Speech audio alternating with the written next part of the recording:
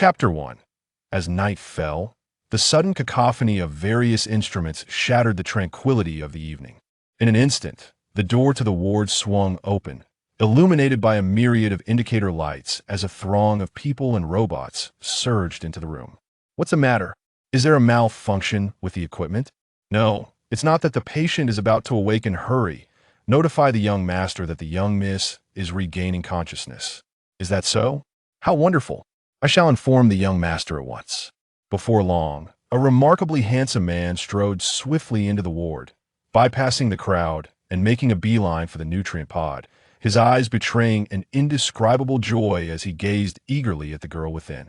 How is my sweet darling? Reporting to the young master, the nutrient pod's indicator shows that the young miss is on the verge of awakening. That is splendid news. Sweet darling, and Lang gently called, his heart a whirlwind of emotions. My precious darling, who had been plunged into a coma due to the calamity of her birth, had lain in the nutrient pod for 4 long years. Was she finally about to awaken? Under Lang's expectant gaze, the girl within the nutrient pod gradually opened her eyes, just as he had hoped. What is all this noise?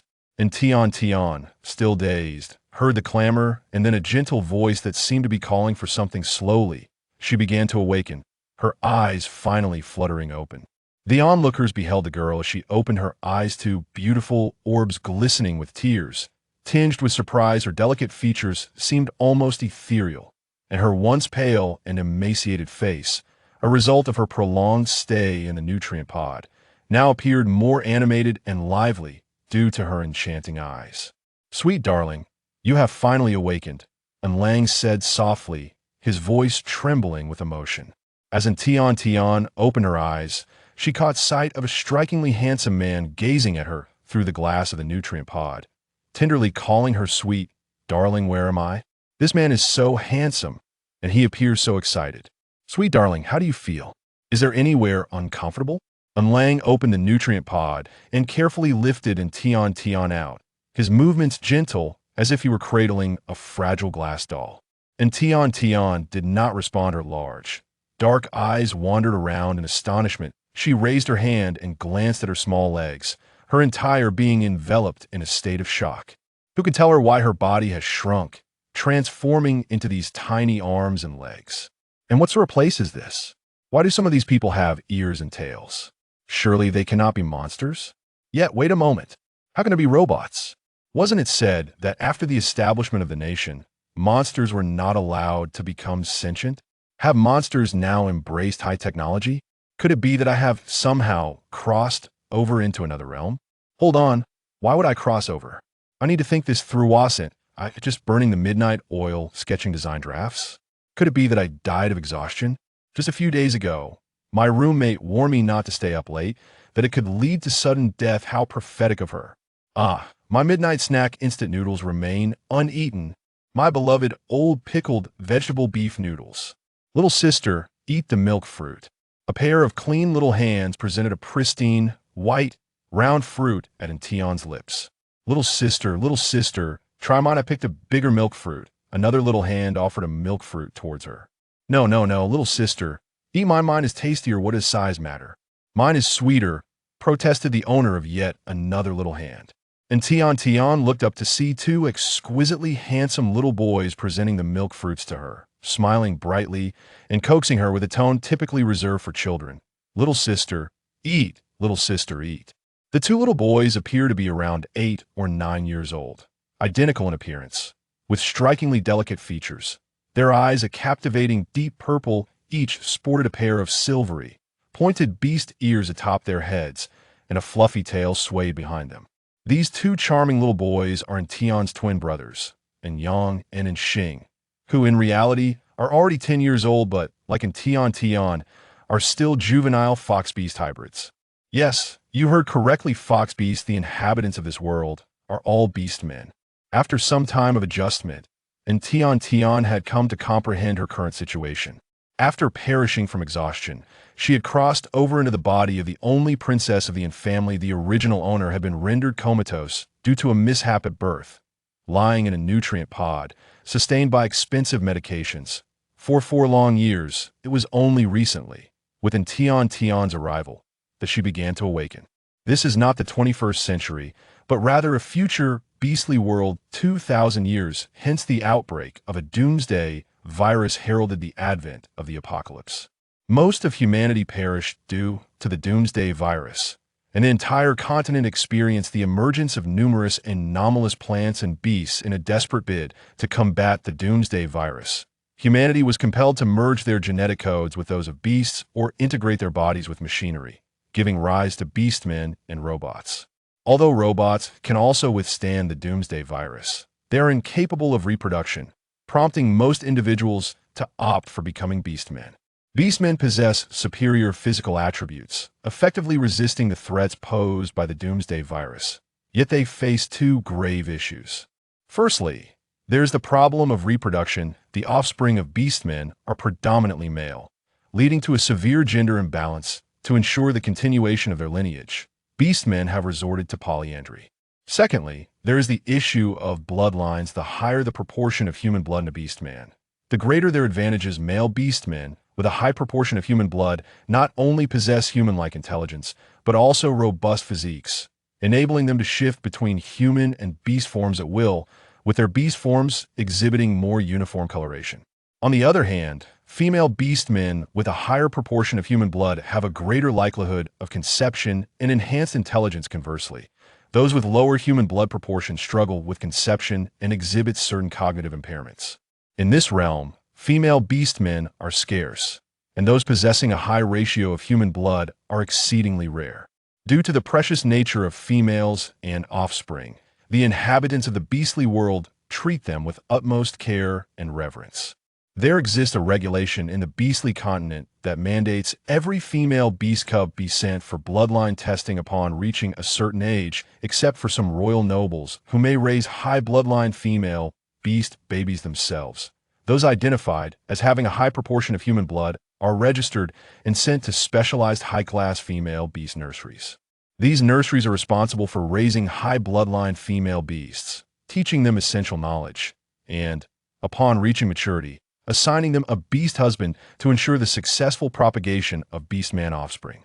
In addition to high-class nurseries, beastmen have established welfare societies for female beasts, which accept those cubs that have not received adequate care. Should a beastman fail to care for their offspring or females properly, the neglected cubs and females are sent to the welfare society, where the responsible parties may face legal consequences.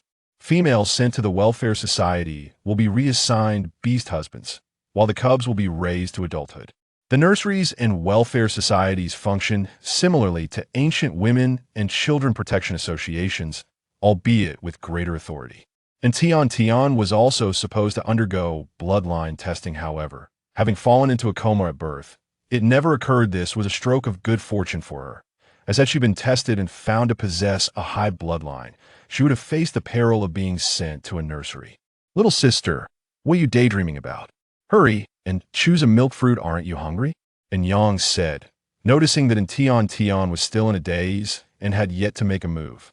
Upon hearing this, Tian snapped back to reality, extending her hands to accept both milk fruits and taking a large bite. The sweet juice of the milk fruit flooded her mouth, and she savored the taste, saying in a soft, childlike voice, "Thank you, brother, both milk fruits are delicious."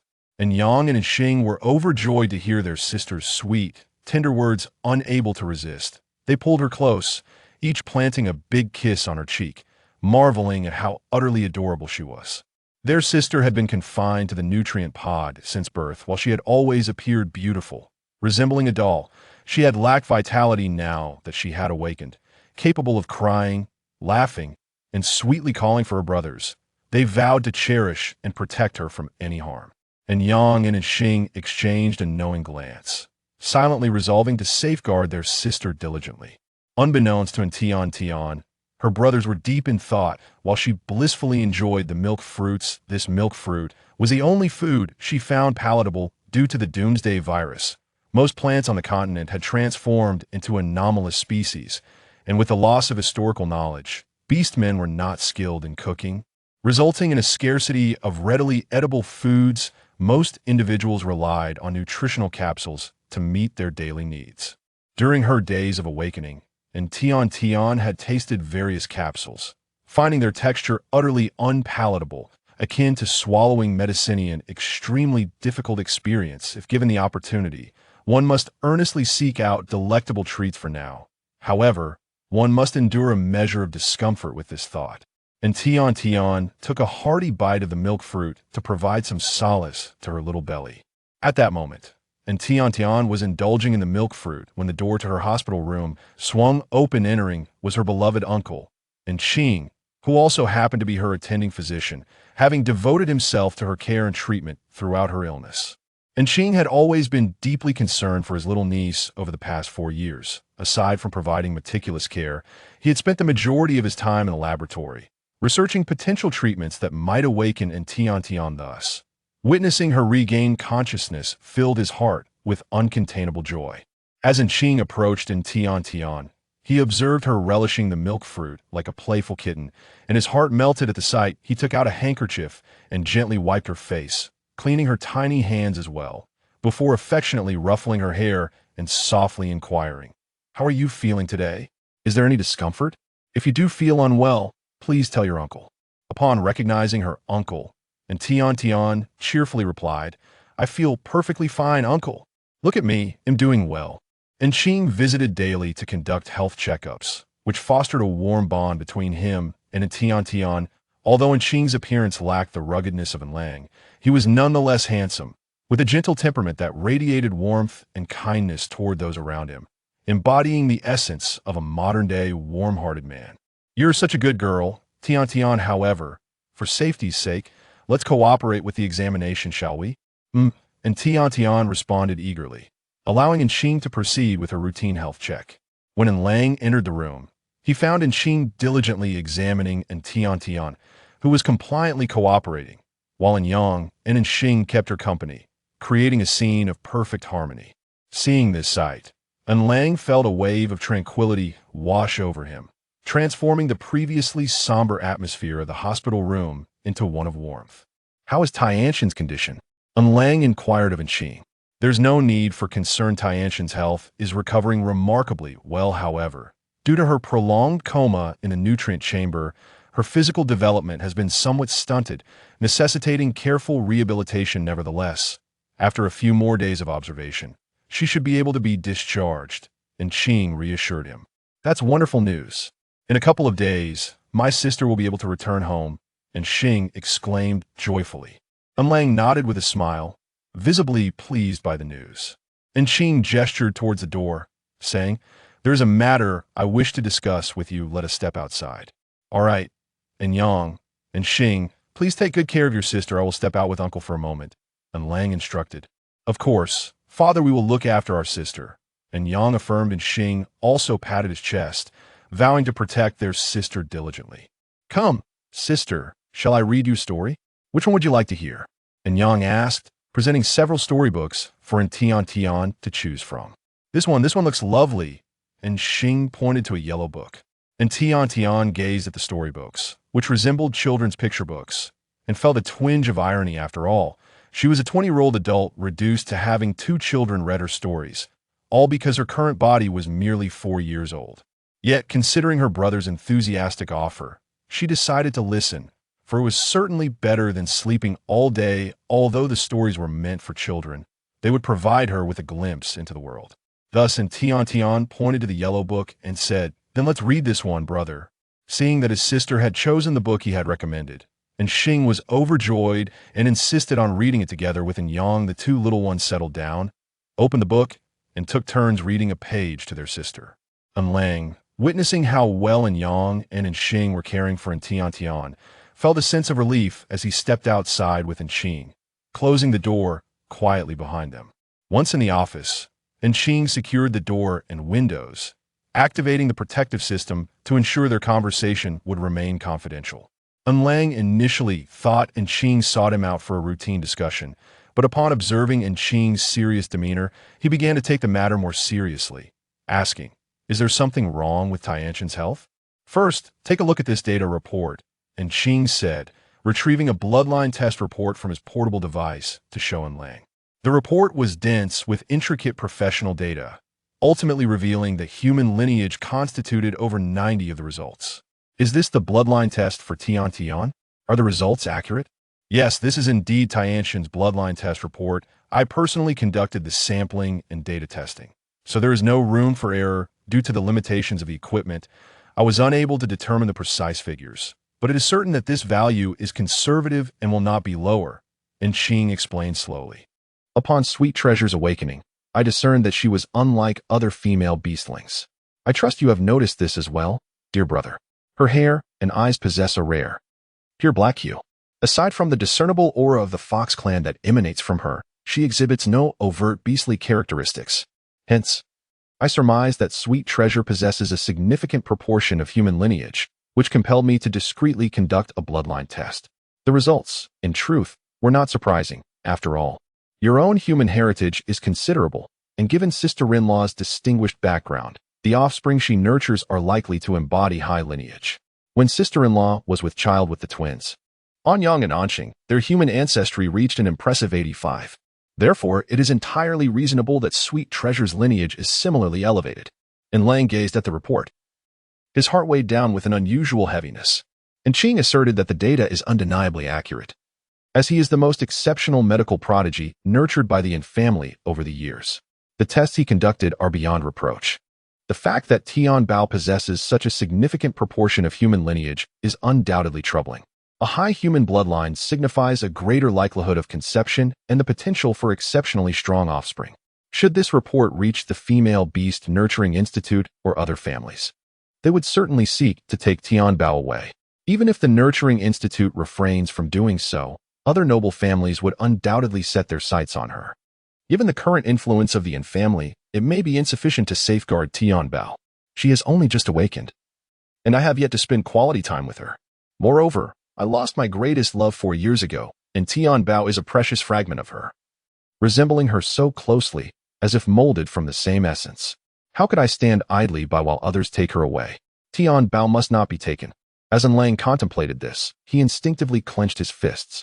Just a couple of days ago, the Female Beast Nurturing Center sent a message, expressing their desire for Tian Bao to undergo a bloodline test now that she has awakened. I postponed it, citing her incomplete recovery as a reason. But I cannot delay much longer, and Qing added, they shall not take my Tian Bao. I, of course, will not allow anyone to take her. How could I watch my little niece be taken away? And Qing, witnessing Lang's furious demeanor, hurriedly sought to calm him. However, it is imperative that we devise a strategy to protect Tian Bao. Publicly revealing her high bloodline status would render us incapable of safeguarding her. Thus, it would be prudent to keep this matter concealed until the Yin family's influence is sufficiently robust to protect her, at which point we could disclose the truth. Conceal it entirely?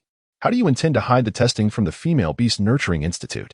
The Institute will conduct tests, and I will administer a bloodline suppressor that I have been researching for quite some time, initially for my sister-in-law. I never anticipated it would be utilized on Tian Bao. This suppressor has no adverse effects and will not harm her body. How effective is it? And Lang inquired, a hint of hesitation in his voice. The results are promising. The suppressor will ensure that Tian Bao's bloodline test results fall between 55 and 65.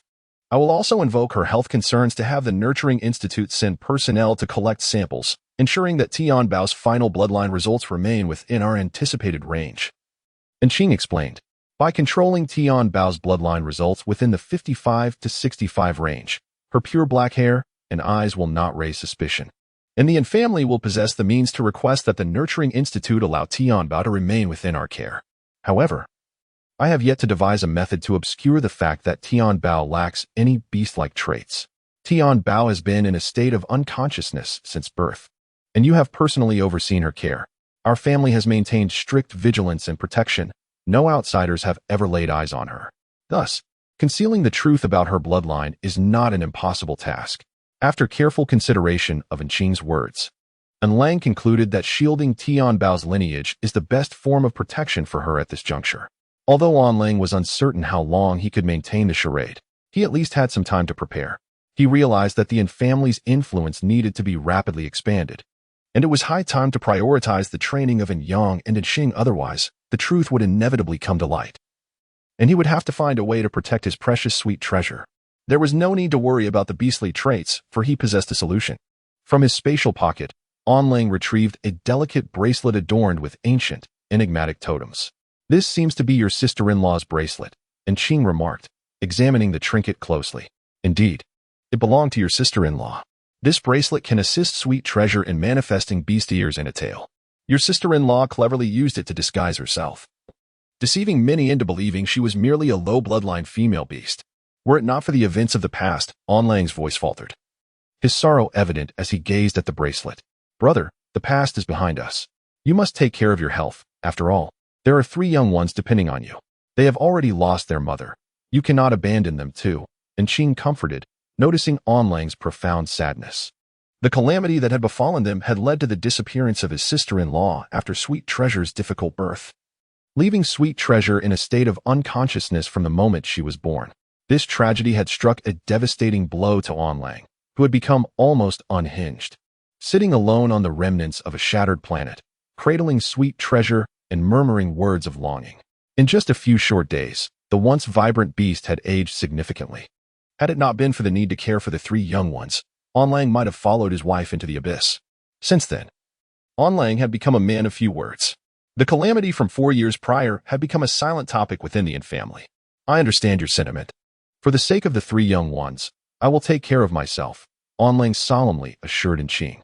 In the hospital room, Yang and Xing were engrossed in telling stories to Tian Tian, who listened with rapt attention.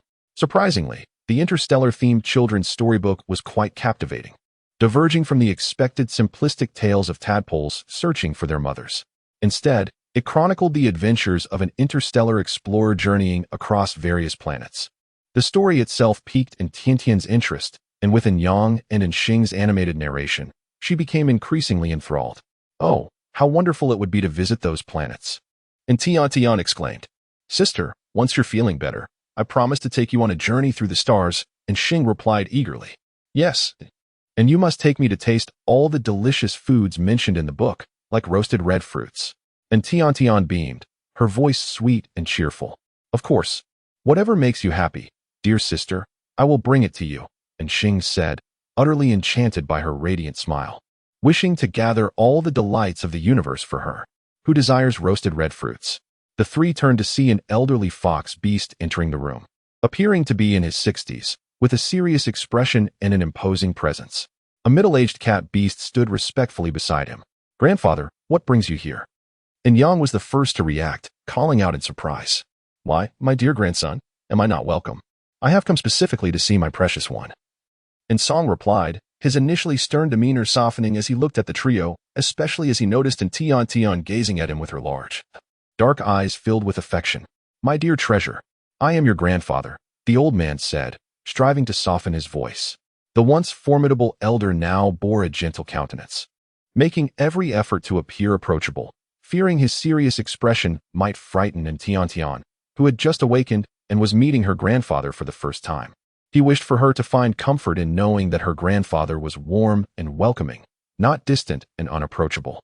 And Xing was utterly astonished by the sight of old Masterin. It is worth noting that although he had always showered affection upon his 2 grandchildren, he typically maintained a demeanor of sternness and gravity. Never had he spoken to them with such warmth and gentleness. However, Xing felt a tinge of discomfort. Having grown accustomed to his grandfather's serious and imposing presence, this sudden shift in demeanor felt disconcerting, akin to a beast trader who lured innocent cubs with a deceptive smile. "Grandfather," and Tian was equally taken aback upon seeing old Masterin. Her eyes widened in disbelief, her face reflecting sheer incredulity. The man who initially appeared so formidable and cold now wore a grin reminiscent of a trafficker. This peculiar individual was, indeed, her beloved grandfather. And Tian was momentarily taken aback, but soon accepted the truth, for upon closer inspection, she noticed that the old gentleman's features bore a striking resemblance to those of Lang and Qing. Thus, she was unequivocally certain that this was indeed her grandfather. With that realization, Tian beamed at the old man and sweetly exclaimed, "Grandfather." Upon hearing her call him grandfather, Song's heart swelled with joy. Indeed, having a granddaughter was a delightful experience. Just listen to how sweetly she addressed him, in stark contrast to the bothersome boys at home, who were ever so irritating to behold. "Onlang Anqing, in the city of Anyang," and Xing remarked, "How is it that we, your most beloved grandchildren, have transformed into mischievous little rascals? All right, my dear, you are indeed wonderful. He continued, come here, let me take a closer look at you. And Song hurriedly approached Tian Tian, scrutinizing her with tender eyes, unable to suppress the tears that welled up. His precious granddaughter had been born into a cold, sterile incubator. It was a regrettable failure of the family to safeguard both her and her mother during those early days. Yet, fortunately, his dear one had awakened from that ordeal. From now on, he vowed to cherish her dearly, ensuring she would never endure such suffering again. And Tian Tian observed the old gentleman with tears in his eyes, and her heart was filled with profound emotion. It seemed that he truly cherished her. No, it would be more accurate to say that the entire family held a deep affection for the original owner. Having traversed realms, she feared she might never return. Since she had come to this world and was so dearly loved by her family, she resolved to cherish them in return.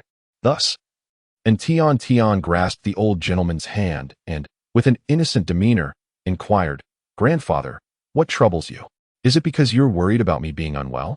Rest assured, I have recovered splendidly. Upon speaking, as if to substantiate her words, she joyfully hopped twice. And Song beheld Tiantian's comforting demeanor and felt an ever-increasing sense of joy within his heart. Look at my precious child, so young yet already capable of offering solace. She is far more considerate than those troublesome boys. The previously disgruntled boys chimed in, No, grandfather is not unhappy. In fact, he feels immense joy upon seeing our precious one. Just moments ago, grandfather entered and overheard that Tian Tian wished to indulge in roasted red fruits. Coincidentally, he had heard that you, dear, were not fond of nutritional capsules upon waking and preferred an assortment of fruits. Thus, he has brought you roasted red fruits as a special treat. And butler, quickly, bring forth the roasted red fruits. And Song commanded the nearby feline attendant. Certainly, sir, replied in butler, who promptly retrieved a thermal container from his spatial pocket. He opened it to reveal neatly sliced roasted red fruits within. Young miss, please enjoy at your leisure. And butler carefully ensured that the thermal container was not overly hot before presenting it respectfully before Tian Tian.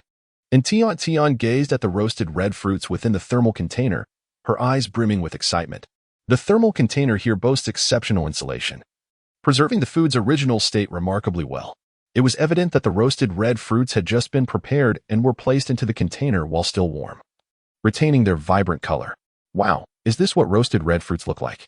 She exclaimed, marveling at how they resembled the descriptions from storybooks, perhaps even appearing more delectable than depicted.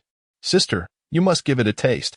And Xing, unable to resist the allure of the enticing roasted red fruits in the thermal container, swallowed hard, yearning to indulge.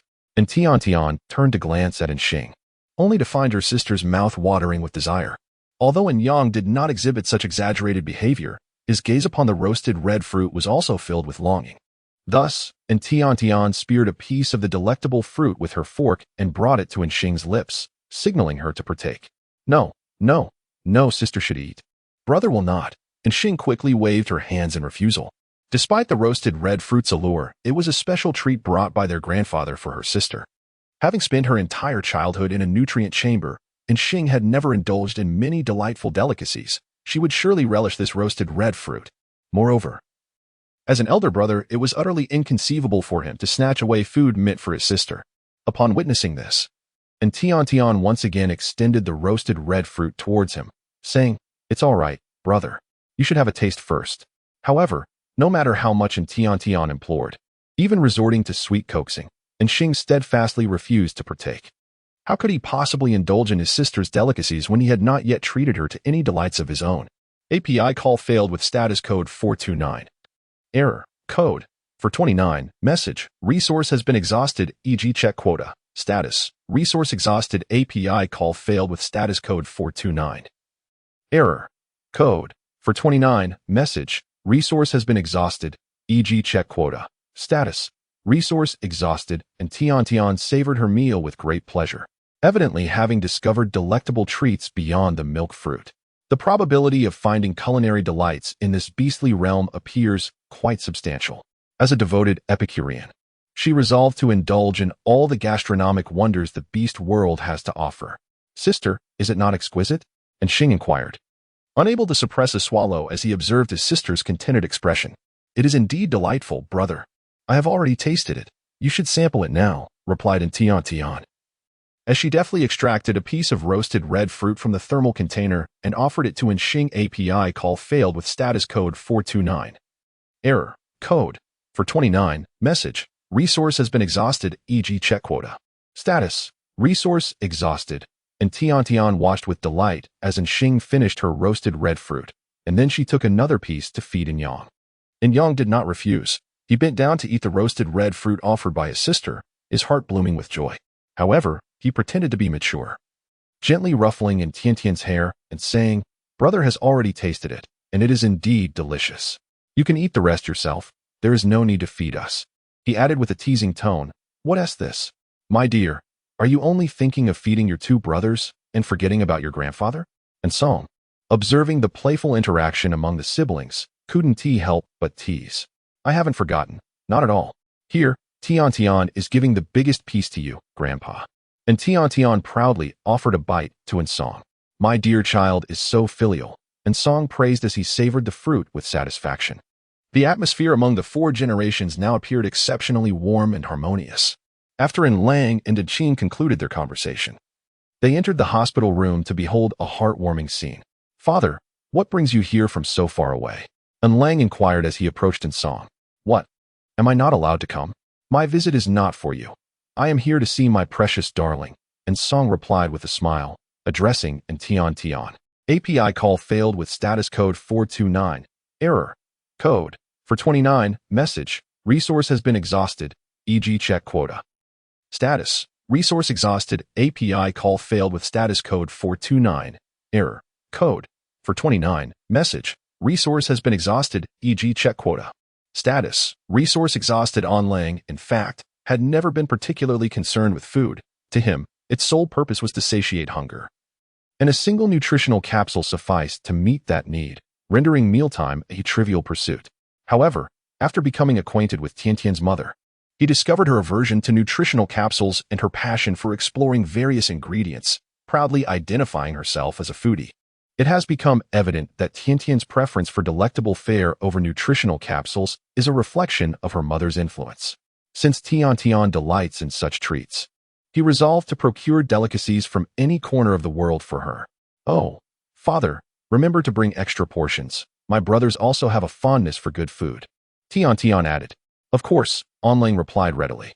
"As long as it brings Tian joy, I will bring as many servings as needed." Just then, Xing entered the room and, overhearing their conversation, playfully inquired, "What about Uncle Qing's share?" Upon hearing these words, and Tian glanced at the dwindling roasted red fruits in the insulated box and sighed inwardly. Alas, another piece of roasted red fruit must be shared. The following day, a flying vehicle arrived at the entrance of the hospital wherein Tian was located. A rabbit beast clad in a white coat disembarked from the vehicle, followed closely by a canine beast. The rabbit beast, named Yusheng, was a testing officer sent by the Female Beast Nurturing Institute to conduct a bloodline test on Tiantian. Accompanying her was Zhonghe, tasked with safeguarding Yusheng and transporting the bloodline samples. "Is this the right place?" Yusheng inquired as she approached the hospital entrance. "Indeed it is," Zhonghe confirmed after checking with his holographic brain. "To be honest, I am rather eager about this. The bloodlines of the Yin family's twin sons are quite remarkable. I wonder how the bloodline ratio of this sole little princess of the Yin family will turn out," Yusheng mused, recalling that it had been quite some time since the Nurturing Institute had admitted a high bloodline female beast cub. As she spoke, Yusheng adjusted her attire and hair, ensuring she appeared presentable before signaling to Zhonghe with her eyes, indicating it was time to proceed inside. Together, they entered the hospital. Upon entering, they were greeted by two fox beasts who inquired, "What brings you here?" "I am Yusheng, a testing officer from the Female Beast Nurturing Institute, here to conduct a bloodline test on the female cub in Tiantian. This beside me is Zhonghe, a protector from the Nurturing Institute, responsible for my safety and the transport of the bloodline sample. Here are our credentials." Yusheng calmly presented two chip cards, handing them to the fox beasts. After the fox beasts inserted the chips into their holographic system and confirmed their identities, they nodded. "Very well. Please proceed to the examination area. To ensure no weapons are brought in, we have already notified Dr. Qing, who will be here shortly." Yusheng and Zhonghe did not object to the examination. Rather, they complied willingly. In the future beast realm, there are stringent protective measures for cubs and female beasts, particularly concerning the safeguarding of female cubs. Thus, undergoing checks and refraining from bringing in weapons was entirely reasonable, and neither Yusheng nor Zong, he felt offended. Once the two had been cleared of any weapons, Dr. Enqing appeared, extending a hand to Yusheng. Hello, I am Enqing, the attending physician for Tiantian. Greetings, I am Yusheng. This is Zong He. She introduced. I am aware, both of you are from the Female Beast Nurturing Institute. I have already been informed. Please follow me. I will escort you to the patient's room. Thank you for your assistance, Dr. Enqing, Yusheng replied, and Enqing led them toward Tiantian's ward. They passed through several security checkpoints and encountered numerous patrolling fox beasts along the way. Observing this, Yusheng remarked thoughtfully, the Yin family certainly lives up to its reputation as one of the foremost powerful families. The security arrangements here are almost on par with the Nurturing Institute. Haha. Surely you jest, Dr. Yusheng. The security here cannot compare to that of the Nurturing Institute, which is indeed the safest place in the entire star system, housing many high bloodline female cubs. However, Enqing continued, the increased number of guards is solely due to my little niece being the only female cub born into the Yin family in centuries. My elder brother dotes on her, and our patriarch is exceedingly protective of her as well. Given that this cub was frail and fell into a coma upon birth, sleeping for 4 years, it is only natural to ensure her safety now that she is awakening. I see, then she must be well protected, Yusheng replied, though a hint of skepticism lingered in her mind. Was this meticulous care truly a result of affection, or was there another reason, such as the presence of a high bloodline female cub? Despite these thoughts, Yusheng discreetly observed Enqing's expressions as he spoke, noting the genuine adoration in his demeanor toward his niece. Moreover, Enqing's explanation was quite convincing. After all, the Yin family indeed had only this one female cub, and her precarious birth warranted special attention. Perhaps it was reasonable to allocate additional protection due to the family's capabilities. Let us see how things unfold, Yusheng decided, suppressing her doubts and choosing to meet Tiantian before reaching any conclusions. Enqing cast a discreet glance at the somewhat dubious expression on Yusheng's face, a quiet chuckle escaping his lips. This was precisely the effect he desired. Rather than covertly safeguarding Tian's suite, it was far more advantageous to present their manpower openly. Although it could raise suspicions, once the results of their bloodline tests emerged, it would convincingly demonstrate to the Beast Nurturing Institute that the Yin family's extensive protection was rooted in affection rather than lineage. Simultaneously, it conveyed a message to the Institute that the Yin family cherished this singular female cub and possessed the capability to ensure her safety, thereby facilitating her continued stay within the Yin household. Soon, Enqing led the two beasts to the ward where Tiantian was situated. Upon opening the door, Yusheng beheld a delicate female cub reclined upon the bed, her pallid complexion suggesting a state of frailty, her ears drooping listlessly. Beside her stood a remarkably handsome man, holding a small bowl, seemingly endeavoring to coax her into eating, while two fox cubs playfully attempted to amuse her. It was evident that this was Marshallin and the twin sons of the Yin family. With their black hair and dark eyes, it was truly a pity. Yusheng mused internally. Although the Yin family's female cub initially dazzled with her striking features, the overt manifestation of her beastly traits was a significant drawback.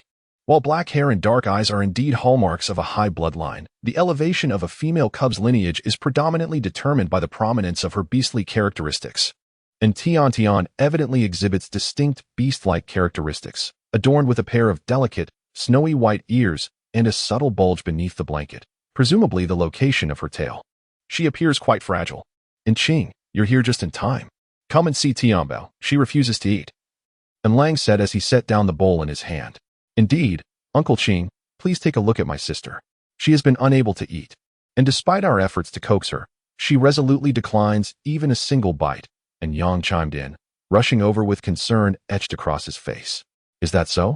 Let me take a look, and Qing replied, hastening towards them for a closer inspection. Sister, is something wrong?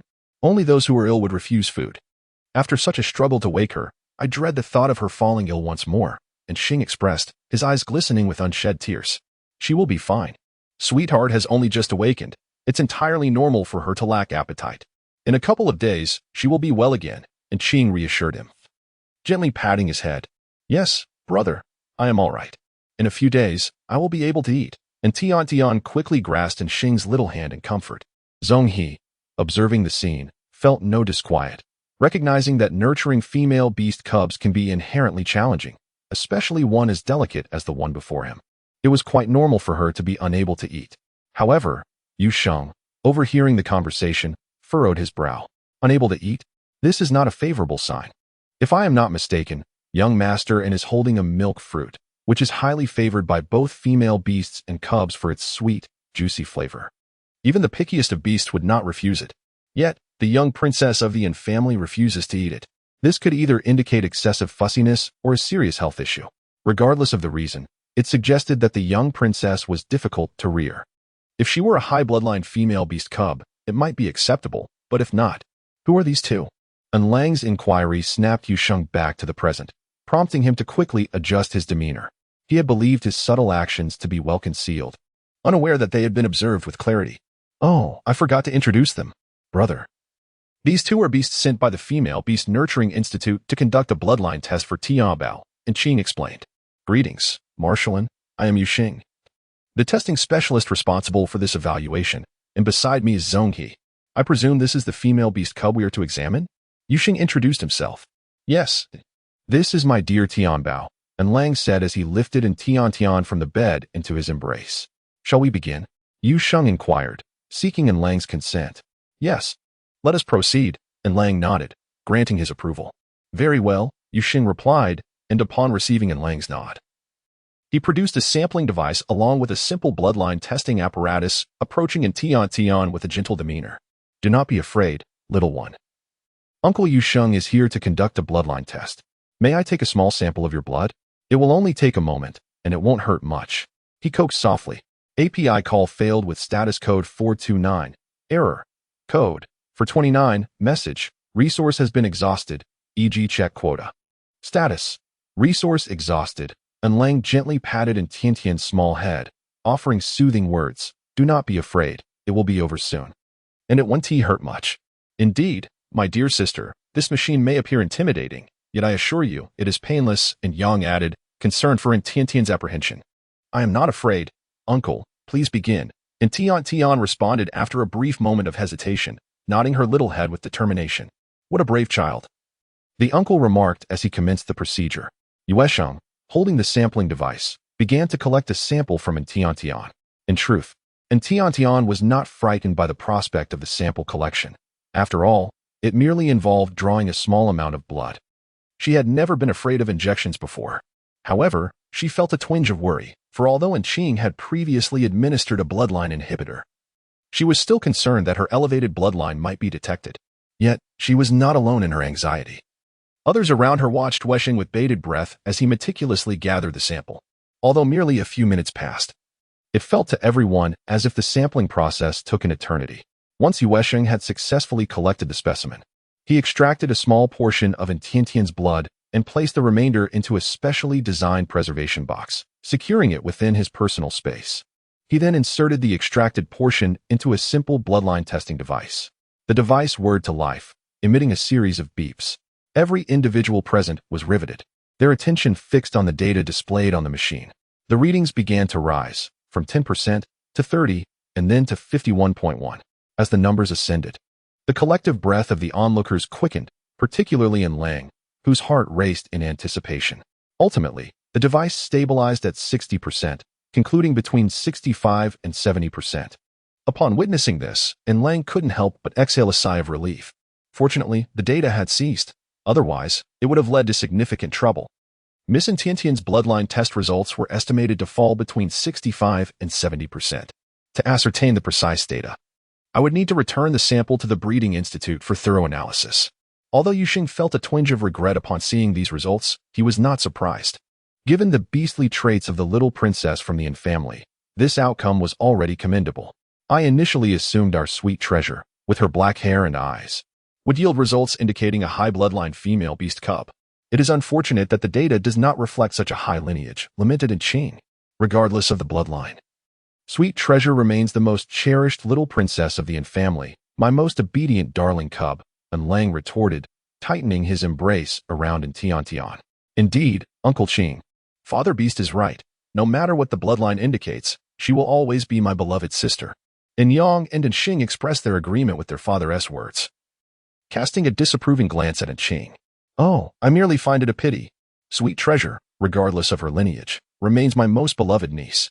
Observing the expressions on your faces, as if I were an adversary, do I truly deserve such ire? And Qing hurriedly explained, Humph, I shall forgive you this time. But should you speak ill of my sister again, beware of my fist, and Qing declared, brandishing his small fist with a fierce yet adorable demeanor. And Qing observed in Xing's demeanor, feeling both amused and exasperated. Wasn't this merely a performance? Why had she been held in contempt? With the sampling concluded, she decided it was time to take her leave. Yu Sheng tidied her belongings, preparing to return for a meticulous examination of the bloodline sample, lest any errors arise. Thank you for your hard work, you testing master. Allow Qing to escort you down, she said. Come, you testing master, I shall lead the way.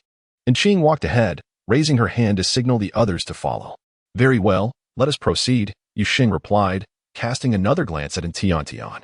Noticing her obediently nestled in Lang's embrace, still appearing quite frail, she averted her gaze and followed Qing out. Zhonghe promptly followed suit. The trio swiftly exited the ward. Once Qing had led the two outside and confirmed they were at a distance, and Tiantian, who had been drooping her little head, suddenly lifted it with excitement.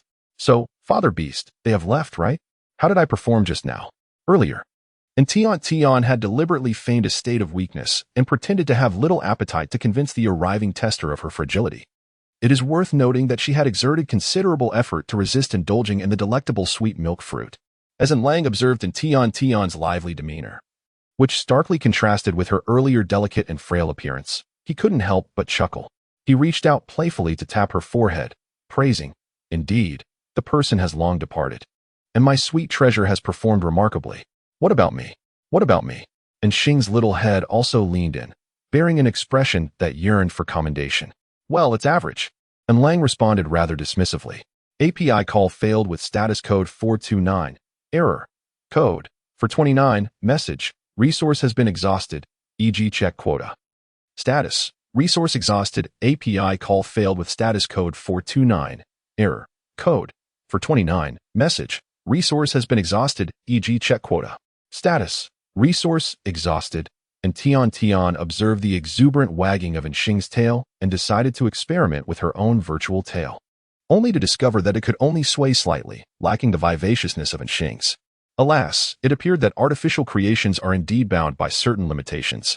Nevertheless, this simulation device was quite impressive, enabling her to don beast ears and a tail, with the ears adapting to reflect her emotional state. Father Beast, must I always wear this bracelet and present myself in this manner to others? And Tian inquired, gently touching her petite tail. Indeed, when at home, you may remove it and reveal your true self. However, when outside, you must always wear the bracelet, ensuring that no one sees your authentic form. After Lang finished speaking, he pondered for a moment and added a few more words, somewhat uneasily. Darling, your human lineage is exceedingly noble. If other beasts were to discover your heritage, many would seek to snatch you away from your paternal beast. I am certain that my sweet treasure would never wish to part from her father. Am I right? Therefore, you must diligently guard this secret and ensure that no one learns of your lineage. And Lang patiently conversed with Tian about the matters concerning her lineage, rather than resorting to mere concealment. And in Lang's perspective, Tian possessed the right to be informed about her heritage. He did not withhold this knowledge out of concern that her tender age might render her incapable of safeguarding a secret. On the contrary, and Lang believed that by elucidating the reasons for the concealment of her lineage, it would prevent any future unintentional revelations. API call failed with status code 429. Error. Code. For 29. Message. Resource has been exhausted, e.g. check quota. Status. Resource exhausted, and Tian silently made a vow. Father Beast, I shall diligently guard my secrets, ensuring that no one else becomes privy to them. And Tian replied obediently. From now on, you must also protect your younger sister in front of outsiders. It is imperative that her true appearance remains concealed, and that no one is aware of her bloodline. Understood? As her elder brother, it is your duty to safeguard her well, and Lang instructed the two little ones earnestly. Of course, Yang and Xing were already aware of their sister's significant human lineage. Their father had informed them a few days prior, and they understood that if this fact became known, many beasts would attempt to take her away. High-blooded female beast cubs are, after all, highly prized. As they were not yet fully grown and lacked the capacity to completely safeguard their sister, They had to conceal this matter. Furthermore, she was their only sibling.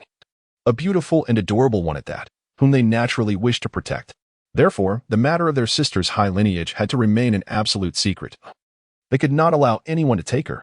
The two young ones solemnly pledged to Lang that they would guard this secret and diligently protect their sister. Moreover, Yang and Xing volunteered to Lang, requesting that he increase their training regimen. They needed to mature more rapidly so that they could better protect their sister in the future. While Yang and Xing were earnestly making their promises, Xin was leading Yuxing and Zhonghe out of the hospital.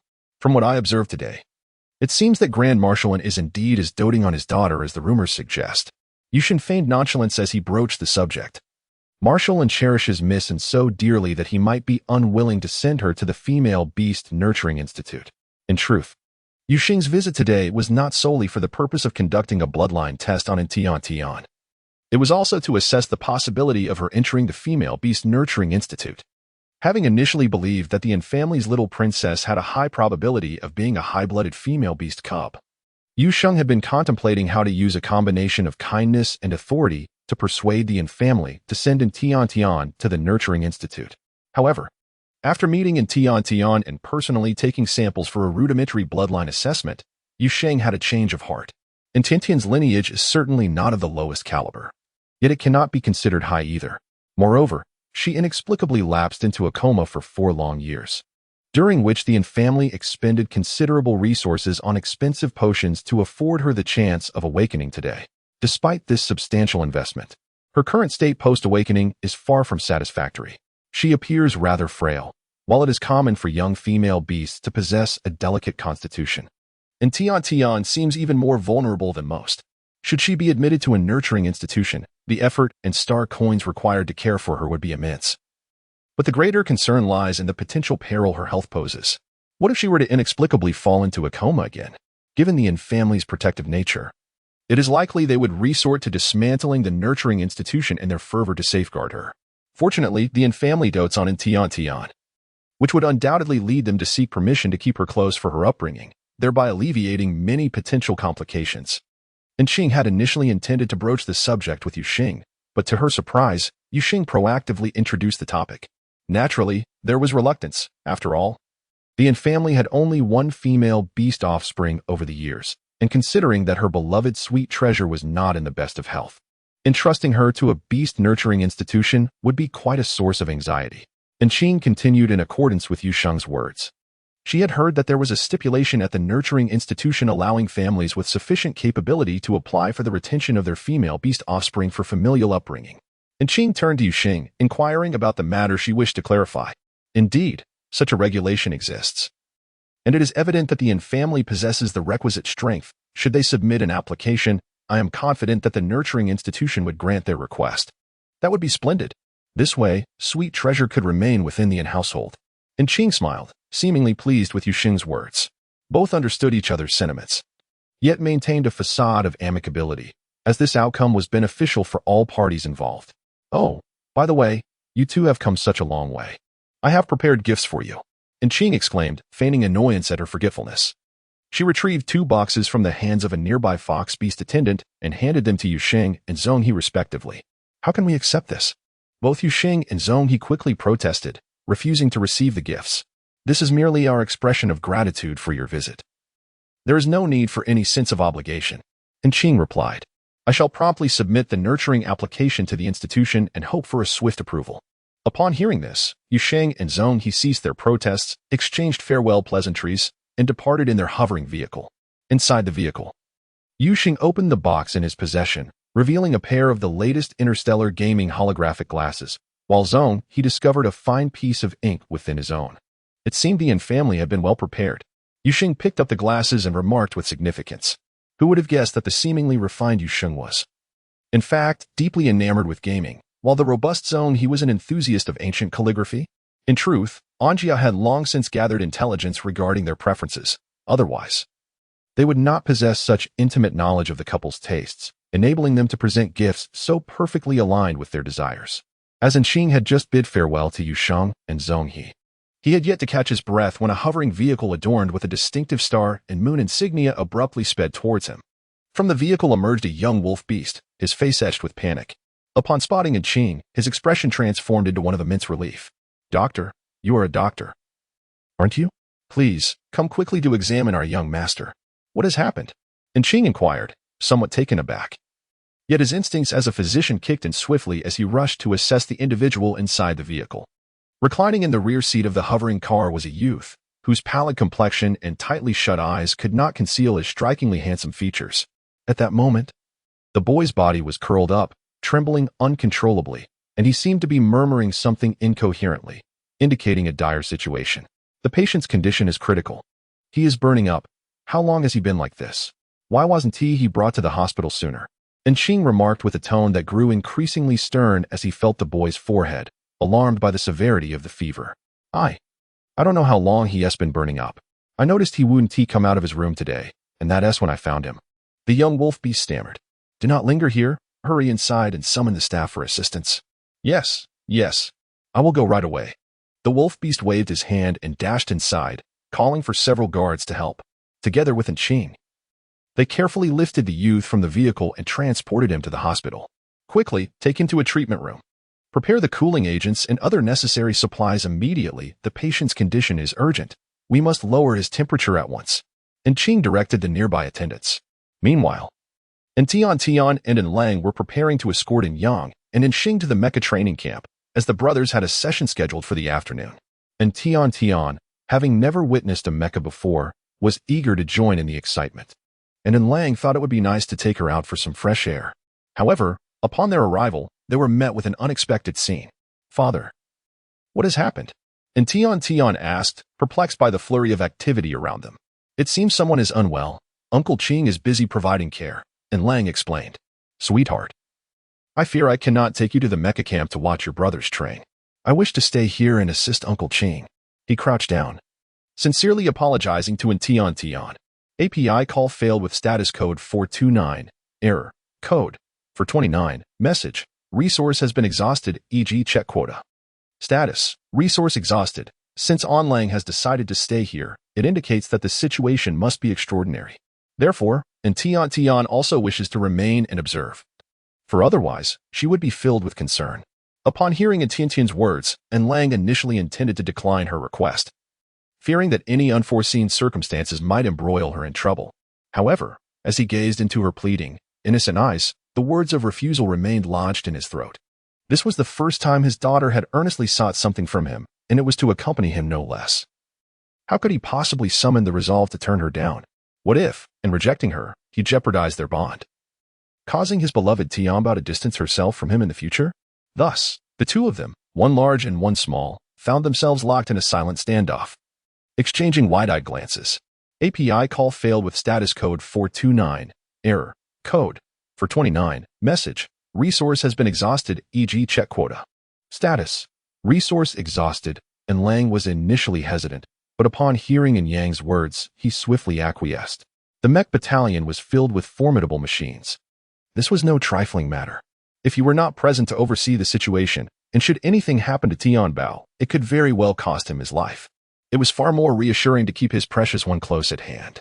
"Tianbao, you shall stay with your father beast for now. Next time, your father will take you to observe your brother's training, all right?" "Very well, father beast. Let us escort my brothers to the entrance," Tian replied, grasping Yang with one hand and Xing with the other as they made their way towards the door, with Lang closely following behind. Xing genuinely yearned to take his sister to the mecha training camp to observe their drills. He had meticulously planned to showcase his prowess in front of her, hoping to impress upon her that he was formidable enough to safeguard her in the future. However, he also wholeheartedly concurred with his elder brother's sentiments. During the lessons, they might not be able to adequately look after her. The prospect of a mecha inadvertently injuring her was no trivial matter, and it would be far safer for her to remain by their father's side. API call failed with status code 429. Error. Code 429. Message. Resource has been exhausted, e.g. check quota. Status. Resource exhausted after Tian embraced Xing. She also hugged Yang before reluctantly bidding farewell to the two. "Aren't you worried, Father Beast? Let's go take a look at the young gentleman who was just brought in and see how Uncle Ching's treatment is progressing." Tian tugged at Yang's sleeve and inquired. "All right, let us go and see." And Lang replied as he lifted Tian into his arms and made his way toward the youth's treatment area. Upon reaching the door of the ward where the young man lay, they spotted a wolf beast crouching at the entrance, softly weeping while wiping away tears. "Woo-woo, young master. You must not come to any harm. It's all my fault, all my fault. I should have paid more attention when the young master returned drenched in rain yesterday. I never expected he would suffer from such a fever for so long. Woo-woo, if only I had noticed sooner." And Lang scrutinized the wolf beast before him, which appeared to be a retainer of the Mo wolf family. If memory served correctly, it was likely a creature associated with the third young master, Mo Chun.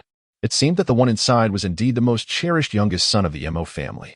Recently, news had reached him that this young master had had a fierce quarrel with his father and had moved out. One could only wonder if the old master Mo was aware of the grave condition afflicting his beloved grandson. Tian sent a message to the Mo family, informing them that their young master Mo Chin is receiving treatment at our hospital. It is hoped that they will send someone to care for him. And Lang instructed the nearby fox beast. "Yes, Marshal." Tian nodded and promptly set about conveying the message to the Mo family. In the hospital room, Ching was diligently attending to Mo Chin, but the ordinary antipyretics seemed to have little effect on him. Noticing the severity of the fever, Ching resolved to head to the laboratory to concoct a more effective cooling agent for the young master. Upon opening the door to the ward, he spotted Lang holding the little girl and Tian outside. "Elder brother, what brings you here amidst this chaos? And why have you brought Tian?" Ching began, but before he could finish, a young boy, Isher, sprang up from his crouched position at the door and rushed towards him. "Doctor, how is our young master? Is he all right?" Isher clutched in Ching's clothing, holding on as if it were a lifeline. "Calm down. The patient is experiencing a severe fever. I was just about to head to the lab to prepare an appropriate cooling remedy," Ching said, tugging at his garment in an attempt to free himself, but Isher's grip was too tight to yield. "Then hurry up and prepare it. What are you still doing here?" Isher urged. "Brother, let go of Uncle Ching's clothing so he can prepare the medicine," and Tian chimed in, unable to contain her urge to remind him. "Oh, my apologies, doctor. I was just so anxious," Isher stammered, his face flushing with embarrassment as he realized his rudeness. Though his concern was understandable, "It's quite all right." And Ching had encountered many like Isher before. They meant no harm but were merely overwhelmed with worry for the patient, so he was truly upset. "Uncle, is the brother inside running a fever? Is it serious?" And Tian peered curiously into the ward, though the distance prevented her from seeing anything clearly. "Yes, the brother inside is indeed running a high fever, which is why I need to prepare a cooling agent to bring his temperature down," and Ching explained. "Quick cooling? Uncle, why not use alcohol to sponge him down? I heard from my brother while he read me stories that ancient people used that method to reduce fevers," and Tian innocently suggested, subtly proposing the idea to Ching in her naivety tone. And Tian's thoughts were rather simple. If chemical cooling proved ineffective at the moment, she could resort to physical methods to lower the temperature temporarily. Upon hearing this, Isher felt a surge of irritation. "Little girl," he chided, "if you don't understand, refrain from making reckless suggestions. Alcohol? That is a relic of the past. Who still employs such outdated techniques? Moreover, from which tattered storybook did you glean this method? What if it brings harm to our esteemed prince?" Upon hearing this remark from Isher, and Tian felt a flicker of indignation, who declared that this method was ineffective and outdated. "It is, in fact, quite effective. Perhaps it is worth a try." Just as Tian was preparing to engage in a debate with the wolf-like creature before her, she was interrupted by Ching's voice. "What, doctor? Are you truly resorting to a method from some antiquated storybook? I must have misheard." Isher was clearly taken aback by Ching's words. "This is not merely a method from a discredited tale, it is indeed documented in ancient medical texts. And it seems that the ancients referred to it as the method of physical cooling. The patient is in dire need of a reduction in body temperature.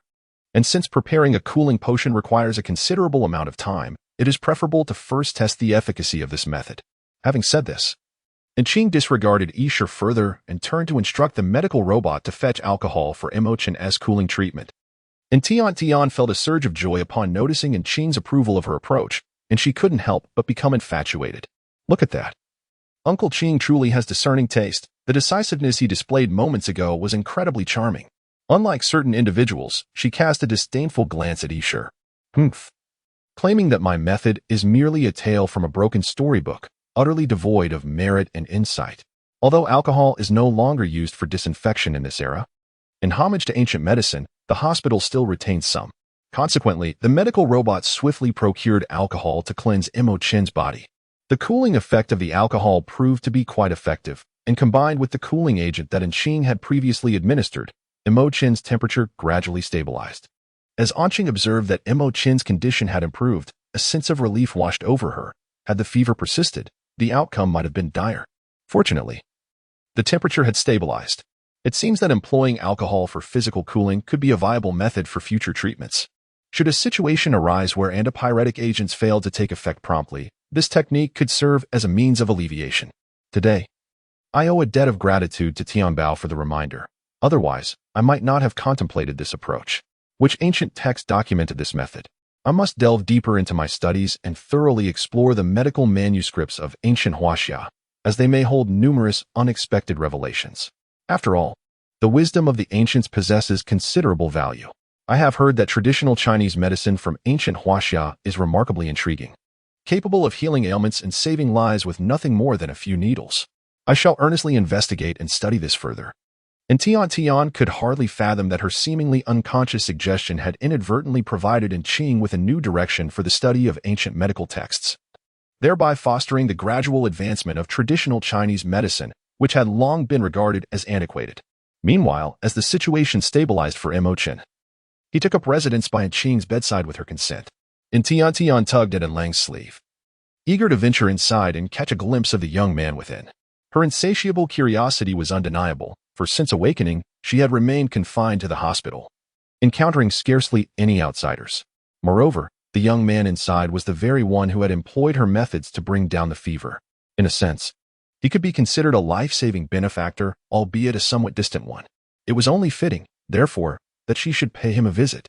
Anlang was reluctant to bring in Tian inside. He wished to keep her distanced from any association with the Mo Wolf royal family. Besides, he could not help but worry about the possibility of the young man lying within taking a fancy to his precious Tian Tian. Anlang felt somewhat neurotic, as the likelihood of such an occurrence was exceedingly slim. After all, the youth within remained in a state of unconsciousness, and Sweet Treasure was still so young. The author must admit, Anlang has grasped the truth. Anlang endeavored to divert Tian's attention, attempting to dissuade her from entering, even resorting to the allure of roasted red fruits. However, his efforts culminated in failure, as he ultimately succumbed to his sweet darling's pleas and coaxing. In a moment of weakness, he acquiesced and led her inside. It was perplexing that the roasted red fruits had proven ineffective in enticing her. It seemed necessary to seek out other delectable treats for his beloved child. The truth was not that the roasted red fruits lacked appeal for Tian, but rather that her heart was set on witnessing the beast within, while the fruits were merely a delightful snack for later. Children make choices, as an adult. She desired both. Upon entering the infirmary, Anqing was busy taking the young man's temperature. The wolf beast, who had been crouching at the door, kept a vigilant watch with its red eyes. And Tian wished to approach and observe the young man closely, but before she could do so, he entered the room. Marshal, I have already informed the Mo family. Their response has been swift. They have sent someone who is now waiting outside. What are your instructions? Shall we meet with them? Tian reported. Has the Mo family sent someone so quickly? I was just about to notify them myself. I did not anticipate that you would act first, brother. Very well, I shall go and discuss the patient's condition with them, Anqing replied, preparing to step out to meet the approaching wolf beast. Wait a moment. I shall accompany you, Anlang called out to Anqing, then gently placed Tian on a nearby chair, bending down to confer with her. Sweetheart, you must stay here and not wander off. Father Beast will return shortly. All right, Father Beast, you go ahead. I will be good, she replied obediently. Such a good child. Seeing Tian so well behaved, Anlang couldn't help but lift her up and plant a big kiss on her cheek before he and Anqing exited to attend to their matters. As Tian observed Anlang's departure, she deftly maneuvered her seat to draw closer to the young man's bedside, eager to scrutinize his condition. In the past, he sure would undoubtedly have intervened, for his young master had always been averse to the presence of outsiders encroaching upon his space. However, the young girl had recently proposed a method for treating his master, a suggestion that had evidently played a role in his swift recovery. Moreover, this innocent little girl, merely a child, harbored no ill intentions and simply wished to ascertain her master's well-being. Thus, Ishur refrained from obstructing her, choosing instead to remain vigilant nearby. API call failed with status code 429, error, code, 429, message, resource has been exhausted, e.g. check quota. Status, resource exhausted, and Tian Tian considered herself quite familiar with handsome individuals, having observed the allure of An Lang and in Qing upon awakening, as well as her two twin brothers from their childhood. However, she was utterly unprepared for the striking beauty of the youth before her, whose countenance eclipsed all those she had previously encountered. With a chiseled visage and a notably high nose, his face was nothing short of perfection.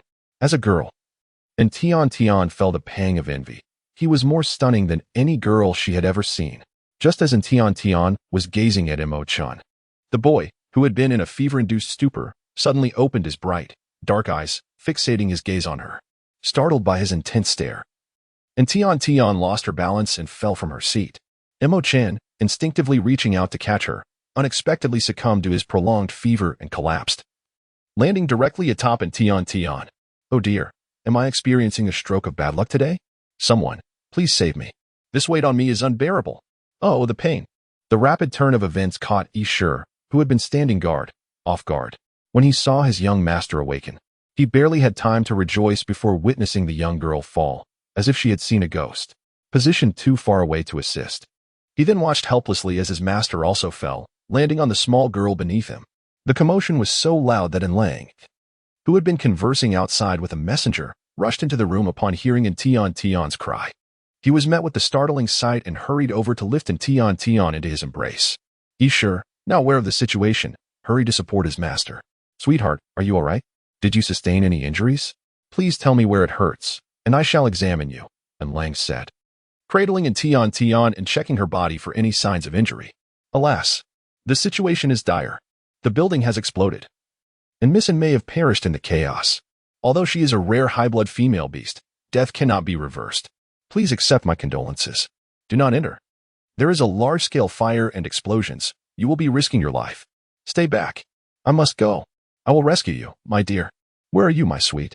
Imo-chan reached out, longing to grasp the smiling girl before him, but she suddenly turned away and leaped into the abyss. No, sweetheart.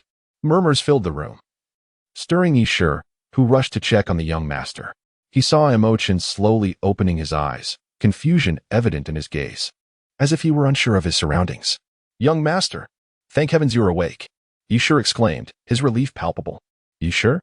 Imo-chan regarded the wolf beast before him with a strange expression, surveying his surroundings, and then his own body, bewilderment deepening. What are your orders, young master? Are you unwell? I shall summon the doctor, Ishur said, preparing to leave. Stop. Return at once. Imo-chan's voice, hoarse from illness, carried an air of authority and disdain. Young master, are you not feeling well? Ishur was perplexed. You just awakened. I cannot fathom what I might have done to anger you. Where am I? Why am I here? You caught a cold in the rain, leading to a persistent fever. We had just moved from the MO residence, and without any cooling agents at home, I was in a panic. Thankfully, the Infamily S hospital is nearby, so I brought you here. Ishur, cautiously observing his master, noted no signs of anger, gritted his teeth, and knelt.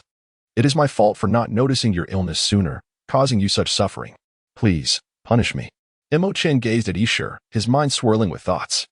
Everything felt surreal. He distinctly recalled rushing into a building, only to be engulfed by an explosion. Logically, he should have perished in that blast. Yet here he lay in a hospital bed, not due to the explosion, but rather from a fever. What did it all mean? Ishur appeared to be freshly matured, and Imo-chan himself seemed to be in his teens. According to Ishur, they had recently moved from the MO residence, suggesting he was 17. Yet, he had no recollection of being hospitalized for a fever. And this was in Family S hospital? In family. Sweetheart S family. He remembered that Sweetheart had just awakened from her nutrient pod around this time. Was this a dream? Had he returned to the very beginning? No, this was no dream. Everything felt so real. Could it be that the figure he glimpsed was indeed the young Sweetheart? His heart raced with joy as he thought, Ishur. Where is Sweetheart? Sweetheart. Who is that? Ishur inquired, bewildered. Shouldn't the young master be contemplating his punishment for him? Is it someone you wish for me to find? Upon hearing Ishur's response, Imo-chan's expression darkened, and the atmosphere grew frigid. Ishur, recognizing the shift, racked his brain for any acquaintance named Sweetheart.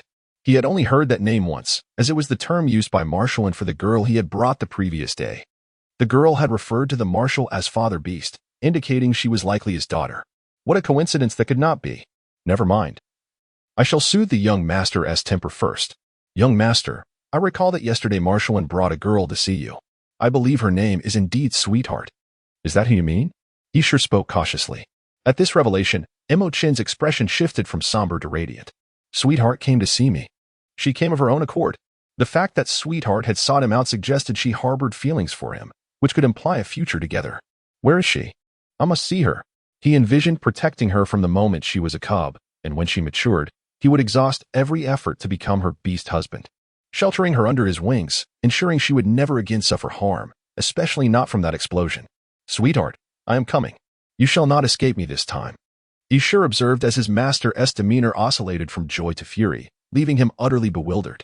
Additionally, the young master wishes to see that young lady. Recalling the scene from yesterday when the young lady fell alongside the young master, Isher's eyelids twitched unexpectedly, and he gently advised, Young master. Missin came to see you yesterday, and unfortunately fell from her chair. What? She fell? How could she fall when she seemed perfectly fine? The chair is so high. She must have been injured. S complexion darkened dramatically. Were you present at that moment? Why didn't you catch her when you saw her fall? If it were me, I would have certainly caught her. She wouldn't have been harmed. Young master, it is indeed my fault. I didn't react in time. Isher felt a wave of guilt wash over him, realizing that if he had acted sooner, perhaps Missin wouldn't have been hurt. Where is she now? I must go see her, declared as he attempted to rise from the bed, concerned for his sweet treasure, who detested pain, and wondering if she had been crying. You must not go, young master. Missin is currently lying in her hospital bed and is not fit to receive visitors. Isher recalled the furious expression on Marshall's face from yesterday and feared that the young master's visit would not be well received. She has sustained such serious injuries. No, I must see her. Insisted. She is lying in a hospital bed. I must check on her. She is terrified of pain and is likely sobbing right now. I need to comfort her.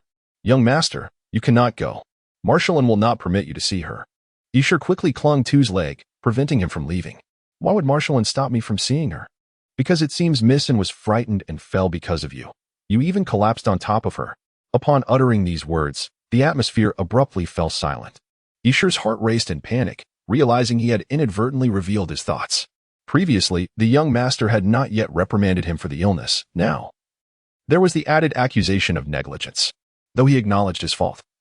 Who could have anticipated that the young lady would be so frightened by the young master that she fell, and he would end up collapsing on her? Oh dear. He had just been assigned to the young master's side and had not yet accomplished anything noteworthy, yet he had already committed so many blunders. Life as a servant was indeed challenging.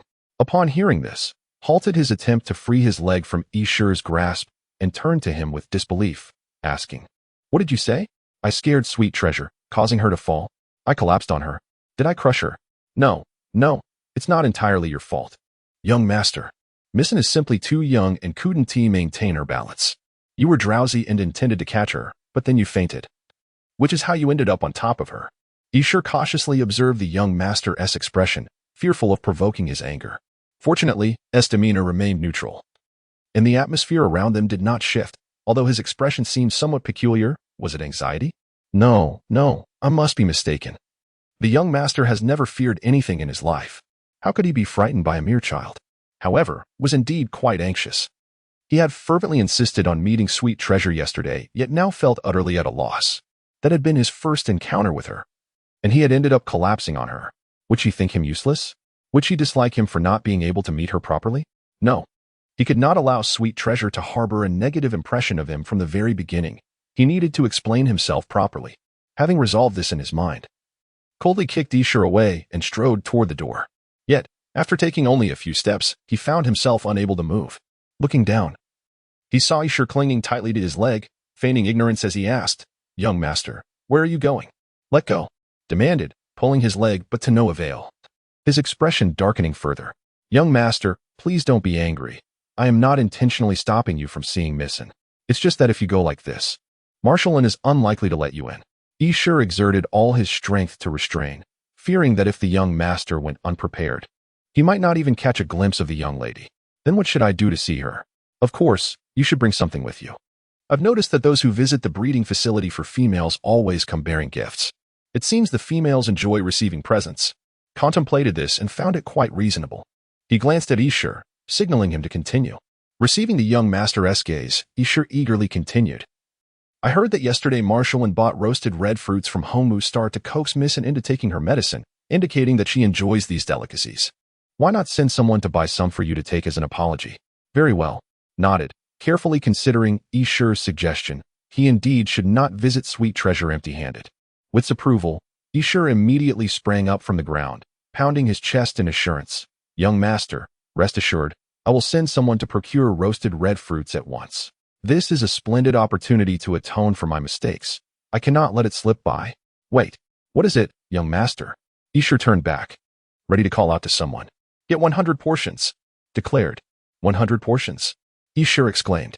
Young master, one shouldn't squander money so frivolously. Will Missin even be able to eat that much? He intended to persuade the young master against such wastefulness. But upon catching a glimpse of the young master's stern glance, the words caught in his throat. How terrifying. Now I understand why Missin fell from her chair in fright. The young master's gaze is truly daunting. I must hurry to procure the roasted red fruits. Forget about 100 portions. Even 1,000 would be necessary. Meanwhile, after falling from her chair yesterday, Tian Tian remained in bed at Lang's insistence. Despite her repeated assertions that she was perfectly fine and merely felt a bit of pain. She protested that children often had their little bumps and scrapes. Why treat it as though she were gravely ill? Yet Lang remained unconvinced. Female offspring are inherently delicate. Even a minor bump could harm them. He had witnessed Sweet Treasure fall from the chair, with that insufferable boy on top of her. How could she possibly be unscathed? Although he had seen Ching treat Sweet Treasure's injuries, which had quickly healed, he still suspected his daughter was suffering from a condition described in ancient medical texts as internal injury, necessitating rest and recuperation. What left Tian Tian utterly speechless was that Ching, a professional physician, had agreed with her father's assessment. After lying in bed for so long, Tian Tian was thoroughly bored and adamantly refused to remain there any longer. Thus, the two of them found themselves locked in a stubborn standoff, exchanging fierce gazes. Eventually, Lang bought roasted red fruits for Tian Tian and promised to take her out for various fruits and fun excursions once she was discharged, which reluctantly persuaded her to agree to rest for 2 more days. At this moment, Yang and Xing were teaching Tian Tian how to use a holographic computer, which Lang had brought to alleviate her boredom. API call failed with status code 429. Error. Code. For 29, message. Resource has been exhausted, e.g. check quota. Status. Resource exhausted. Lang harbored no objections. The two young men were far more adept at amusing his daughter than he was. With their presence, Sweet Treasure could remain in the hospital room without causing a fuss about being discharged. Consequently, he granted them leave to entertain Tian Tian while he attended to the affairs of the Legion. Knock, knock, knock, come in. Lang lifted his gaze and, upon seeing Tian, inquired, what is it? Is there a matter concerning the Legion? Reporting, Marshal, it is not a Legion matter. The third young master of the Mo family is outside. He wishes to visit the young lady, claiming he is here to express his apologies. Refuse him entry. Lang replied, fuming. He wants to see Sweet Treasure? I barely restrained myself from confronting him yesterday. Had he not pinned Sweet Treasure down, she would not have sustained her injuries. No, no, no. Let him in. Father Beast, he must be here to apologize. You cannot simply dismiss him. Tian Tian promptly set aside her luminous device and climbed into Lang's embrace, her little arms wrapping around his neck as she continued to playfully plead. Father Beast is a magnanimous creature, is he not? Therefore, when they come to apologize, we should accept their apologies and forgive them, shouldn't we? In truth. Tian Tian did not believe that the events of yesterday were the fault of Mo Chun and his companions. Although she had fallen because she was startled by Mo Chun suddenly opening his eyes, and indeed, he had been on top of her. It was also a consequence of her youthful restlessness. Moreover, it seemed that Mo Chun had intended to come and fetch her but had unfortunately lost consciousness, resulting in him collapsing upon her. Tian Tian believes that this matter cannot be entirely blamed on Mo Chun and the others. They came with good intentions to visit her, and there is no way she would allow Lang to send them away. Lang was filled with joy at the sight of his daughter being so proactively affectionate for the first time, yet he maintained a facade of sternness. Well then, come in, he said. He was eager to see how that wretched boy, who had upset his beloved daughter yesterday, would come to apologize. Both Yang and Xing were intently watching the doorway, eager to discover which scoundrel had frightened their sister, causing her to fall from her chair and inadvertently land atop her. Shortly thereafter, they observed a remarkably handsome young man entering, followed by a multitude of elongated limbs carrying an abundance of roasted red fruits. Indeed, it was merely that one individual, burdened with an excessive number of roasted red fruits, obscured his face, creating the illusion of a horde of roasted red fruits in motion. API call failed with status code 429. Error. Code 429. Message. Resource has been exhausted, e.g. check quota. Status. Resource exhausted. As Anyang and Anxing first laid eyes on Imo Chun, they exchanged glances. Is this the scoundrel who frightened my sister to the ground? He looks so handsome. The two brothers turned their heads in unison, observing in Tiantian's exuberance, which stirred a pang of jealousy within them. Why does she smile so sweetly at this rogue? Is it merely his good looks? Or perhaps it is the roasted red fruits he has brought. She has never smiled so sweetly at either of us. Humph. Does he think a meager offering of roasted red fruits will win my sister's forgiveness? How naive. Anxing could not contain himself. Imo Chen remained silent, casting a casual glance at Isher. Isher immediately grasped his master's intent and promptly set the roasted red fruits down on a table. Young masterin, this paltry amount is certainly insufficient. My master has come here sincerely to apologize, so he specifically instructed me to procure 100 portions of roasted red fruits. Allow me to present them to you. Isher quickly retrieved the roasted red fruits from his spatial pocket, methodically laying them out until they formed a substantial mound. Missin, is this sufficient? Yes, it is more than enough. And Tiantian's smile widened at the sight of the towering heap of roasted red fruits. And Xing initially wished to express more, yet in Yang's gentle tug made him instantly comprehend his brother's intent. The price of the roasted red fruits was steep. And with only 110 portions available each day, acquiring 100 was already a significant feat. Moreover, witnessing his sister's unrestrained joy, he felt it would be remiss to dampen her spirits. Once he matures and amasses wealth, he will undoubtedly treat his sister to a plethora of delightful treats. Far surpassing this, he longed for her to know that he was far superior to that scoundrel.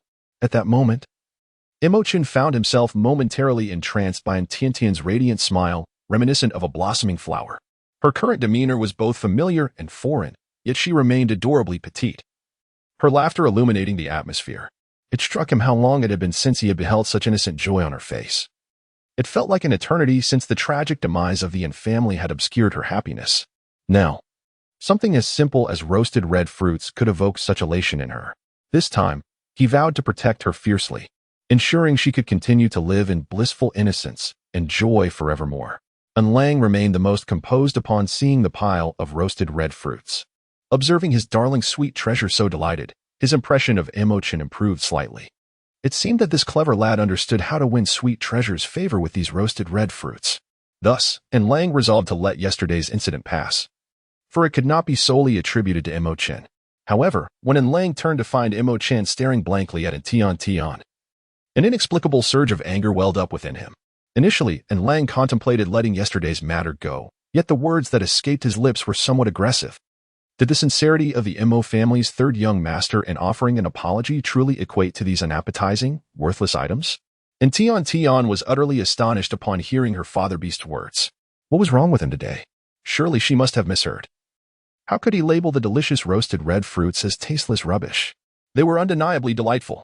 Meanwhile, Yang and Xing, recognizing their father's intention to tease the young lad before him, silently applauded Lang in their hearts. Their father was indeed formidable. The scoundrel who had bullied his sister deserved a proper reprimand. Upon hearing Lang's remarks, Imo Chen realized that Lang was likely taking revenge for yesterday's incident. And thus he felt no genuine anger. After all, he had indeed been in the wrong yesterday and was about to voice his thoughts. However, before he could utter a word, he saw Tian Tian swiftly leap off the bed and dash toward the pile of roasted red fruits with her tiny arms and legs moving energetically. She quickly extracted one, and then scampered back to Lang, extending her arms wide, signaling for him to embrace her. API call failed with status code 429. Error. Code 429. Message. Resource has been exhausted, e.g. check quota. Status. Resource exhausted. API call failed with status code 429. Error. Code 429. Message. Resource has been exhausted, e.g. check quota. Status. Resource exhausted. API call failed with status code 429. Error. Code For 29, message, resource has been exhausted, e.g. check quota. Status, resource exhausted, with a triumphant and endearing demeanor, and Tian exclaimed, I told you these candied hawthorns were delectable. You doubted me. And Lang, having finally finished the candied hawthorn in his mouth, noticed the peculiar gazes directed at him. He promptly realized what he had uttered and attempted to offer a rejoinder. However, his daughter preempted any such opportunity. Father, she inquired, if you concede that the candied hawthorns are so delicious, does that not imply that the gift from Brother Mo is a token of sincerity? Indeed, it is a token of sincerity, and Lang affirmed. Given the earnestness of this offering, does it then follow that you accept Brother Mo's apology? And Tian pressed on, and Lang, in truth, wished to demur. Yet, beholding in Tiantian's limpid eyes fixed upon him, he feared that a negative response would elicit immediate tears. With a resolute clench of his teeth, he conceded, yes. Upon eliciting this affirmation from Lang, Tian promptly planted a kiss upon his cheek, exclaiming with jubilation, I knew my father was the most magnanimous of creatures. Lang was utterly elated by her affectionate kiss, feeling as though he had lost his bearings entirely. Sweetheart kissed me. Sweetheart kissed me. What did it matter now about settling scores with Mo Chen? In the realm of Anyang and Nanqing, the paternal beast expressed a lamentation. Can you not be a tad more principled? At least hold steadfast for a moment. Were you not intending to teach that scoundrel a lesson? How is it that after your sister offered him a roasted red fruit and bestowed a kiss upon his cheek, you so readily declared forgiveness? The sorrowful cries echoed, oh, how we long for our sister to feed us a morsel of that roasted red fruit. Oh, how we yearn even more for her to initiate a kiss upon us. Initially startled by Tiantian's descent, Mo Chen's heart leaped with joy upon witnessing her approach. He yearned to extend his hand in greeting, only to observe her offering a portion of roasted red fruit to Lang, not to mention the affectionate kiss she granted him. Though aware that Lang was her paternal beast, an unsettling sensation stirred within him. At that moment, he sure sensed a chilling atmosphere enveloping them and turned to find his young master gazing at the family duo with a countenance filled with melancholy. Confusion washed over him. What could be troubling the young master? It appeared that Missin had already coaxed Marshall into forgiving them without any word from him. Surely, this was a positive outcome? Why then did the young master remain so displeased? Clearing his throat, Mo Chen could no longer restrain himself from interrupting the tender exchange between Lang and Tian. I must express my gratitude to Missin for visiting me yesterday, and I would like to apologize for the unforeseen incident that transpired. He feared that if he continued to observe, he might be compelled to whisk her away and conceal her, ensuring that she belonged solely to him. Lang was quite delighted that her sweet darling had taken the initiative to get closer to her, only to be interrupted by that insufferable little rascal. Humph. That bothersome boy truly lacks perception. Yesterday was merely a coincidence. My sweet darling did not intentionally seek you out. You needn't feel compelled to apologize for yesterday's events, as there is no need for it. Young Master Mo, you may take your leave now, Lang instructed. I shall visit sister in again next time. Mo Chen replied in a flat tone, devoid of any discernible emotion. There is no need for that. Sweet darling will be discharged from the hospital tomorrow. So you need not come to visit again, she stated. Then I shall take my leave, Mo Chen said, not lingering any longer and turning to exit the ward. He sure was quite taken aback. Was he really leaving just like that? The young master had awakened and wished to see Missin, even going to great lengths to procure so many roasted red fruits. One might have thought he had finally come to his senses and was genuinely interested in the fairer sex. Yet he had barely exchanged a couple of words with Missin before departing. In truth, Mo Chen was reluctant to leave the ward. He yearned to gaze upon his sweet darling and embrace her. Yet, he was acutely aware that she still regarded him as a stranger, hence he refrained from doing so. Staying any longer might arouse suspicion in Marshall, complicating his future attempts to approach her. It was better to depart, for he had numerous matters to attend to. After all, there would be ample time ahead. His sweet darling was not going anywhere. As Mo Chen and Yi Shi were hastily exiting the ward, they suddenly heard someone calling out, Brother Mo, wait. Mo Chen's steps halted abruptly as he turned to see Tian approaching with 2 portions of roasted red fruits in hand. Brother Mo, thank you for bringing so many roasted red fruits to see my sweet darling today. However, I cannot possibly finish all these portions, so please take them with you, she said, her voice soft and melodious. Hearing the young girl's sweet tone, Mo Chen couldn't help but smile slightly. Bending down to accept the warm container, he replied, Thank you.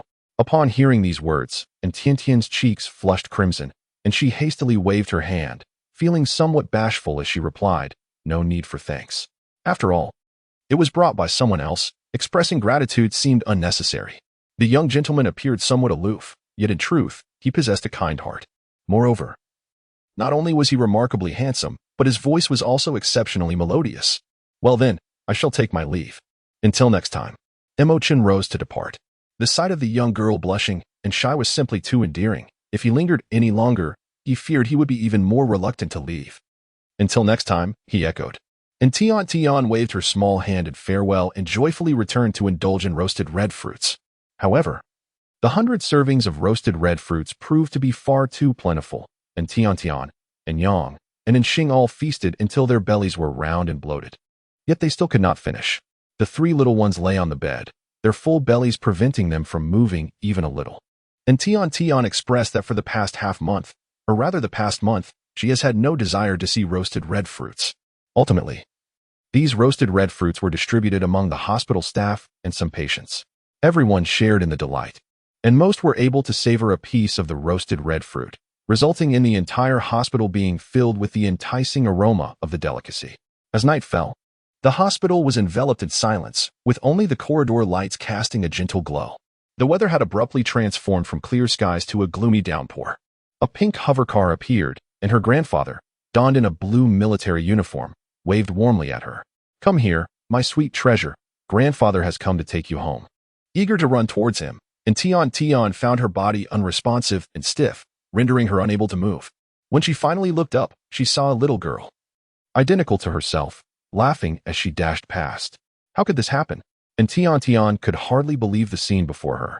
She wanted to step forward, yet, as before, she found herself unable to move forward regardless of the method she tried. "No, Grandpa. Tian, what is the matter?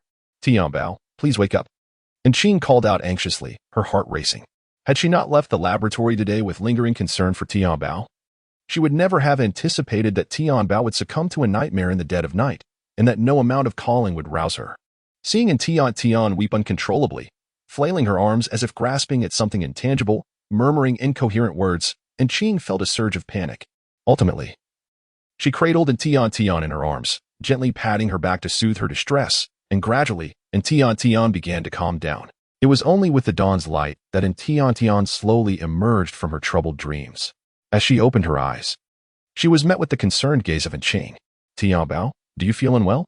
Upon witnessing Tian awaken, Xing's previously frantic heart settled slightly. "Thank goodness you are awake. Otherwise, I would have been at a loss for what to do." "I feel fine. It was merely a nightmare. I read in an ancient text that dreams are often reversed, so all the unfortunate things Tian saw will not come to pass. It was just a dream." And Xing reassured her, gently stroking her head. "Yes, I understand. It was just a dream. Uncle, may I go home today?" "Indeed. It was agreed that you would be discharged today. However, your recent state frightened me greatly, and I was contemplating whether to have you stay for a couple more days for further observation." No. There is no need for observation. I am perfectly well. It was merely a nightmare."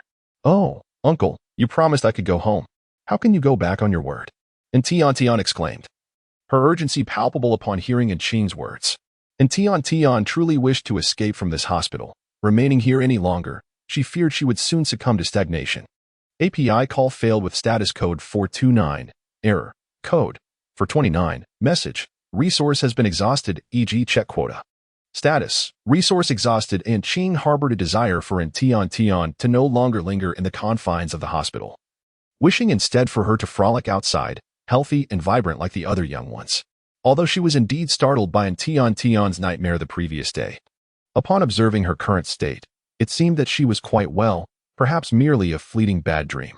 "I will surely miss Uncle immensely, and I promise to bring him delicious treats whenever I have them," and Tian declared with a radiant smile, raising her tiny paw in earnest assurance. API call failed with status code 429. Error. Code. For 29. Message. Resource has been exhausted, e.g. check quota. Status. Resource exhausted. Although Tian felt that what she had just witnessed was merely a dream, the vividness of the experience was so striking that it seemed undeniably real. Unable to quell her curiosity, she couldn't help but utter a wish that her grandfather would refrain from coming to collect her today. And Xing believed that she missed her grandfather.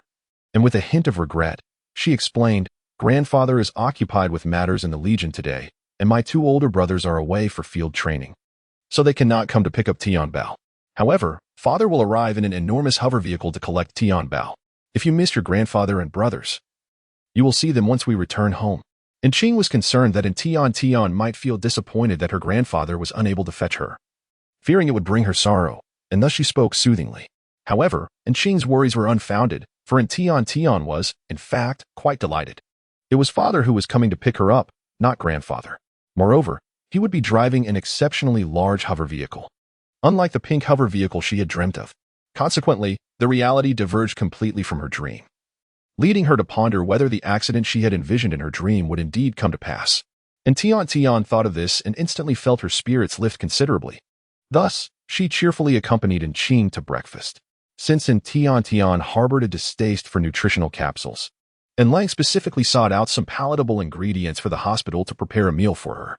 However, these ingredients primarily consisted of various fruits and unfamiliar vegetables, coupled with the fact that the local beastmen were not particularly skilled in culinary arts. Their usual method involved boiling with a pinch of salt or roasting in an oven, brushing a bit of soy sauce to serve to Tian. This was still the work of one of the finest chefs in the beast realm. Ordinarily, beastmen would likely end up creating a culinary disaster. For instance, her father. While a single taste of these dishes might be refreshing, consuming them repeatedly soon became unbearable for Tian. This led her to long for the culinary delights of the 21st century. Nevertheless, today, Tian did not harbor any disdain for the food, and she unexpectedly devoured a generous portion. Furthermore, she refrained from seeking Qing's assistance, instead skipping joyfully and holding his hand as they waited at the hospital entrance for Lang to pick her up. How splendid! She was finally about to leave, ready to explore the streets and alleys of the future world and seek out delectable treats for herself. And Tian felt as though she could already glimpse the beautiful days beckoning to her. And Qing observed Tiantian's exuberant demeanor and couldn't help but feel a surge of joy herself. It seemed that the days spent in the hospital had indeed confined the sweet darling, for her delight was so profound that she seemed ready to leap into the heavens. And Tian and Qing arrived at the hospital's entrance, where they unexpectedly encountered Chen and Isher. And Tian gazed at the youth before her, who stood there with a cool demeanor. His pitch-black eyes seemed to possess a certain enchantment, drawing one into their depths. Oh, what a coincidence! If her memory served her right, this gentleman from the Mo family had arrived 2 days prior and was being discharged today. TSK. She truly envied the physique of beast men, capable of such rapid recovery. Upon noticing Tian bounding towards him, Chen's previously frosty countenance softened slightly. He was certainly not fortuitously being discharged today.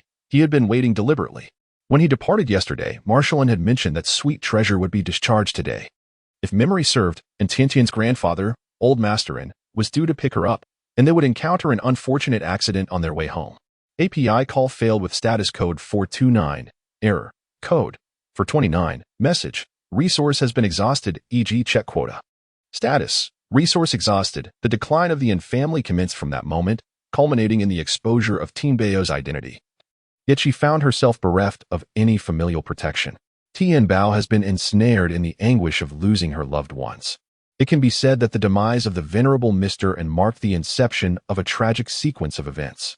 Had Mr. N not perished in that fateful accident, would the outcome of subsequent events have been altered? Now that I have returned, it is imperative that Mr. N must not die. I shall, by all means, prevent this calamity from unfolding today. And Qing was quite taken aback to see Chen and his companions. She observed Chen intently fixating on Tian Bao, akin to a beast eyeing its prey. And Qing's gaze dimmed slightly, yet she refrained from voicing her thoughts. And Tian was the first to greet him. Jiagaga, what brings you here? Are you being discharged today as well? Chen replied coolly, And Tian appeared somewhat perplexed. She recalled hearing her father mention his name, though she was aware that he was called Chen. Did he assume she was unaware? You may call me Chen Gugu. I have 2 other brothers. There is more than one Jiagaga. Chen added with an explanatory tone. I see. Then I shall address you as Chen Gugu from now on. Chen acknowledged her with a slight nod. On the surface, he appeared calm and composed. However, upon closer observation, one could discern that his ears flushed a delicate shade of red when Tian called him. Chen Gugu, why are you being discharged so soon? And Tian Tian tilted her head in curiosity.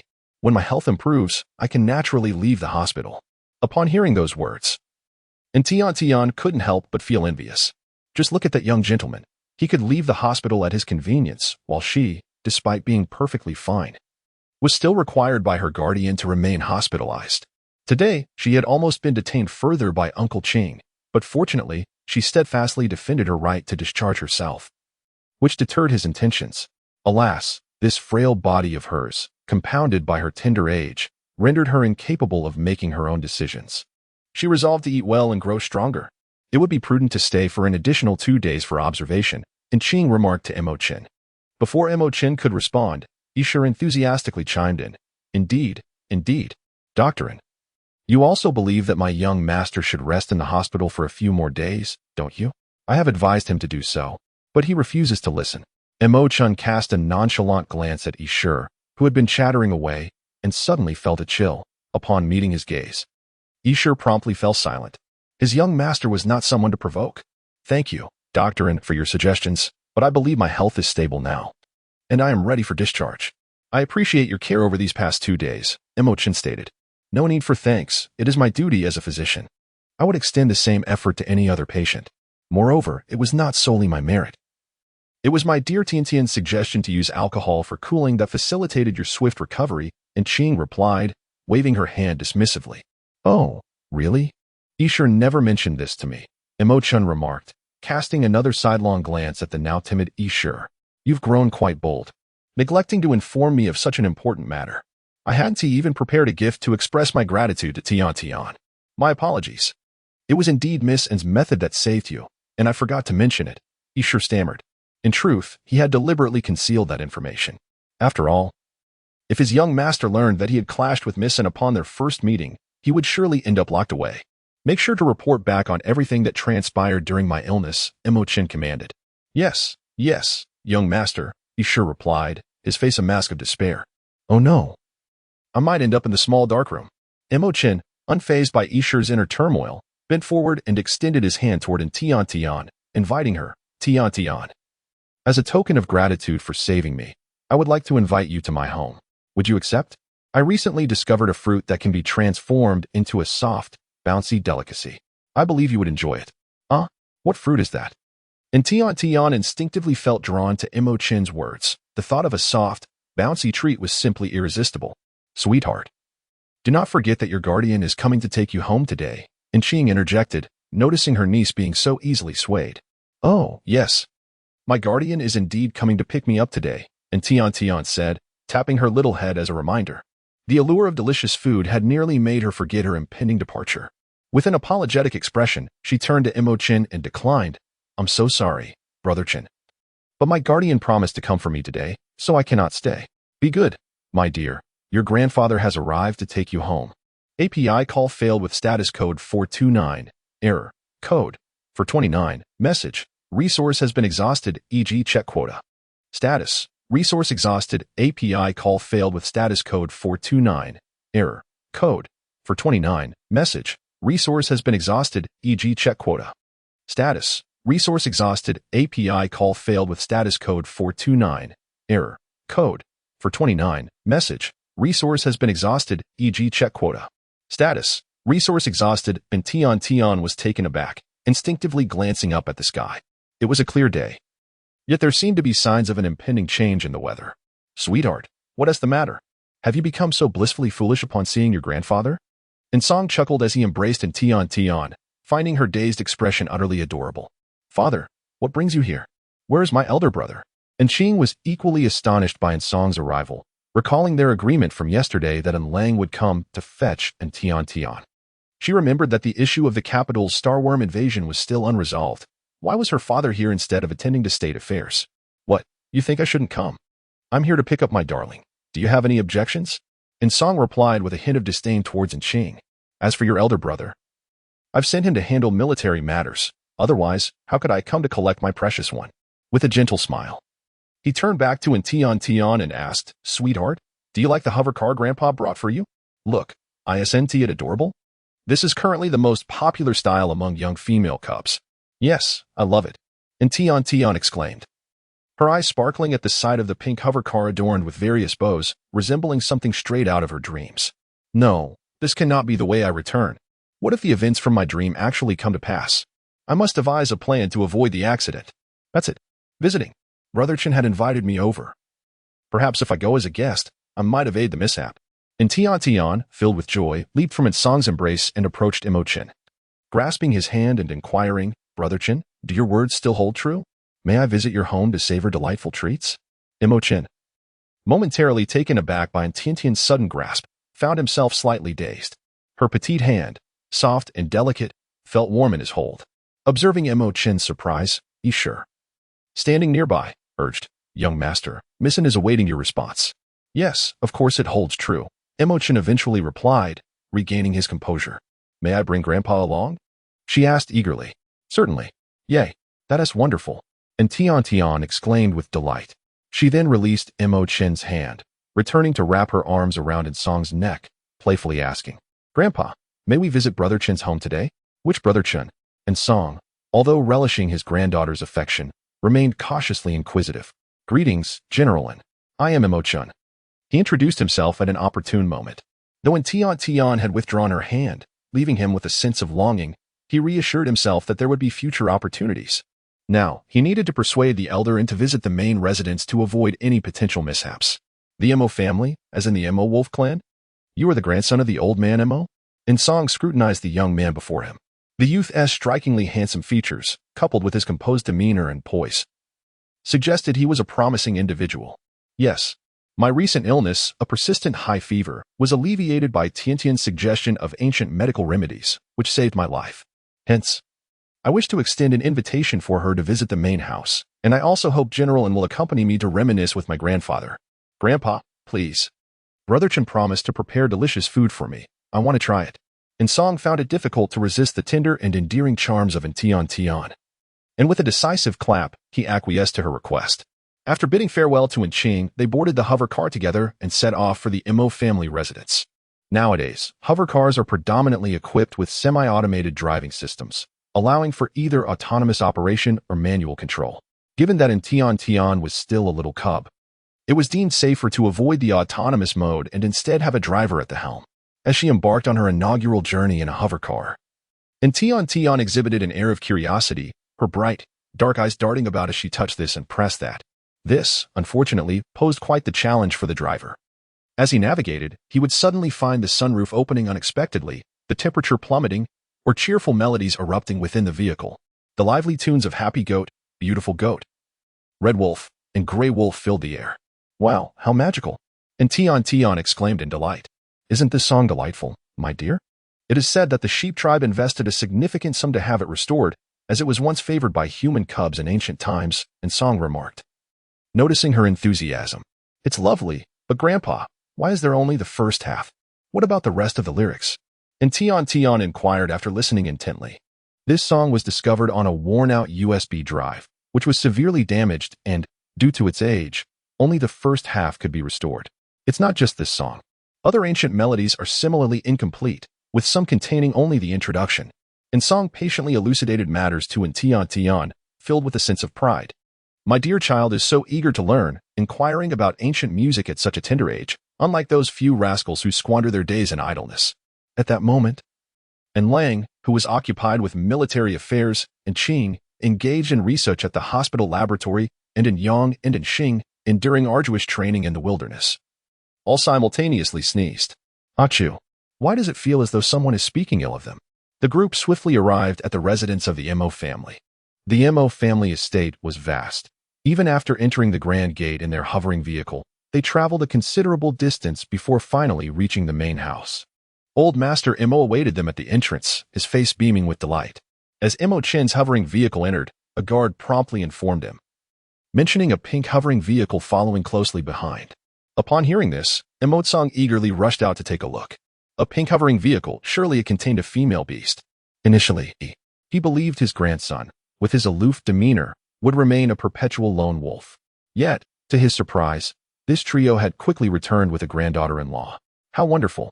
It seemed that before long, he would be cradling a great-granddaughter. He envisioned taking her to the Yin family, much to the chagrin of that old codger. who incessantly babbled about how adorable and well-behaved his little granddaughter was. Humph. It seemed they were merely taking advantage of the Mo family's lack of female offspring. Before long, Mo Chen's vehicle arrived. As soon as he alighted, Mo Song approached him, glancing back repeatedly, asking, "Where is my granddaughter-in-law? Why hasn't she come yet?" Upon hearing his grandfather's remarks, Mo Chen felt a bit uncomfortable and replied, "Ahem, she is coming. Just don't call her granddaughter-in-law so casually." Mo Song looked at Mo Chen, a knowing expression on his face. "Little one, trying to play coy with me? If she were not your granddaughter-in-law, why are your ears turning red?" Soon, the pink hovering vehicle arrived as well. Mo Song, elated, hurried over, only to see Song carrying Tian Tian as they descended. "Olden, how could it be you?" Mo Song could scarcely believe his eyes. Where was his granddaughter-in-law? Wasn't she supposed to be behind them? Yet, upon closer inspection, he found that aside from the driver, there was indeed no one else inside. "Hey, old Mo, what are you staring at? Do you fancy this vehicle? No matter how much you admire it, it's a gift for my sweet treasure and will not be yours," and Song teased. Noticing Mo Song circling the vehicle instead of greeting him. "Pfft, who fancies your vehicle? You, an old man, riding in such a feminine car, how shameless. And what brings you here?" Upon hearing these words, Song was instantly incensed. "Who are you calling effeminate?" He retorted, "Do you think I'm eager to be here? It was your third son who invited me. Grandfather Mo," he continued, "is only riding in this vehicle to accompany me. The cars he usually drives are quite formidable, not at all lacking in masculinity." And Tian Tian, fearing that the two might escalate into an argument, quickly interjected to clarify. Initially, Mo Song had not paid attention, as he was solely preoccupied with the search for his granddaughter-in-law. Upon hearing Tiantian's voice, Mo Song finally focused his gaze. "Oh, API call failed with status code 429. Error. Code 429. Message. Resource has been exhausted, e.g. check quota. Status. Resource exhausted, old man, and did not exaggerate this time. His granddaughter is indeed exceptionally adorable, seemingly more endearing than other female cubs. The youngling not only appears exquisitely sculpted but also possesses a delightful voice." Her sweet address of Grandpa Mo melted his heart. He yearns to embrace her. How wonderful it would be to have such an obedient and charming granddaughter. Wait a moment. He inquired of the third lad about his granddaughter-in-law's whereabouts, and he mentioned she was in the back. However, only old man and the driver and this little cub are on the vehicle. Could it be that the third lad has taken a liking to this little cub? Grandpa Mo, what's wrong? And Tian Tian noticed the rapid changes in Mo Song's expression, from joy to confusion, and finally to shock. She wondered if she had said something wrong, as she had only offered a few words of explanation for her grandfather. "Old man Mo, what are you pondering? Didn't you hear my precious calling you?" And Song, holding Tian Tian in one arm, waved his other hand in front of Mo Song, expressing his displeasure. Upon regaining his senses, Mo Song smiled and said to Tian Tian, "Oh, Grandpa Mo was at fault." Grandpa Mo was momentarily lost in thought. "I hope Tian Tian doesn't blame Grandpa. Not Tian Tian, but Tian Bao. Old man Mo, your memory is failing with age, even misremembering my precious's name." And Song couldn't resist retorting, "What do you mean my memory is failing with age? You're even older than I am, so your memory must be even worse." Mo Song retorted, unwilling to be outdone. And Tian Tian observed the subtle shift towards a verbal sparring match between the two venerable gentlemen before her, and her eyelids involuntarily twitched. She quickly interjected, "Grandfather, I believe the name Sweet Treat is quite charming. It is perfectly fine for Grandfather Mo to call me that. Did you hear that, Olden? Little Sweet Treat says the name is delightful, so I shall call her that from now on." Mo Song looked at Song with a triumphant gleam in his eye. "Jealous, are you, Olden? Jealous that I have this exclusive moniker? I am not jealous of anything. She is my granddaughter, not yours." And Song retorted with indignation. Mo Song was about to respond, but fortunately, Mo Chen could no longer bear to watch and stepped in to mediate. "Grandfather, it was my intention to invite Grandfather in and Sweet Treasure over as guests. It would be inappropriate to keep our guests standing outside. Let us discuss matters inside." "Indeed. Grandfather Mo, your home appears quite spacious. May I step inside for a look?" And Tian Tian seized the opportunity to add. She feared that if she lingered any longer, night would fall, and she would miss out on the delectable dishes prepared by Brother Chun. "Of course. What was I thinking? We should have entered long ago. Come, little Sweet Treat, let us go inside." "Humph, we should have entered sooner. It made my darling wait for so long. It is my fault, my fault." Song unusually refrained from contradicting in Song's remarks and led the group into the main residence. From the outside, the Mo family estate appeared quite Western in style. But upon entering, one would find the interior furnishings to be predominantly traditional Chinese in design. Well, little sweet treat, do you find Grandfather Mo's home appealing? It has been decorated according to the styles recorded in ancient texts, Song proudly explained as he noticed in Tian Tian curiously surveying her surroundings, her face alight with admiration. Grandfather Mo's home is truly beautiful, and Tian Tian generously praised. Ha ha ha, little sweet treat certainly has discerning taste. Song beamed with delight at her compliment, his smile stretching from ear to ear. Indeed, it was the young female cubs who appreciated beauty. Not only did they possess an eye for aesthetics, but their words also brought joy to those who heard them, unlike the troublesome boys at home, who not only failed to appreciate the decor but also criticized it as outdated and lacking in modern flair. The mere thought of it made him irate. Song couldn't help but glance at Song, his face betraying a tinge of envy. How fortunate is Olden to have such a lovely and charming granddaughter. Sweetheart, I am going to the backyard to pick some fruit and prepare a delicious treat for you. Would you like to come and see? Chen gently inquired, gesturing towards the backyard while gazing at Tian. In truth, he already knew the answer. Given Sweetheart's passion for delectable food, she would undoubtedly follow. After all, akin to her previous life, Sweetheart had an affinity for culinary delights. Indeed, upon hearing about the tasty offerings, Tian eagerly kicked her little legs, struggling to escape from Song's embrace. Oh, Grandpa, please set me down. I want to go with Brother Chen and see. API call failed with status code 429. Error. Code. For 29. Message. Resource has been exhausted, e.g. check quota. Status. Resource exhausted as soon as Tian landed. She eagerly rushed to Chen's side, taking his hand and exclaiming, Brother Chen, let us go quickly. All right. Chen silently tightened his grip on Tiantian's small hand and led her towards the backyard. Song, witnessing his normally reserved grandson taking the initiative to lead the little girl to the backyard, could not help but raise an eyebrow. It seemed that his grandson had genuinely taken a liking to this sweet little girl, who was still so young. He would have to wait several years before he could hold his great-granddaughter. However, Song soon reconsidered, with Tian being so adorable and charming. Nurturing their bond early on would be beneficial. Otherwise, when she grew up, she might not be interested in his icy, aloof grandson. With this thought in mind, Song secretly gave Chen a thumbs up. Anson, feeling a sense of unease, wished to follow and observe, but was abruptly embraced by Song, who steered him away towards the opposite direction of the living room. Old Manon, let the younger generation entertain themselves. Why are you trailing after them? Come along. Come along. Allow me to show you my latest collection. Recently, I acquired a fascinating item, an ancient book that refers to a certain game of leapfrog. Let me take you to see it. Song realized that it was indeed time to allow Tian to venture out on her own. After all, one cannot always remain by her side. Observing that Chen was quite dependable, Song felt assured that he would take good care of the sweet treasure. With this thought in mind, Song permitted Chen to escort Tian, while he himself accompanied Song to engage in a game of checkers. Meanwhile, Isher wished to follow his young master, but before he could catch up, he was met with the stern command of his master. Stop. Where do you think you're going? Shouldn't you be preparing tea?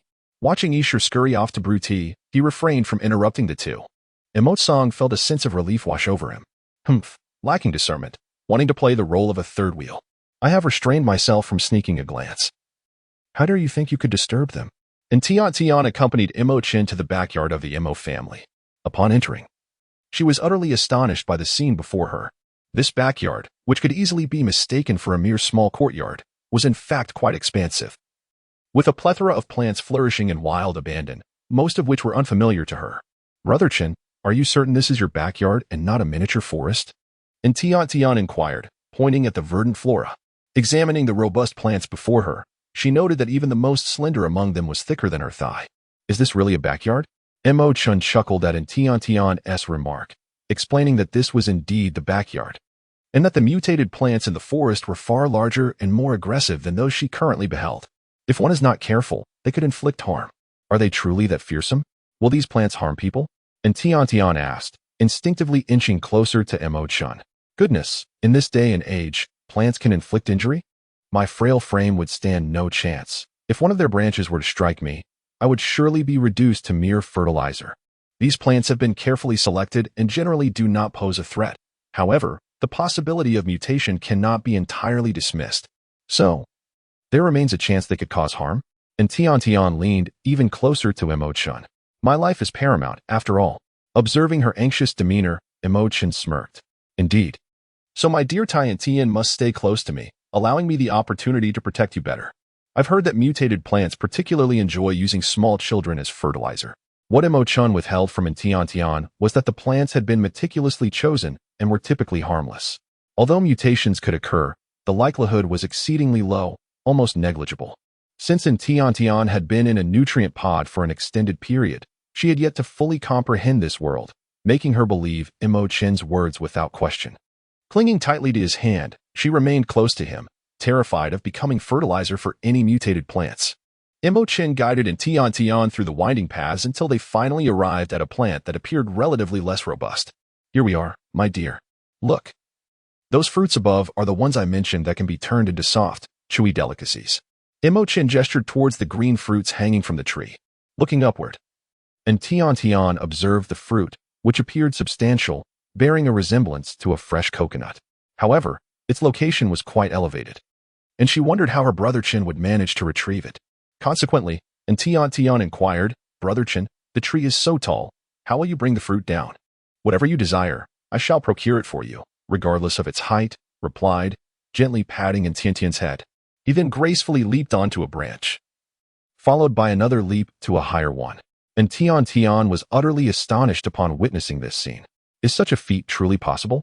The physical prowess of these orcs is astonishing. They leap effortlessly into the air, reaching heights that must exceed 2 meters. Can they all jump to such heights? Might I also possess this capability?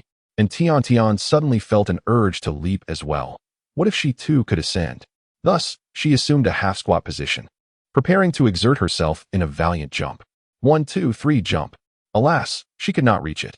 It seemed prudent to remain grounded and wait for sustenance instead. Imo-chan moved with remarkable swiftness, soon plucking the fruit from the branches, and as he retrieved it, he extended it towards Tian for her to behold. With a sense of childlike wonder, Tiantian's fingers traced the contours of the enigmatic fruit. Its unyielding exterior bore a striking resemblance to the husk of a coconut. An olfactory echo further solidifying the comparison with its delicate, refreshing aroma. A whimsical conjecture took root in her mind. Could it, perchance, be a coconut in disguise? As the notion blossomed, she turned to Imo-chan, her voice tinged with hopeful anticipation. Brother Chan, is this fruit edible in its raw state? Would you be willing to indulge in a taste? In response, Imo-chan gracefully raised his hand and gently tapped the fruit's surface. As if by magic, a small fissure appeared, revealing a reservoir of translucent liquid within. Once more, Tian was utterly astonished by Imo-chan's actions. A mere gentle touch, and it shattered? How peculiar that my attempts to open it proved futile. Is the disparity in ability truly this vast between different beings? Annoyed, Tian swiftly composed herself. Humph. So what if I can't crack it open? I can still drink it, and I'll drink a large gulp. With this thought, Tian defiantly cradled the fruit and took a hearty swig. This time, Imo-chan was utterly astonished. He had anticipated Tian would only sample the unfamiliar fruit sparingly. Yet she directly consumed a large mouthful. Instinctively, Imo-chan moved to intervene, but Tian was too quick. Even with his reaction, she had already taken a substantial gulp. Spurt. The juice had barely entered her mouth when Tian spat it out. What is this vile concoction? It's utterly revolting. Contrary to expectations of a fragrant sweetness, it was viscous and bitter. Where's the promised soft, chewy texture? You deceived me. Seeing Tiantian's small face contorted in woe as she gazed at him, Imo-chan couldn't help but feel amused and distressed. He promptly produced a handkerchief to wipe her mouth and cleanse her sticky little hands. Then, he retrieved a candy and placed it in her mouth. Only when Tiantian's expression ceased to be one of bitter distress did he softly explain. The juice from this fruit is meant to be diluted with water, boiled, and then cooled to achieve that soft, chewy texture. It's not meant to be consumed raw like that. But Chen Gij said I could try it, and Tian mumbled, her cheeks puffed out with the candy. Chen Gij was at fault. Chen Gij apologizes. I didn't elucidate it clearly beforehand. Sampling a little is fine, but too much will result in a bitter taste. Imo-chan sincerely apologized. Then I shall forgive you this time, and Tian magnanimously declared.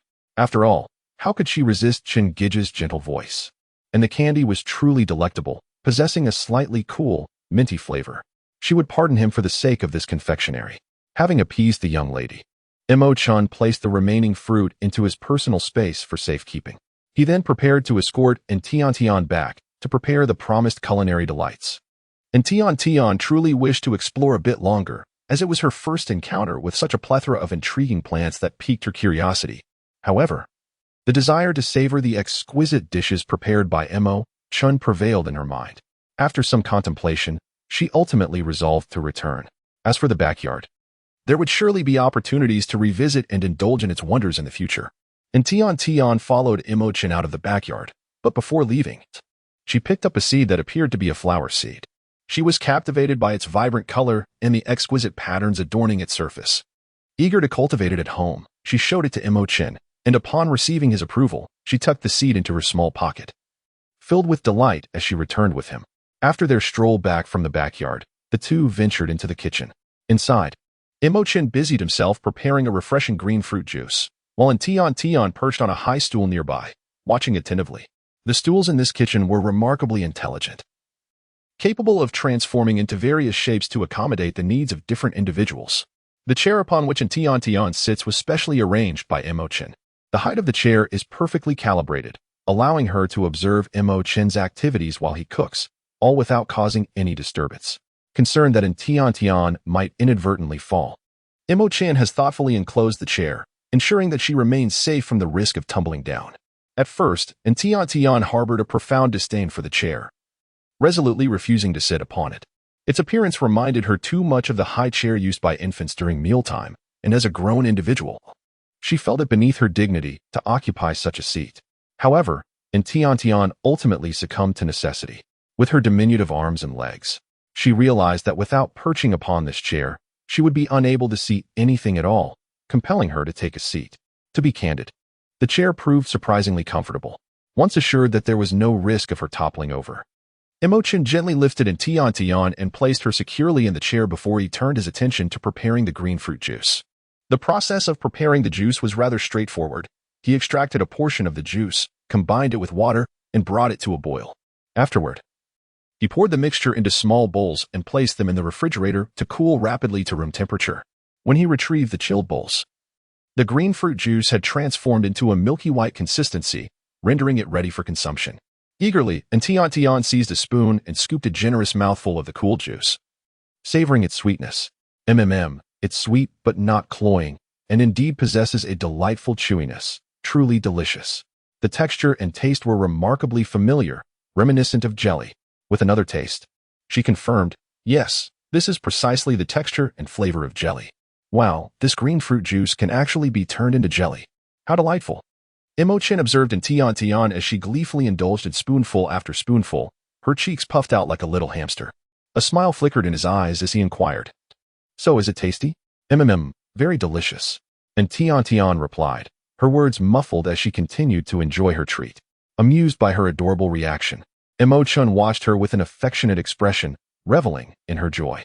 And Tian, feeling utterly satisfied, finally set down her small spoon after finishing 2 small bowls. "Oh, how delightful it was to indulge in such a treat. It has been ages since I last savored jelly," she exclaimed. "Are you full now?" Imo-chan inquired with a smile. Upon hearing this, Tiantian's cheeks flushed. Oh no, the jelly is simply too delicious. She momentarily forgot that a young gentleman was present. Brother Chin hadn't even taken a bite, yet she had devoured 2 bowls. Would he think her appetite insatiable? How embarrassing. "Well, I'm full now, Brother Chun. I usually eat very little. It's entirely your fault for making such delectable dishes that I couldn't help but indulge. You haven't tasted any yet. Do have a bite." And Tian pushed the untouched bowl in front of her towards Imo-chan. He did not decline, accepting it and savoring a mouthful. And Tian gazed at Imo-chan with eager anticipation and inquired, "Brother Chun, is my treat not delicious?" "Indeed, it is quite sweet," Imo-chan replied, observing the soft, endearing smile of the little girl before him, his words laden with meaning. In the living room, Imo-song and Song were engrossed in examining a small hexagonal box laid out on the table. "Is this what you call the collection of that peculiar game, checkers?" And Song remarked, reaching out to touch it. "Stop." Before Song could make contact, Imo-song swiftly raised his hand to halt his action. "Old man, what are you doing?" Don't touch it recklessly. What if you break it? Emotsong said, a look of concern etched on his face. This checkers set had cost him a considerable amount, and he had barely dared to handle it himself. If old Manon were to mishandle it, he would have no place to lament his loss. Come now, Emo old man, are you not even allowing a single touch? If it breaks, I'll simply compensate you.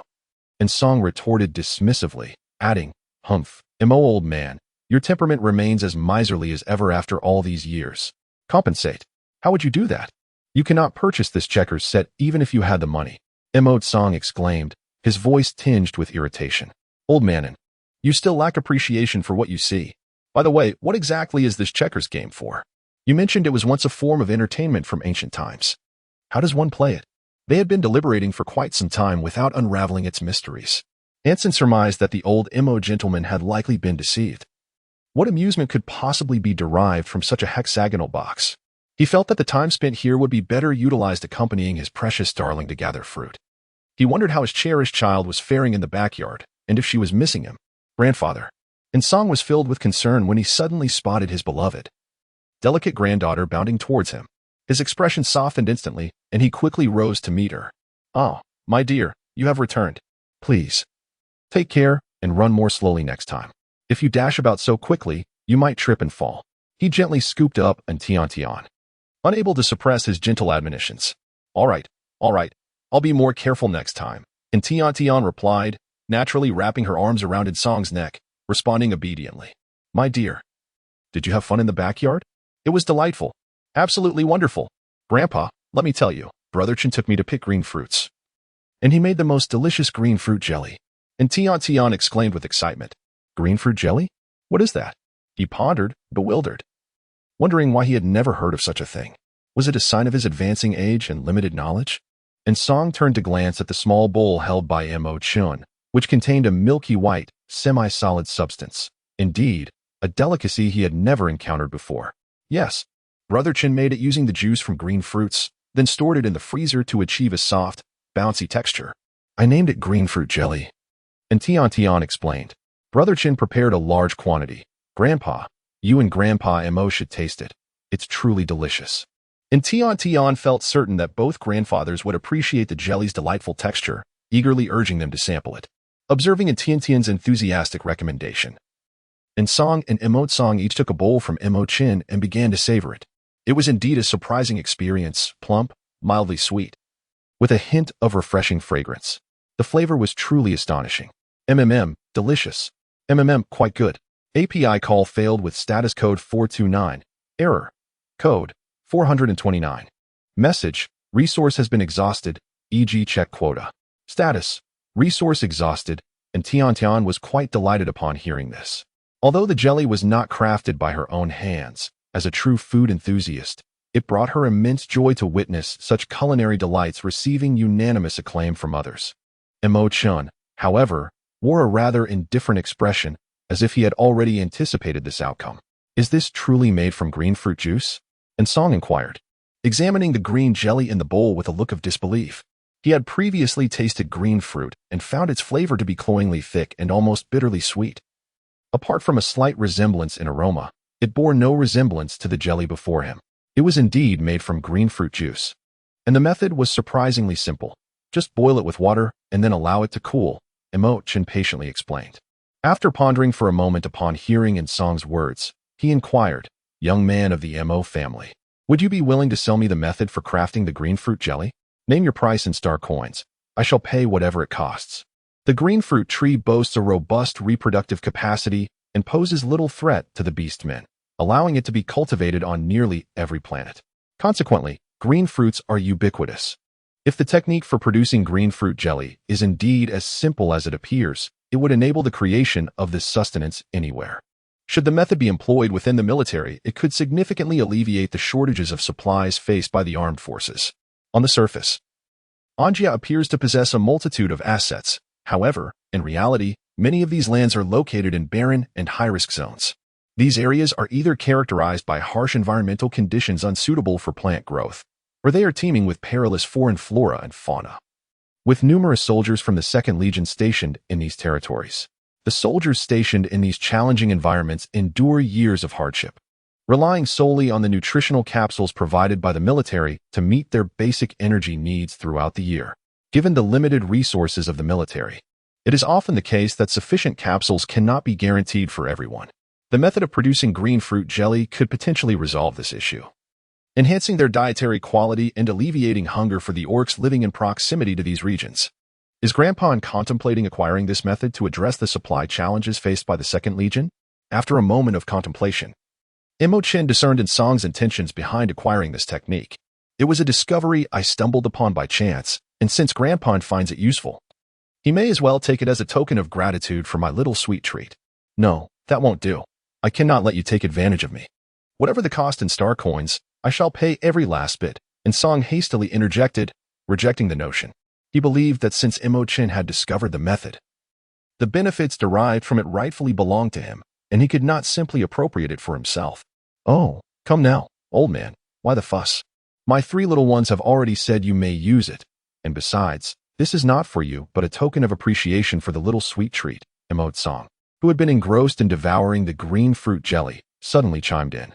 He wholeheartedly supported Imochen's approach, believing that since their families were destined to intertwine, there was no need for such niceties, especially as the Imo family did not require such trivial sums.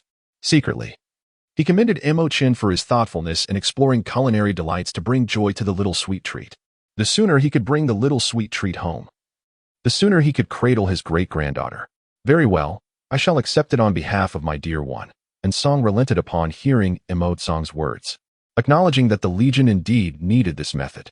Young lad of the Imo family, consider it a favor owed to you. In the future, you may request one favor of me, and I shall grant it if it is within my power. Thank you, Grandpa. Imochen expressed his gratitude with genuine delight. He felt he might indeed have need of Grandpa and's assistance in the future. It remained to be seen whether he would be willing to oblige. After discussing the recipe for the green fruit jelly, and Tian Tian grew somewhat bored, her gaze wandering until it was captivated by an object on the table. Is this checkers? Grandpa, what is this? She inquired, pointing at the hexagonal box with a feigned expression of puzzlement. Oh, this is Grandpa Mo's collection. It's called checkers. I hear it's a type of toy, and Song explained to Tian Tian. Noticing that his precious one seemed to have an interest not only in culinary delights, but also in ancient culture, it seemed prudent to seek out more literature on this subject for her. Perhaps she would take a liking to it. My little sweet treat, do you like this? If so, feel free to play with it. Song promptly took the checkers from the table and handed it to Tian Tian, showing no sign of reluctance. Song gazed at Song's unexpected gesture with astonishment.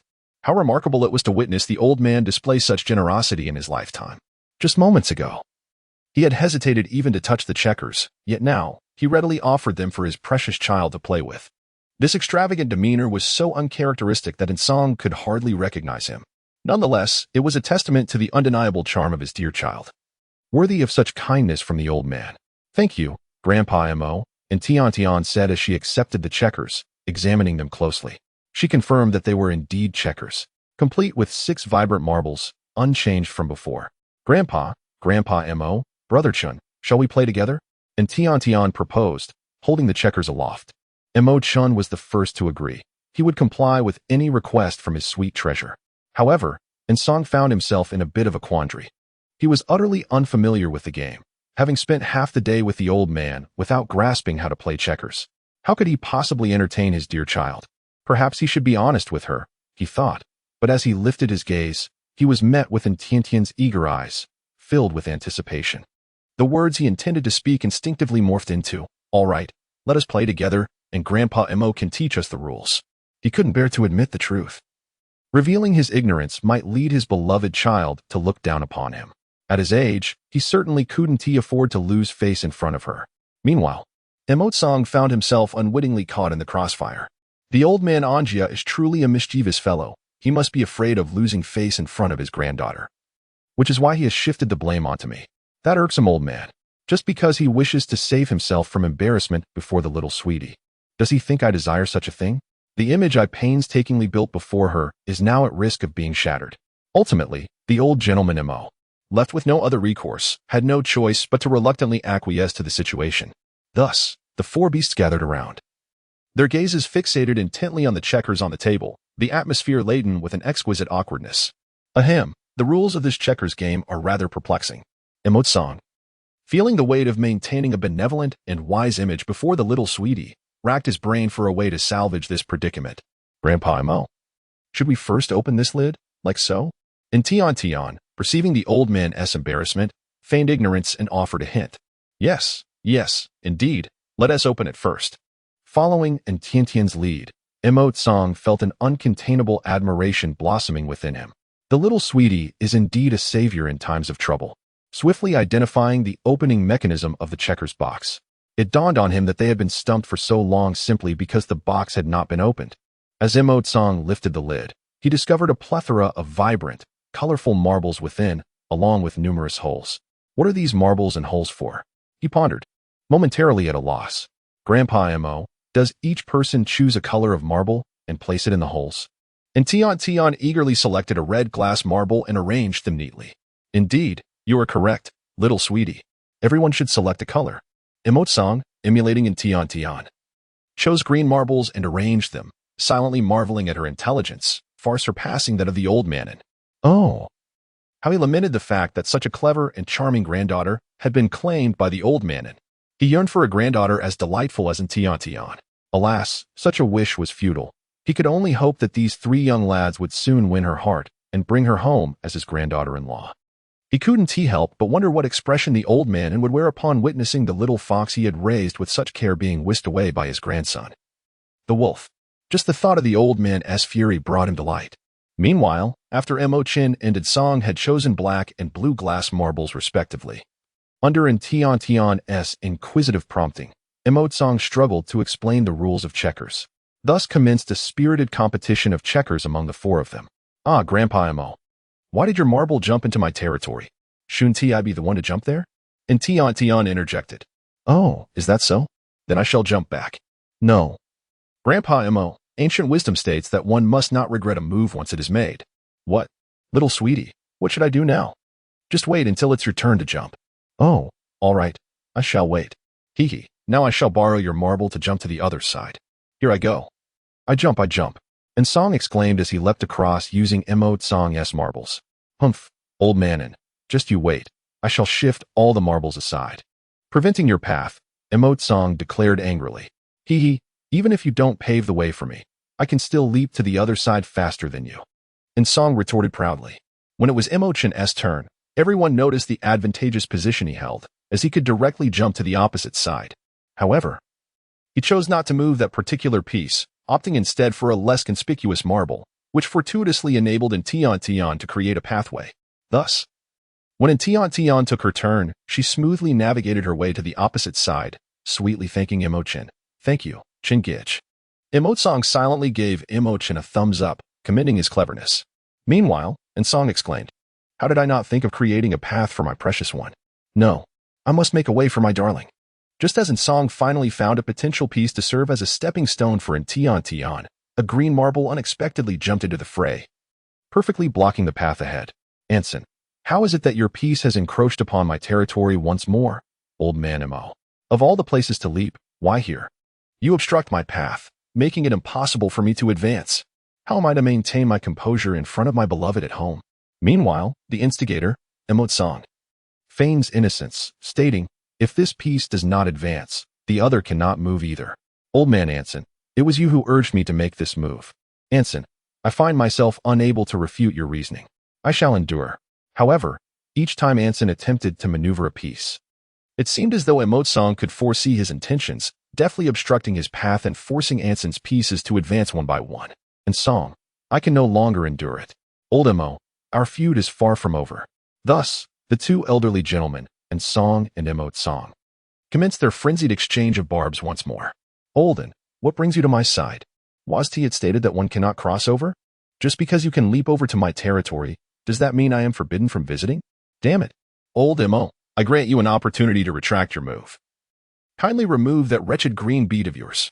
Humph. A move once made cannot be retracted. It remains immovable. In Song and Old Man Mo struggled to maneuver their pieces. While in Tian was entirely different, her pieces did not merely leap forward. With Emote's assistance, her pieces seemed to soar effortlessly across the board. Consequently, the final outcome of this checkers showdown saw in Tian with Mo Chen's support, triumphantly emerge as the first victor, swiftly moving all her pieces to the opposite side. Following her was Mo Chen, and then Old Man Mo, who, employing his unique strategy, managed to secure a commendable third place, while Old Man had finished last. The results of this competition were unexpectedly gratifying. In Tian Tian, I am in first place, of course. I am delighted. You should know that my checkers skills are exceptional. Mo Chen, as long as Sweet Treasure is satisfied, I am content. Mo Song, I am indifferent to my rank, as long as I triumph over Olden. And Song, my dear child is number one. Indeed, number one. My precious one is simply marvelous. After finishing the game of checkers, Mo Song felt for the first time that his collection held immense value, far surpassing the mere act of display. This revelation was largely thanks to the little sweet treat. Had it not been for her, he might still be oblivious to the joys of this game. In his exuberance, Mo Song decided to present a cherished treasure from his collection to Tian Tian as a token of their first meeting. After all, keeping it idle was a waste. It was far better to let the little sweet treat enjoy it while also relishing in the experience. When Tian Tian opened the box handed to her by the elderly Mo, she was astonished to discover it contained a game of Ludo. Well, little sweet treat, what do you think? Do you like it? Feel free to give it a try and see if you can play. Once you've mastered it, send me a message. And I shall come to play with you, he chuckled. However, Song, observing the delight radiating from Tian Tian as she held the box, couldn't suppress a twinge of jealousy. What's so impressive about that? I shall also seek out some ancient trinkets for my dear child. They will undoubtedly be far superior to what that old man has. And Tian Tian was aware that her grandfather was merely sulking and had intentionally made such remarks. Therefore, she set down the box and nestled into Song's embrace, saying, Grandpa Mo, my grandfather is just joking. You can come to my house to play anytime, right, Grandpa? Indeed, indeed. Since my sweet treasure has said so, Grandpa Mo, feel free to visit whenever you wish. And Song, seeing his darling child so proactively comforting him, felt he could hardly refuse. After all, his precious one belonged to him. Grandpa Mo would not be able to take her away, nor could he possibly bring her back to be his granddaughter. Ding dong. A notification from Xiaolai announced, the Guanghua Roadstar network system has suddenly suffered an unidentified attack, leading to signal fluctuations. 2 hover vehicles have lost control and collided, causing traffic congestion. To avoid further incidents, please reroute your vehicles away from this road. Thank you for your cooperation. This message popped up on every resident's light brain. Grandpa Mo, it's getting late. I must take my sweet treasure back, and Song remarked, glancing at the time. It was nearly noon, and they had been playing for quite a while. Olden, why are you in such a hurry to leave? It's lunchtime. Why not stay for a meal? After lunch, we could play checkers for a while longer. No need. My sweet treasure does not fancy nutritional capsules. I must take her home for a proper meal. Besides, Butlerin has prepared the food for our return. And Song waved his hand in refusal. Is that so? The next time you come, Grandpa Mo will make sure to have delicious food ready for you. Song conceded, unable to retain them any longer. His expression tinged with reluctance as he allowed Tian Tian to depart. Sigh, what could be done? After all, his 3 little ones had yet to win her over. Grandpa Mo, I will definitely come next time. And Tian Tian replied sweetly. You can also come to my house to play in the future. All right. Next time. Grandpa Mo will surely visit your home. With such promises exchanged, he felt compelled to make time to see his little sweetheart. After an emotional farewell from Grandpa Mo Chen escorted the 2 of them out. Before getting into the hover vehicle, Mo Chen had filled the storage compartment with several green fruits and neatly packed some green fruit jelly for Tian Tian to take home and enjoy. Upon witnessing this, Tian Tian joyfully accepted the situation. Just before departing, she poked her little head out of the car, waved goodbye to Mo Chen, and said, Brother Chen, see you next time. Yes, see you next time, Mo Chen waved back. As the car window ascended, the pink hover car began to move slowly away. Inside the hover car, the driver, upon seeing the message on the light brain, reported to Song, Sir, the light brain has just informed us of an accident on Guanghua Road. We must take a detour. Let us take the route through Sanling Road. Song replied nonchalantly.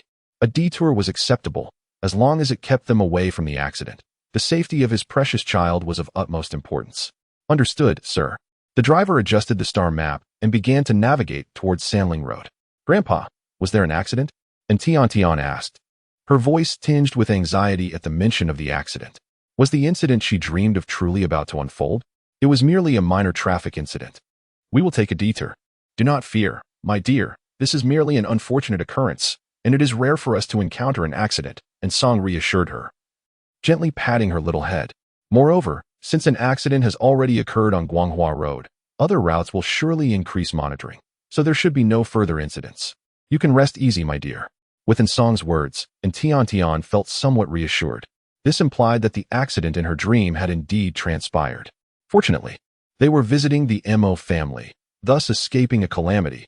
Otherwise, the consequences were too dreadful to contemplate. Thank goodness we avoided it. Meanwhile, Mo Chen stood watching the hover car leave until not a trace of its pink hue remained, before finally turning to walk back. Suddenly, a clap of thunder roared across the sky, signaling an impending change in weather. Mo Chen looked up, a sense of foreboding settling in his heart. At the Mo residence, how could Guanghua Road experience an accident? What could possibly have triggered an attack on the Star Network? Mo Song inquired cheerfully upon seeing Mo Chen return. Come. Join your grandfather for a game of checkers, and while you're at it, tell me about you and the little sweetie. Humph, you mischievous boy. Are you smitten with her? As he spoke, Mo Song opened the checkers box and began arranging the pieces. Grandpa, what did you just say? An accident on Guanghua Road? Guanghua Road? Not Sanling Road. Mo Chen exclaimed anxiously as he dashed out. Mo Song stood puzzled. What as with the sudden temper? I merely asked about him and the little sweetie.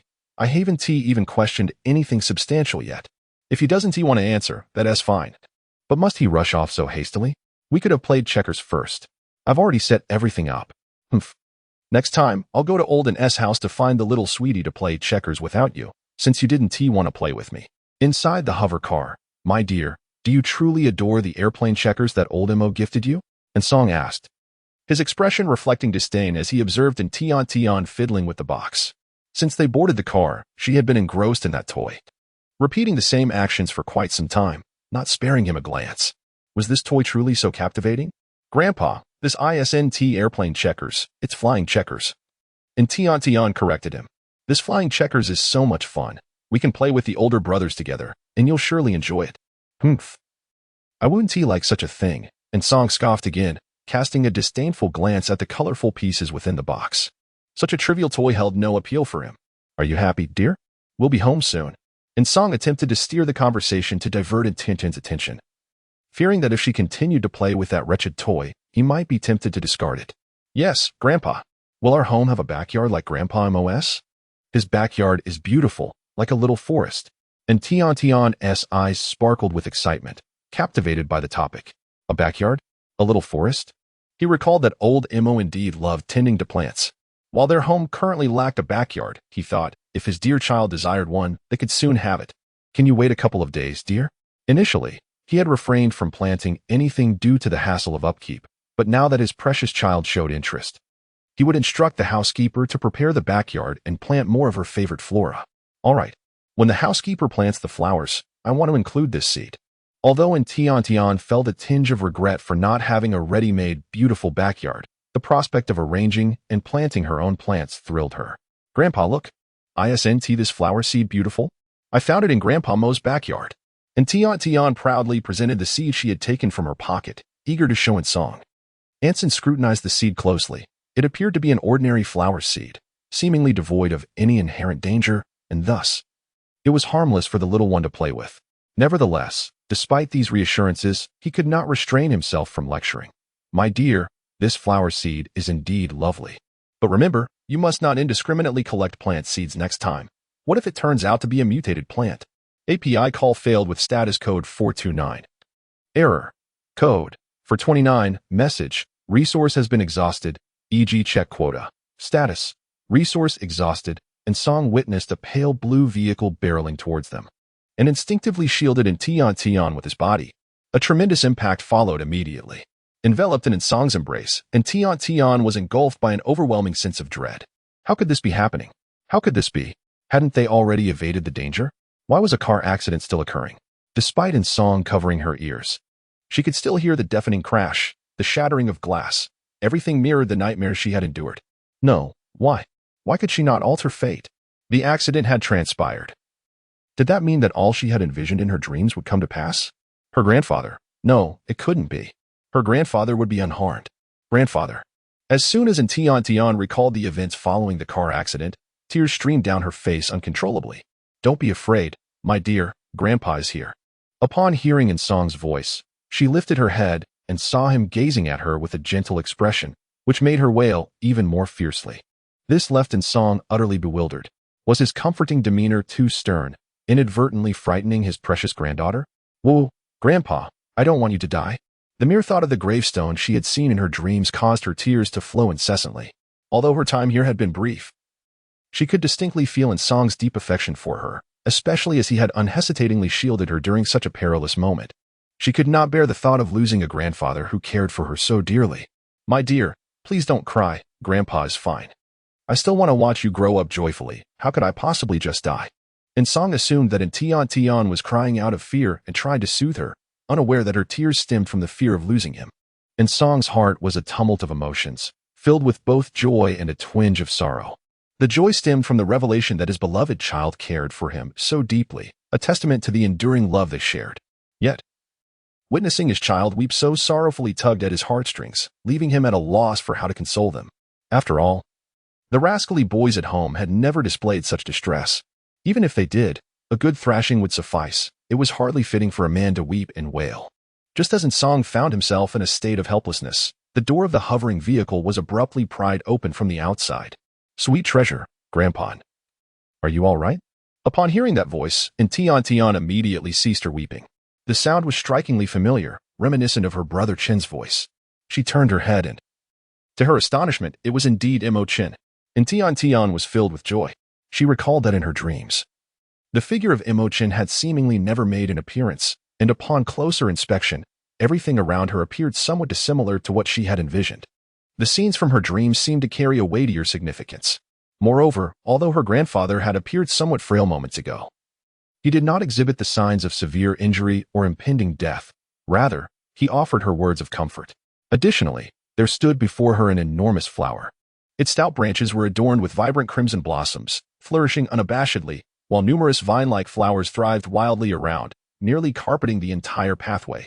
As soon as Tian laid eyes on this flower, she was reminded of the seed she had discovered, for the patterns etched upon it depicted the very shape of the bloom before her. There was a nearly 90% chance that this exquisite flower had indeed developed from that very seed. And Tiantian pondered carefully and realized that she had indeed failed to grasp the flower's seed, causing it to fly away. To her astonishment, it had grown so large in an instant. Witnessing this spectacle, Tiantian suddenly felt a sense of calmness wash over her, as if she had survived a calamity. For both Chen and this extraordinary flower were elements she had never encountered in her dreams. Did this signify that she had altered something? Although the car accident still occurred, the outcome seemed different from before.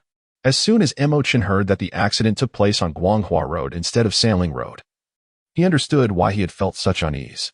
In his previous life, he distinctly remembered that In Song and the others had their accident on Sanling Road, not Guanghua Road. This indicated that the accident they faced did not evade them due to their visit to the Mo family. The car crash would still transpire. No, he could not allow the tragedy of his past life to repeat itself. Thus, Chen swiftly maneuvered the hover car through a shortcut towards Sanling Road, just in time to witness two vehicles on the brink of collision. Without hesitation, he crashed into them, positioning himself between the two cars to dissipate their impact. This action might entail great peril, but Chen could not afford to linger on such thoughts. In his previous life, he had risked his life for Tiantian, and he would do so again in this life. Fortunately, as the three vehicles were on the verge of colliding, an unusual plant suddenly appeared, cushioning the impact of their crash. Although the hover cars sustained varying degrees of deformation, thankfully, the casualties were minimal. He was relieved to have arrived in time. After emerging from the deformed hover car, he hurriedly rushed to the vehicle where Tiantian was located, prying open the door with his bare hands to check on the well-being of Tiantian and In Song. Upon opening the deformed door, he found the young girl unharmed, evidently well protected by old Masterin, who also appeared to have sustained only minor injuries. Chen felt a slight sense of reassurance. He had not arrived too late. However, seeing Sweet Treasure with reddened eyes and tears lingering on her cheeks, it struck him like a dagger to the heart, causing him immense pain. "Sweet Treasure, why are you crying? Were you frightened? Do not fear, Brother Chen is here. Brother Chen, I am fine. You should check on my grandpa and the driver in front. He seems to have fainted." And Tiantian wiped her tears with her small hands, her voice still quivering with emotion. Chen noticed that despite her tears, and labored breathing. She bravely dried her eyes, deepening his concern for her. He yearned to hold the little girl in his arms and comfort her. Yet, the moment was not right. He could not risk frightening her further. The immediate priority was to rescue the individuals trapped inside the vehicle. Otherwise, he could not guarantee that the hover car would not explode, endangering everyone's lives. "Grandpa, are you all right? Can you get out?" Imo-chan inquired of Insong. "Young man from the Imo family, I am otherwise fine, but my waist seems to have taken a hit. First, take the dear child out, and then come to assist me." Insong grunted through the pain and carefully handed Tiantian over. Imo-chan quickly received her, and Tiantian, understanding the gravity of the situation, wrapped her arms around his neck without a fuss. She knew that only by exiting first would Insong be willing to come out, allowing Imo-chan to rescue them more swiftly.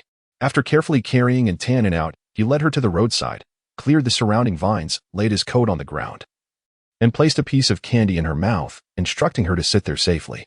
Although they were a distance from the accident site, it remained within his view, ensuring her safety. After scrutinizing the surroundings for any threats and confirming their safety, he bent down to advise, "Sweet treasure, please sit here obediently while I rescue Grandpa and the driver. I will return for you shortly." "Yes, Brother Chen, hurry back. I will wait here patiently." And Tiantian assured him with a nod, receiving her promise. Imo-chan reluctantly patted her little head before rushing back to the hovercar to assist Insong and move the injured driver to safety. Along the way, he glanced back at Tiantian several times, and upon seeing her sitting quietly without any signs of distress, he felt reassured to focus on rescuing others. Unbeknownst to Imo-chan, Tiantian had indeed sat patiently at first, waiting for him to finish his tasks. However, before long, she felt something poke at her ankle. Looking down, she saw nothing but a tangle of flower vines. These vines, which appeared to be branches of the extraordinary flower, were densely woven but harmless. Approaching them would not result in an attack. The number of flowering vines here is, in fact, quite sparse, a result of Imo-chan's deliberate tidying before his departure. It must be an illusion. And Tian pondered this and chose not to dwell on it. However, shortly thereafter, she felt a gentle touch on her left hand. She glanced down and thought, there's nothing there. Then, she felt a poke at her right waist. And Tian glanced to her right once more. Yet there was still nothing in sight. What on earth? Could it be that the flower vines had come to life? Before Tian could ponder this further, she felt a sudden slap on her dairy. And Tian's temper flared instantly. She was determined to discover what audacious entity dared to strike her backside. It was acceptable to touch her small hands or brush against her slender waist, but a slap on the rear was intolerable. Regardless of whether it was a human or a spirit, she was intent on dragging it out and giving it a good thrashing. Fuming, she turned around only to find a green floral vine standing behind her, which waved its tendrils as if greeting her.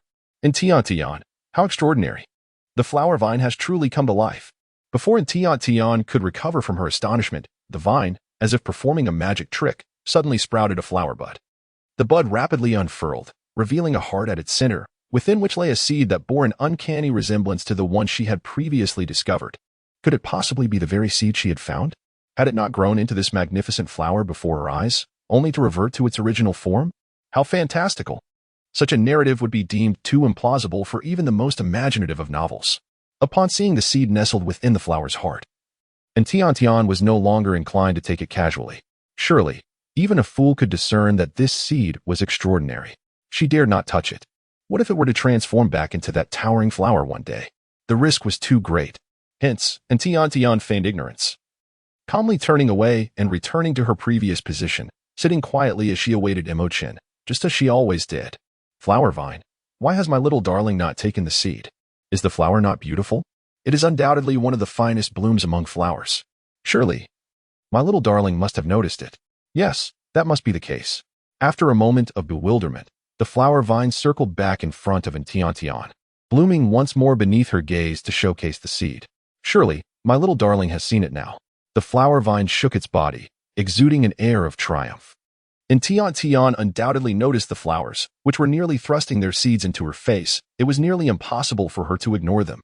However, she was not particularly inclined to accept them. After gently pushing the vine away to create some distance, she shifted her petite form to signify her refusal.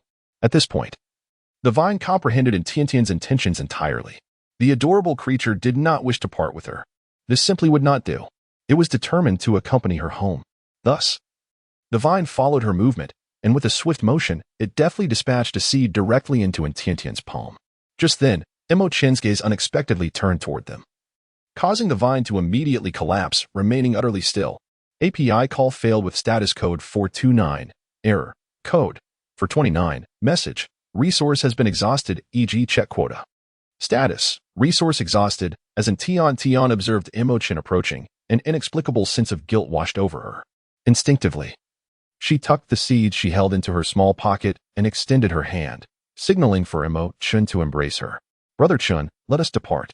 Imo-chen, captivated by the sweet and endearing expression of the little girl, felt his heart melt utterly and promptly lifted her into his arms, heading in the direction of Insong. However, as Imo-chen turned to leave with Tian Tian cradled in his arms, the flower vines began to visibly wither at an alarming rate. The once magnificent blossoms slowly succumbing to decay. Beep beep. A convoy of traffic robots arrived, sealing off Sanling Road to alleviate the congestion caused by the accident. Subsequently, the animal police responsible for managing the Star Network traffic appeared to address the incident, accompanied by rescue personnel. Fortunately, due to the presence of the exotic flowers and vines, there were no additional casualties beyond the accident involving Insong and his companions. Upon receiving the news, Inqing immediately rushed over with a multitude of emergency medical supplies and healthcare personnel. Upon arriving at the scene of the accident, the sight of the mangled hovering vehicle, a stark contrast to her usual composure, left Inqing utterly distraught. How could such a calamity occur when everything seemed perfectly fine just moments ago? The severity of the collision weighed heavily on her mind. She could not help but wonder about Tian Bao and her paternal figure. No, it couldn't be. They would be safe. Inqing was unable to confront the scene before him. In a state of panic, he hurriedly rushed to the pink hovering vehicle, hoping to ascertain the situation. However, a figure even swifter than he dashed past him, throwing themselves in front of the vehicle, frantically pounding on the door while wailing. Whoa, sweet treasure, Father Beast, you must not be harmed. The one sobbing uncontrollably was none other than Lang. Upon hearing the news of the accident on Sanling Road, knowing that his beloved sweet treasure and Father Beast were still inside the vehicle, he was consumed by urgency, abandoning all his affairs to rush over. Yet, upon arriving at the scene of the crash on Sanling Road, the taut string in Lang's mind suddenly snapped. In a fit of despair, he dashed toward the mangled hovering vehicle, crying out, Father Beast, please do not cry. Upon hearing that soft and tender voice, Lang immediately ceased his tears. How remarkably similar this voice was to that of his beloved sweetheart. Turning around, he was indeed greeted by the sight of his cherished darling. Oh, how wonderful! My sweet treasure is safe and sound, unharmed. Enfolding his cherished daughter in a tender embrace, Lang succumbed to soft sobs. Sweet treasure, you're unharmed. Oh, this is too wonderful. You nearly petrified your father. I feared I would never behold you again. Father, and Tian Tian gently chided, wiping away his tears with her tiny hands. I am quite all right.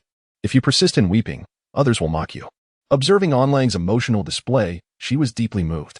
Upon awakening, she keenly perceived the genuine affection her adoptive father held for her, cherishing her as his most precious jewel. Who could have imagined that this usually stern and aloof beast would lose his composure to such an extent, weeping openly? It stemmed from profound care, a fear of losing what he held dear. Ahem. Lang cleared his throat, abruptly regaining his composure. Father merely had sand in his eyes, hence the tears. After his emotional outburst, he realized he had been too unrestrained in front of his daughter. Swiftly adopting a solemn countenance, he offered a clumsy excuse, attempting to conceal his earlier display of vulnerability, as if the beast who had wept so unreservedly was not him. And Tian Tian certainly did not expose Lang's little lie. Instead, she cooperatively blew into Lang's eyes. Father Beast, let me blow for you. Once the sand is cleared away, you won't shed any tears. My sweet treasure is truly obedient. Seeing his daughter so concerned about him, and Lang, who had finally managed to suppress his tears, felt his eyes redden even further. Sweetheart, are you hurt anywhere? Where is Grandpa? Inqing, delighted to see Tian Tian safe, was still anxious about their well-being and inquired. Uncle, I'm perfectly fine. Grandpa is sitting on the road across from us. You should go check on him quickly. His back hurts, and the driver has fainted. And Tian Tian pointed towards where Insong was located, holding Lang's hand as she led the two towards him. Grandpa, Brother Chen, I brought Father Beast and Uncle with me. See, I told you I could bring them by myself. And Tian Tian beamed with pride, despite her small arms and legs. She was capable of accomplishing many things. Indeed, indeed. Sweetheart is the most remarkable, Mo Chun praised with a hint of helplessness. Upon seeing An Lang and An Qing approach, Mo Chun had intended to accompany Tian Tian, but the little girl insisted on going alone, claiming that Grandpa was injured and needed to be watched over. She declared herself a big child, capable of bringing them back. Mo Chin, though concerned, could not dissuade Tian and reluctantly agreed. Fortunately, the distance was not far, and the scene remained within his line of sight. He thought that should anything happen to the little girl, he could rush to her aid immediately. Now, having successfully brought them back, she must be feeling immensely proud, and it seemed her courage would only grow from here on out. Henceforth, he would need to keep a watchful eye on her. Naturally, Ansong is to be praised. My dear child is truly remarkable and exceptionally brave, unlike certain individuals who, despite their age, still weep and wail in times of trouble. The weeping An Lang, Father Beast, if you had not brought this up, we could still maintain our father-son bond. Ahem. Father Beast, sweet treasure mentioned that you are experiencing discomfort in your waist. Allow me to assist you in examining your injury.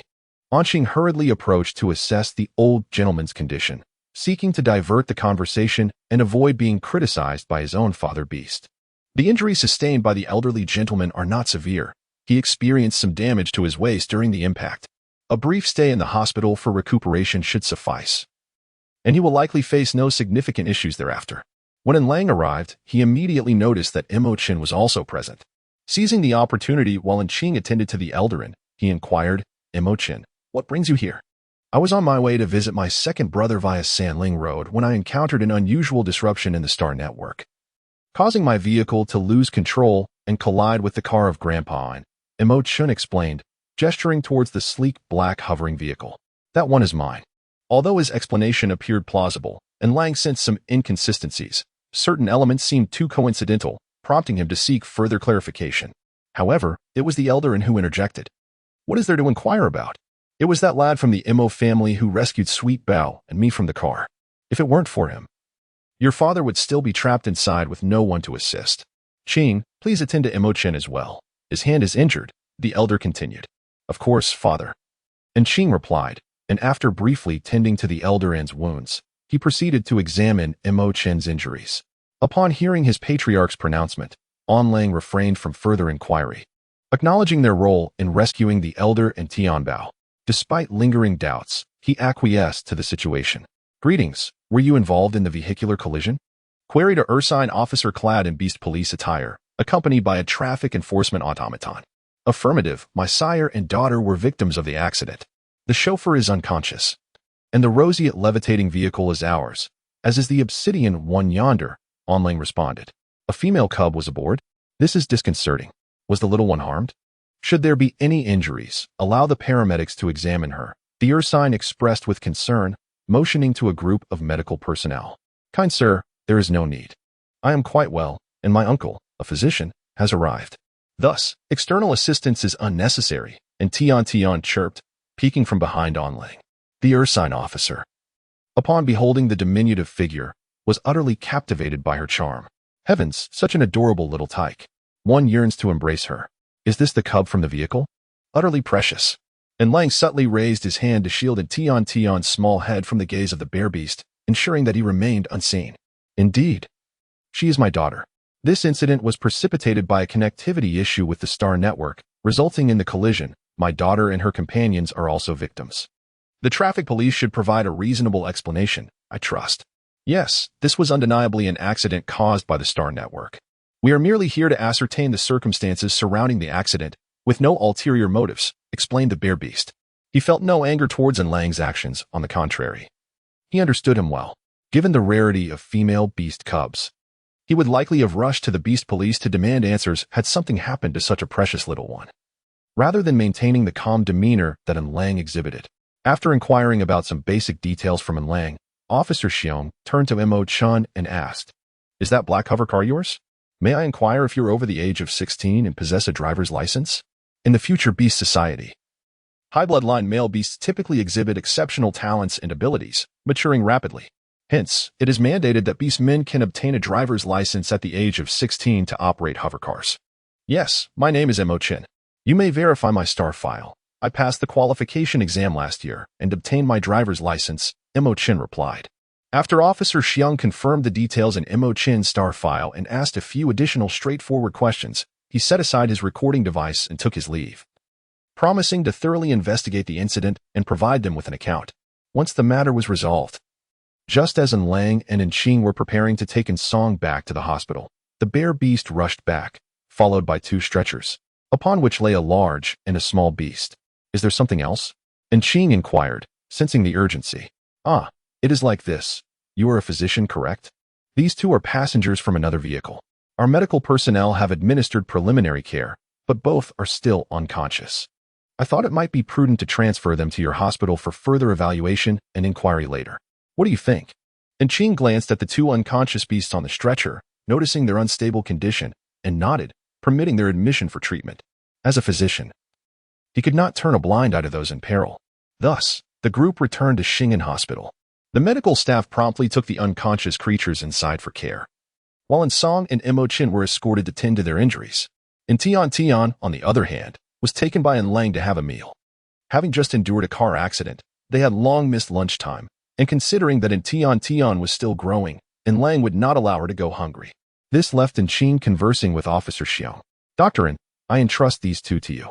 We must return to Sanling Road to address some matters. There remains a considerable amount of anomalous vegetation yet to be dealt with. Anomalous vegetation? Are those the flowering vines? They hardly seem aggressive. En Qing pondered the flowering vines he had observed on Sanling Road. Typically, anomalous plants exhibit some form of aggression, yet those appeared no different from ordinary flora. Had it not been for the haste of the day, he would have liked to collect samples for thorough examination, as he had never encountered such plants and was quite intrigued. True, they lack aggression, but the manner in which these plants appeared is rather extraordinary. According to surveillance, they seem to grow in an instant. Experts initially speculate that an anomaly in the star network's magnetic field may have triggered the rapid mutation of seeds on the roadway. Perhaps the energy from the magnetic disturbance was insufficient, preventing complete mutation and thus rendering them non-aggressive. Officer Xiong candidly shared all he knew with En Qing, who appeared genuinely fascinated by the vegetation. Indeed, I have never seen such plants and would like to study them closely. Alas, I missed the opportunity to collect samples. En Qing acknowledged without reservation. It seems you may not have the chance to gather samples now. Strangely, these anomalous plants have begun to wither inexplicably, leaving only remnants behind. My primary task upon returning to Sanling Road is to clear these remnants. If you do not mind, I could bring some of the plant remains for your research. Then I thank you, Officer Xiong. En Qing expressed his gratitude. Oh, Dr. En, there is no need for such formality. I am merely assisting in passing. However, please do pay extra attention to the 2 patients inside. If any issues arise, feel free to contact me. We will see this through to the end. As the hour grew late, he prepared to depart, having numerous matters to attend to, including investigating who had attacked the star network, leading to this accident. Very well. Officer Xiong, take care, En Qing replied, not prolonging the farewell. He watched as the police vehicle drove away before returning to the hospital to check on the old gentleman's condition. In the hospital's dining area, and Tian Tian was glumly confronting the meal before her, her little head drooping in evident disinterest. Indeed, she possessed little appetite.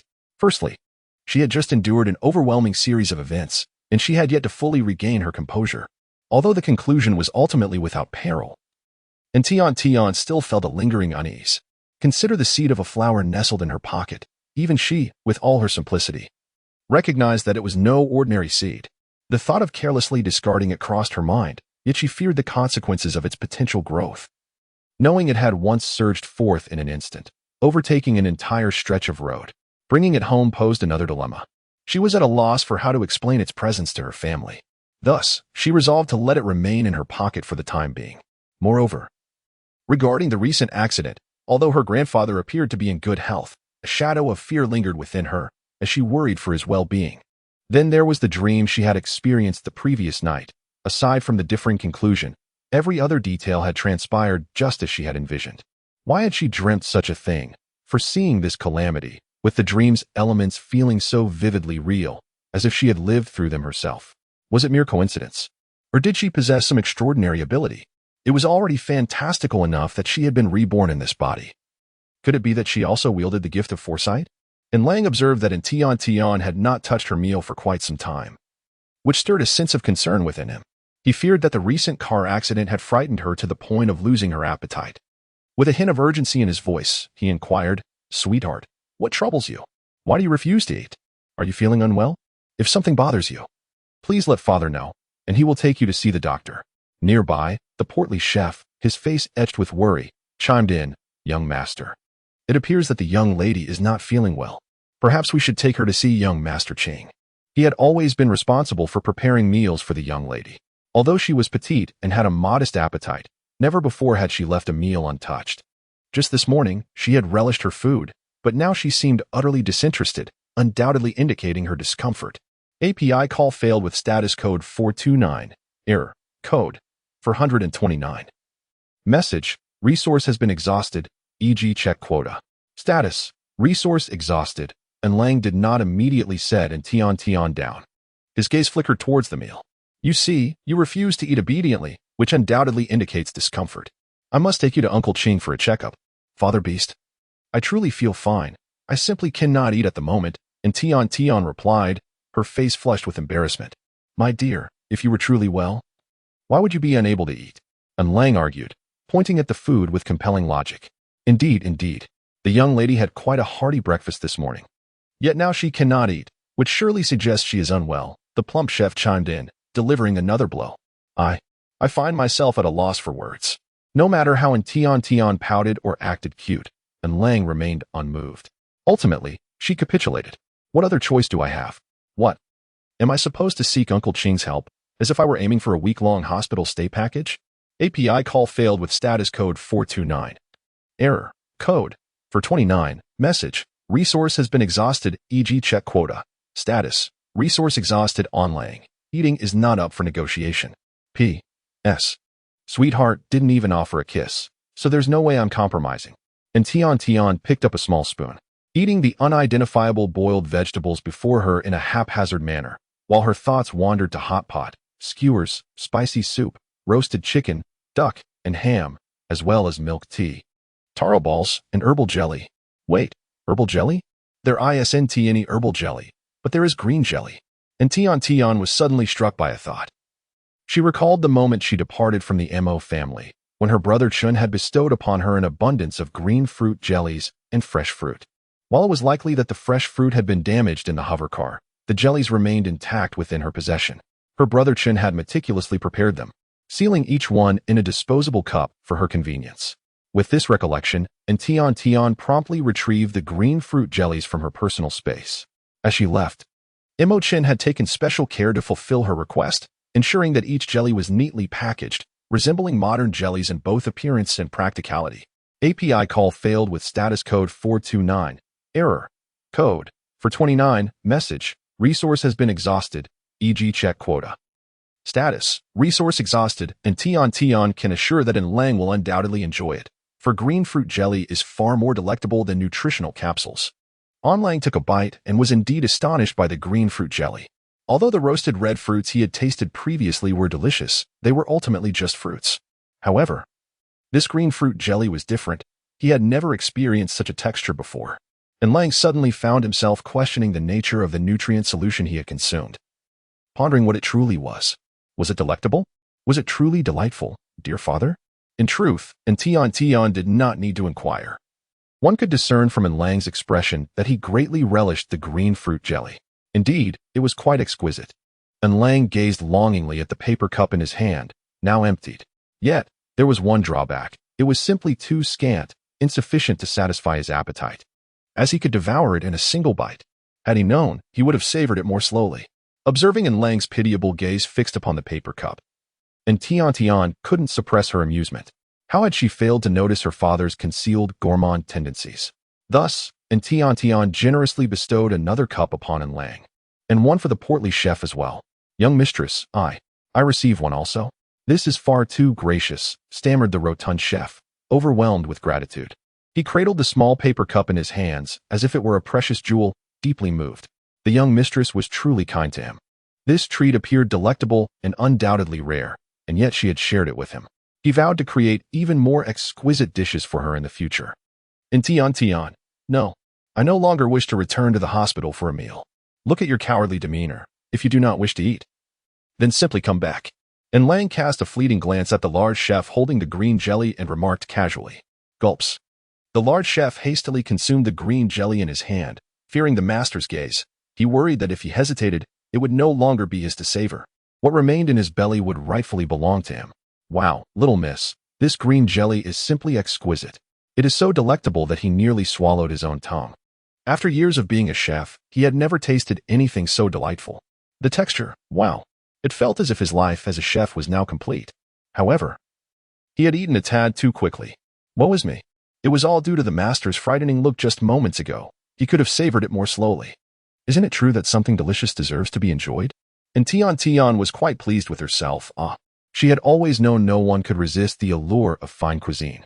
She believed that Father Beast and the large chef would soon realize how unpalatable boiled vegetables could be, not to mention the dreadful nutritional supplements that were nearly inedible. "Little miss, could you perhaps grant me another green jelly? I wish to study it further," he was about to express, but caught sight of Lang's face darkening suddenly. To ask for another when he had barely had two? How infuriating. Whether the large chef felt his request was excessive or simply feared Lang's menacing expression. He quickly altered his words. Little miss, I misspoke. I did not mean to ask for another, dear Uncle Chef. In truth, this green jelly is quite simple to make. One merely needs to extract the juice from the green fruit, add water, boil it, and then allow it to cool. And Tian discerned that the plump chef genuinely wished to explore the recipe for green fruit jelly, devoid of ulterior motives, and thus she divulged the method. This exquisite jelly is crafted from green fruit juice, and the procedure is remarkably simple. Dear miss, are you not afraid that I might share this recipe with others? The plump chef was truly taken aback by Tian's candor. The delectable nature of this green fruit jelly and the rarity of its recipe left him astonished, as she so readily revealed it to him. Uncle Fat, she continued, this recipe was not originally mine. It was discovered by Brother Chen. However, Brother Chen has entrusted the recipe to my grandfather, who intends to share this green fruit jelly with the soldiers. I share it with you now, in hopes that you might prepare it for the patients at the hospital.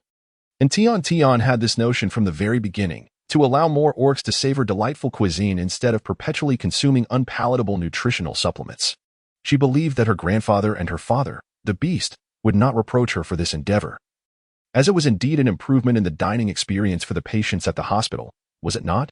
Certainly, and Lang would not blame Tian, since the recipe for the green jelly was provided to the Yin family by Mo Chen. And Tian's intention to use this recipe to enhance the hospital's meals was entirely acceptable to him. He would unconditionally support anything his beloved wished to do. The young lady entrusted you with the recipe for the green jelly, confident that you would not divulge this method. Henceforth, you shall diligently oversee the kitchen affairs at the hospital. Yes, young master, the portly chef promptly replied, understanding that the young master was placing significant trust in him. He was not one to forget kindness, given the faith bestowed upon him by both the young master and the young lady. He would strive to fulfill his duties with utmost dedication. After all, upon joining the Yin family, he had resolved to pledge his unwavering loyalty, thus repaying the kindness shown to him by the young mistress years ago, despite Tian producing a plethora of green jelly. And Lang did not permit her to indulge excessively, citing concerns over tooth decay from too much jelly. He also proclaimed that young ones should not consume excessive sweets, consequently confiscating a substantial portion of the green jelly, anticipating a potential misappropriation of her cherished gelatin desserts under a flimsy pretext. And Tian harbored grave suspicions regarding Lang's motives. Yet, constrained by her reticence, she could only observe, crestfallen, as her beloved treats vanished into her paternal guardian's dimensional inventory. To add insult to injury, she was relegated to consuming insipid boiled vegetables. However, in a moment of paternal benevolence, Lang, after she had consumed approximately half her portion, polished off the remainder and escorted her to Song's ward to inquire about the patriarch's condition. Ordinarily, Lang would have instinctively carried Tian, cherishing the tactile comfort of his diminutive offspring. However, his attempt to embrace her was met with resistance as she insisted on ambulating independently, proclaiming her maturity and aversion to ridicule. She further asserted the digestive benefits of a postprandial stroll, despite her tender age of 4, notwithstanding Lang's entreaties. And Tian remained resolute, compelling him to acquiesce to her wishes. Reluctantly, he resorted to holding her hand as they traversed the hospital corridor toward Song's room. Suddenly, a diminutive figure darted from the periphery, colliding with Tian. The abruptness of the incident caught Lang off guard. resulting in Tian Tian being unceremoniously toppled to the ground, pinned beneath the unexpected assailant. Tian Tian, damn it. It feels like my little bottom has blossomed once again. The culprit, Moose, gazed at the person beneath him, momentarily dazed, forgetting the urge to rise. Fortunately, Lang quickly reacted, lifting the troublesome lad off his precious sweet treasure and tossing him aside. He then cradled Tian Tian in his arms, filled with concern, murmuring softly, "Sweet treasure, look at what you've done. You insisted on walking by yourself and refused to be carried by your father. Now you've fallen, haven't you? Will you still insist on walking next time? Does it hurt?" Tiantian maintained a stern expression, indicating her reluctance to engage in conversation. The baby felt discomfort in her posterior, but chose to remain silent. "I'm sorry, it was not my intention," Moose apologized, feeling a sense of disarray upon awakening in the hospital, completely unaware that he had collided with someone upon rushing out. To his astonishment, it was a strikingly beautiful individual. Moose genuinely felt remorseful. Having inadvertently fallen onto her must have caused her pain. The young girl's tense demeanor suggested that she might be upset with him. The thought of leaving a poor impression on this enchanting person weighed heavily on him, and for reasons unknown, Moose felt a pang of discomfort, his expression reflecting profound disheartenment. "What are you feeling wronged about? I haven't said anything against you," Tiantian observed the little creature before her, who appeared pitiably woeful, as if she were the one who had wronged him, despite the fact that she was the one who had been overwhelmed. "Why you not angry with me?" Moose's eyes suddenly sparkled with hope, fixating intently on Tiantian. "You didn't mean to, so I won't hold it against you this time." Tiantian thought it unwise to bicker with a child, reminding herself that she was, after all, the adult in this situation. Although Lang felt displeased, he refrained from expressing his thoughts further, given that Tian Tian had already spoken. He scrutinized the child before him, seemingly the very cub who had been brought in on a stretcher, and inquired, "You must have been brought here following the accident on Sandling Road. Which family do you belong to, and where is your guardian?" "I am Muse, the cub of the Moosher family. My father has not yet arrived. He is likely unaware of my situation. Upon regaining consciousness, I found myself here," Muse replied. Though his father typically showered him with affection, once engrossed in scientific research, he became oblivious to all else. It is likely that he has not even received the news yet. Upon hearing Moose's words, Lang furrowed his brow. "The Moo family? Indeed. That fellow Moosang could immerse himself in scientific research to the point of neglecting everything else, but to disregard his own offspring in times of crisis was utterly excessive. It is well known that the orc population has a low birth rate, rendering their young particularly precious and in need of protection. Yet here he was, leaving the young one alone in this hospital without care. I will arrange for your father to be notified. You may rest assured here while receiving treatment.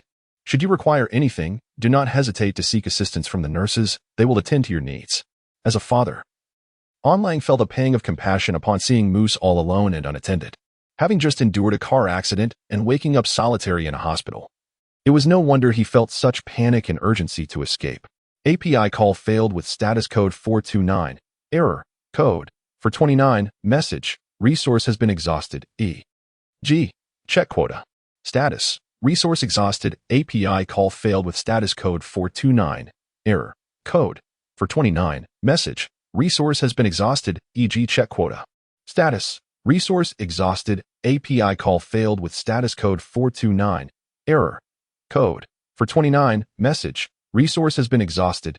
E.g. check quota. Status. Resource exhausted. And Lang held Tian Tian in his arms as they departed. Moose gazed at the two as they gradually faded into the distance. And once their figures were completely out of sight, he tightened his grip on the paper cup and returned to the hospital room. Before Lang could escort Tian Tian into the hospital room, they were met with the resounding cries of Old Master and, "Oh dear, take it easy, young lad. Is it too much to ask for a gentler touch? My old back is nearly broken under your ministrations. Father, I am merely providing you with a massage. The ancient medical texts suggest that this can help alleviate stagnation of blood. Do you not feel a bit more at ease now? Indeed, there is a slight improvement. But your pressure is far too intense. Can you not be a bit gentler? At my age, I cannot endure such rough treatment. I assure you, Father, I am being as gentle as possible. If I were to apply any less pressure, the treatment would be ineffective," and Ching replied with a hint of exasperation. "Grandfather, are you all right? Do you feel any better? Is your back still in pain?" Upon entering the hospital room, Tiantian nimbly descended from Lang's side and hurriedly trotted over to the bedside, where she grasped Song's hand, her face etched with concern. My dear, I'm here. Grandfather is fine, so there's no need for you to worry. But tell me, have you been eating well? The moment in Song beheld in Tian Tian. His previously pained expression transformed into a warm and affectionate smile, his voice softening considerably. And Qing witnessed the entire transformation of the old gentleman's expression and could not help but exclaim in admiration. Ah, how differently this esteemed elder treats his granddaughter. Just observe the swiftness of his change in demeanor. It rivals that of a quantum computer. I assure you, I have been eating well, the young girl declared earnestly, raising her tiny hand with utmost seriousness. Her earnest demeanor almost made it seem genuine. Had it not been for Lang's discreet wink, and Song might have been persuaded.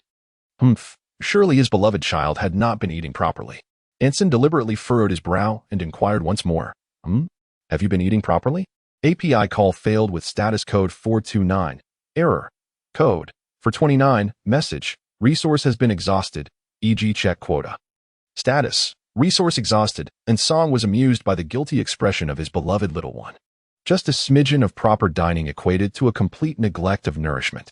Grandfather, are you feeling hungry? Here, have some green fruit jelly. And Tiantian, sensing the awkwardness of the situation, eagerly retrieved the jelly, opened it, and fed it to Song, attempting to divert her grandfather's attention from the pressing matter of food. Of course, old master discerned in Tiantian's subtle intentions. However, he was quite susceptible to his granddaughter's charms. He graciously consumed the green fruit jelly and then, with doting affection, gently tapped in Tiantian's delicate nose, remarking, Next time, my precious darling must eat properly. Only by eating obediently can you grow tall. Alas, what is to be done if my precious darling hasn't eaten well? I suppose I can only forgive her this once, given her adorable nature. After all, she is his only cherished granddaughter. If Xing were present, witnessing his grandfather's newfound leniency, he would undoubtedly be astounded. He should know that he was once reluctant to eat properly. As a result, old master, upon discovering this, subjected him to a 2-day fast, only relenting on the 3rd day with nutritional capsules. Since then, he has never been troublesome when it comes to eating. Verily, grandsons and granddaughters are regarded differently. And Song, is the little rascal refusing to eat? Let him go hungry for a few meals, and see if he changes his mind. Uncle, why haven't I seen Brother Chen? Where is he? And Tian recalled that he had just come over to tend to his wounds, yet now, looking around, she could not find him. Brother Chen had saved them today, and she had not yet had the chance to express her gratitude. How could he simply vanish? Your brother Chen left after bandaging his wounds. He didn't say much. Perhaps one day, when the opportunity arises, you can thank him properly. And Qing replied while assisting the elderly gentleman with a gentle massage of his back, his hands never pausing in their task. If anyone should express gratitude, it should be me personally accompanying my dear child to do so. You need not bother with it. Ah, Qing, to be gentle. I cannot lessen my strength any further. And Qing lamented, yet he softened his touch. He realized that he not only had to indulge his sweet and obedient niece, but also had to accommodate his centenarian father. Alas, it was no easy feat after confirming that the elder was in stable condition, and Lang prepared to take Tian home. Initially, Tian was reluctant to leave, fearing that her grandfather would feel lonely in the hospital. She was willing to stay a few more days, having grown accustomed to the environment. However, Song waved his hand dismissively, insisting that Tian need not remain there, effectively urging them both to return home. And Tian was willing to accompany him, which naturally brought him joy. However, he was reluctant to let his precious one linger in the hospital any longer. He believed that a young creature like Tian should explore the world beyond the confines of the hospital rather than remain cooped up in a ward all day long. Previously, there was no alternative. His beloved had been in a state of slumber for 4 years and required constant observation in the hospital. Yet now that her health had improved, it was best that she did not return to the hospital again. It would be far better for her to enjoy life outside, basking in good health. Thus, Lang personally drove the hovercar, taking Tian back home.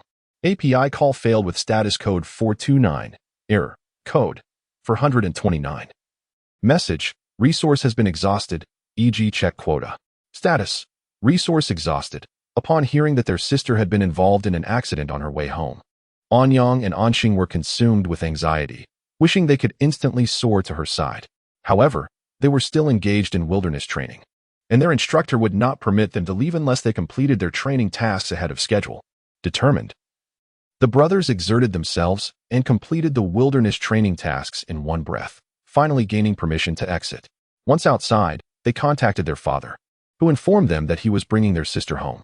Thus, they chose not to rush to the hospital, but instead returned home to await her arrival.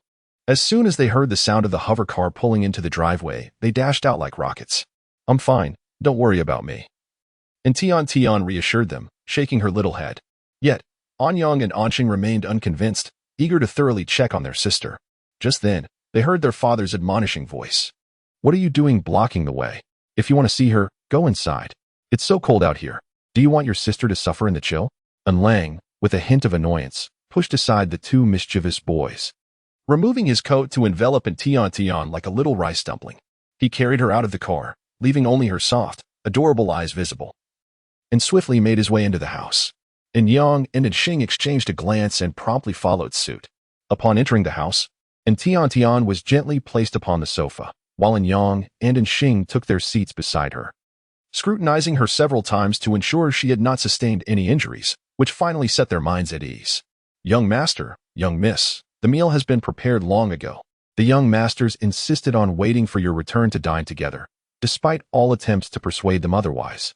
Now that you are back, you may proceed to the dining table." After the diligent housekeeper meticulously arranged the prepared dishes, he approached Lang and inquired, "Would the dear child care for another helping? The meals I have prepared are exceptionally delectable, rivaling even the renowned chef at the hospital. Shall we indulge alongside the older brothers?" And Lang had previously noticed that Tian had eaten far too little and now wished for her to partake in another serving. "No more. No more. Father, have you forgotten? We just dined at the hospital." And Tian emphatically declined, her small face contorting into a frown, looking quite distressed. "How could that be?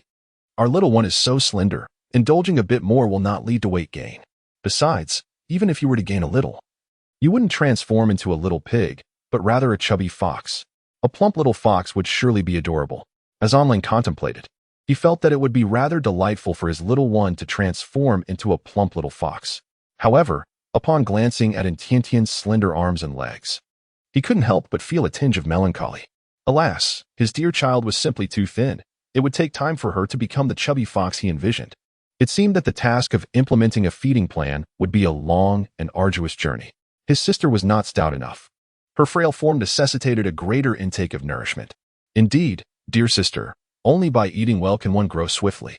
Anyang and Anqing wholeheartedly agree with Lang, believing that their sister is indeed too slender. They think it would be best for her to eat more, as a plump figure would be far more endearing in the future, concealing her delicate ears in sweet feigned ignorance.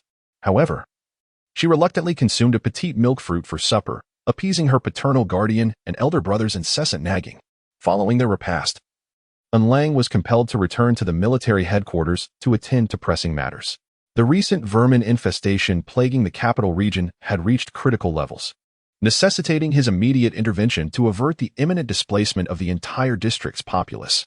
Though loath to part from sweet, duty called. Before his departure, Lang embraced sweet affectionately, showering her with caresses and farewell kisses. After an extended period of lingering, he reluctantly departed, casting longing glances homeward as he journeyed back to the military headquarters. With Lang's departure, Yang and Xing exchanged knowing glances, followed by jubilant exclamations of triumph. Huzzah! With the paternal overlord vanquished, our sister is ours to cherish. They could now hold her tiny hand, regale her with bedtime stories, nourish her with sustenance, and envelop her in affectionate embraces. Alas, the act of lifting her aloft posed a potential hazard, lest she suffer a fall. Nevertheless, kisses and cuddles were permissible. In essence, they were granted the extraordinary privilege of personally tending to their sister for the ensuing 12, 24, or even 36 hours, witnessing Yang and Xing's inexplicable elation. And sweet experienced a sense of bewildering predetermination. In the wake of their celebratory outburst, Yang and Xing meticulously planned their inaugural act of sisterly care, a grand tour of her chambers. The Yin family's residence is quite expansive, verging on the grandiose. Unlike the traditional Chinese decor characteristic of the Mo family, the interior design exhibits a harmonious blend of Eastern and Western styles, leaning slightly towards a more Western aesthetic. Each floor boasts numerous rooms, each thoughtfully arranged to ensure ample natural light. According to Yang's account, the esteemed elder Mr. Yin, along with Qing and Lang, occupies one floor, with each individual enjoying their own private chamber. API call failed with status code 429. Error. Code. For 29. Message. Resource has been exhausted, e.g. check quota. Status. Resource exhausted. API call failed with status code 429. Error. Code.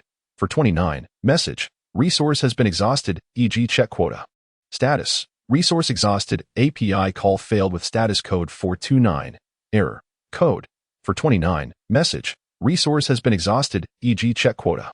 Status. Resource exhausted, and Tian Tian truly adores this room. It is evident that the decor has been meticulously crafted with her in mind. The entire space not only appears aesthetically pleasing, but also exudes a sense of comfort, as reflected in the myriad of small details that showcase the designer's dedication. Knowing that An Lang and the others must have put considerable effort into arranging this, and Tian Tian felt a surge of affection. I want one too. I want one too. We all decorated this room together. Little sister can't just kiss big brother and not me.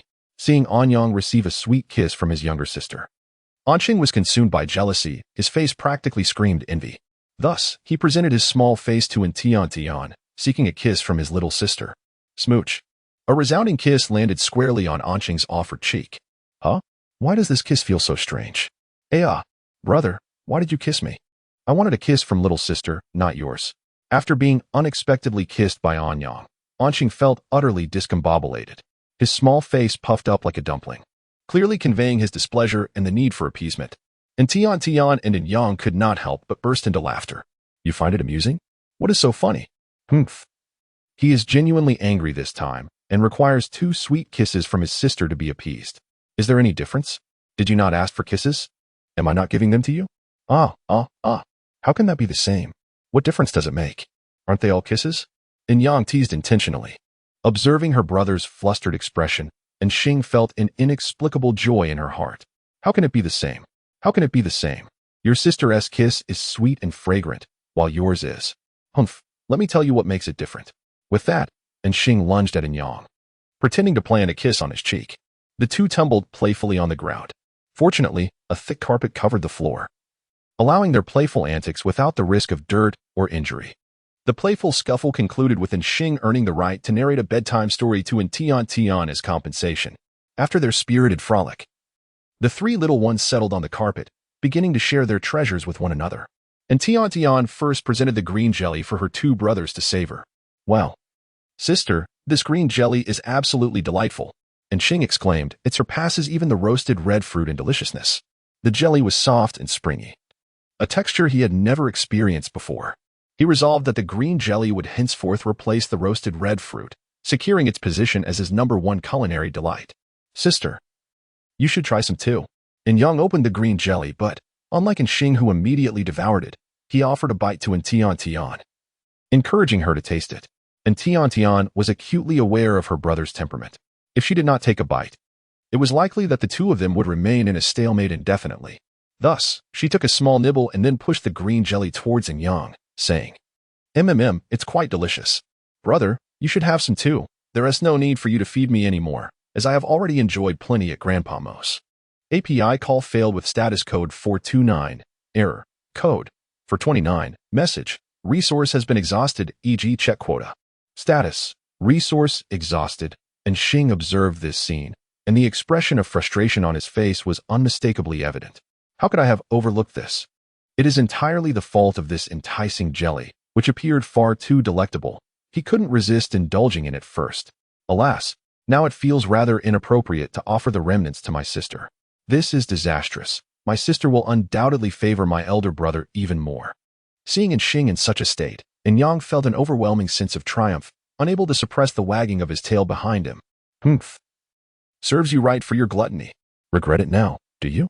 And Tian observed the dejected expression on Xing's face and couldn't help but chuckle. She never anticipated that her second brother possessed such a delicate heart. In truth, she would not allow such trivial matters to diminish her affection for him. Her 2 brothers, though remarkably similar in appearance, exhibited starkly contrasting personalities. The eldest brother, Anyang, was more thoughtful and adept at caring for others, embodying the essence of a true, warm-hearted individual. In contrast, the second brother exuded a more vivacious spirit, often displaying a playful side. Yet, they shared one undeniable trait. both cherished her profoundly and unconditionally. Naturally, and Tian couldn't bear to see Xing disheartened. She tugged at his sleeve with playful affection, inquiring, "Second brother, didn't you say you brought me a gift? Where is it?" "Right here, right here. My dear sister, I've gathered a plethora of fruits for you." And Xing responded, seizing the opportunity to display his affection. He promptly retrieved the fruits from his personal spatial dimension. Moments ago, he was enveloped in despondency. But now his heart soared with elation. His sister was indeed showing him affection, a sentiment he cherished deeply. Ha ha ha, I knew it. My sister still favors me the most. And Yang, not wanting to be outdone, also presented a generous array of fruits. Knowing Tiantian's fondness for them, they had gathered various fruits during their wilderness training, storing them in their personal spaces with the intention of surprising their sister. Despite their early return from training, they had still managed to collect a considerable amount, arranging them into a small mountain on a stool placed atop the carpet, which served as a makeshift table. "Oh, why are these fruits moving?" And Tian inquired curiously, observing the subtle movements within the pile. "Brother, did you bring me other gifts as well?" As she reached out to touch them, and Yang swiftly intervened, grasping her hand. "Sister, don't touch." He exchanged a knowing glance with Xing, who promptly began to sift through the fruits, unearthing mudworms. How did they get mixed in here? Fortunately, he had stopped his sister from touching them, as being pinched by the pincers of these mudworms was no trifling matter. "Ah, I might have been too hasty and inadvertently brought them along," Xing confessed, scratching his head. Mudworms were ubiquitous in the capital district, and he hadn't noticed one of the larvae sneaking in. Luckily, they discovered it early, averting a potential disaster. "I'll dispose of it immediately." And Xing picked up the creature, ready to leave. "Brother, wait." And Tian called out urgently, stopping Xing in his tracks. "How can you dispose of it? It's a crayfish." "A crayfish. Though it's turned blue, its appearance is unmistakably that of a crayfish. Look at those powerful claws and that plump tail." And Tian seemed to perceive the spicy crayfish beckoning to her with warmth. "It must be delectable." "Sister, what's wrong?" And Xing queried, turning in confusion, only to find his younger sister fixated on the mudworm in his hand, her gaze akin to that of a connoisseur of culinary delights. No, he must be mistaken. How could his sister possibly desire to consume a mudworm? After all, such an unsightly creature could hardly be considered a feast.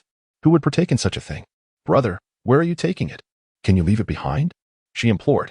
"Please, do leave it. Though diminutive, it could suffice for a meal." "What?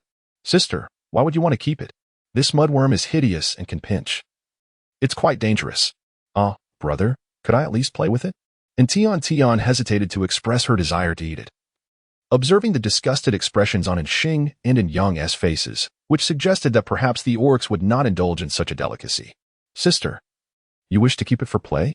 And Xing's countenance betrayed his inner conflict. He neither affirmed nor denied her request, for the pleading look in his sister's eyes rendered him incapable of uttering a refusal. He could only frantically blink at Anyang, attempting to shift the burden to him. Whether Anyang would bear the brunt of the blame remained uncertain, but Tian comprehended her second brother's intent. Securing their eldest brother's consent would seal the deal. Thus, Tian gazed at Anyang with limpid, imploring eyes, inquiring, "Brother, might I keep it?" "Ahem, yes, you may keep it. Have your second brother cleanse it and remove its large pincers before you play with it." Anyang conceded almost without hesitation. He was simply unable to resist his sister's entreaties. How could he refuse such hopeful supplication from her upturned, cherubic face? It was merely a mud grub larva, rendered harmless by the removal of its pincers. It posed little threat. Once Tian tired of it, he could discreetly dispose of it. "Thank you, brother." And Tian expressed her gratitude with a hearty embrace. This display kindled a small flame of envy within Xing's heart, which was only somewhat assuaged by a goodnight kiss from Tian later that evening. Before departing, he pledged to Tian that he would capture an exceptionally large mud grub for her to play with the following day. And Tian, with a radiant smile, eagerly agreed, hoping for the chance to indulge in a sumptuous lobster the following day. She pondered which would be more delectable, the lobsters of this beastly realm or those of the 21st century. After experiencing a whirlwind of events today, she was already overcome by drowsiness. As soon as Anyang and Xing concluded their tales and departed, she succumbed to slumber. She enjoyed a restful night. When dawn broke the next morning, and Tian astonishingly rose early, for she was accustomed to sleeping until 10 o'clock. Awakening anew, and Xing elucidated that her corporeal form necessitates extensive slumber for rejuvenation. Hence her inclination towards prolonged repose, often succumbing to slumber early and awakening late, dedicating nearly half a day to the realm of dreams. In the event of insufficient rest, Tian would invariably exhibit a languid demeanor. Therefore, Lang has consistently indulged her proclivity for late risings, occasionally fostering the aspiration that Tian might prolong her slumber. As the tender fledgling's frame benefits from extended rest, given the delicate constitution of his cherished progeny, it is only fitting that she be afforded ample time to slumber. This day, however, at the tender hour of 7:30, Tian had already emerged from her slumber, appearing remarkably spirited. A testament to the restorative slumber she enjoyed the preceding night. Knock, knock, knock. Enter, and Tian permitted. Subsequently, Butler and Yang entered. The former cradling a small flower pot. Sister, what accounts for your early awakening this day? Yang exclaimed, as he hastened to Tiantian's bedside. Observing his sister's adorable, dazed countenance upon awakening, he was utterly captivated, bestowing upon her a generous kiss. Brother, and Butler, how did you manage to arrive with such impeccable timing? I had scarcely roused myself when you appeared, Tian remarked, rubbing her eyes in an attempt to dispel the lingering vestiges of sleep. Young miss, the young master, apprehensive that you might experience restless sleep upon your arrival, instructed us to equip you with a sleep monitoring device. Should you awaken or encounter nightmares, a notification would be transmitted to my optical computer, thus explaining our prompt arrival upon your awakening, Butler elucidated to Tian. Tian glanced at her wrist. Aside from the bracelet, there indeed lay a delicate pink wristband. She recalled that it was brought to her by Butler last night, and at the time, she had not paid much attention to it. Little did she know it was a sleep monitoring device, which turned out to be quite remarkable. It appeared quite ordinary, yet possessed the extraordinary ability to monitor her sleep. Tian curiously fiddled with the flower pot. Little miss, yesterday the caretaker robot discovered a flower seed among the clothes you changed out of. I have found a pot for you to plant it in. Where would you like to place it? Asked Stewardin, extending the flower pot towards her. Ah, a flower seed. Let us put it on the small balcony over there, Tian replied, pointing to the adjacent little balcony. She had forgotten to take the seed out from the pocket of her clothes yesterday, and unexpectedly, it had been discovered and planted by Stewardin. Since the steward had already taken the initiative to plant it, they might as well leave it there for now. If it were to grow into a gigantic flower, placing it on the balcony would surely prevent it from bursting through the roof. She couldn't help but wonder what kind of flower it would eventually become. Please don't grow too large, otherwise, I want to be able to afford your care, Tian murmured softly while gently stroking the flower pot. What do you mean by not being able to afford it, little sister? What are you talking about? Oh, it's nothing, brother. Where is second brother? Tian smiled at Yang, glancing around but not spotting Xing's arrival, prompting her to inquire. He is downstairs, clearing out mudworms. Your second brother got up early this morning, saying he wanted to catch a big mudworm for you to play with. Would you like to go down and see? Yang continued, pulling several small dresses from the changing room and laying them on the bed for Tian to choose from. I'll take the goose yellow one. Tian decided, picking up the delicate yellow tulle dress adorned with a green ribbon, its colors appearing refreshingly vibrant. Once she changed into the dress, it was evident that it suited her perfectly. The gentle hue of goose yellow accentuated her already fair complexion even more. Anyang also found a hairband that matched the green ribbon on her skirt and styled her hair into a delicate braid, transforming her into an enchanting, artistic fairy. After helping Tian with her morning routine, Anyang took her hand and led her downstairs. Just then, they encountered Xing, who was dragging a basin up the stairs. Upon seeing Anyang and Tian descending together, Xing's eyes brightened instantly. Sister, you look absolutely lovely today, and your hair is beautifully done. Thank you, brother. Today's hairstyle was done by my eldest brother, and I think it looks great too, Tian replied, turning around to show Xing her braid. Upon hearing this, Xing immediately cast a suspicious glance at Anyang. Is my elder brother learning to braid hair? When did he ever take up such a skill? How come I was oblivious to it? How frustrating. My brother secretly learns to braid without informing me. He wishes to show off solely in front of our sister. In response to Xing's skepticism, Anyang offered a nonchalant glance, as if to say, just wait until you master it. By then, it will be too late. Xing shot a glare, huffing, Big brother, just you wait. I will surely style my sister's hair in a more beautiful manner. I shall also purchase her the loveliest little dresses. And Tian Tian did not notice the electric spark between the two brothers. Instead, her attention was captivated by the basin held by Xing. Inside lay an enormous blue lobster, significantly larger than the one from the previous day. The lobster, devoid of its large claws and meticulously cleaned, was adorned with a pink bow that clashed humorously with its deep blue body. "Brother, is this for me?" And Tian Tian inquired, pointing at the basin. "Yes, sister. Do you like it? I specially caught it for you," and Xing replied, "although this one is still somewhat small. I promise that when I grow up, I will bring you an even larger one." There are even bigger ones. This one is already quite large." And Tian Tian exclaimed, finding it hard to believe. However, upon reflection, it was understandable. In this world of beasts, where plants grew exceptionally tall, it seemed only natural for the little crayfish to mutate into a giant blue creature. "Yes, there are even larger mudworms. I promise you. I will definitely catch one for you when the opportunity arises," and Xing assured her. The larger mudworms posed a certain danger, and he was still too young, with his innate abilities yet to develop. For now, he could not capture anything larger. Nevertheless, he vowed to train diligently, enhancing his skills so that in the future, he could provide whatever his sister desired. I believe in you, brother. My brothers are the strongest. I am certain that you will catch me a super large mudworm one day." And Tian Tian, with her whimsical flattery, expressed her desire to take action. And it just so happened that Xing delighted in such words, finding herself in fits of laughter upon hearing them. "Let us first have breakfast. And once we have dined, we may indulge in this," and Yang suggested, concerned that Tian Tian might become too preoccupied with play to attend to her meal. This was a specific admonition from their father before his departure, who had noted that his little sister was reluctant to eat properly and required careful supervision. "Very well." And Tian Tian acquiesced, though her gaze lingered longingly on the large lobster in the bowl, secretly planning to return and savor it for lunch after their meal. "Hee. Dear lobster, do wait for me." The lobster replied, "No, I do not wish to wait for you." Breakfast consisted of a nourishing milk porridge prepared by Butler N, who claimed it was beneficial for the young one's health, being one of the favored dishes among the female cubs. This porridge was crafted from the juice and seeds of a particular herbaceous plant, sweetened with sugar.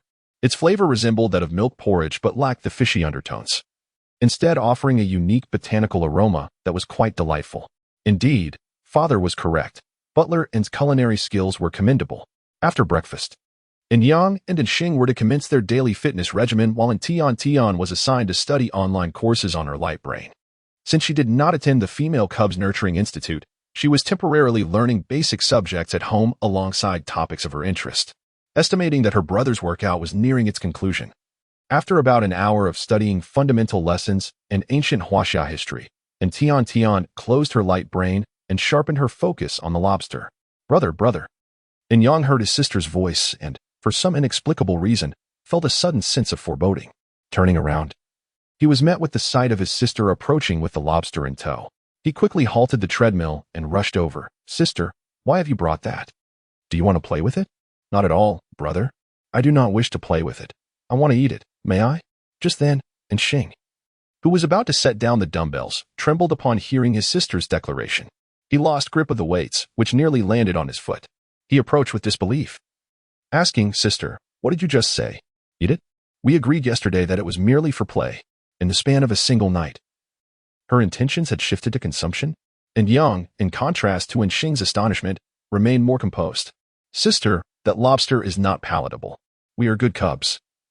We cannot consume such soft and unsavory things. How about I prepare a nourishing fruit for you instead?" Xing, "Brother, what happened to your promise of composure? Why did you start stammering?" And Tian Tian did not relent in the face of Yang's refusal. Tilting her little head, she countered, "Brother, have you ever tasted mudworms?" "No." And Xing interjected, his expression one of disdain as he glanced at the unsightly creature, convinced that he would never indulge in such a dish in his lifetime. "Brother, just because you haven't tried it, how can you claim it is unpalatable?" "Well, it looks unappetizing," he retorted. "Sister, you should heed your elder brother's advice and go enjoy some fruit instead." "Brother, are you judging it solely by its appearance? Just because it is ugly, does that mean it is not delicious?" The mudworm chimed in, "Exactly. Just because I'm not aesthetically pleasing doesn't mean I'm not scrumptious. I am quite delectable. Wait, something seems amiss. Ugh, I am not tasty at all, not in the slightest." And Xing found himself at a loss against his sister's arguments.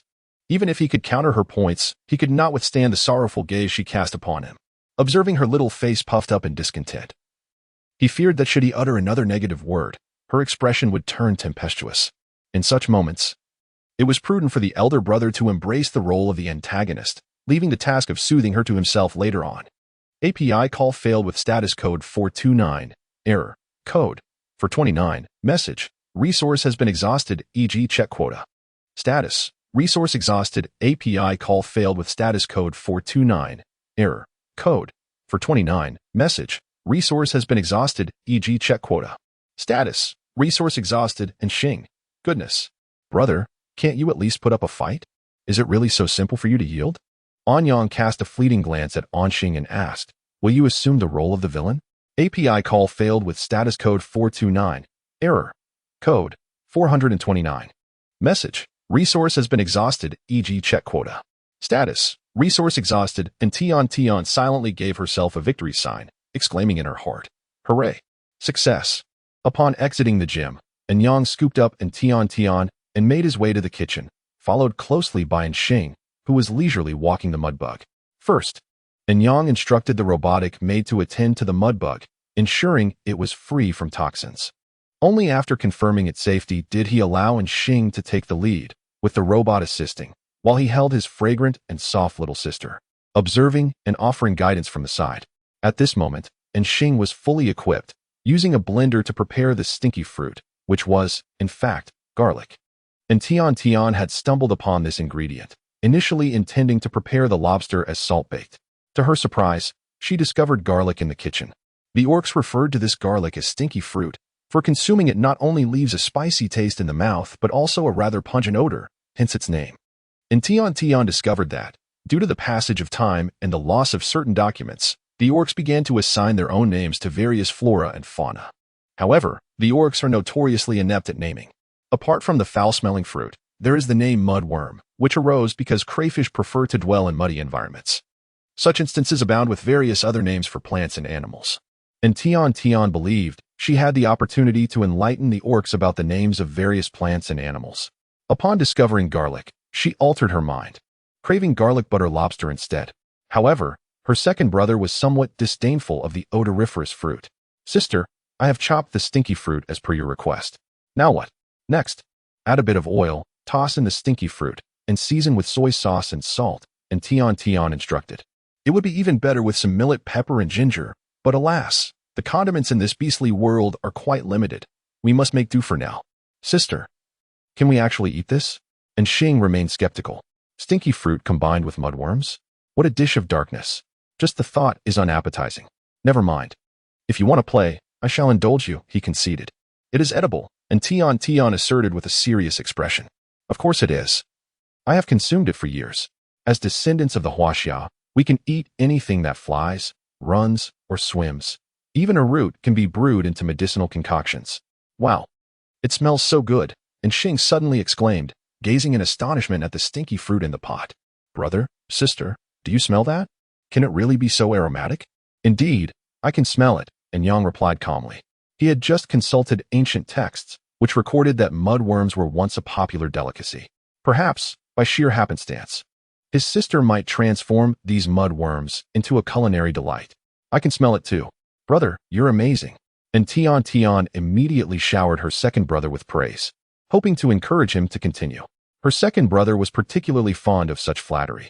Upon hearing his sister's compliments, Xing felt buoyed and energized, shedding his earlier disdain and sluggishness. He promptly prepared the garlic sauce with efficiency, then sliced the shrimp tails, drenching them in sauce before placing them into the oven. The three orcs did not engage in any other activity, simply waiting before the oven. As soon as the timer rang, Xing eagerly opened the oven, and the aroma of garlic butter lobster wafted through the air. The enormous blue lobster, once cooked, transformed into a vibrant red, resembling its 21st century counterpart. Albeit slightly larger and missing 2 claws, adorned with a sprinkling of scallions.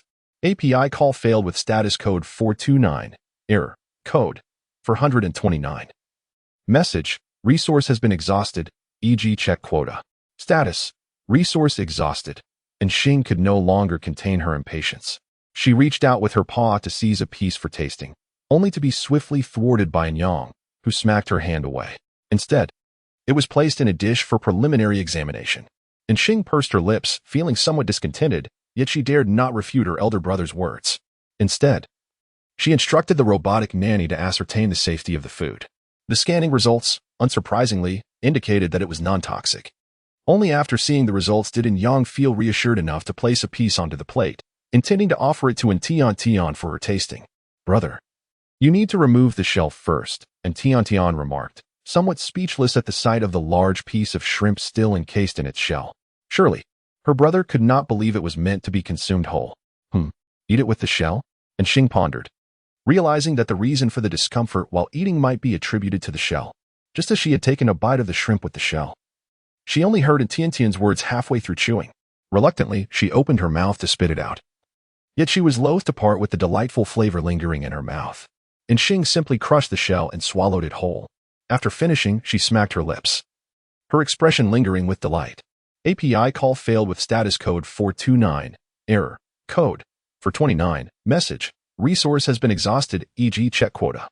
Status. Resource exhausted, and Tian had touched the shell of the blue lobster, which was significantly harder than that of contemporary crayfish. One could hardly fathom how many times sturdier it was. And Xing surprisingly consumed both the shell and the flesh, leaving Tian in awe of her second elder brother's remarkable ability. What strong teeth he possesses, she thought. "Sister, please eat," and Yang said, having removed the outer shell and thoughtfully cut the meat into small pieces, gently offering it to Tian's lips. API call failed with status code 429. Error. Code. 429. Message. Resource has been exhausted, e.g. check quota. Status. Resource exhausted. Observing Tiantian's contented demeanor, and Yang couldn't help but smile, his eyes filled with affection. The fact that his simple-minded younger brother devoured the mudworms, shells and all, was an undeniable testament to their delectable flavor. Indeed, the dish's presentation and aroma alone hinted at its exceptional taste. He reached out, picked up a piece, and upon tasting it, exclaimed inwardly at its exquisite fragrance. "Younger brother, savor your meal. Leave some for me." Eventually, after some deliberation, the two decided to specially set aside Tiantian's portion. They meticulously removed the shells and placed the meat in a small dish, allowing Tian to easily scoop it up herself. What followed was a frenzied battle for the remaining morsels. The amount of lobster meat consumed dictated solely by the swiftness of one's hands. And Tian stood by, observing the fierce culinary competition between the two, feeling a sense of pride as she watched them relish their meal with such delight. Just moments ago, they had dismissed the mudworms as unappetizing and claimed that the stinky fruit would leave a foul taste in their mouths, swearing they would never partake in such fare. Yet, here they were, nearly at odds for a taste of the delectable broth. TSK, I knew it all along. The irresistible allure of Chinese cuisine is simply undeniable. Before long, the two had completely devoured the lobster on the table, leaving not a drop of broth behind. Had it not been for Tian's fervent intervention, she might have suspected that Xing intended to consume the shells and heads as well. Just as they concluded their meal, Butler returned from outside. Young master. Young miss, what delightful dish are you enjoying that smells so exquisite?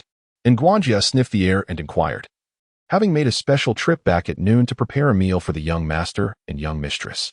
As soon as he entered, he was greeted by an exquisite aroma, which intensified as he approached the dining area. He had never encountered such an enticing scent before. Hastening towards the source of the fragrance, he arrived in the dining room just in time to witness the three little ones in a chaotic state, with sauce adorning Xing's face. The steward found himself somewhat bewildered. Had he returned too late?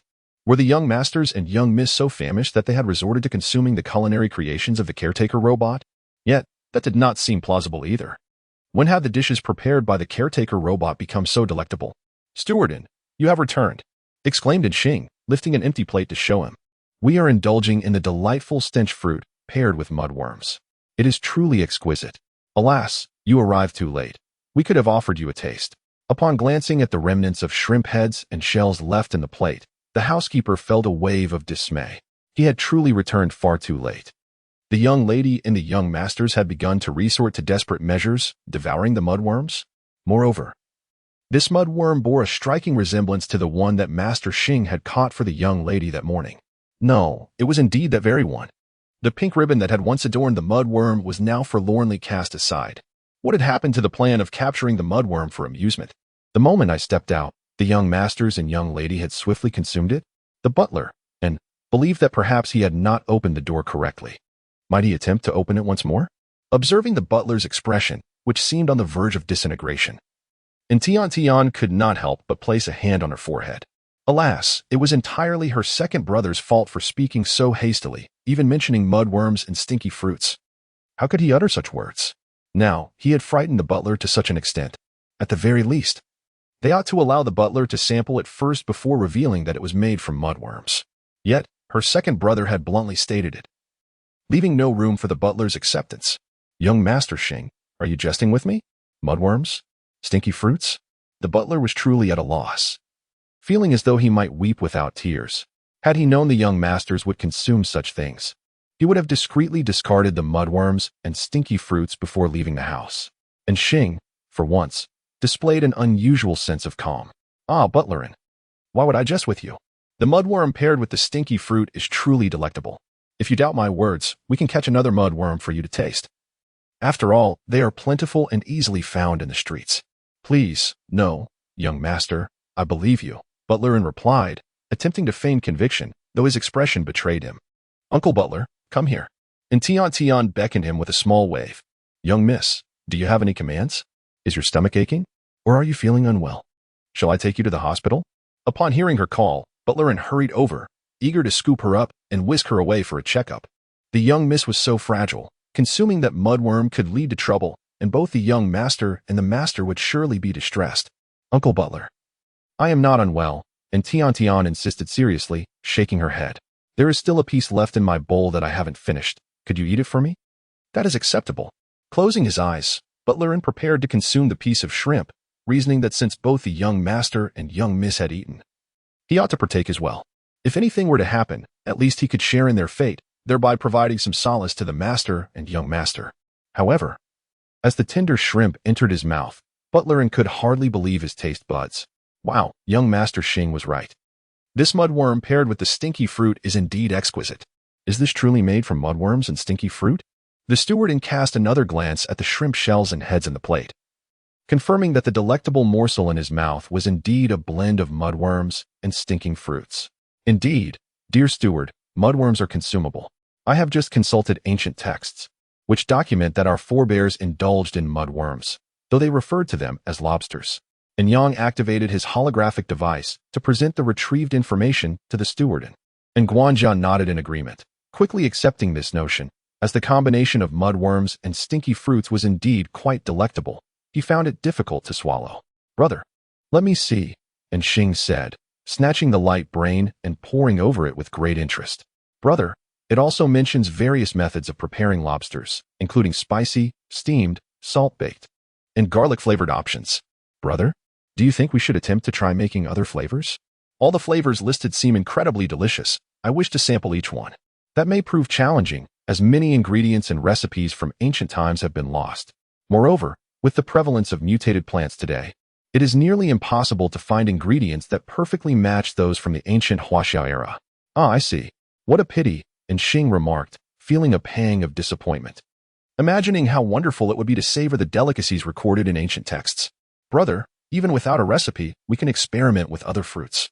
After all, didn't the recipes of ancient times come into existence through countless trials?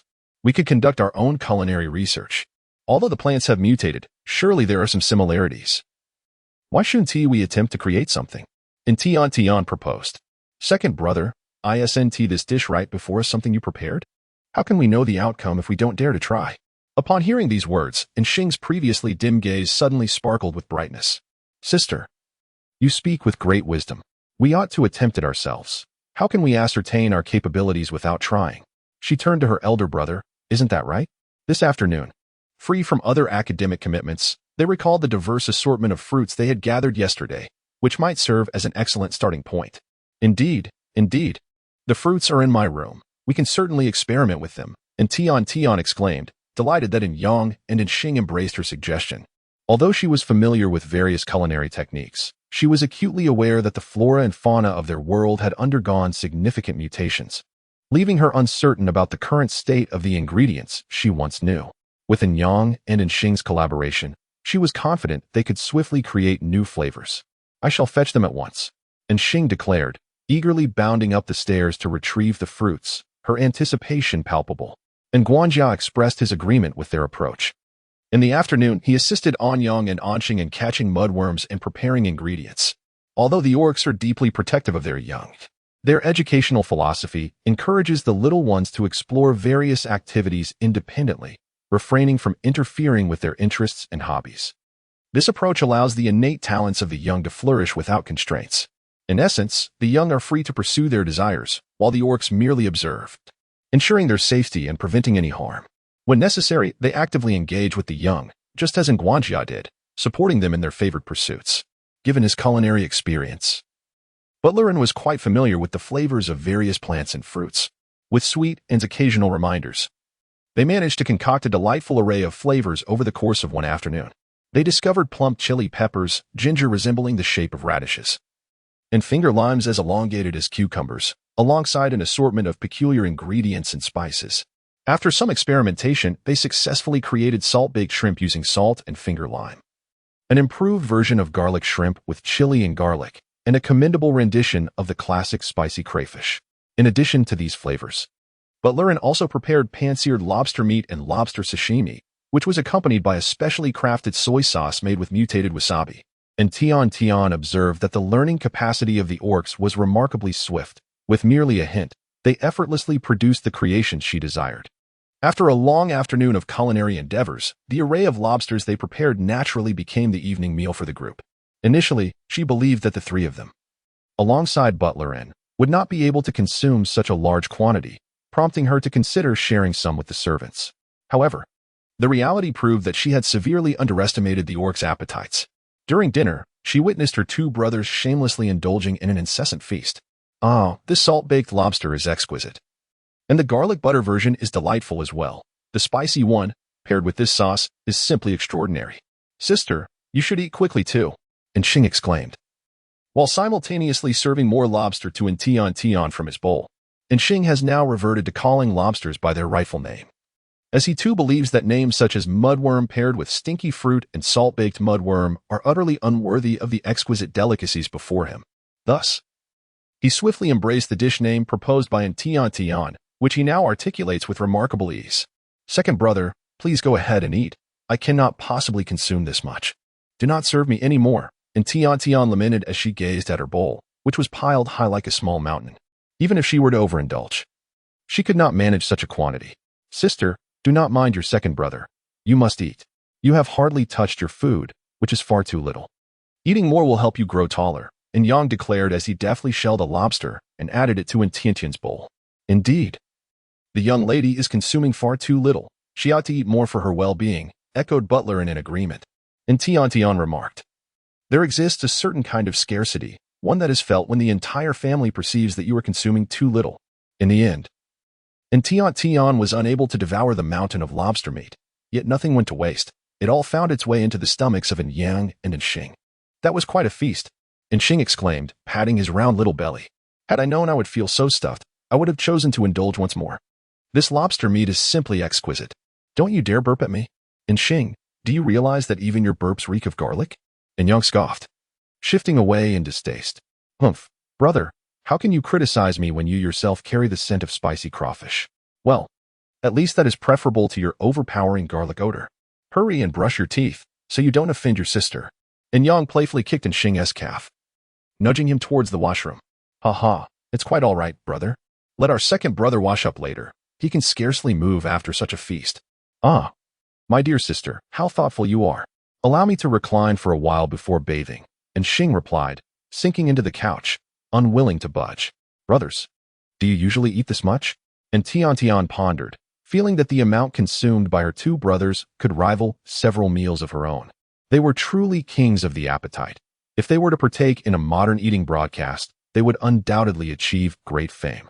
Upon hearing his younger sister pose such a solemn question, Yang chuckled softly, reaching out to gently pinch Tian's delicate cheek. "Do you imagine everyone shares your dainty appetite? This amount that your brothers consume is hardly substantial. You must remember that our sire possesses a far more prodigious capacity." He continued, "Male beasts generally possess hearty appetites. typically satiated by nutrient capsules to conserve time, as ordinary fare would prove too protracted. Furthermore, the culinary arts are not their forte, rendering nutrient capsules the more convenient option. Mention of their sire reminded in Tian Tian of Lang's absence throughout the day. "Brother," she inquired, gazing upward, "why has father not yet returned?"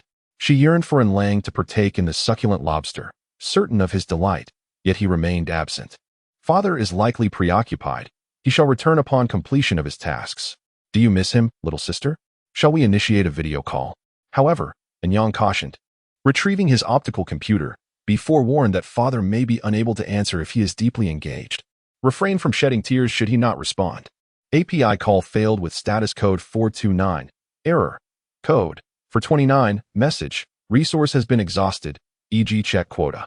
Status. Resource exhausted. API call failed with status code 429.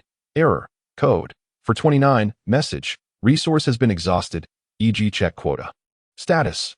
Resource exhausted. Seeing that Tiantian was somewhat disheartened, Yang approached her gently, offering words of comfort. Father must be too occupied to answer. Why not ask elder brother to call again? No need, brother. If father is busy, there's no point in calling again. Tian felt that persistently trying to reach out might be inappropriate. Perhaps Lang was indeed preoccupied. She believed that her call might disrupt him, which was not her intention, so she refrained from making further requests. Why don't you accompany your brothers to the gym? I, on the other hand, am feeling quite stuffed and need to work off some of this food. Perhaps by the time we finish our workout, father will have returned. And Xing sat up, intending to embrace Tian and guide her to the gym, hoping to distract her from waiting idly.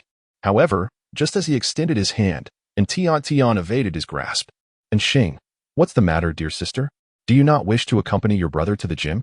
And Xing inquired, somewhat perplexed. Not at all. Tian nestled into Yang's embrace, her face beaming with joy. Then why refuse your brother's embrace to carry you there? And Xing found himself at a loss. It's because I believe what eldest brother just said is true. Second brother, you carry a rather strong scent of garlic, which is why I prefer not to be held by you. And Tian replied playfully, sticking out her tongue and making a face at Xing. How dare you? You are actually criticizing your second brother. If I have a garlic scent, then I shall ensure you smell like garlic as well. And Xing exclaimed, reaching out to tickle Tian under her arms. Haha, eldest brother, save me. And Tian laughed as she hid behind Yang, the siblings tumbling into a joyful commotion. When the housekeeper brought in the milk fruit, he couldn't help but chuckle at the scene before him. With the return of the young lady, the household was filled with an abundance of laughter. After some playful antics, and Tian was taken by Xing to the gym to engage in some digestive exercises. Being quite young, Tian found the gym equipment ill-suited for her. Therefore, Yang procured a mini basketball for her amusement. This basketball was exceedingly lightweight and perfectly sized for Tian to enjoy. The siblings joyfully competed in a shooting contest, reveling in their playful camaraderie. After their workout, it was already past 8 o'clock. By the time Tian finished her bath and emerged in her pink pajamas, it was well past 9. And Tian felt somewhat drowsy, yet she mustered her strength to remain seated in the living room, hoping to wait for Lang's return. Sister, you need not wait here any longer. It is quite late, and you should retire for the night. As Yang observed, Tian's little head began to droop gradually, clearly indicating her profound fatigue, yet she stubbornly insisted on waiting there. Brother, I'm not tired, she declared, immediately followed by an enormous yawn. You claim you aren't tired. Yet this is the umpteenth yawn you've let slip. Yang found himself at a loss for words regarding Tian, despite her evident exhaustion. She adamantly maintained her stance with an air of defiance. Such a contradictory little creature. API call failed with status code 429. Error. Code. 429.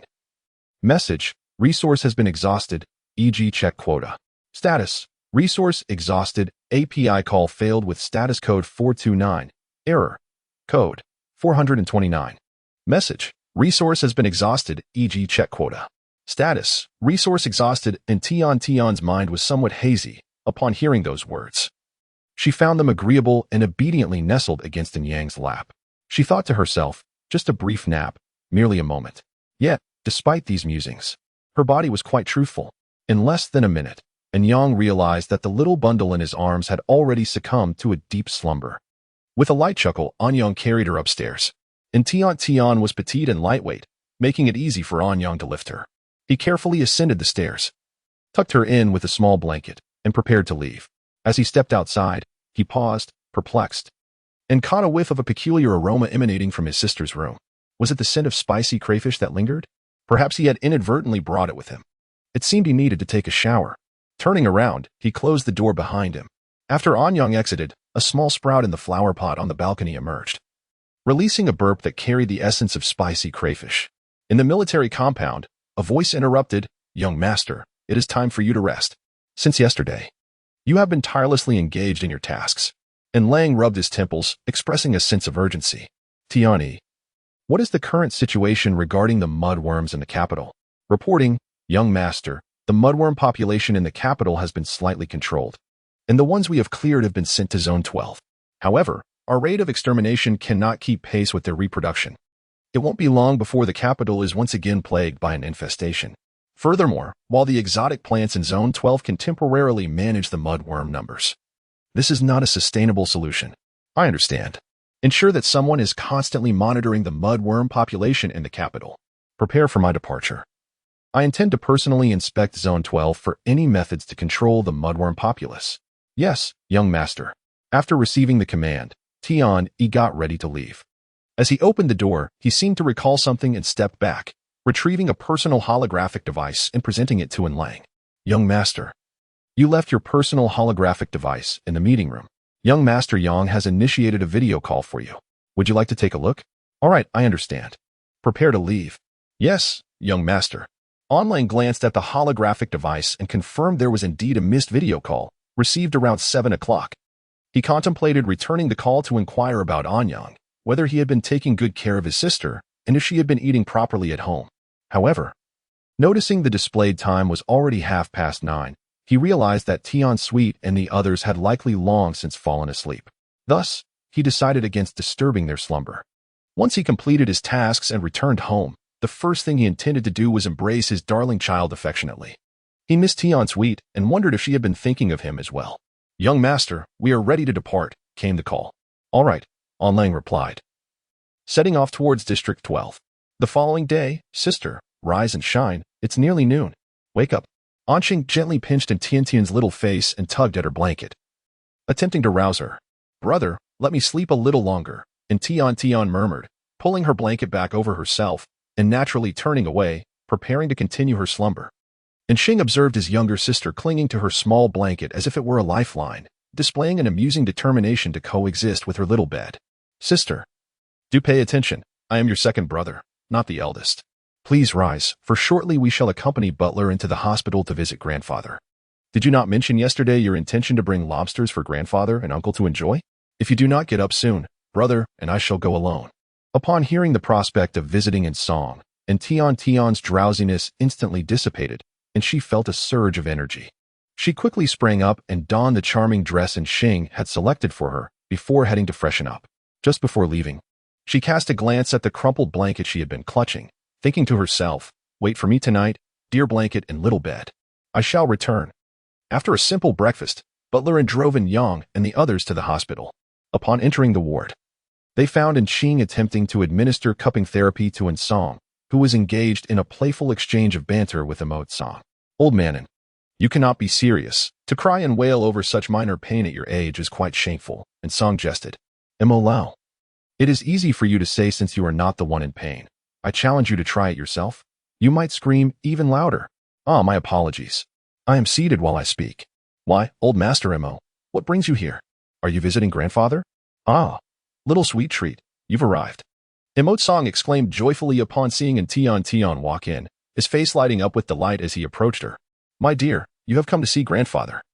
Song, eager to greet his beloved granddaughter, attempted to rise but realized he was unable to do so while lying down. Thus, he could only scowl at the sight of Lao taking her into his arms. "Grandfather, my brother and I have come especially to visit you. Please lie still and do not move. Uncle is here to treat you." And Tian observed her grandfather beginning to sulk and promptly offered words of comfort, saying, all right. "Grandfather, please remain still." And Song ceased his fidgeting and, instead of attempting to rise, obediently crawled, displaying a remarkable degree of composure compared to before. And Xing watched with a wry smile, finding it somewhat disconcerting to see his father so docile. It seemed that in his father's eyes, the words of his little niece held more sway than those of a physician. He resolved to remember this for the future. Should his father refuse to cooperate with treatment again, he would simply send a video call to Tian's suite and see if the old man would still cause a fuss. Song was oblivious to Ching's thoughts, yet he presently wore a smug expression as he boasted to Song, "Old Mo, did you hear? My dear treasure has come all the way to see me. Ah, look how filial my granddaughter is, unlike certain individuals who lack the affection of a granddaughter. Anqing, are we not filial? Did we not come together with my sister? Can Grandpa not see us? I seriously doubt my status as Grandpa's true grandson." Song, for once, disregarded Song. After all, with his granddaughter-in-law in his arms, nothing that old man had said mattered. "Oh, sweet treat. What is it that you are holding? It smells so delightful." Song had been too engrossed in bantering with Song to notice, but now, upon closer inspection, he realized that Tian was cradling a thermos that emitted an indescribable aroma, one that nearly made his mouth water. "Old man Mo, upon your suggestion, I too can smell it. Could it be that my dear treasure has brought something delicious for Grandpa?" "Yes. My brother and I brought some lobster meat for everyone to enjoy. It's incredibly delicious. And Butler prepared many flavors, and once you finish your treatment, we can all eat together." "Splendid. I shall dine here and forego returning home for my meal," Song eagerly replied. "However, little sweet treat, what exactly is this lobster? I have never heard of it before." "You will find out soon, Grandpa Mo," Tian replied playfully with a mysterious smile. "Hee. I wonder what Grandpa Mo's reaction will be upon seeing it." Once Ching finished removing the cupping therapy from Song, the group gathered around the table, fixated on the thermos. Song could no longer contain his curiosity and asked, "Sweet treat, may we open it now?" He could hardly wait. "Tch, old man Mo. Look at your eagerness. My dear treasure told you to let your brother open it. Be careful not to burn your hands. If you get hurt, I will be saddened. Old man, if you have the ability, then don't eat. Why should I refrain? This was specifically sent to me by my sweet treasure, and I intend to savor it. Indeed, I shall have many portions." Anyang and Anqing were quite astonished to witness their grandfather and Grandpa Mo engaging in a playful banter for the first time. Accustomed to their grandfather's stern and aloof demeanor, they had only seen his gentle side when interacting with their younger sister. They had never before encountered such a lively exchange between their grandfather and Grandpa Mo. Indeed, it was rather amusing. In contrast to Yang and Xing, Tian exhibited a remarkable composure, having witnessed the juvenile bickering between the two on numerous occasions. She was well aware that, despite their verbal jabs, her grandfather and Grandpa Mo shared a bond that was quite strong. Previously, she might have intervened with a few words, fearing that their quarrels might escalate, but now she believed that their playful banter could indeed strengthen their relationship, and thus she had grown accustomed to their daily exchanges of wit. "Allow me," she said, as Xing eagerly opened the thermal container. The moment the lid was lifted, the rich aroma of spicy lobster wafted through the air, prompting Song and Song to instinctively cease their banter and turn their gazes toward the source of the enticing scent. "Sweet treat, is this the lobster you mentioned?" Song scrutinized the dish before him, and to his dismay, what he perceived as lobster bore an uncanny resemblance to the mud-dwelling creatures found on the streets. "Isn't this just a mudworm? Can it be eaten?" His expression transformed from anticipation to sheer horror. "Old Mo, are you actually afraid?" Song inquired, a hint of amusement in his voice. This time, Song remained silent, offering no rebuttal. The truth was, he harbored a genuine fear of such insect-like creatures, a phobia that had influenced his decision to retire from the military and venture into business instead. Although the dish before him appeared delectable, he simply could not bring himself to consume what he perceived as mudworms. "Huh, coward. If you won't eat it, I shall indulge, for I cannot resist this tantalizing aroma," Song declared, reaching for a spicy lobster. However, he was swiftly intercepted by his beloved granddaughter. "Grandpa, you are unwell and cannot consume spicy food. Why not try this garlic-infused one instead? The pan-seared version is delightful as well. The spicy ones are meant for Uncle," Tian insisted, placing a piece of peeled garlic lobster meat into Song's mouth. API call failed with status code 429. Error. Code. For 29. Message. Resource has been exhausted. E.g. Check quota. Status. Resource exhausted, and Tian was initially taken aback by the old man's actions. Upon hearing Yang's words, she felt a twinge of hesitation in her heart. Nevertheless, she endeavored to pick up a spicy crayfish and began to peel it, imitating in Yang's method. After dipping it in the sauce, she placed it in her mouth to savor it. One taste was inconsequential, but upon the second, she found herself completely captivated. Upon witnessing Qing adopt the same expression as in song, and Yang and Qing, disregarding their image, began to indulge with abandon. Before long, they noticed that the lobsters they had brought had dwindled by half, and Yang and Qing, in a state of urgency, swiftly joined the frenzied eating brigade. This infuriated Song, who felt a surge of anger, wishing to leap up and give these troublesome youngsters a sound thrashing. Each of them devoured their food at such a rapid pace, completely oblivious to the notion of leaving any for him. Did they not understand the importance of respecting their elders? Respect your elders. In the presence of delectable cuisine, there exists no compassion. The swiftest hands alone determine who partakes. Anyonanching. Applause. I concur. API call failed with status code 429. Error. Code. For 29. Message. Resource has been exhausted, e.g. check quota. Status. Resource exhausted, and Song and Qing were frantically vying for the food, while Tian Tian leisurely savored the lobster meat in her bowl. Song and the others had long set aside her portion. No one would dare to snatch it from her, allowing her to indulge at her own pace. Song observed the others devouring the lobsters with a sense of urgency. The tantalizing aroma was utterly irresistible, and he had secretly swallowed several times, unable to contain his desire. Yet, the thought that this delectable dish was crafted from mud worms only heightened his mental barrier, leaving him to fret anxiously at the sight. Tian Tian observed Song's awkward demeanor, torn between desire and reluctance, and decided to give the old gentleman a gentle nudge. She delicately waved a piece of pan-seared lobster meat in front of him and inquired, "Grandpa Mo, the lobster is truly delectable. Won't you indulge? Are you perhaps afraid of the lobster, which is why you hesitate?" She chuckled. "Surely, Grandpa Mo would not be fearful. Rather, I worry there won't be enough left for you, and I wanted to wait until the others have had their fill before I partake." "Grandpa Mo, I have more than enough in my bowl. This piece of lobster meat is something I haven't tasted yet. You should give it a try. It's pan-seared and absolutely scrumptious." Tian Tian extended the lobster meat towards him. With no way out, Song realized that his granddaughter-in-law had offered it to him. And having just declared his lack of fear, he had no choice but to comply. He steeled himself, preparing to swallow it whole with his eyes closed. After all, it was merely lobster meat. What was there to fear? He could not allow himself to lose face in front of his granddaughter-in-law. Taking the lobster meat, he assumed a resolute expression and took a bite. Upon chewing, he was met with an exquisite flavor. It was extraordinarily delicious. He quickly devoured the sizable piece of pan-seared lobster, and then eagerly joined the fray of culinary competition. Song, are you afraid that the mudworms are too unpalatable to consume? Old Mo, what are you up to? Alas, put it down, put it down. That is my garlic shrimp. Do not touch it. Do not touch it. In an instant, several large boxes of succulent lobster meat were completely devoured by a few individuals. Aside from Yang and Qing, who had previously indulged at home, the others, including Song and Qing, were left yearning for more, especially Song, who deeply regretted not seizing the opportunity earlier, lamenting that he had eaten the least. He believed he could finish another 100 portions of mudworms if given the chance. "Oh dear, the mudworms you brought are truly delectable. Tomorrow, could you possibly bring me more? Please bring several more portions of these mudworms."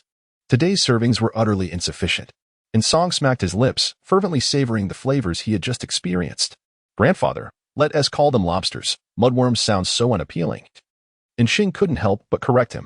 All right, lobsters it is. Tomorrow, bring me extra lobster meat.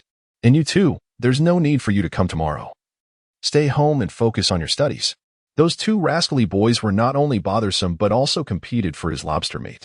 How could they possibly compare to his adorable granddaughter? Just the thought of his precious one bringing him delicious lobster meat the next day lifted his spirits considerably. And Anqing remarked, "Grandfather enjoys eating, and I shall deliver some to him tomorrow." And Tiantian nodded her little head in agreement. And Qing teased with a smile, "Sweet darling. How biased you are, only delivering to grandfather and not to me. I will deliver to everyone, ensuring uncle receives extra spicy treats." And Tiantian assured, "Very well. You are such a good girl." And Qing couldn't help but ruffle Tiantian's little head, praising her warmly. And Tiantian observed with delight that Song and Qing relished the taste of lobster meat. As a true gourmand, she felt a profound sense of accomplishment when her culinary recommendations were met with such approval. However, She lamented the fact that Lang had yet to experience this exquisite delicacy, as their father had not yet returned home, leaving her unable to share the lobster with him. She mused that if their father were to savor the lobster, he would surely delight in it as well. With this thought, Tian Tian let out a gentle sigh. "What is the matter?" Qing inquired, noticing that the once cheerful little one now appeared lost in thought. A look of confusion etched across her face. API call failed with status code 429. Error. Code. For 29. Message. Resource has been exhausted, e.g. check quota. Status. Resource exhausted. API call failed with status code 429. Error. Code. For 29. Message. Resource has been exhausted, e.g. check quota. Status. Resource exhausted. Anqing nodded in agreement. That rascal has indeed grown capable. So much so that he is too preoccupied to even cast a glance at his beloved offspring. Such behavior is utterly excessive. In other households, a female cub is cherished and pampered, receiving constant attention and companionship. If it were any other youngling, they would have long since been in tears. Unlike the devoted darling who patiently awaits, yearning only for their paternal figure to savor a taste of delicacy. API call failed with status code 429. Error. Code. For 29. Message. Resource has been exhausted, e.g. check quota. Status. Resource exhausted. Upon witnessing Song's actions, Qing remained silent. Yesterday, his sister and their father had waited for an extended period, yet their father did not even initiate a video call. Indeed, he deserved a reprimand. Song also deemed Lang's conduct inappropriate and quietly added a note to the combat guide for deceiving sweet treats stored in his quantum brain. No matter how busy one may be, one must not leave the sweet treats alone at home. For doing so invites the wrath of the entire family. There exists a certain risk to life. Attempting this is not advised. Fortunately, among the group, Qing maintained a level-headed demeanor and quickly intervened to halt Song's actions. Song glared fiercely. "What? Do you still wish to plead on behalf of your elder brother?" No, he has indeed erred in this matter and deserves to be scolded." Qing clutched at her tender heart, seeking to placate Song's ire. Noticing that Song's expression softened slightly, she continued her reasoning, however. There are reasons for his actions. He has been preoccupied with military affairs. Perhaps he is so overwhelmed that he has been unable to return. He is merely fulfilling his duties, is he not? Therefore, father, there is no need for you to initiate a video call solely to reprimand him. Busy. What is there to be so busy about? Is busyness merely an excuse? Who was the fool that burdened him with so many tasks? Unaware that he ought to be at home attending to his young? With that, Song furiously shook off Qing's grasp, preparing to continue his attempt at a video call. Father, if I recall correctly, it was you who assigned him the task of dealing with the invading mudworms. Which is why he is yet to return, Qing quietly interjected. Upon hearing these words, Song's movements abruptly halted, and the atmosphere became eerily still.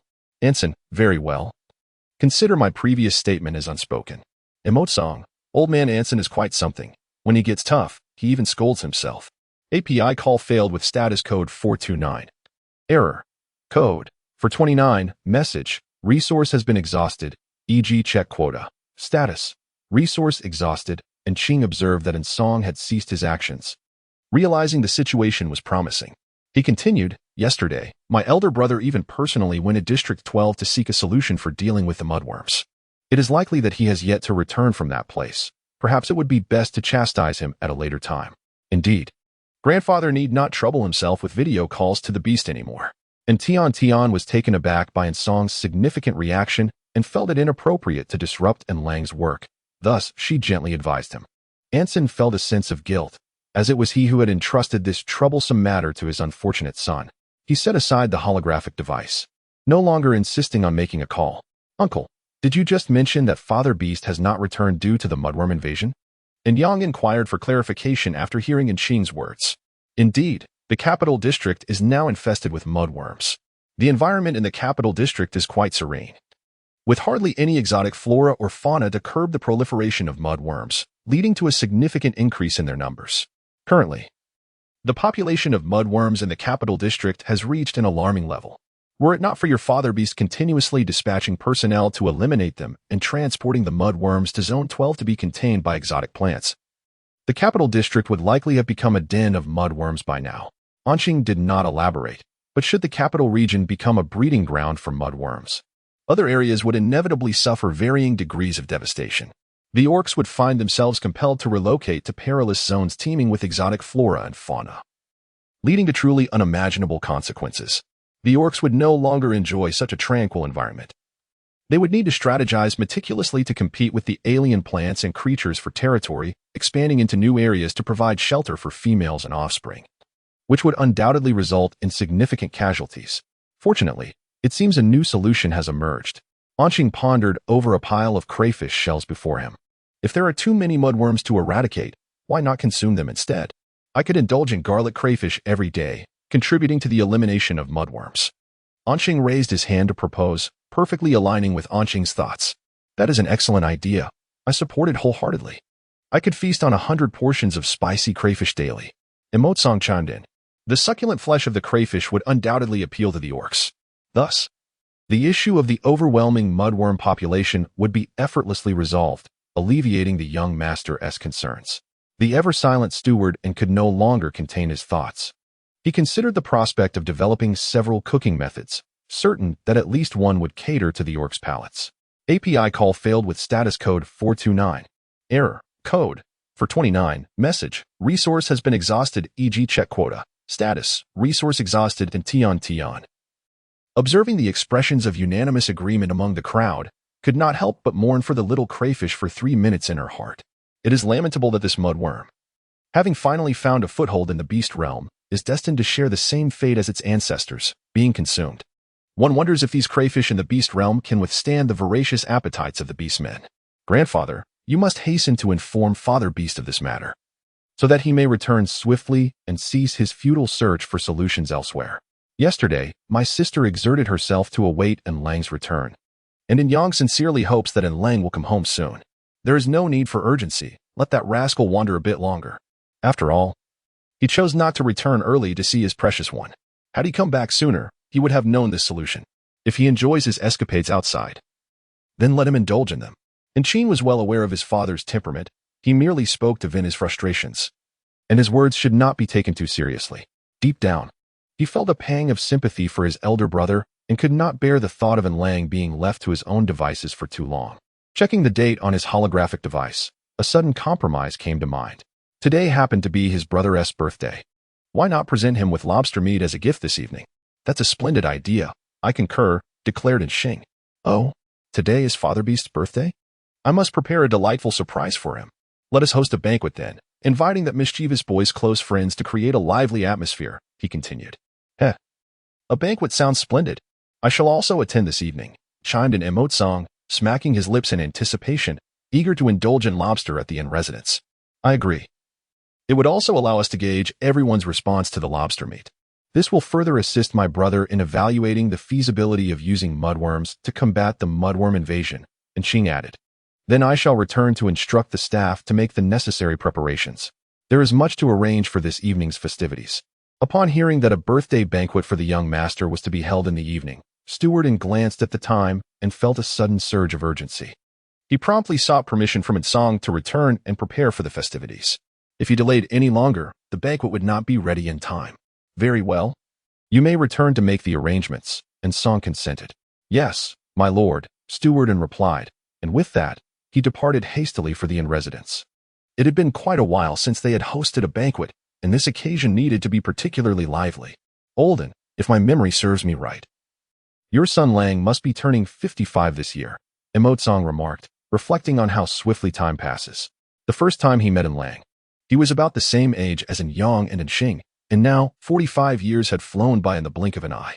Indeed, he is 55 this year. However, had it not been for Qing's reminder today, I might have nearly forgotten about Lang's birthday, and Song replied. And Qing silently muttered, Father Beast, you have never truly remembered. Last time on brother's birthday, you actually came to celebrate with me. API call failed with status code 429. Error. Code. For 29. Message. Resource has been exhausted, e.g. check quota. Status. Resource exhausted. API call failed with status code 429. Error. Code. For 29. Message. Resource has been exhausted, e.g. check quota.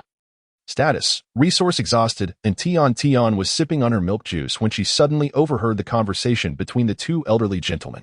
She was taken aback. and in her moment of distraction, she choked, coughing uncontrollably. And Qing hurriedly patted Tiantian's back, soothing her as she entered a gentle admonition mode. Drink slowly. Take your time. Why the rush? There is no one competing with you. The others, witnessing Tiantian's choking fit, wore expressions of concern, particularly in Song, who, upon seeing Tiantian's little face turn red from coughing, felt a pang of sympathy. Unable to restrain himself, he began to chime in. Indeed, dear child, you must drink slowly. There's no one vying for your drink. If Yang or Xing dared to compete with you, just wait until Grandpa gives them a good scolding. And Anxing pondered, is it truly the case that a pot descends from the heavens while one sits before it? Which of my grandfather's eyes ever witnessed them seizing food from my sister? It is utterly implausible for them to snatch anything from her. Coughing lightly, he reassured himself.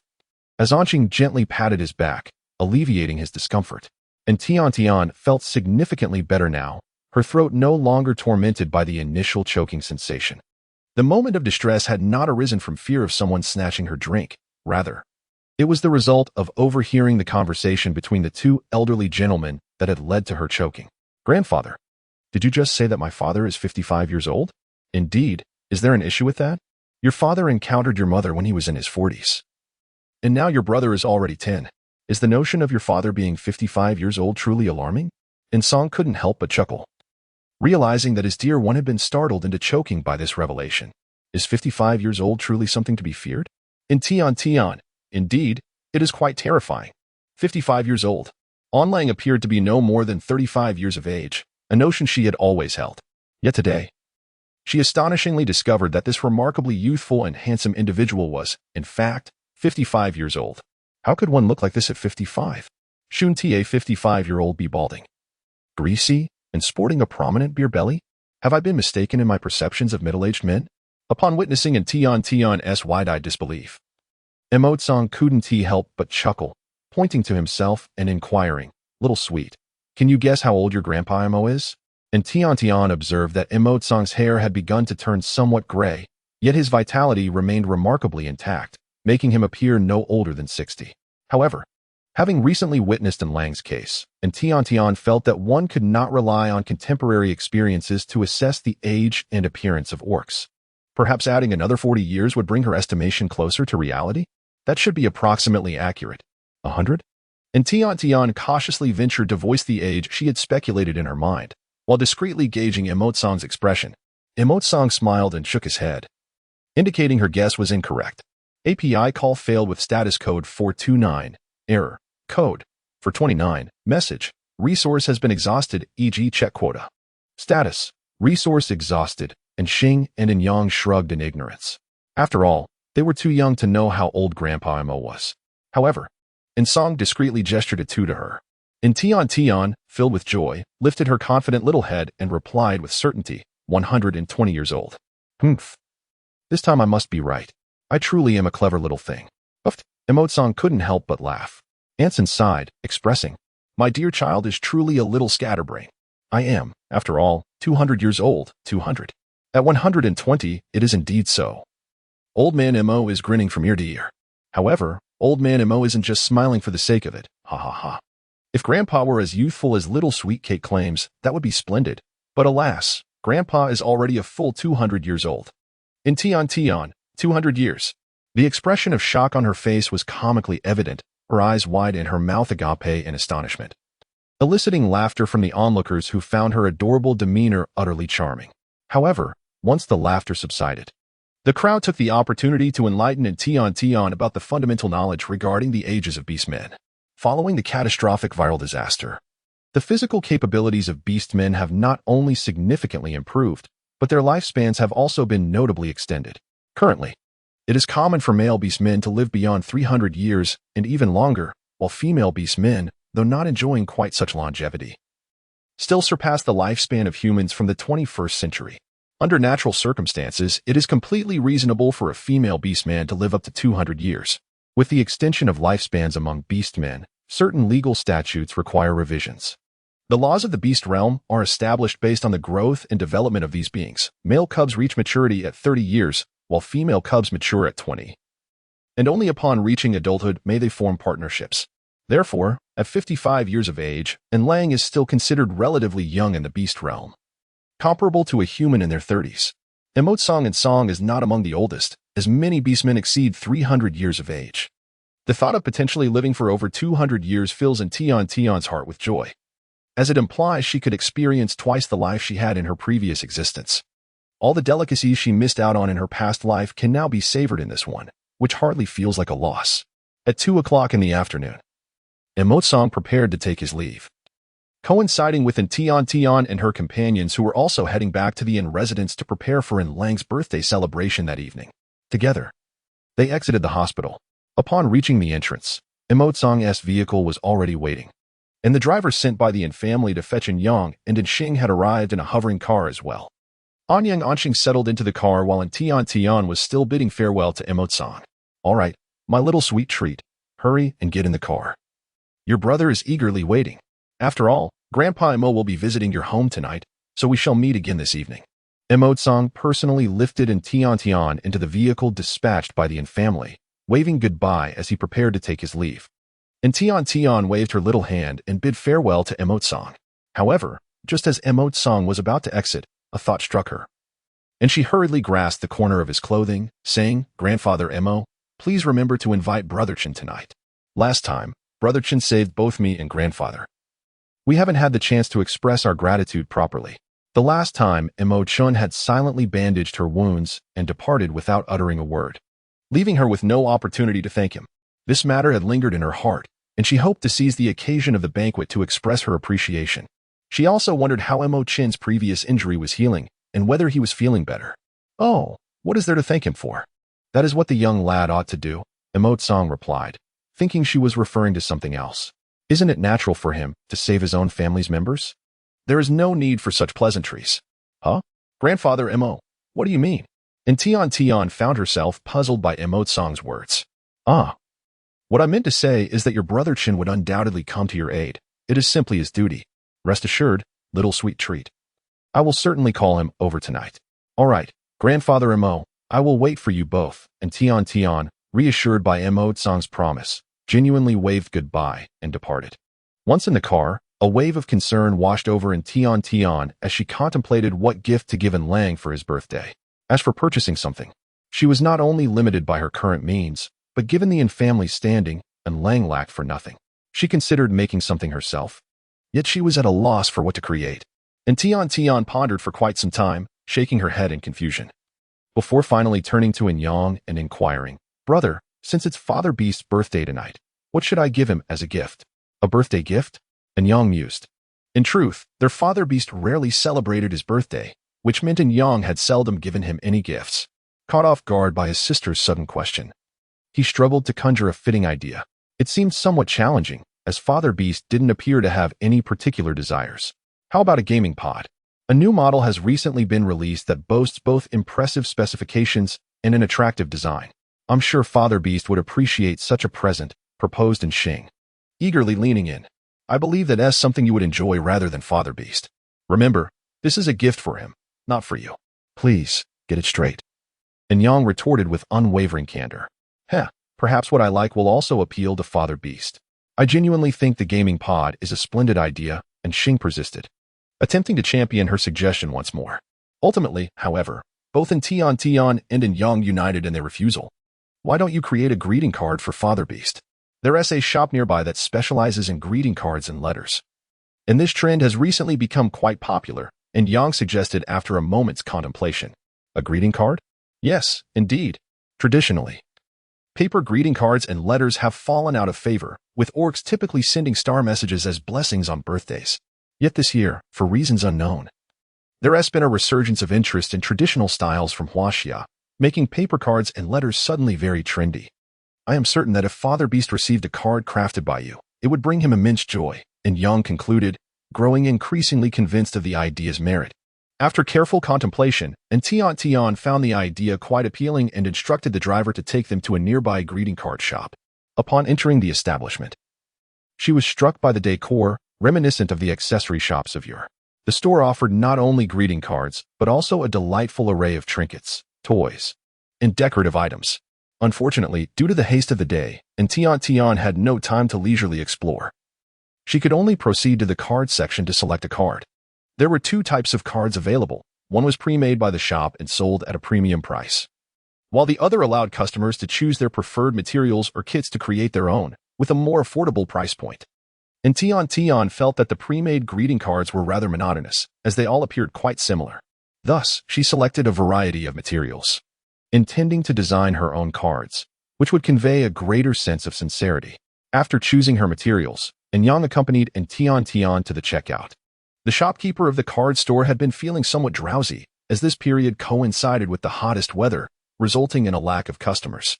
However, upon seeing three exquisitely charming little cubs approach the counter, his eyes sparkled with sudden delight, and he instantly perked up. As he leaned closer to get a better look at the three adorable creatures, he was utterly smitten.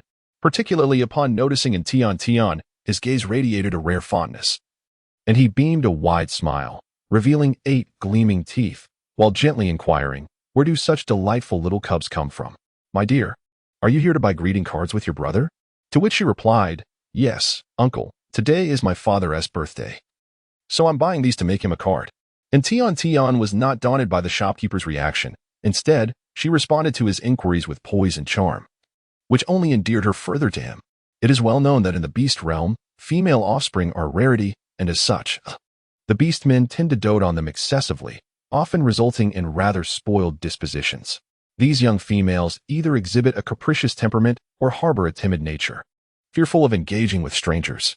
This was the first time the shopkeeper had encountered such an enchanting little cub, and to add to his delight, this particular cub was exceptionally well-behaved and endearing. He promptly decided to offer Tian a discount of 20% and generously included a plethora of additional materials. As they departed, he bid them farewell with a beaming smile, inviting them to return in the future. Once outside the shop and settled in the vehicle, Xing let out a sigh of relief. Why was the shopkeeper so warm today? I nearly thought I wouldn't be able to leave that store. Humph. That was merely the shopkeeper's fondness for my sister. Just wait until you come alone next time. I assure you, he won't even spare you a glance, and Xing retorted. Well, brother, you bear a striking resemblance to me. If the shopkeeper finds me displeasing, he would surely feel the same about you, and Xing countered. Huh. I am nothing like you. The shopkeeper would never disdain me, and Yang asserted confidently. Where are we different? Pray tell, where lies the distinction? And Xing's stubbornness surged, determined to clarify the matter with Yang. There is simply a difference, and Yang insisted. Identical. We are identical. And Xing exclaimed, frustration bubbling over. Point out one aspect that differs, and I will argue otherwise, and Xing challenged. I declare it is not the same, thus it is not, and Yang replied with conviction. Well, you are correct, and Yang conceded, a slight smirk playing on his lips as he chose to end the dispute amicably. And Xing, seeing that Yang had acquiesced to his words, ceased his commotion. However, he couldn't shake off a peculiar feeling, as if something were amiss. Alas, it mattered little. He had triumphed, and his elder brother had acknowledged it. And Tian, who had witnessed the entire episode of her elder brother's manipulation of their second brother, remarked on how easily deceived their second brother had become in these times. Home sweet home. The housekeeper had already instructed the servants to commence preparations for the birthday banquet, with some tidying up and others moving items, creating a bustling atmosphere among the creatures. At this moment, at the entrance of the family estate, stood a small child, appearing to be around 8 or 9 years of age. She had a well-proportioned figure and delicate features, adorned in a white dress, with knee-high socks and black leather shoes. Regrettably, the right side of her body was composed of mechanical metal, creating a dissonance with her left side. It was evident to any onlooker that she was a half-mechanical child. During the cataclysmic outbreak of the virus, some humans opted not to transform into beastmen, but instead chose to become robots to combat the apocalyptic threat. Although robots could live for an extended period, they were incapable of procreation. Consequently, half of these robots chose to live solitary lives until they passed away, while the other half dedicated their existence to assisting disabled beastmen by providing prosthetics and nurturing disabled children, thus imbuing their lives with purpose. Some of the beastmen who received aid from the first generation of robots chose to become second-generation robots themselves, perpetuating the benevolence of the initial robots by continuing to assist disabled beastmen and children. This cycle gave rise to subsequent generations, gradually allowing robots to have a legacy.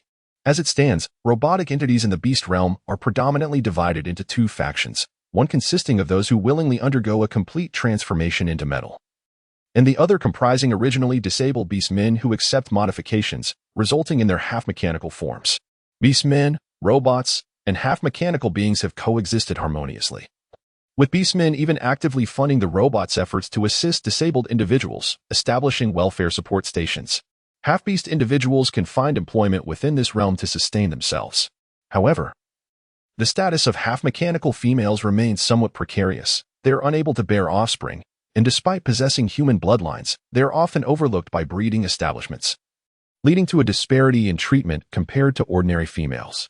At this moment, the half-mechanical female child was stretching her neck to peer into the in-family estate. Seeing the multitude of people within, she hesitated to enter directly, fearing rejection. Thus, she lingered at the entrance, observing. Her presence soon attracted the attention of the estate security, who approached to inquire if she required assistance. The small child simply expressed her desire to find the housekeeper. Noticing her respectable attire, the security personnel, concerned that she might genuinely need to speak with the housekeeper, went inside to notify him. Soon after, the housekeeper arrived at the entrance. Upon seeing the housekeeper approach, the child's eyes brightened, and before the housekeeper could draw near, she exclaimed, "Housekeeper, do you remember me? I am Mingjia." Mingjia? And Guangjia found the name to be rather familiar, yet he could not quite recall why it resonated with him. To his recollection, there had been no noble lineage offspring that bore the identity of a half-machine. So who, then, was this young being before him? The housekeeper began to ponder deeply. Upon observing the furrowed brow of the housekeeper, Mingjia felt a wave of disappointment wash over her. It seemed he did not recognize her. Her initial anticipation and nervousness swiftly dissipated. She was certainly not the offspring of a prominent family. She had emerged from a welfare institution and had come to the inn residence today solely to assert her presence. Abandoned on the streets, she was fortunate enough to be rescued by Marshallin, who brought her to the inn household. That day remained etched in her memory as the most splendid moment of her life. The gentle housekeeper tended to her wounds, while a robotic nanny dressed her in clean, tidy garments. For the first time, she sat at a dining table, savoring fresh, personalized meals from the food repository, rather than scavenging for expired capsules in a waste area to stave off hunger. More significantly, she experienced, for the first time, the warmth of familial affection from the inn family. She discovered that there were those who would willingly share their toys with her, rather than snatching them away, and that someone could tenderly ruffle her hair instead of inflicting harm.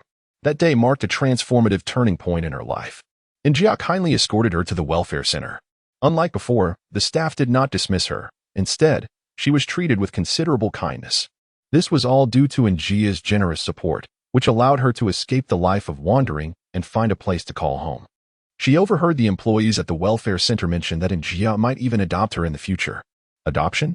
To become a true member of the inn family and reside permanently in that warm household? How she wished for that to be true. As the years slipped by, she had fared quite well over the past 3 years, and Jia's assistance had never ceased, and the welfare center staff had treated her with fairness. However, the situation took a turn in recent days. The older children at the center began to snatch her food and cruelly bully her in secret, day in and day out. They feigned superiority, basking in their privileged treatment while avoiding any responsibilities, all thanks to Njia's support. What was so remarkable about that? Merely a half-human.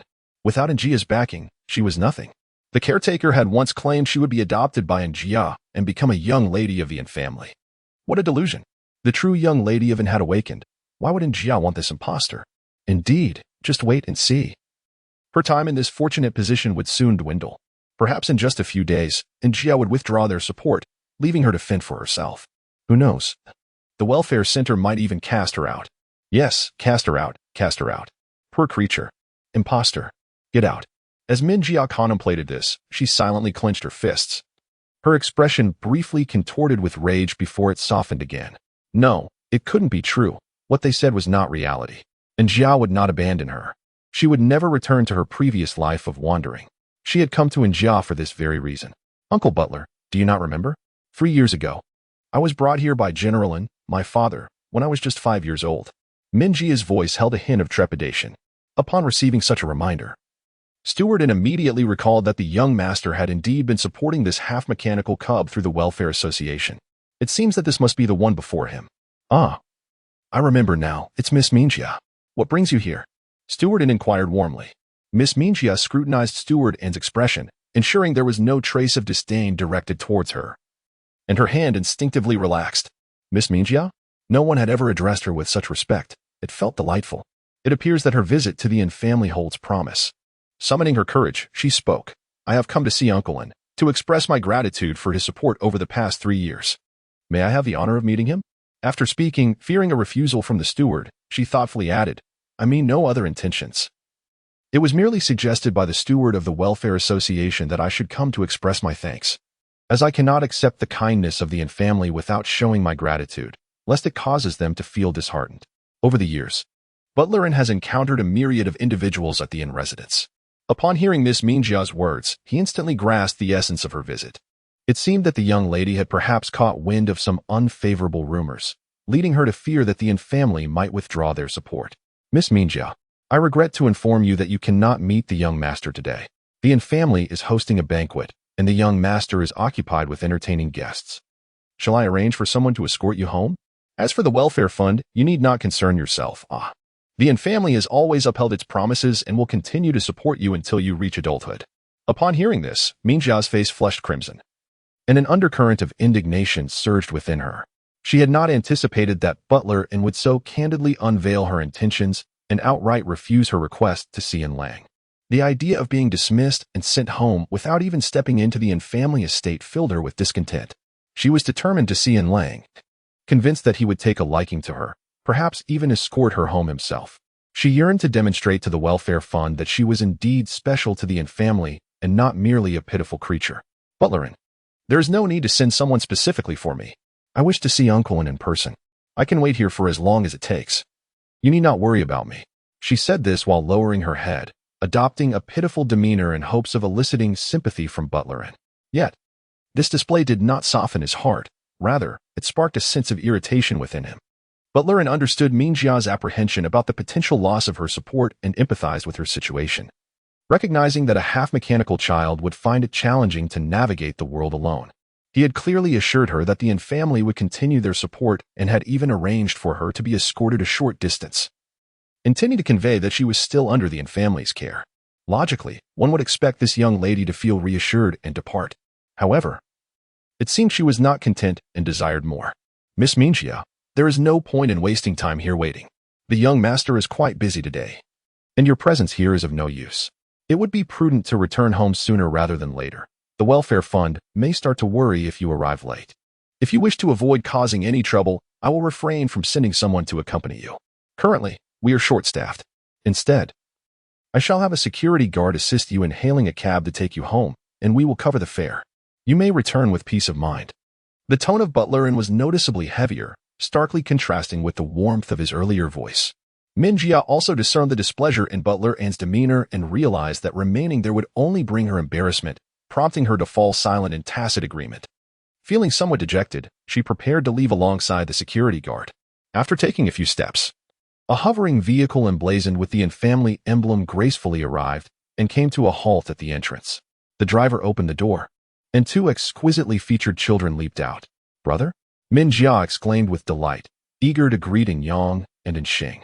She was confident that In Yang and In Xing would recognize her, and at that moment, she could seamlessly enter the Yin household. However, before she could approach, she noticed In Yang gingerly cradling in Tian Tian as he exited the vehicle, while In Xing protectively shielded her head with his hand, his gaze filled with affection. Witnessing this, Mingjia's footsteps abruptly halted. Butlerin, who had intended to retreat, upon hearing the commotion, recognized that the young masters and young miss had returned and turned back to welcome them. Butler, and Tian Tian called out sweetly as she spotted him approaching. The housekeeper, with a gentle smile, bent down and inquired, "Where have you been, young miss, to return with so many items?" Her demeanor was exceedingly amiable. "I went to the greeting card shop near the hospital," replied the young girl joyfully, shaking the bag in her hand for the housekeeper to see. "These are all gifts from my brother. Today is Father's birthday, and I wanted to give him a card as a present. The young master will surely be delighted to receive a card crafted by your own hands," the housekeeper remarked. "You should hurry inside, young miss. I've just prepared a lot of fruit juice. You must have a glass." "All right. I'm quite thirsty," she exclaimed. "Brother, let us go in quickly." "Certainly," responded In Yang, effortlessly taking the young girl's small bag and leading her inside by the hand. In Xing promptly followed suit, taking in Tian's other small hand, walking alongside her. While the butler, and trailed behind with a beaming smile. The scene appeared so beautiful and harmonious. However, standing at a distance, Min Jia observed this moment with a heart filled with jealousy, teetering on the brink of madness. Sister? The young lady of the Yin family? Suddenly, that phrase echoed in my mind. The young lady of the Yin family has awakened. Why would the Yin family still desire this impostor? Has she truly awakened? Is that why events have unfolded in this manner? Why must she awaken to seize everything that belongs to me? After returning, Butler felt that the bustling activity downstairs posed a significant risk, fearing that the young masters and young ladies might bump into something. Thus, he suggested they retreat upstairs to play. The three little ones nestled in the cozy upstairs lounge, gathered around a small table, and began crafting greeting cards. The cards available at the shop were rather ordinary and flat, but Tian wished to make her greeting card more captivating by creating a three-dimensional version, sure to leave a lasting impression. She had always enjoyed engaging in such crafts, so making a pop-up card was certainly well within her capabilities. Tian personally designed the patterns, with Yang and Xing assisting her in cutting the paper. Initially, she believed she could manage the task alone. Feeling that Yang and Xing's help was unnecessary, they could engage in other activities such as playing games or exercising. However, Yang and Xing was adamant, citing various reasons about the dangers of scissors and the hardness of the paper that could potentially cause injury, expressing his concern with genuine emotion. In essence, they had no intention of leaving. They wished to accompany her in crafting the greeting cards, with no other option. Tian had to seat her two elder brothers and involve them in the handiwork.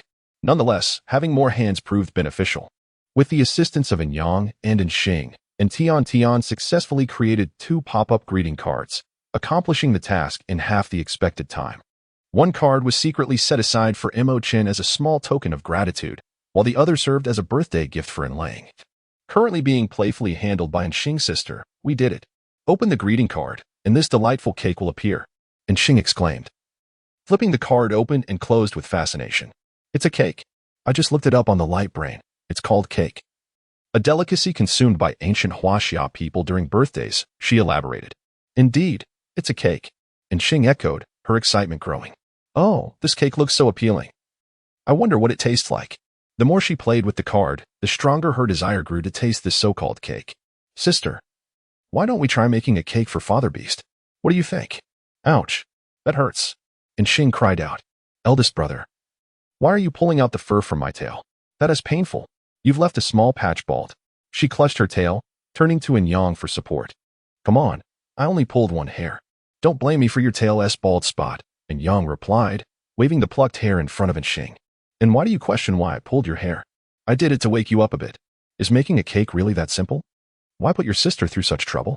Xing pondered for a moment and indeed felt a sense of guilt, refraining from further rebuttal. She clutched her little tail tightly, blowing on it in a display of distress, feeling utterly wronged. If the cake could not be made, so be it. Could they not discuss matters amicably without resorting to such petty grievances? Today's slight shall not be forgotten. One day, she vowed to pluck her elder brother's feathers in return. Second brother, it is not impossible to make the cake, Tian said languidly. Sister, are you truly serious? How do we proceed? Please tell me, second brother, Xing exclaimed, instantly abandoning her tail and leaning eagerly towards Tian. Tian observed Xing's exuberant demeanor and chuckled softly, then leisurely remarked, it's best to bake cakes in dreams, it's the quickest way. API call failed with status code 429. Error. Code. For 29. Message. Resource has been exhausted, e.g. check quota. Status. Resource exhausted, Anxing. Sob. My sweetest and kindest little sister no longer loves me. It is all my elder brother's fault for leading her astray. In Anyang, a light-hearted exchange unfolded. I refuse to take the blame, chuckled Ergo. I was merely teasing you. Tian noticed that Xing's little face was on the verge of collapsing, prompting her to quickly console him. While I must admit that I cannot master making a traditional cake from ancient Huaxia, we could attempt to create a cake-like appearance using green fruit jelly. She beamed at Ergo, suggesting, shall we collaborate with the good to craft this jelly cake as a birthday gift for Father Beast? Xing, however, clutched his little tail and remained silent, feigning indifference to Tian's entreaties. His expression conveyed a clear message. I am quite upset. Come and comfort me. With a knowing smile, Tian, fully aware of her younger brother's temperament, playfully leaned in and planted a big kiss on Xing's cheek. She then fell silent, gazing at him with a cheerful grin. silently counting down. 3, 2, 1. As anticipated, Xing could not sustain his sulk for more than 3 seconds before he turned around and lifted in Tian Tian.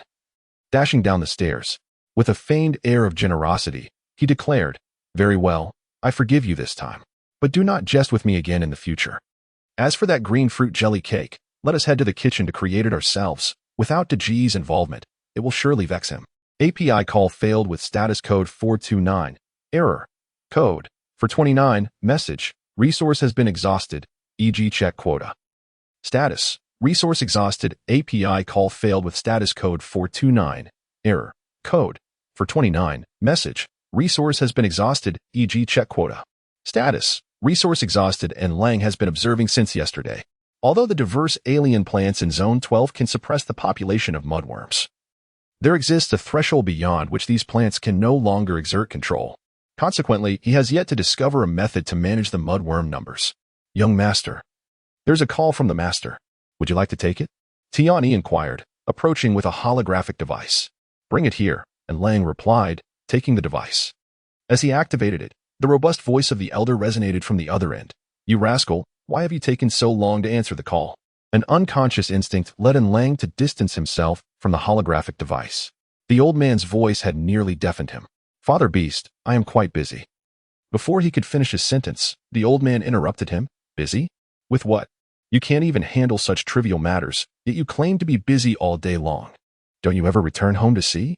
My poor little treasure has been waiting for you at home. What do you mean I? Do you think you have any justification? My grandchildren are at home, eating mudworms. Are you aware of this? Eating mudworms? Surely, that cannot be true, Father Beast. How could you know if you never go home? If you don't believe me, look for yourself. Now, hurry back home at once. If you do not return today, then do not bother coming back at all. You may as well continue your frolicking outside. Father Beast, what you say? Anson hung up the phone immediately after speaking, feeling refreshed and invigorated. Not only did he vent his frustrations on the little rascal, but he also managed to urge him to hurry home, thus fulfilling the task assigned to him by his dear one. It was truly satisfying. That little scamp deserved the reprimand. He must be quite anxious right now, chuckling to himself. Let him fret. After all, it is his birthday today, and his beloved one had even gone out of her way to celebrate it for him. She has yet to arrange a birthday celebration for me. He deserves this anxiety. And Lang was indeed in a state of great agitation. No, it was an overwhelming urgency, coupled with a simmering frustration. He had just viewed a photograph sent by Song, which captured the moment when Yang and Xing were feeding shrimp to Tian after peeling them. Upon seeing this image, he immediately hurried back, intent on delivering a sound reprimand to the two mischievous boys at home. They had promised to care for their sister. Yet where was their attention? Were they truly looking after her by feeding her mudworms? It was one thing for them to indulge in such a delicacy themselves, but to offer it to their sister was utterly unacceptable. What if sweet treasure fell ill after consuming that? He couldn't help but worry about her current condition, wondering if she was experiencing any stomach discomfort. With these thoughts racing through his mind, Lang hastened his return journey. Initially, the path home was relatively smooth. Yet as he progressed, the roads grew increasingly congested. Not only were there more vehicles, but he also encountered numerous acquaintances who stopped to greet him. They offered their congratulations, though he had neither the time nor inclination to inquire about the reason. His sole desire was to return swiftly and check on sweet treasure's well-being. At long last, he arrived at the inn residence, only to sense that something was amiss. Who could explain why there were so many people gathered at his doorstep? Had something gone awry with sweet treasure and the others concerning those mudworms? With a surge of anxiety, Lang rushed inside, only to find. Lang was taken aback. Is this his home? Are they hosting a party now? The guests who arrived early were momentarily stunned, a multitude of people frozen in place. The atmosphere became inexplicably awkward in an instant. However, Tian, with her small arms and legs, skillfully navigated through the crowd and leaped directly into Lang's embrace. API call failed with status code 429. Error. Code. For 29. Message. Resource has been exhausted, e.g. check quota.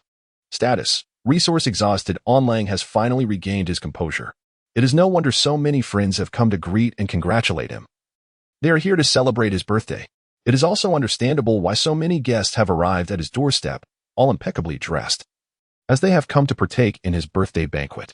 Moreover, his father, in a fit of annoyance, scolded him to return quickly, clearly out of jealousy that sweet treasure was throwing a birthday celebration for him.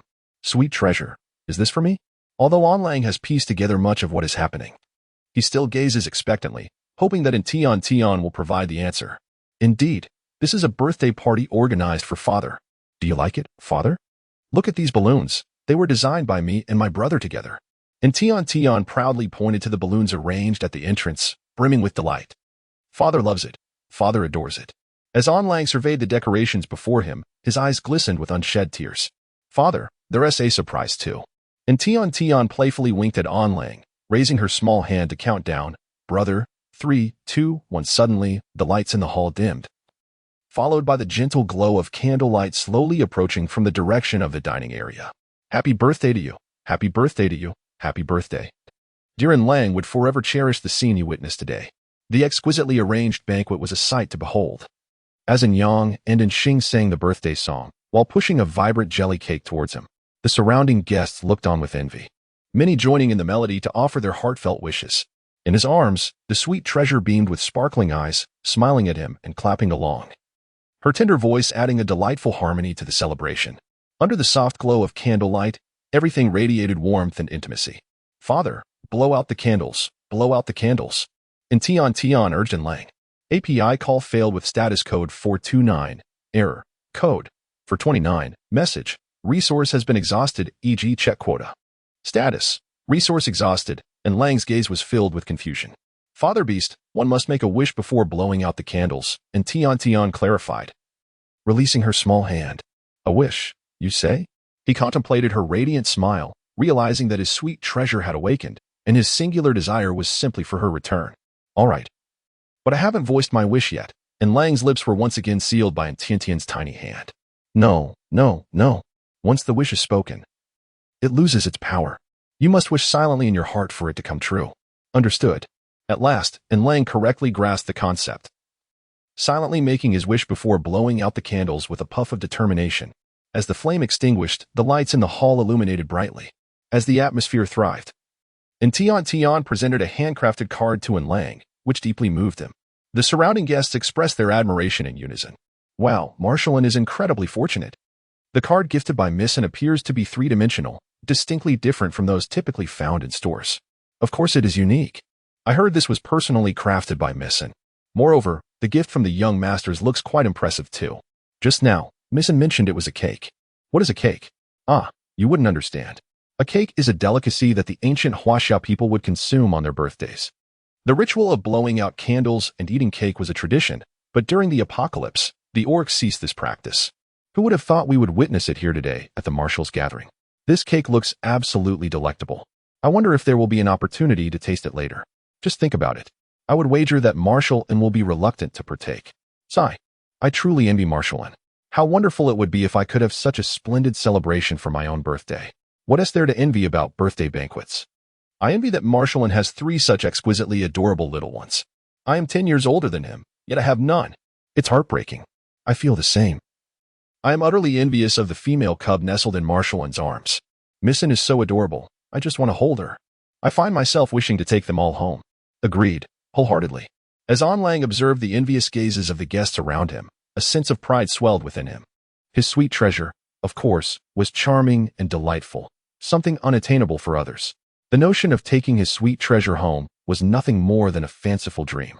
As for the 2 little rascals, if someone fancied them, they were welcome to take them away, for at times, their presence was rather bothersome, almost provoking a desire to swat them away, particularly in moments like this. Father, hurry up and cut the cake. Come on, Anqing urged, wielding a wooden knife with impatience, eager to savor the green fruit jelly cake. His sister had incorporated red fruit bits into the jelly, claiming it would enhance the flavor. Were it not for her insistence that today was their father's birthday and that he must personally slice the cake before they could indulge, Anqing would have already pilfered a taste, rather than waiting for this moment. After a lengthy anticipation, having finally witnessed their father extinguish the candles and unwrap gifts, Anqing grew increasingly restless as their father delayed in cutting the cake. If he continued to procrastinate, Anqing resolved to take a bite himself. Lang observed in Xing's eager demeanor, a subtle smile gracing his lips. Do you wish to eat? He inquired. Indeed, I do, and Xing replied without hesitation, playfully nudging Yang's hand. Brother, why are you pulling me? I am merely speaking the truth. In a decisive manner, Anyang withdrew his hand, realizing that his younger brother was beyond saving. Did he not notice the fierce glare emanating from their father's eyes? And Xing, I have heard commendable reports regarding your outdoor training, and that you completed your tasks ahead of schedule. After the banquet concludes, make your way to the gym, for your father intends to provide you with additional lessons as a form of reward. I believe there is no need for me to express gratitude towards him. It is simply his duty. Is there anything else you wish to convey? None? Very well. Tian, kindly take this green fruit jelly cake to my room. Upon witnessing Lang's actions, and Xing's mind finally sparked with realization, it seemed that their father was indulging in personal vendetta. What was presented as supplementary lessons was, in truth, an intention to administer a reprimand. When did their father become so petty? Wasn't it simply a desire to savor the green fruit jelly cake that he had made with his sister? Why should he be denied this pleasure? Moreover, he had yet to even taste it. Yet here he was, burdened with the father's grudge and the impending lessons. Alas, API call failed with status code 429.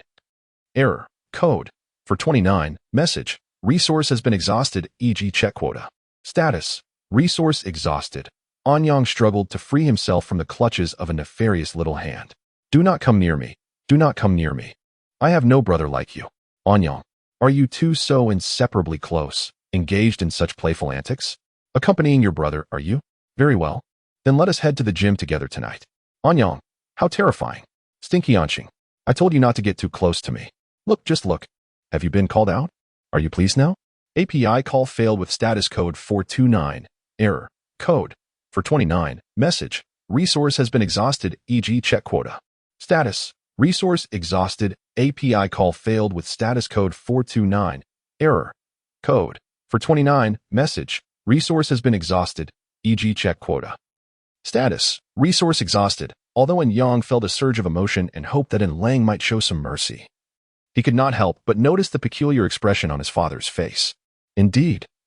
And Tian's lack of plea for leniency only served to jog Lang's memory of the photographs his elder had sent him. Taking care of them well? To the extent of feeding them mudworms? I will also come to the gym tomorrow and add another session for you all, and Song remarked, biting down on his molars. API call failed with status code 429. Error. Code. For 29. Message. Resource has been exhausted, e.g. check quota. Status. Resource exhausted. API call failed with status code 429. Error. Code. For 29. Message. Resource has been exhausted, e.g. check quota.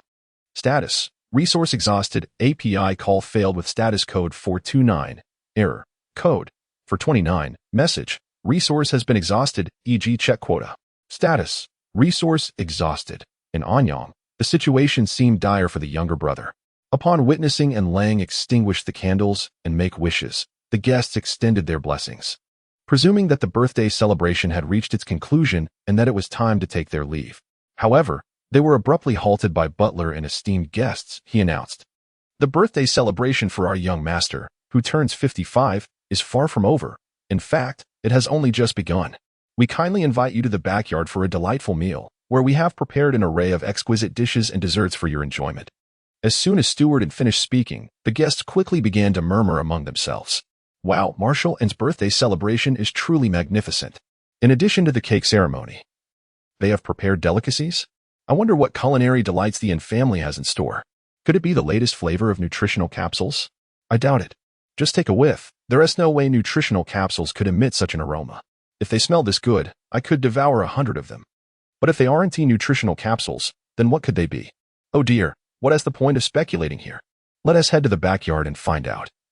This enticing fragrance is driving me mad. Indeed, let's go take a peek in the backyard and see what delicacies the N family has prepared. Come on. Let us go together. The guests gradually began to move toward the backyard.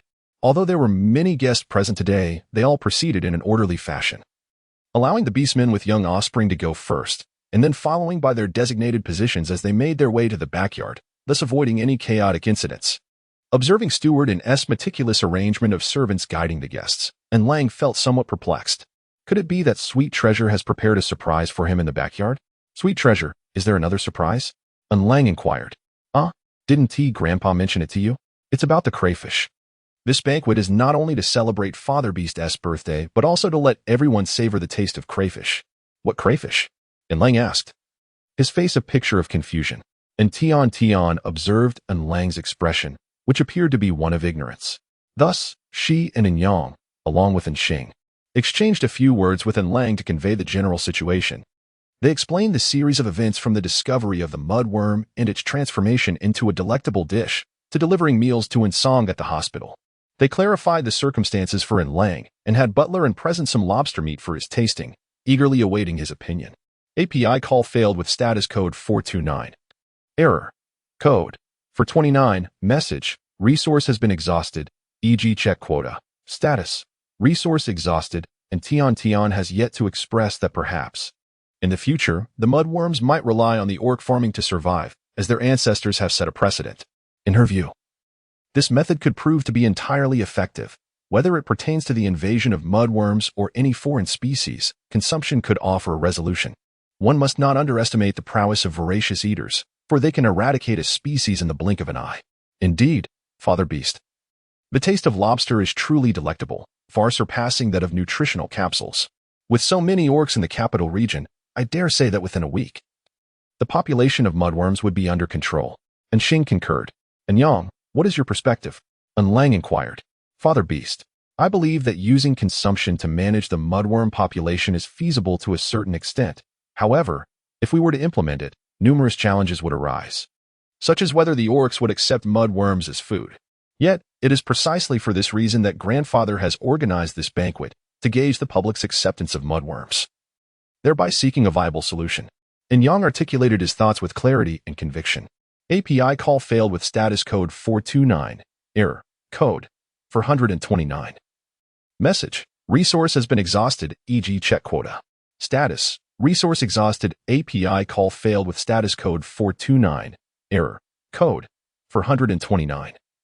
Message. Resource has been exhausted, e.g. check quota.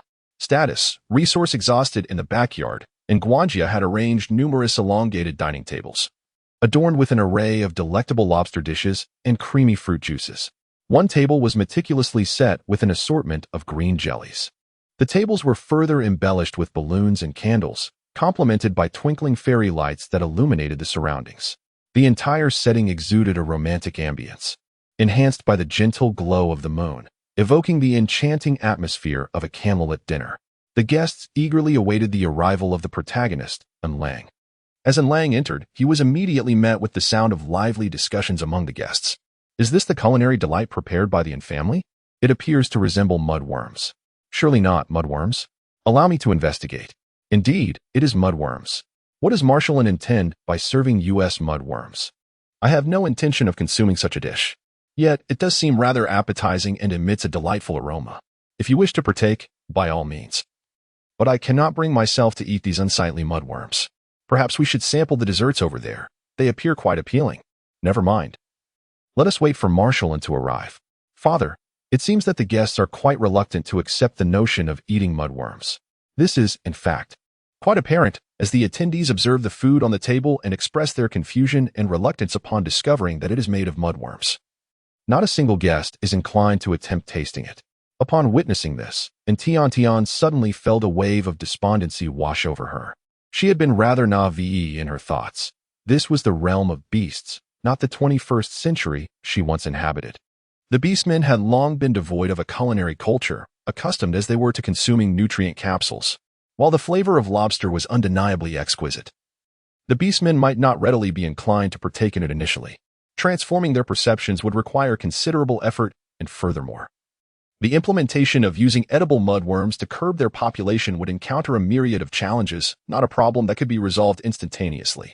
And Lang gazed at Tian, who appeared somewhat dispirited, and gently patted her little head, soothingly reassured her, Sweetheart, this is a matter for the paternal figure to resolve.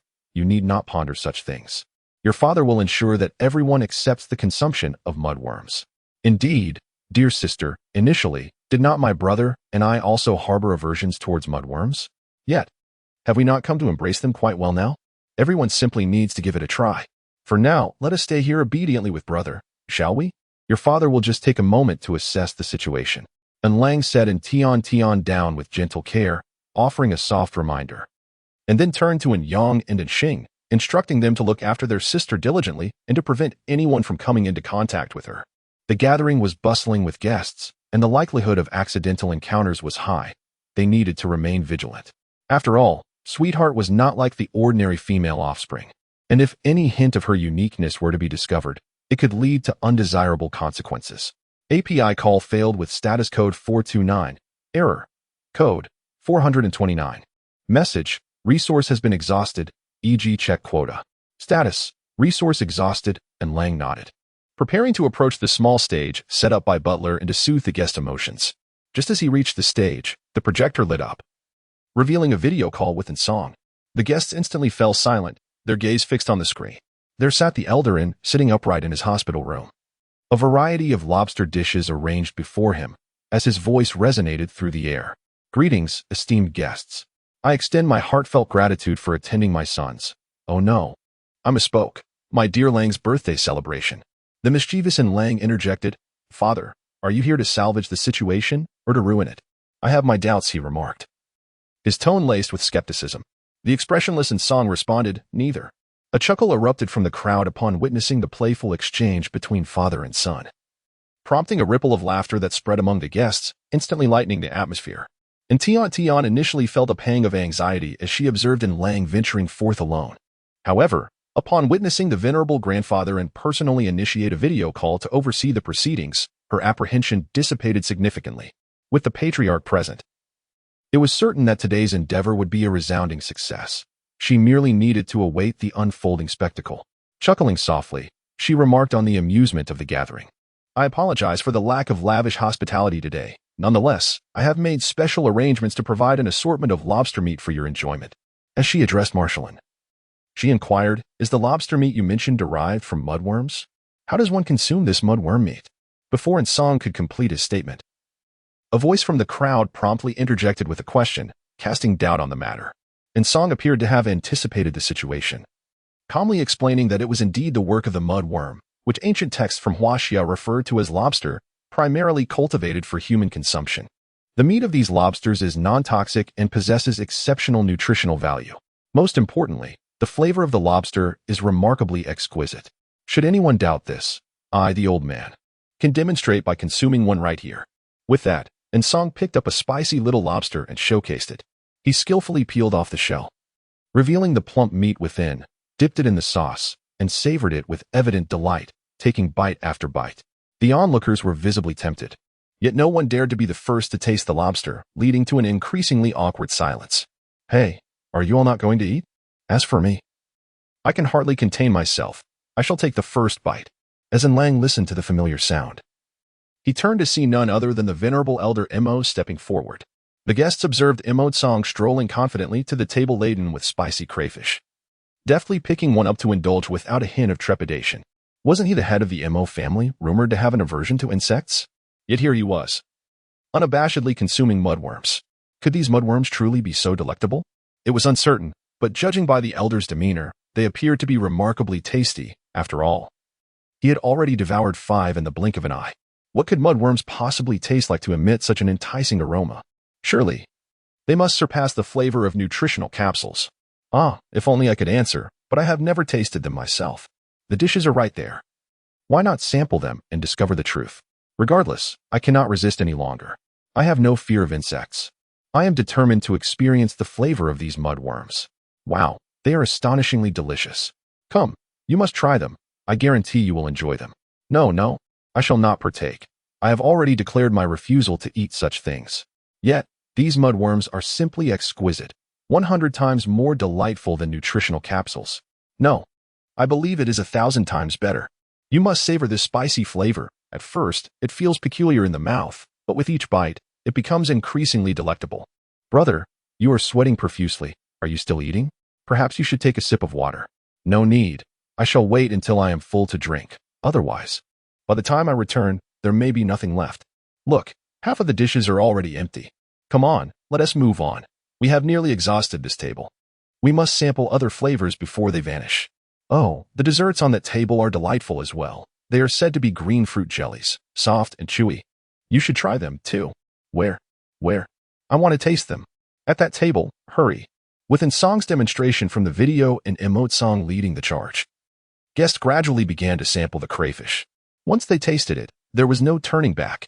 They were utterly captivated, unwilling to extricate themselves from the experience. Each table was bustling with patrons, particularly the spicy crayfish, which was the most popular. A few beast men, allergic to chili, had their lips swollen like sausages. Yet they stubbornly refused to seek medical attention until they had their fill. Had Lang not promised to treat them to 3 consecutive days of crayfish after the banquet, they likely would have remained, clutching boxes of crayfish as they were whisked away by the ambulance, insisting on snacking en route. The doctors, exasperated, contemplated tossing these reckless individuals out, incredulous that they could eat while in such dire straits. Is it truly that delicious? Let me have a taste. Could you pack me a portion as well? I will indulge after work. Upon witnessing the orc's acceptance, Ansong realized that his mission was complete. He promptly shut down the communication device, preparing to indulge in some spicy crayfish as a means of celebration. Although he could not attend Onlang's birthday party, his dear companion had sent an abundance of succulent lobster meat. He chuckled to himself, seizing the opportunity to savor a few more spicy morsels before the young lad noticed. After finishing work, Ansong remarked, "Sweetheart promised to send me spicy delicacies, yet all I find are steamed dishes." Onlang finds himself rather overwhelmed with a multitude of inquiries. Members of the Legion approach him to discuss the subsequent plans for the mudworm cleanup. Business associates seek his counsel regarding potential collaborations, expressing a desire to establish a store dedicated to selling lobster meat. Meanwhile, several acquaintances are fervently attempting to arrange matrimonial alliances, obsessively probing into the well-being of his precious child, Sweet Treasure, in a bid to whisk his darling away. Sweet Treasure is merely 4 years old, a mere cub. What sort of marriage is this? Lang was seething with frustration internally, yet he maintained a facade of amiable composure, deftly navigating the throngs of people, which rendered him unable to approach Tian Tian. Observing Lang engrossed in conversation, Tian Tian refrained from interrupting. Instead, she took Yang's small hand and directed them towards the ink workshop. Grandpa Emo had mentioned that Brother Chen would be joining them today.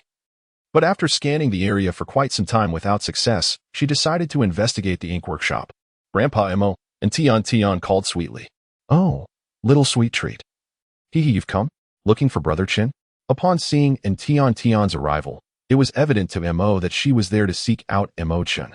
His heart was warmed by the sight of Tian Tian taking the initiative to bond with Mo Chen.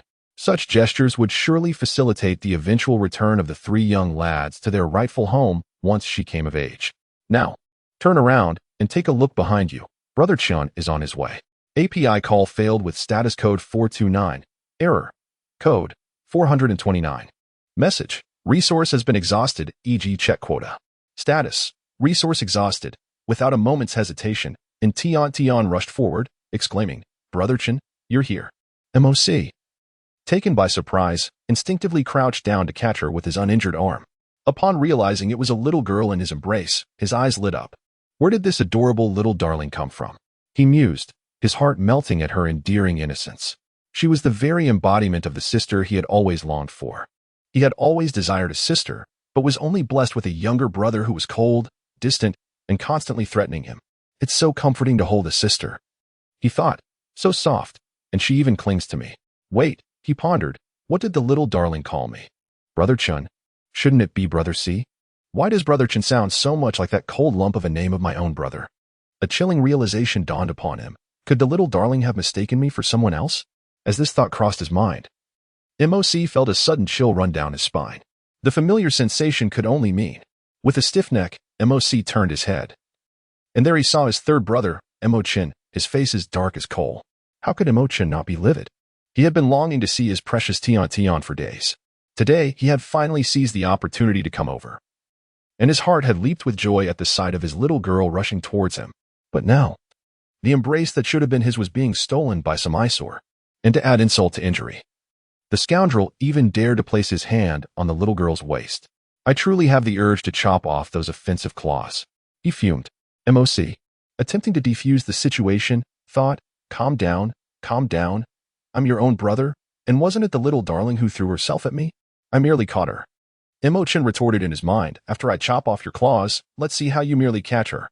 MOC was left speechless. At this moment, and Tian Tian sensed that the atmosphere was rather peculiar.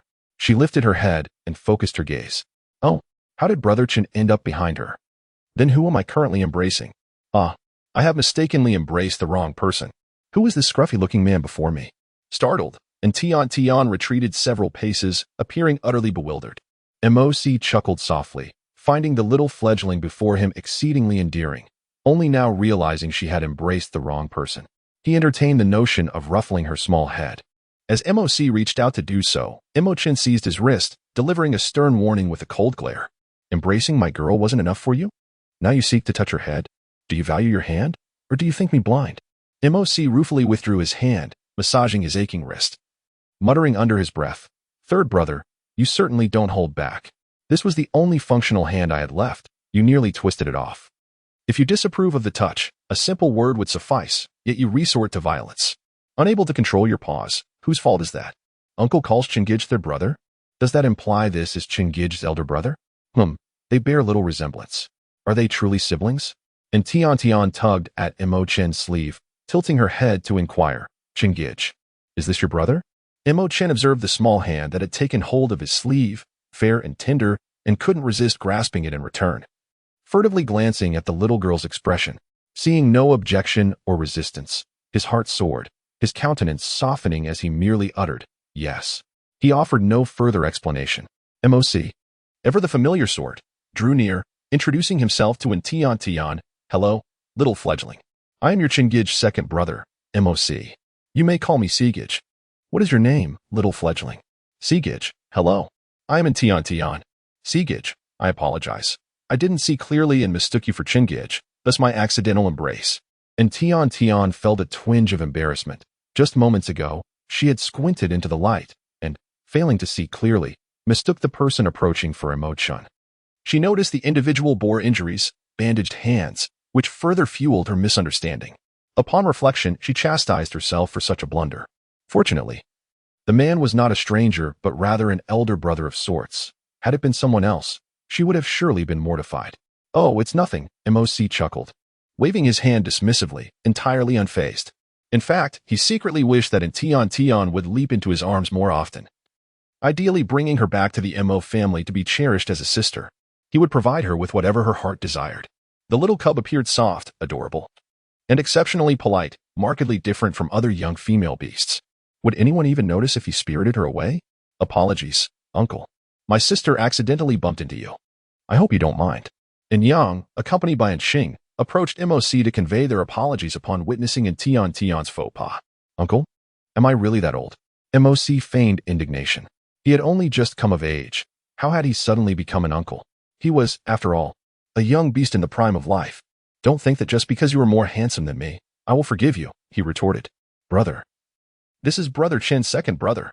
You should call him brother, not uncle." And Tian softly reminded him, still grappling with her initial assumption. "It's quite all right.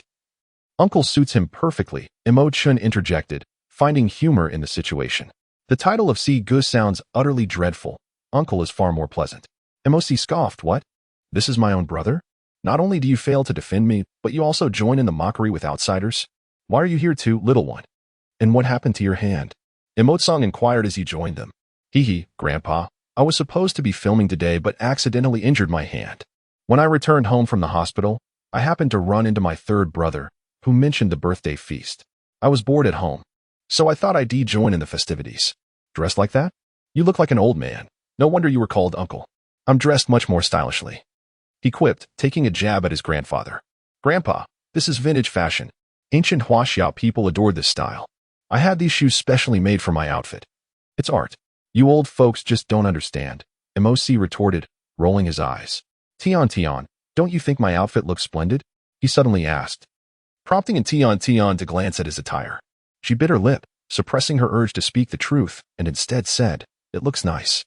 This response delighted MOC, who, despite the piercing glares from his brother, reached out to ruffle Tian's hair. "I knew you would appreciate my artistic sense." "Indeed. Little sister is the most adorable," Imo-chan remarked, his annoyance boiling beneath the surface. "Little sweet treat is merely consoling you. Don't let a little sunshine brighten your day too much. Keep it up, and you'll be back to managing the family business," Imo-song mused, already feeling a headache from his carefree son, who spent his days indulging in such frivolous pursuits, though the boy had indeed made a name for himself. Imo-song yearned for him to return to the family business, allowing him to retire and enjoy leisurely games of chess with old Manon. "Oh, Let him play for a few more years. I've heard that the young female beasts are rather fond of artistic types. Perhaps he'll find a partner and bring home a daughter-in-law, unlike his older brother, who remains solitary, he thought, reflecting on the situation. As he contemplated, he noticed Lang surrounded by a group, deep in conversation. After some thought, he decided it was time to introduce his youngest grandson to their prospective in-laws, hoping to foster goodwill and lessen any potential reprimands in the future. These grandsons are quite the worry. Daughters are far easier, he mused. Little sweet treat. Today is your father's birthday. Would you like to take Grandpa and your brother Chin to greet him? Of course. I wanted to find my father as well. Let me go too. Allow me to hold Tian Tian's hand, Mo-si exclaimed, reaching out. However, before he could make contact, Mo-chen swiftly scooped Tian Tian into his arms and began heading toward Lang. When did it become your turn to hold my little girl? Though one might tolerate the in-laws vying for a bride, particularly when it involves one's father-in-law and brothers-in-law, it is perplexing to witness one's own elder brother engaging in such behavior. Upon witnessing Mo-chen carrying his sister, Xiang naturally followed suit. Old Master Mo cast an appreciative glance at Mo-chen before glaring at his disappointing second grandson, then proceeded to depart, leaving Mo-si in a state of bewilderment. Hey, why is everyone moving so quickly? Wait for me. General Lin, what are your thoughts on my proposal? A 40% share of pure profit for the Yin family. This is quite a lucrative deal. Wouldn't you agree? General Lin, I am willing to increase my offer to 50%, and there would be no need for any investment from the Yin family. As long as you can provide me with the recipe for the mudworms, please consider my proposition. General Lin, let us collaborate. I am confident that before long, this spicy crayfish will undoubtedly become a sensation in the capital region. I implore you to partner with us. We will engage the finest advertising company to produce promotional materials. Lang listened to these words, a throbbing pain echoing in his mind. How many times had he been approached? While he indeed harbored the idea of promoting crayfish to the orcs, this matter required further deliberation. It was not something that could be hastily concluded. However, the exquisite flavor of the crayfish had undeniably captivated many, prompting numerous individuals to seek collaboration, eager to capitalize on the burgeoning opportunity. Anjia had never engaged in business affairs, and in that moment, he was uncertain of how to proceed. Marshallin, I am willing to offer 80% of the profits in pursuit of collaboration. As soon as this declaration was made, the other creatures, who had been vying for partnership, fell silent. 80% of the profits? Such audacity. Was this not tantamount to offering a free shop? Who, in their right mind, would undertake such a losing venture? It was nothing short of a cautionary tale for the business world. It soon became apparent that it was the head of the Mo family, a titan in the commercial realm. Pardon my interruption. They possess wealth and can afford to be capricious. Is there anyone willing to bid higher? If so, please do share. We can engage in fair competition. If not, I kindly ask you to excuse yourselves, as I wish to have a thorough discussion with Marshall and regarding our prospective collaboration. Mo Tsang stated leisurely amidst the astonished gazes of the other creatures. He initially believed Lang was preoccupied with some matter. It turned out he was merely deliberating over the establishment of a lobster eatery. Had he known earlier, he would have expressed his enthusiasm, for the elder Mo relished the prospect of making money. If his in-law intended to open a shop, how could he resist joining the fray? Upon hearing this, the other creatures grasped the elder Mo's intent. While he spoke of fair competition, he was, in fact, wielding money as a weapon. It was ludicrous. For them, even 50% was the utmost they could offer, and conceding 80% was simply out of the question. Thus, they began to take their leave. Marshallin, I suddenly feel famished. I shall take my leave to dine. I hope we can explore other collaboration opportunities in the future. My dairy juice has run dry. I too shall take my leave, Marshallin. Until next time. One particularly disgruntled sheep creature stroked its little beard, contemplating the delectable lobster meat that would surely captivate the beast folk. Perhaps it was worth a gamble, a strategy of selling at a lower margin to achieve greater volume, with the potential for significant profit. Mustering the courage, it boldly proposed, I shall offer 90% pure profit. Another sheep creature interjected, I shall additionally provide free advertising. KO. I bid farewell, Marshallin. One sheep creature exclaimed, I feel as though he was insulting me with his wealth, yet I have no proof. Mo Tsang scoffed. I refuse to believe anyone can outbid me. It is merely a shop. If Sweetheart desires, I could open 10 as a bridal gift. At that moment, Father Beast Mo Chen approached with Tian Tian in his arms. They were still some distance from Lang, and Tian Tian, unable to contain her excitement, called out to him. Imochen had noticed the crowd surrounding Lang, and, not wishing to draw too much attention to the little girl in his arms, had waited until the throng dispersed before meandering over with Tian Tian. "Sweetheart, my dear little one, come here, let Father Beast hold you," he said. And upon seeing Tian Tian approach, Lang immediately strode forward to take his beloved sweet treasure into his arms. Tian Tian instinctively opened her arms for Lang to embrace her, but to her embarrassment, Imochen showed no intention of letting go. "Huh? Why has this brat released his hold yet? I am merely holding my own darling child. I have not taken your wife. Whom is he displaying that sour face for?" Lang endeavored to suppress his anger, silently reminding himself, remain calm, this is the savior of my dear one. Must not strike. Tian Tian looked over in confusion, and Imochen, feeling helpless, could only release his hold. The sweet little girl was still too young. It was necessary to take things slowly. With a reluctant heart, he passed the little girl over. While this was Imochen's inner thought, his face still bore an expression of sorrow. This sight brought immense delight to old Master Imo, who chuckled inwardly, realizing that indeed every creature has its match. His youngest son also had a day of humility. "Young Lang, the old man has come to congratulate you with my 2 grandsons." Old Master Imo said. "Old Master Imo, you are too kind. Thank you for coming to my aid earlier," and Lang expressed his gratitude towards Imo-san.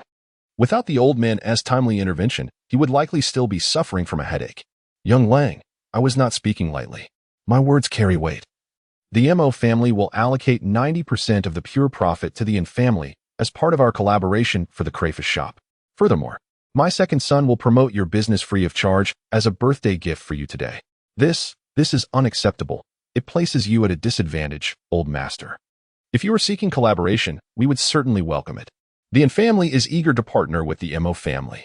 However, regarding the profit distribution, I believe we should discuss it further to ensure mutual benefit, as this would be advantageous for both parties, would it not? Lang is not the type to take advantage of others, so it is unlikely he would readily accept such a generous investment from old Master Imo. He genuinely wishes to open a shop, for not all beastmen possess culinary skills. If he seeks to promote lobster meat, it is essential to have a dedicated establishment for selling properly cooked lobsters. The Imo family holds a significant position in the commercial sphere, and collaborating with them would undoubtedly be the best choice. However, he hopes for a mutually beneficial arrangement in the distribution of profits, rather than allowing the In family to unilaterally benefit. Upon observing Lang's resolute demeanor, Imo-san pondered deeply and understood Lang's intentions. It was indeed a lapse in his judgment. "Young Lang, it seems I have been somewhat muddled. You are correct. We need to sit down and discuss this matter thoroughly. Shall we find a suitable place to deliberate? Allow me a moment to converse with you. It is an honor to speak with old Master Imo. Perhaps we could discuss this in the study. And Yang and Xing, take your sister to have something to eat." "Oh, no need. You brothers can go ahead. I am quite full already." Upon hearing the suggestion to eat again, and Tiantian's face displayed clear reluctance. Before the banquet commenced, Butler had prepared food for the 3 of them, fearing they might be hungry. She had already consumed a substantial plate of spicy lobsters and felt quite stuffed. She truly wasn't hungry at all. For Yang and Xing, it might merely serve as a light snack, but for her, it was a complete dinner. If she continued to eat like this, she would inevitably become a plump little fox, resembling a chubby pig. Upon hearing this, Lang furrowed his brows, realizing that his precious little one had once again developed an aversion to eating properly, which was quite unacceptable. He intended to insist that Yang and Xing take Tian Tian to have a few bites. Even a single morsel would suffice. However, before he could utter a word, his little darling slipped from his embrace like a slippery eel, swiftly hiding behind Imo-chin. Brother Chin, I have prepared a gift for you as a token of my gratitude for saving me and my grandfather last time. I left it upstairs. Come with me to retrieve it. Hurry. And Tian Tian exclaimed, energetically tugging at Imo-chin as they ascended the stairs of the residence, filled with urgency. Quickly, or else the paternal beast will catch us, and I'll be forced to eat my meals. I do not wish to become a plump fox. Lang, what should I do if my little one refuses to eat? I'm quite anxious and awaiting a response. Mukin is still trying to process Yanshin's words. And at this moment, he has already been led quite far away. A gift? Did sweet baby just mention giving him a present? Surely he must have misheard. Happiness has arrived rather unexpectedly. Father Beast, shall we go fetch sister back? Anyang inquires, what if she continues to refuse her meals? No need.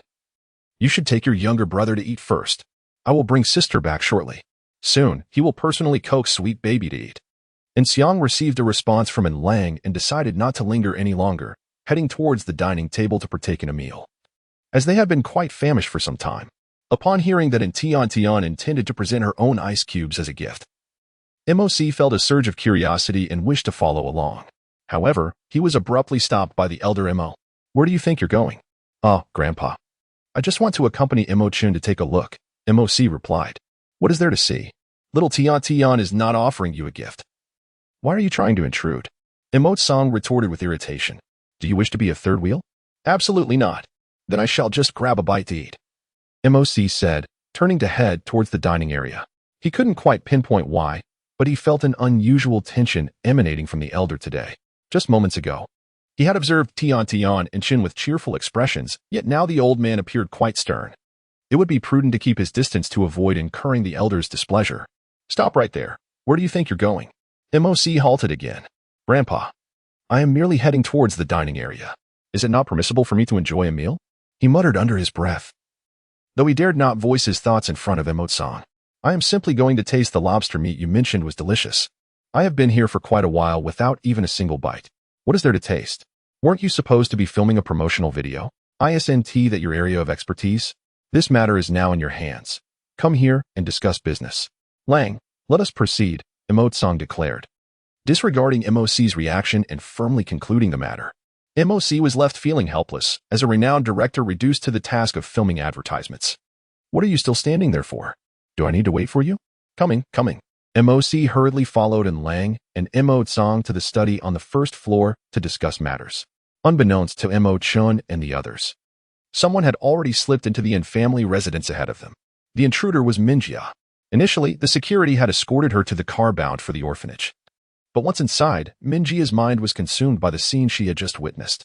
In her memories, her brothers had never showered her with such affection, let alone hold her hand or embrace her. Yet, the girl they referred to as sister was effortlessly basking in such love and care. She felt a surge of resentment. Why shouldn't Tian awaken to possess all these privileges? Surely, everything rightfully belonged to her. If Tian had not regained consciousness, the An family would have adopted her, and she would have become the true young miss of the An household. In that case, she would be the one residing in the An family, revered as the young miss, enjoying the intimate care of her brothers. But now, all of this had dissipated into nothingness due to Tiantian's awakening. Driver, stop the car, she exclaimed. Tonight, she was determined to meet the An patriarch. She would find a way to enter the An family. The backyard of the An family residence was bustling with activity, as nearly all the servants had gathered there to lend a hand, leaving only the robotic nanny to clean inside the main house. Minjia, being a mechanical being, possessed a heightened sensitivity to machinery compared to ordinary beast folk, enabling her to stealthily slip away to the second floor. Initially, she intended to sneak into the backyard. However, the crowd of people made her hesitate, fearing discovery. Recalling that An Lang's room was likely on the second floor, she decided to wait for him there.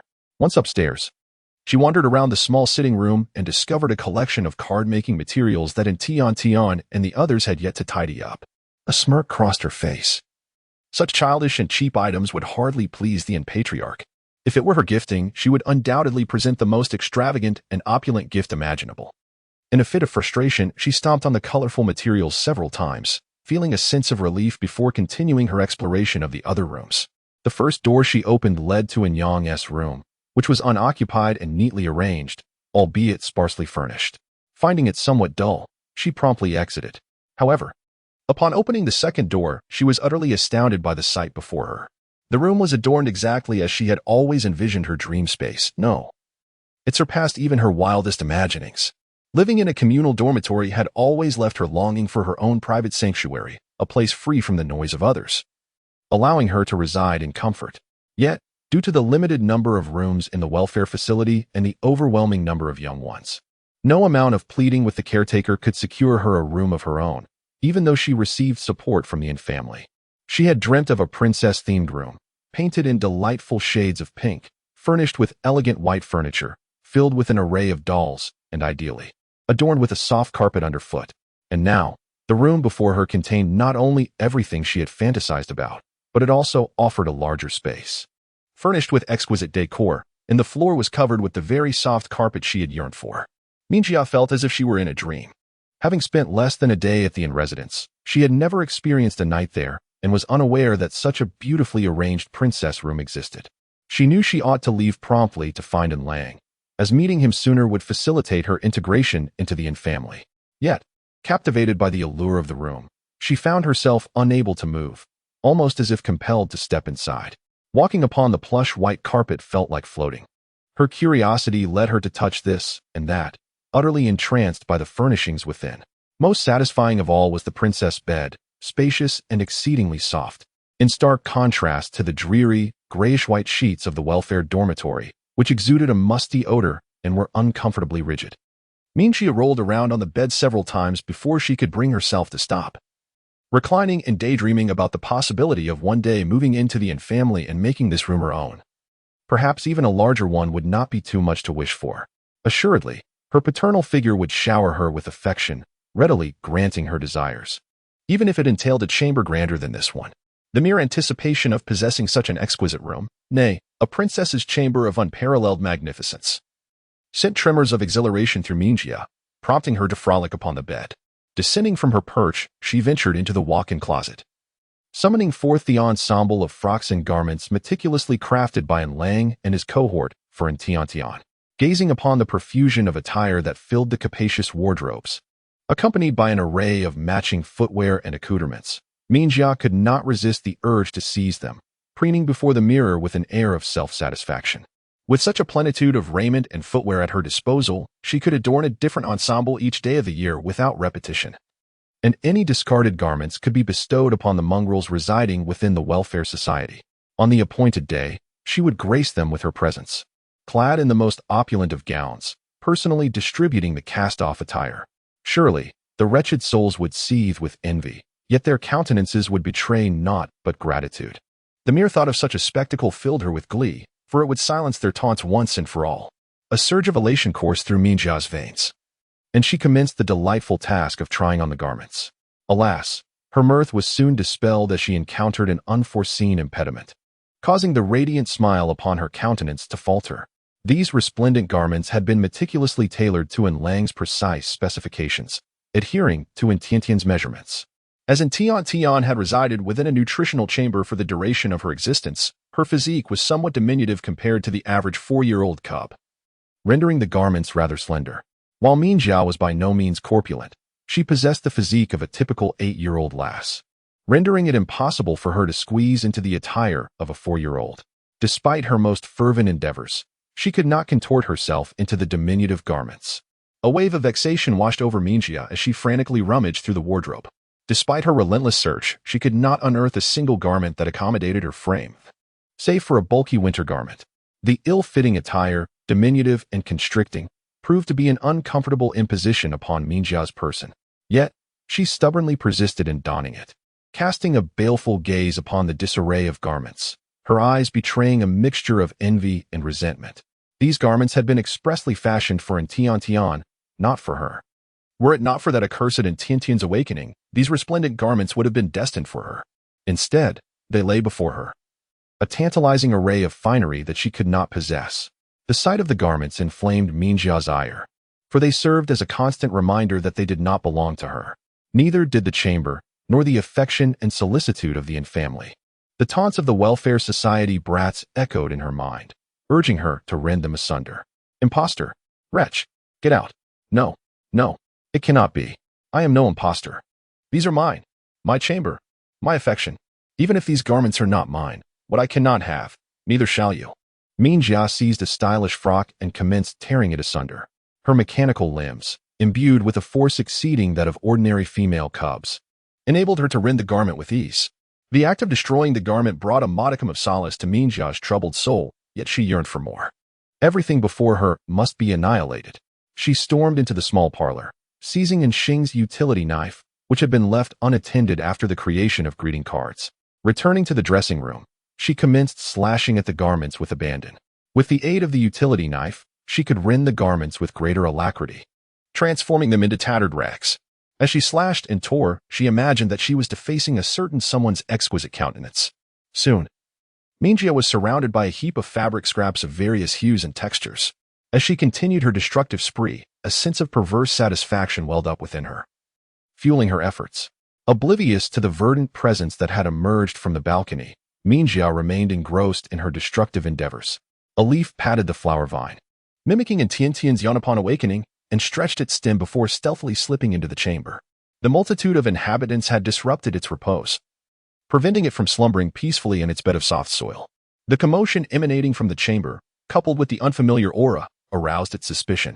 Since being brought home by the endearing creature, whose name it had learned was Tian Tian, it had grown fond of referring to her by that moniker. Tiantian's aura, like her person, was sweet and gentle, devoid of the agitation and resentment that now permeated the chamber. Clearly, someone had trespassed upon Tiantian's domain, and it was determined to investigate the transgression. Stealthily approaching the dressing room, it extended a leaf to survey the scene. The sight of Minjia slashing at Tiantian's exquisite garments filled the vine with rage, causing its tendrils to tremble and its leaves to quiver. To brazenly wreak havoc in its presence was an act of utter disrespect. Had it been sufficiently nourished and possessed sturdier branches, it would have lashed out with its tendrils. Alas, its current state of frailty rendered it incapable of inflicting any meaningful harm. However, it could not allow this transgression to go unpunished, lest its reputation be tarnished. With that resolve, it crept into the dressing room. Minjia remained oblivious to its presence, continuing to tear at the garments. Suddenly, she sensed a disturbance within the pile of fabric scraps. Halting her movements, she eyed the heap of tattered garments suspiciously. After a moment of scrutiny, she dismissed it as a figment of her imagination and resumed tearing at the garments. Abruptly, she felt a sharp prickling sensation upon her back. The sensation was unmistakable. Yet she was alone in the dressing room. A sense of inexplicable dread began to creep into Minjia's heart, causing her actions to falter as she gripped the utility knife tightly. Her body stiffened as she slowly turned around, only to find an empty wardrobe behind her, devoid of any presence. Sighing in relief, Minjia allowed herself to relax and turn back. She intended to reach for a new dress to tear apart. But as her gaze followed her hand, she was taken aback to see the dress that should have been inert suddenly rising eerily before her. The collar and sleeves hung limply, and Minjia was left frozen in terror as she witnessed the sleeves slowly lifting, seemingly waving at her in greeting. Oh, a ghost! Minjia was so startled that she lost all composure and bolted outside. In her haste, she stumbled over the scattered clothes on the floor, the collision of metal and wooden floorboards resonating loudly, likely resulting in a painful fall. Nevertheless, she persevered through the pain, scrambling to her feet and rushing towards the door. Her steps unsteady. As Minjia dashed out, the once upright dress fell to the ground, revealing a vibrant green vine. "You are the real ghost, you ugly creature," the vine thought, feeling quite pleased as it slithered back into its soft, fragrant earthen nest, content to settle in after the exhausting encounter. Meanwhile, Minjia rushed out and encountered Tian Tian, who was pulling Imochen upstairs. "Brother Chun, the items are upstairs. Let us hurry." "All right, my dear Tian Tian, but do not rush. We must ascend the stairs slowly and not jump about." Upon hearing their voices, Minjia's heart raced with anxiety. "Brother Chun? Isn't he with Father Beast?"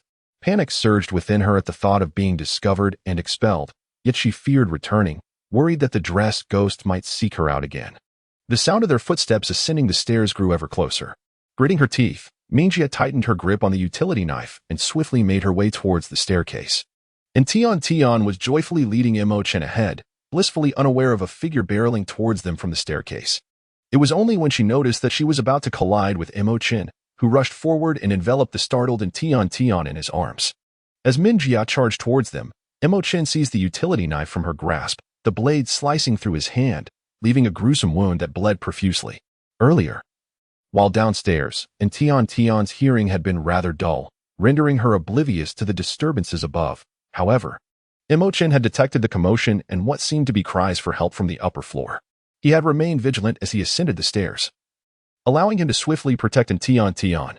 He had not anticipated that the approaching figure would wield a knife. Fortunately, he managed to shield his beloved, or else he would have been consumed by guilt and sorrow. The mere thought of his precious girl nearly being harmed ignited a fierce wrath in Imochen's eyes as he glared at the one who had charged towards them. Minjia had originally intended to dash downstairs and, taking advantage of the sparse crowd, escape the family, planning to return when the opportunity arose. Yet, she had not foreseen that her reckless descent would lead her to collide with such a striking young man. as he regarded her with an intense glare filled with malice. She suddenly felt her legs weaken, acutely sensing the murderous intent emanating from his mere gaze. At this moment, Tian also regained her senses. The events had unfolded so swiftly that she had not yet had the opportunity to respond. As she observed Mo Chen's hand, which was continuously bleeding, a look of anxiety spread across her face. "Brother Chen, your hand is bleeding. Does it hurt? Oh no, we should go to the hospital at once." And Tian was genuinely alarmed upon seeing Mo Chen's injured hand. Just a couple of days prior, he had hurt himself for her sake. And now he was wounded again. A sense of guilt washed over her, leaving her momentarily dazed and frantic, uncertain of how to respond. Her words tumbled out in disarray. Conversely, Mo Chen suppressed the lethal intent in his gaze and gently soothed Tian's distress. "I am fine. This minor injury does not necessitate a visit to the hospital. What about you, my sweet?" "I am unscathed," and Tian replied, shaking her head. Just moments ago, Mo Chen had intercepted the knife, and she had not been harmed at all. Although she felt a slight discomfort in her abdomen, she believed it to be inconsequential. Upon receiving her response, Mo Chen nodded. Since his suite was unharmed, it was time to address other matters. He turned, his expression devoid of emotion, and confronted Minjia. "Who are you? How did you manage to intrude here?" Minjia, taken aback by Mo Chen's interrogation, found herself in a state of utter panic. Her eyes darted, and her body instinctively sought to flee. However, before she could make a move, a familiar voice resounded, "Sweetheart, what is going on?" The newcomers were in Lang and his companions. The commotion had been rather substantial, and before they even reached the study downstairs, they were drawn by the noise. Only to stumble upon this scene. In the stairwell stood a half-mechanical female creature, frozen in a state of panic, while Mo Chen stood protectively over in Tian, who was opposite him. Blood could be seen dripping onto the staircase. Blood. This indicated that someone had been injured. Lang was taken aback and hurriedly ascended the stairs, anxiously inquiring, "Sweetheart, what happened? Are you all right? Where are you hurt? Let your father take you to the hospital." Seeing in Lang's anxious expression, and Tian felt a surge of calm within her. "Father, I am perfectly fine. It was Brother Chun who intercepted the blade, and his hand is bleeding profusely. Hurry. We must take Brother Chen to tend to his wounds." After speaking, Tian discreetly placed her hand on her abdomen, feeling an inexplicable discomfort intensify. Has the third young master been injured? What could have transpired? Meanwhile, old Master Mo, downstairs, was equally concerned. However, the staircase was too narrow to accommodate a multitude. So he remained at the entrance, unable to ascend. "Grandfather, I assure you, it is merely a minor injury," Mo Chen responded. Upon hearing these words, Lang couldn't help but feel a sense of fondness for Mo Chen. Although the young master of the Mo family had a somewhat sullen demeanor, he possessed commendable character. Were it not for him, it would have been Tian Bao who was injured. Mo Chen remarked, "If I do not protect my own wife, who else will? Anson, Lang, Anqing, Anyang, and Anxing, we shall protect her. Old Master Mo, and I shall also do my part." Mo Chen, why do both the old and the young compete with me for a bride? Lang wished to extend his hand to take over in Tian from Mo Chen, thus allowing Mo Chen to descend the stairs to tend to her injuries. However, upon reaching for her, he noticed a rather peculiar pallor on Tian's face, prompting him to inquire with urgency, "Sweetheart, what troubles you? Are you unwell?" Mo Chen, too, perceived that the young girl in his arms appeared to be in considerable distress. Alarm surged within him. Could it be that he had failed to protect her, leading to her injury? "I have a stomach ache," and Tian replied, her voice trembling as she struggled to contain her discomfort. The pain in her abdomen was so intense that cold sweat began to bead on her forehead. Without hesitation, Mo Chen scooped her up and made his way toward the door, with Lang promptly following, intent on driving her to the hospital himself. What has happened to Tian? Where is Chen Di taking her? She was still somewhat bewildered. Mo Song swiftly struck Shi on the head, exclaiming, "Where else could they possibly go? Can't you see that little sweetie is unwell? They are headed to the hospital. What are you lingering here for? Hurry up and get the car ready to follow them." "Do you expect me, an old man, to drive you?" I'm going, Shi replied, cradling his head as he rushed to prepare the vehicle. In the stairwell, only Minjia remained, clad in an ill-fitting insulated suit, standing there in a state of disarray, utterly at a loss. Earlier, Lang had cast her a brief, cold glance, and before she could utter a word, he had dashed towards Tian, his focus unwaveringly fixed on her, neglecting to spare her another look. and Lang tenderly referred to Tian Tian as sweet treasure, a name he had never used for himself. She yearned for someone to inquire about her well-being, to express concern over her injuries, and to hear Lang affectionately call her baby. The name Jia Bao was so melodious, far surpassing the sweetness of sweet treasure. It was all due to that in Tiantian, had she not feigned illness. The attention of Father-in would not have been solely focused on her, leaving him oblivious to her presence. Otherwise, he surely would have recognized her just moments ago. Meanwhile, Butler-in, who had been entertaining guests in the backyard, received a message from the security at the entrance. He swiftly calmed the guests' unease before hastening into the main residence.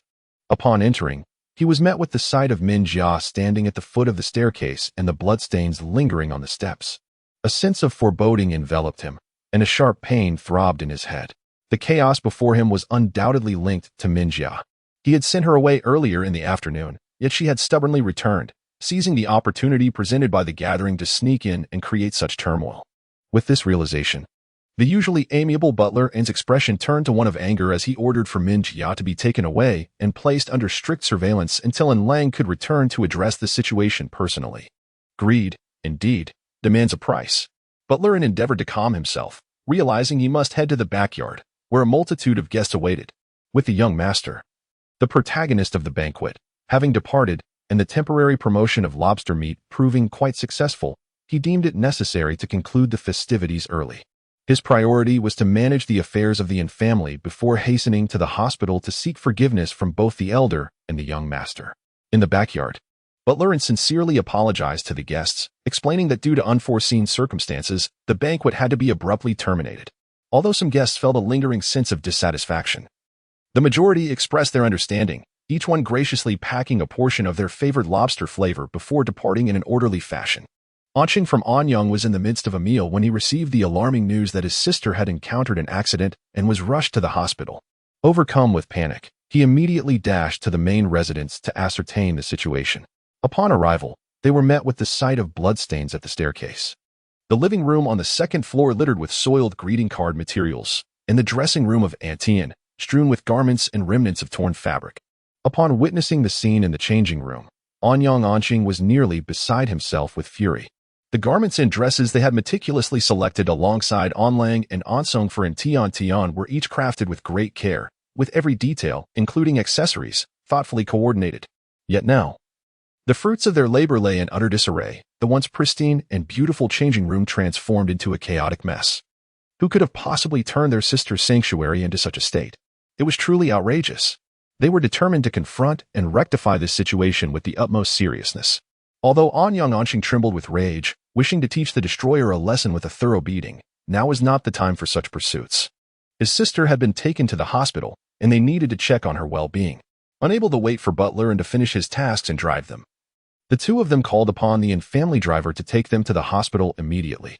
In the hovercar, Lang, ensuring safety, drove at maximum speed towards the hospital, while Mo Chen tightly embraced the pained and somewhat convulsing Tian in the back seat. Tian was in excruciating pain, unable to suppress her soft whimpers. The agony was unbearable, reminiscent of the severe menstrual cramps she had experienced before, though this time the pain resided in her abdomen. The two men in the car, upon hearing her muffled cries, felt an even greater pang of sorrow, wishing fervently that she would cry out loudly instead. Her subdued whimpering pierced their hearts like daggers, each sound a stab of anguish. Especially Mo Chen, whose eyes turned red with sorrow and regret. He lamented not having protected her better. If he could, he would willingly endure tenfold the pain she was currently suffering to ensure her well-being. Instead, he was left helpless, witnessing her suffering with no means to alleviate it. In his previous life, he had failed to protect her. Must he also fail in this one? No, that cannot be. In this lifetime, he must safeguard her at all costs. Yet, he recalled that nothing of this sort had transpired in his past life. After the car accident, the family had hosted a funeral rather than a birthday celebration, thus preventing any of today's events from occurring. He had thought that surviving the car crash would allow him to guide her through any subsequent calamities unscathed. However, it seemed that after evading the accident and saving old Master, many things had changed, including the birthday celebration and the sudden disaster on the stairs, as well as the half-mechanical figure that had rushed towards them, none of which he had encountered before. In this lifetime, Tian Tian continued to experience misfortune, just as in the last. Imo-chin silently clenched his fists, realizing that his plan to move closer to the Yin family needed to be executed swiftly. He had to be by her side, ensuring her safety. New calamities or old misfortunes, he would risk his very life to ensure that Tian Tian could live peacefully in this lifetime. On the streets, the night was unusually desolate.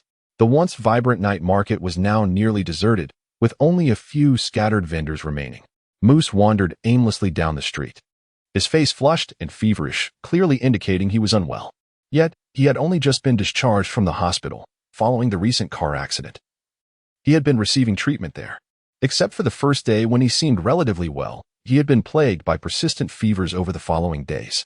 The doctors administered antipyretic medication, which temporarily alleviated his fever, only for it to return shortly thereafter, a continuous cycle of illness that left him feeling quite unwell. Marshall and last sent someone to notify his father Beast, yet his father Beast, Muzang, has never come to the hospital to visit him. He only transferred a considerable sum for medical expenses, instructing the hospital staff to take good care of him. Even today, when he felt his condition had improved and wished to be discharged, he waited until evening, but Muzang did not come to pick him up. For this, Musu had long since become accustomed. His father Beast had always been neglectful towards him, and any hope he once harbored had long been extinguished. Musu ultimately decided to leave the hospital today. Since his father Beast had not come for him, it was better to depart early. At this moment, he thought to take a short walk to breathe in some fresh air before hailing a taxi home. CDs for sale. Come and buy. We have various ancient Chinese film and television discs available. Don't miss out. Today is a massive discount. A cat beast uncle in a black robe shouted by the roadside. The street was nearly deserted, with only him and another vendor selling data collections still setting up their stalls, yet he continued to shout energetically. Occasionally, two youths passed by, intrigued by the commotion. Upon seeing customers, the cat beast uncle immediately greeted them with enthusiasm. Welcome. Come and check out my collection of CDs. They feature the most treasured Chinese dramas, along with some of the hottest courses available today: mecha, pharmacology, fitness, gaming, beauty, and skincare, all sorts of subjects to satisfy your desires. Uncle, I'm not interested in those courses. I want the kind of little yellow films, you know what I mean, right? Do you have any? One of the youths squatted down and whispered to the cat beast uncle, while the other, though silent, showed a glimmer of anticipation in his eyes. Upon hearing this, the cat beast uncle revealed a knowing smile. Young man, your youthful exuberance is understandable. Yes, I have what you seek. Let me find it for you. The uncle quickly rummaged through a pile of small chips and discs. Here, take a look at this one, Temptation of Home. It sounds quite enticing, but I want to elaborate further. You can buy it and watch it at your leisure. Rumor has it that one of the stars is a certain autumn named Beauty. The cat beast handed the youth a small chip wrapped in yellow packaging. In this era of beast kind, discs had evolved from their original circular form into chips, making it convenient for playback on light brains. The youth accepted it with satisfaction, carefully placing the chip in his pocket and inquired, Uncle, how much is it? I'll buy it. The cat beast uncle held up 2 fingers, stating, 500 star coins. What? So expensive, 500 star coins. Uncle, are you robbing me? A rare edition film at the disc store is only 200 star coins. The youth exclaimed, nearly retracting the chip from his pocket. Yet, holding the chip, he felt reluctant, as such items had become increasingly hard to obtain lately. Noticing the youth's hesitation, the cat beast uncle's previously enthusiastic smile faded, replaced by a look of distress. It's not easy to come by, you know. The star authorities are cracking down hard on these items. If you think it's too pricey, you can return it to me. He extended his hand toward the youth, adding, this is a valuable item. It might not be available next time. Can't you lower the price a bit? This is way too expensive. The youth remained doubtful. For 500 star coins represented half a month's worth of living expenses for him. All right, considering your exceptional looks, I'll give you a special price of 499. How does that sound? Okay, I'll buy it. The youth exclaimed, eager to pay. His charm could yield a discount. After all, 400 was a steal. Nearby, the book vendor chimed in, young man, your looks are only worth 1 star coin, you know? The cat beast uncle retorted, these young fellows are quite handsome nowadays. Next time, I'll offer him a discount of 499. 9. Seeing the successful transaction, the other youth felt a stir of desire and squatted down to ask, Uncle, do you have anything else in stock? Perhaps something with bigger assets? Bigger assets? Yes, indeed. Here, take a look at Fast and Furious. The lead has quite the impressive figure, though she might be a bit lacking in hair. What do you think? If you're satisfied, I can offer it to you for the same price of 499. All right, I'll buy it. The youth generously paid. The cat beast uncle quickly produced a stack of yellow packaged chips. Actually, I have the entire series of Fast and Furious from 1 to 9. If you're interested, would you like to take them all? The youth replied, I'll come back for those next time. These are rare treasures. How come you have the whole set? Let us go. Didn't you say you still have homework to finish? Hurry up. The youth urged his companion, tugging him away. If they lingered, their wallets might not survive. Welcome to come again. The cat beast uncle waved goodbye to his little patrons with a tinge of reluctance. However, glancing at the recent transfer on his light brain, his spirits lifted, and his eyes squinted into mere slits of joy. His great-grandfather had indeed not mispredicted. He was the reincarnation of a cash cat. In these times, earning money from youngsters was remarkably easy. The nearby book vendor couldn't help but take a look. Old cat, you're making quite a fortune selling those little films. Aren't you afraid the star authorities will come after you? They're cracking down hard on this lately. If caught, you could end up in prison. Thank you for your concern, old friend. But I'm not selling those films. Did I ever say I was? These are merely ancient, legitimate dramas and movies. The cat beast uncle organized the discs on the table and continued, you wouldn't believe how captivating one of them, Zhen Huan, is. It features numerous maidens vying for the affection of a single beast. I almost forgot to recommend it. How about this? I'll recommend it to you at a special price. Interested?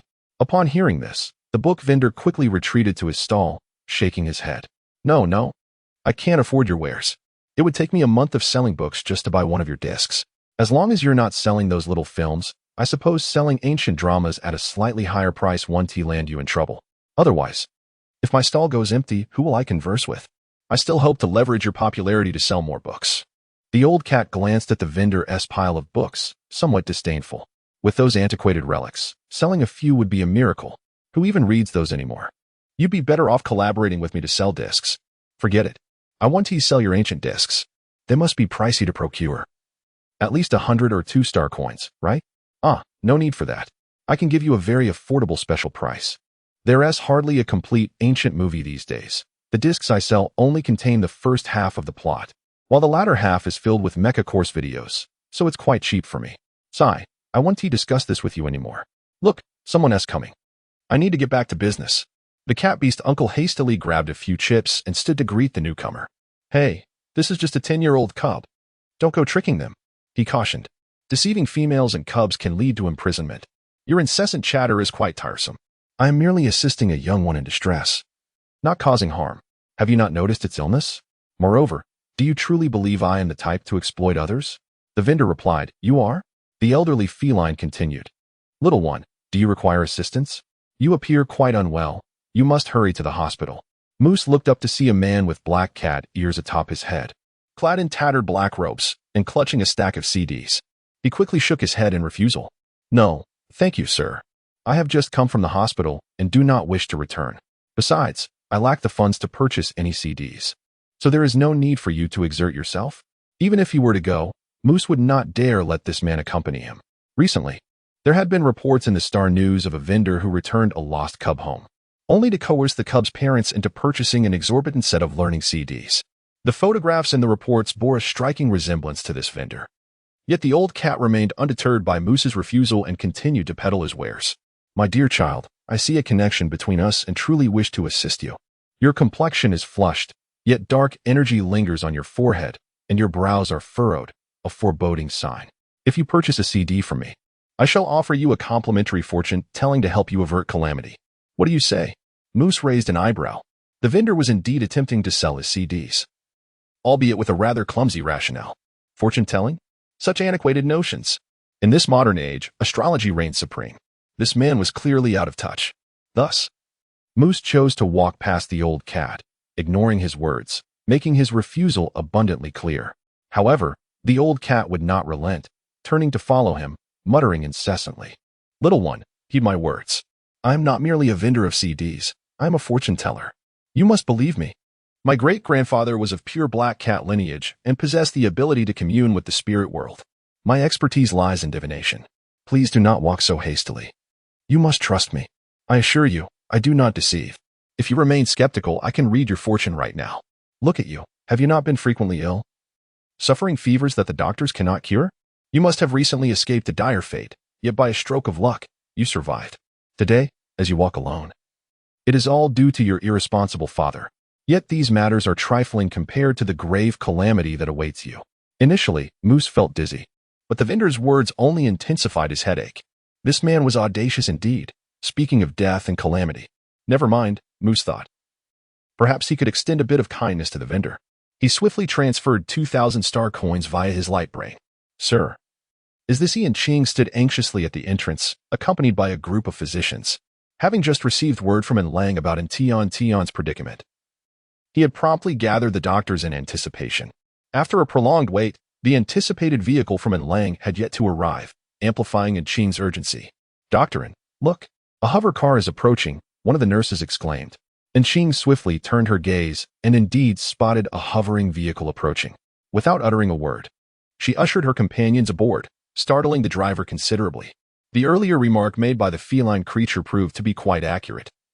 The young cub in the back seat was evidently in serious distress, prompting the doctor to come personally for the rescue. The driver promptly opened the door, revealing the unconscious Moose lying in the rear. Doctor, this cub is burning with fever. I have hastened here as swiftly as possible. Please take him to the hospital for treatment at once. Upon seeing that it was not in Tiantian, Ching felt a twinge of disappointment. However, as a physician, he could not turn a blind eye to suffering. He promptly instructed a fellow doctor to begin cooling Moose with alcohol before transporting him to the hospital. At that moment, Lang's vehicle arrived, and Ching hurriedly led another group of doctors to greet them, only to witness Mo Chun hastily carrying Tiantian from the car. How sweet treasure! What symptoms and reactions does she exhibit? Ching inquired. She complains of abdominal pain, her face pale with discomfort, and she has a slight fever. Quickly, bring her inside. I need to attend to her. It seems like acute gastroenteritis. Upon hearing this, Mo Chun hurriedly bypassed the crowd and carried Tiantian into the emergency room with utmost urgency. Meanwhile, Moose, who had been in a state of unconsciousness from the fever, began to groggily open his eyes just in time to see Mo Chan taking Tiantian away. In his hand, the flower he had held, a symbol of life, began to quietly sprout and bloom rapidly. Emergency room. Lang brought the doctor in to treat Tiantian, while Lang Machin anxiously waited outside. The commotion was far too loud to remain concealed from Song, who promptly arrived in his wheelchair. Upon arrival, he unleashed a torrent of anger upon Lang, who had previously left Tiantian waiting at home while he attended to other matters. Now, not only had his precious child encountered trouble at home, but it was also the untrustworthy heir of the Mo family who had brought her back. How could Lang, as a father, be so negligent? In his fury, the old man was also filled with concern, while other families' offspring grew up healthy and strong. Why was it that his own dear child faced calamities and found herself in the hospital time and again? To make matters worse, she was saddled with such an unreliable father. It truly was infuriating. Lang listened silently to the elder's admonitions, not uttering a word. He indeed felt a profound sense of guilt for failing to protect his beloved child. He understood that if anything were to happen to Tane Bao, he would find it unbearable to continue living. Subsequently, Old Master Mo arrived to pacify Song, followed by Yang and Xing, who also reached the hospital. It was the first time so many gathered outside the emergency room. Apart from MOC, who had pressing commitments for a film shoot, a multitude of staff had to reluctantly disperse. The others remained steadfast, anxiously awaiting news of Ching's condition. After enduring over 2 hours of tumult within the emergency room, Ching finally emerged to explain the situation to the anxious crowd. Tane Bao had reportedly consumed an excessive amount of chili, overwhelming her stomach, which resulted in acute gastroenteritis with bleeding. Fortunately, the condition had been stabilized, and a lighter diet was recommended moving forward. Upon hearing this news, a collective sigh of relief echoed among the gathered individuals. All was well. Indeed, Old Master Mo, filled with joy, patted Song on the shoulder, proclaiming, I told you. Our little sweet treat is fortunate indeed. She surely can turn misfortune into fortune. Look, all is well now, isn't it? Anson disdainfully swatted away the ink storage compartment, saying, Old man Mo, can you articulate? What do you mean by turning misfortune into fortune? My precious one will always be blessed and will not encounter misfortune again. If my dear one faces any more calamities, my old bones won't be able to withstand it. However, Old man Mo, I must thank your son for his unwavering protection of my dear one. I heard he even took a blade for her. I didn't properly express my gratitude last time. And now your son has once again saved sweet treasure. I am at a loss for how to express my thanks. Haha. No need for thanks, no need for thanks. It's only right, Emotsong replied, clearly delighted by Anson's praises for Emochin. At this rate, he mused, his son would surely win the heart of a fox. My little great-granddaughter, it is just a matter of time. As I ponder the numerous times your Mo boy has saved my sweet treasure, I find myself uncertain of how to repay him. Perhaps I should adopt your son as my god-grandson? Absolutely not. Absolutely not. As soon as Nsong's words were uttered, Emotsong and his grandson Emochin simultaneously voiced their strong objections, with Emochin even rising to his feet in agitation. He had no desire to be merely the godson of the Yin family. Rather, he aspired to be the prospective son-in-law of the Yin household. However, Emotsong's thoughts diverged from those of Emochin. He pondered that if his youngest grandson were to become the godson of the old man, then his great-granddaughter would consequently be considered the great-granddaughter of the old man as well, and that simply could not be allowed. And Song was taken aback by the two individuals. Reflecting upon whether his intention to take the three young disciples of the Imo family as his god-grandsons was truly so alarming. Had he perhaps been too stern with the mischievous lads at home, frightening Emochun in the process? Observing Nsong's perplexed expression, Emotsong realized that his reaction had been somewhat exaggerated and hurried to clarify. Oh, dearin, please understand that I do not mean to offend you. With so many grandsons in your family, one more or less does not matter. If you truly wish to express your gratitude, why not allow my little sweet cake to be my granddaughter? I would delight in being called grandpa. Huh, Imo old man, you're dreaming. My precious one belongs to my family, and is certainly not your granddaughter. It's late. You should return home to rest, and if you desire a granddaughter, dream of it tonight. He knew all too well that Imo old man harbored thoughts of whisking his darling away to the Imo family. What a bold dreamer. Upon hearing this, Emotsong chuckled nonchalantly. It was of little consequence that he could not be addressed as grandpa just yet. After all, that title would come in due time. I shall take my leave then, being an old bone in need of rest. Aware that the little sweet cake was safe, he did not linger and turned to depart. As for Emochin, he was like a wolf cub that had been cast out, irrelevant and forgotten. Feeling fatigued, he decided to head home for a good night's sleep. Once the old master of the Imo family left, and Yang and Xing were promptly ordered to bed, housekeeper and came to the hospital to apologize, leaving Nsong and Lang to tend to matters concerning the Yin family. This left only Qing and Emochin awkwardly standing at the entrance of the emergency room. Qing, why hasn't Emochin left yet? Emochin, with my wife here, where could I possibly go? The young lad, it seems your grandfather has left you behind. Shall we send someone to escort you back? Qing couldn't help but be the first to inquire. Doctor, my hand aches. Is it possible for me to be hospitalized? Emochin gestured with his hands, providing a response that was irrelevant to the question.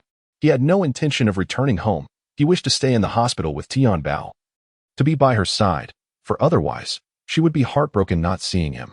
Let me take a look. Qing approached Emochin upon hearing him mention his pain, inspecting his injury. The wound was healing remarkably well. In a couple of days, it would be perfectly fine. The discomfort he experienced was merely a normal reaction and not severe enough to warrant hospitalization. After examining the injury, Qing redressed the wound and reassured him. Although the gash appeared substantial, it was merely a superficial cut from an ordinary utility knife. Given the inherent healing capabilities of orcs, combined with medicinal treatment, recovery would be swift. However, upon learning that hospitalization was unnecessary, Emochin's expression darkened slightly. Undeterred, he pressed further. What if the wound becomes infected? Wouldn't that necessitate a hospital stay? Qing replied, I can prescribe some medication to prevent infection. Hospitalization is not required. It's really not a significant issue. Otherwise, the hospital would be overwhelmed with patients. Not satisfied with the answer he received, Emochin fell silent. Qing, assuming he had tacitly agreed to have someone escort him back, prepared to call for assistance. To her surprise, Emochin quietly interjected, Doctor, you mentioned previously that I needed further observation. May I stay in the hospital for monitoring? Qing, at that time, I was still unwell and needed to be discharged. Yet now, despite being healthy, I am required to be hospitalized? Does the hospital operate like a hotel, where one can come and go as they please? Qing, in a fit of anger, contemplated silently, ultimately wearing a stern expression. Arrangements must be made. What other options do we have? After all, this is the person who has saved sweet treasure on 2 occasions. The old gentleman even mentioned that he wishes for him to become a cherished grandson of the family.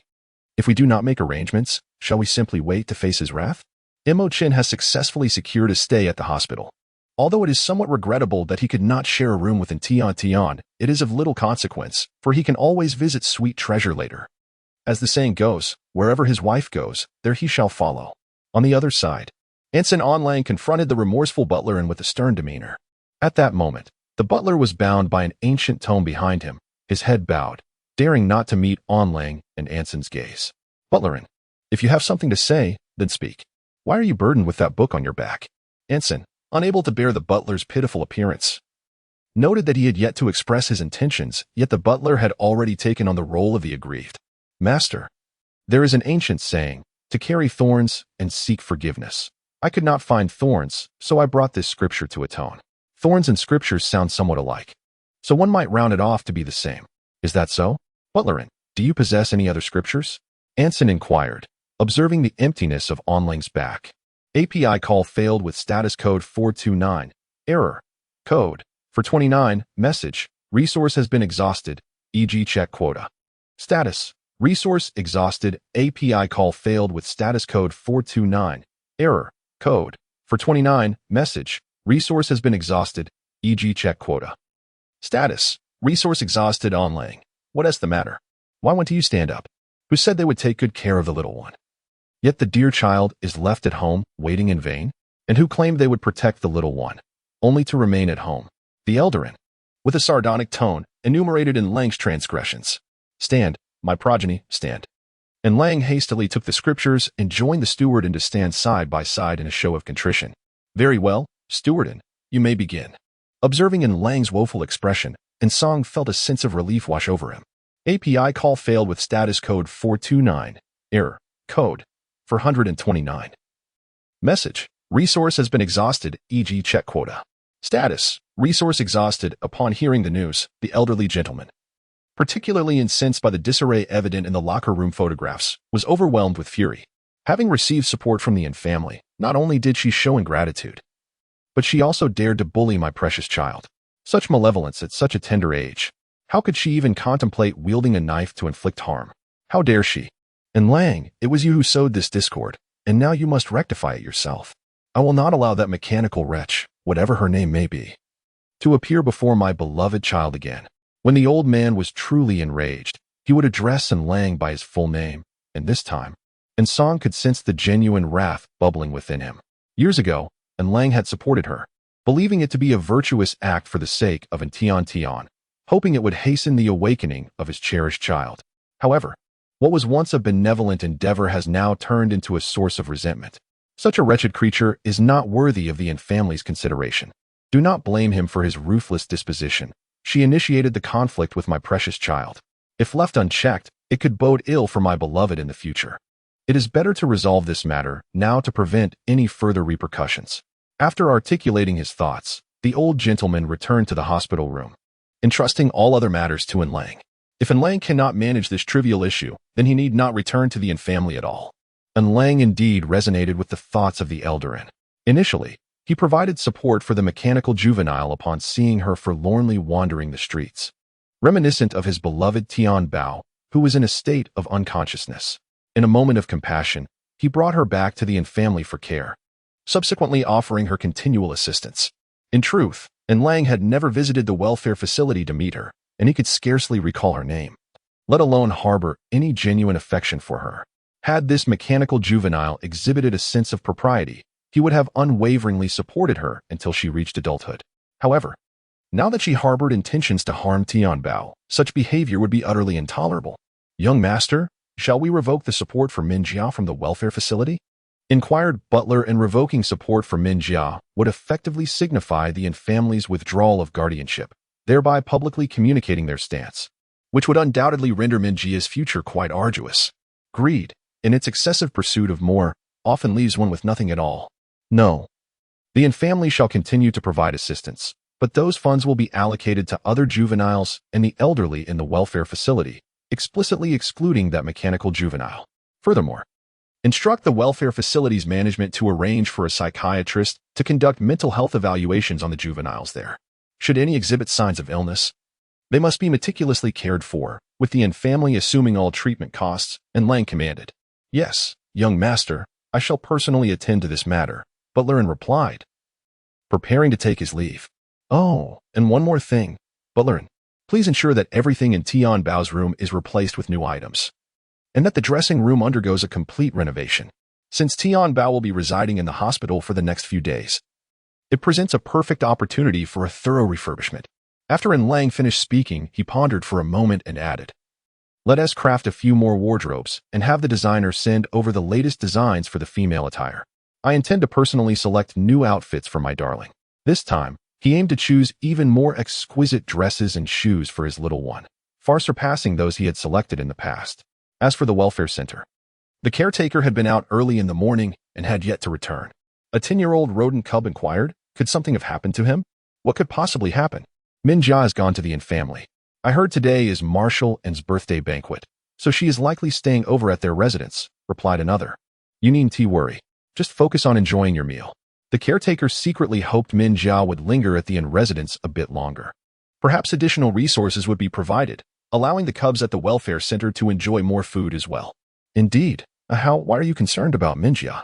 She receives support from the Yin family and doesn't have to work to be well-fed and clothed. She might be indulging in a lavish feast right now.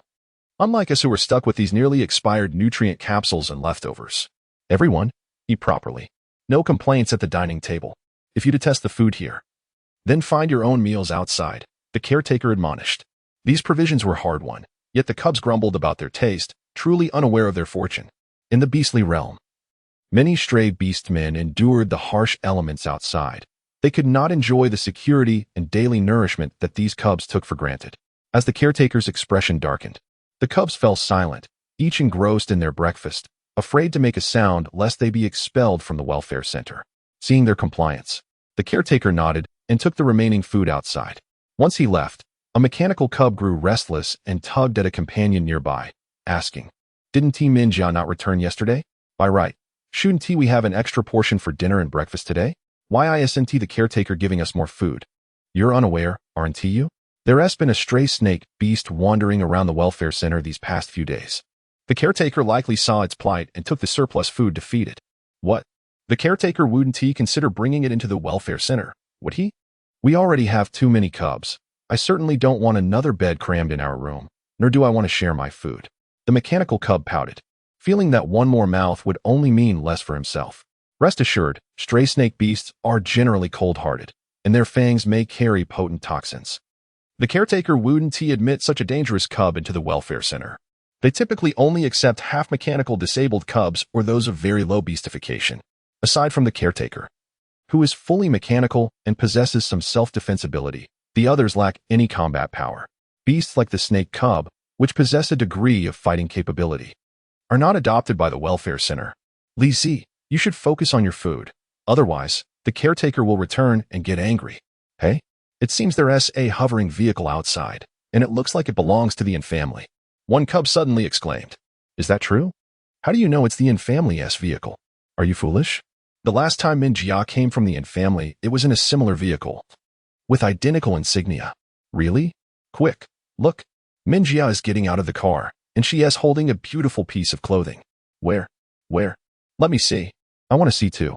The cubs, who had been dining, rushed to the window upon hearing the commotion, with Lin excitedly darting outside. Min Jia, why have you returned only now? I was so worried about you. The caretaker said you spent the night at the Yin family. Are they planning to adopt you? Lin exclaimed, rushing to Min Jia and grasping her hand. Min Jia is a cub of the welfare center, not one of the Yin family. They have their own children and would never adopt her. Where is your caretaker? I wish to see him. As Stewart alighted from the vehicle, he uttered a remark with a languid air. Upon hearing this, Min Jia's face became a canvas of conflicting emotions, shame and indignation mingling in her expression.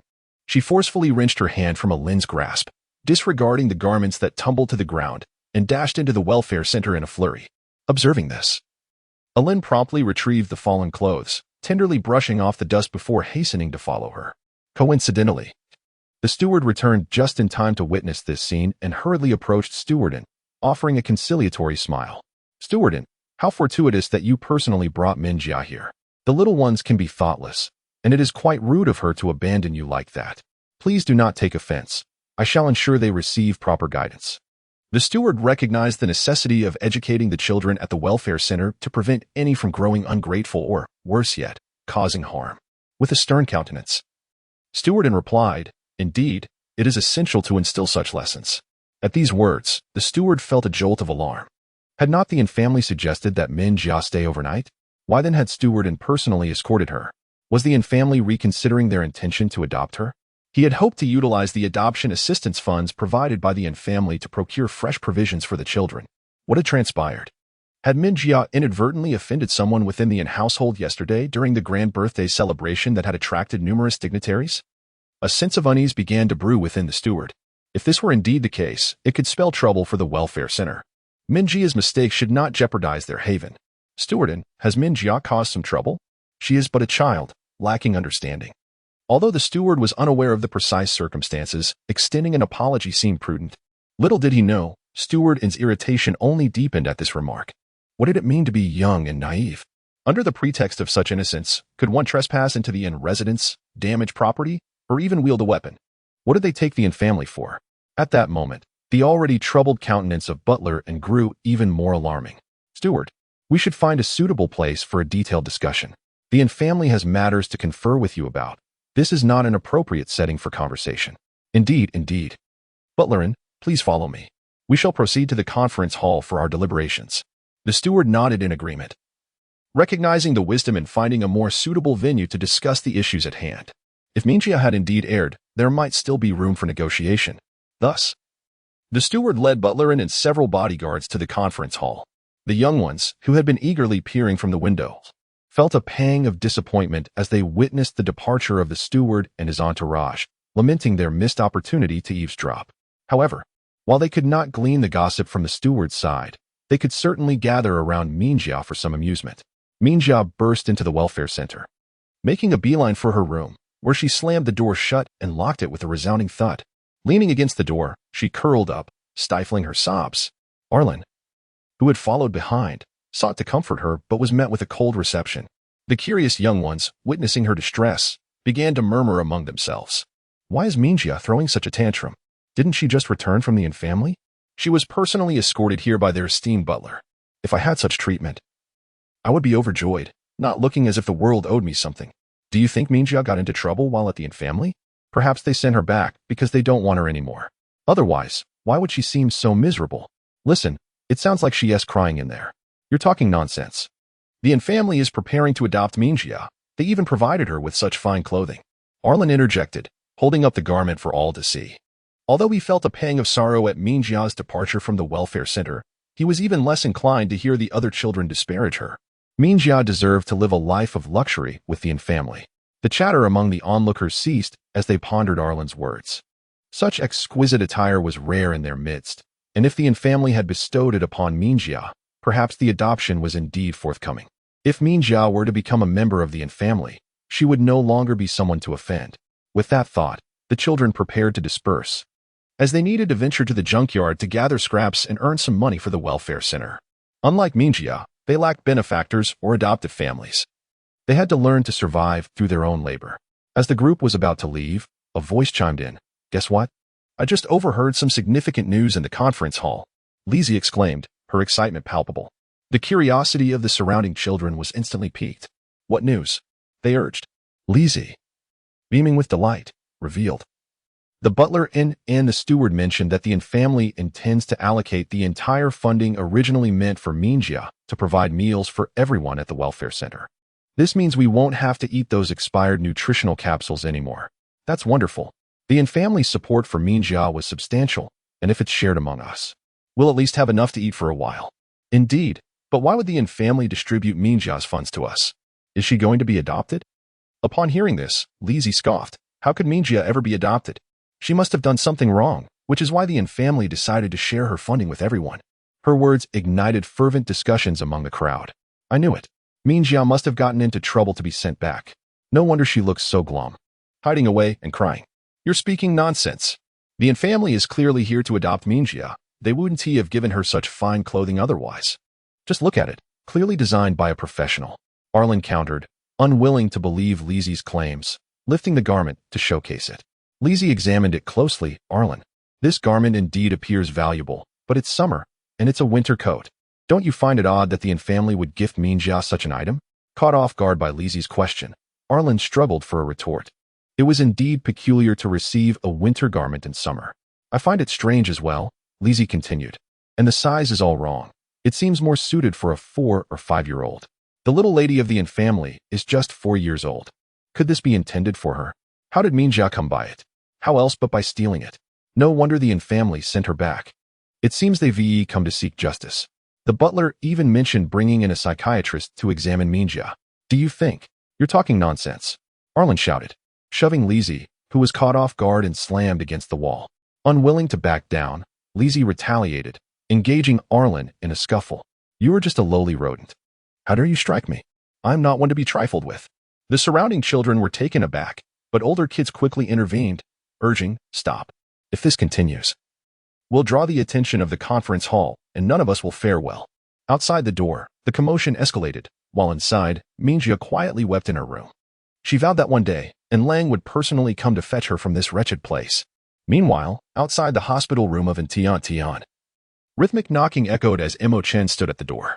Upon hearing the rhythmic signal from outside the door, Tian immediately recognized that her spicy crayfish had arrived and hurried to open the door. Ever since that fateful day when her stomach rebelled due to the excessive spiciness of the crayfish, leading to gastroenteritis, Lang had instructed the chef to prepare a strictly bland diet for her. This consisted solely of boiled vegetables seasoned with a pinch of salt, occasionally accompanied by steamed crayfish meat. As for garlic, pan-seared dishes, or any crayfish imbued with chili or heavy oils, such indulgences were strictly off-limits. The notion of spicy crayfish was utterly out of the question. While she could endure a day without her beloved delicacy, prolonged deprivation was simply unacceptable for Tiantian. Life, after all, would be unbearably arduous without the pleasure of savoring delightful dishes to satisfy her culinary cravings. No, she resolved, she must clandestinely indulge in the crayfish. Thus, over the past few days, Tiantian had implored Lang and the others, employing every charm and flattery at her disposal.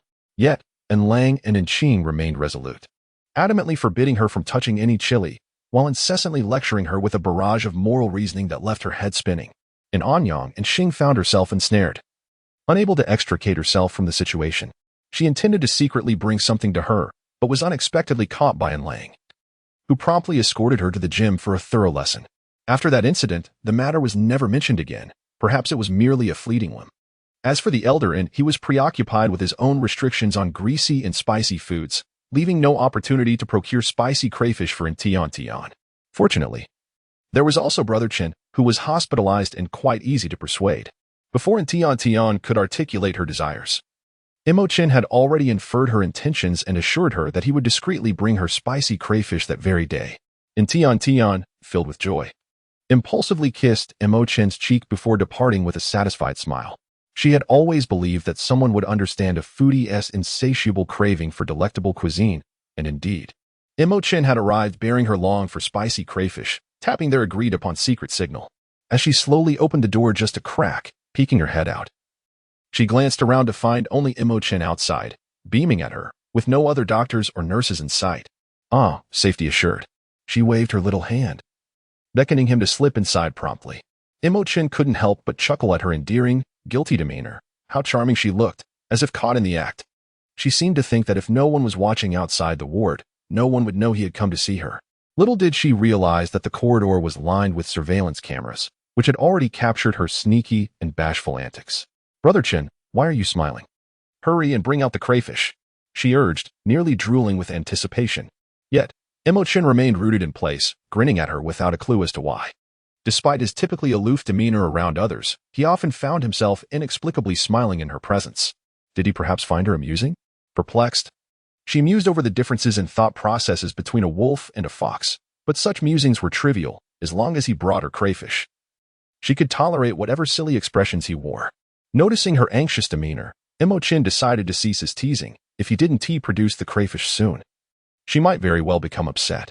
He retrieved the spicy crayfish from the thermal container, and as the enticing aroma wafted through the air, Tian nearly lunged at it. It was this very fragrance, the spicy crayfish she had yearned for day and night, that she would finally indulge in today. As in Tian Tian reached out to grasp the container, her fingers were mere moments away from touching it when Imochen abruptly moved the box away. And Tiantian's little face instantly fell. Brother Chen, why did you move the lobster? Are you suddenly having second thoughts about letting me enjoy it? This simply would not do. To gaze longingly without the possibility of tasting it was the greatest torment for a foodie. Brother Chen should not take advantage of his good looks to bully her in such a manner. Upon witnessing Tiantian's pitiful expression, her eyes brimming with accusation, Imochen could not help but smile. His sweet treasure looked utterly adorable in her distress. Brother Chen, are you really not going to let me have any lobster meat? If not, could I at least have a sip of the broth before you take it away? A taste of the broth would at least provide some flavor on her tongue. Imochen found himself both amused and exasperated by Tiantian's relentless pursuit of food. Was she truly so insatiable as to not even spare a drop of broth? Had he known how fiercely his sweet treasure craved her food, he would have diligently honed his culinary skills in his previous life, likely securing her affection long ago. Yet, it was not too late in this life. He was confident he could win her heart with delectable dishes. I'm not preventing you from eating. I moved it to help you shell it. If you try to do it yourself, your little hands will get messy, and the shell is quite tough. Let Brother Chen do it for you. API call failed with status code 429. Doc type HTML. If LT IE7, HTML class Node.js IE6 oldie lang ENUS. Indif. If IE7, HTML class Node.js IE7 oldie lang ENUS. Indif. If IE8, HTML class Node.js IE8 oldie lang ENUS. Indif. If GT IE8, HTML class Node.js lang ENUS. Indif. Head title access denied generative language. Google APIs. Com used cloud layer to restrict access title meta char set UTF 8 meta HTTP equiv content type content text HTML. Char set UTF 8 meta HTTP equiv XUA compatible content, i.e. edge meta name robots content noindex. No follow meta name viewport content with device width. Initial scale 1 link rel style sheet ID CF styles CSS ref CDN CGI styles main. CSS script function if document. Add event listener window. XML HTTP request JSON. Stringify var e function a var c document. Get element by ID error feedback survey d document. Get element by ID error feedback success. B new XML HTTP request. A event feedback clicked properties error code 1015 helpful A version 1 B open post HTTPS Sparrow Cloudflare com API v1 event. B set request header content type application JSON.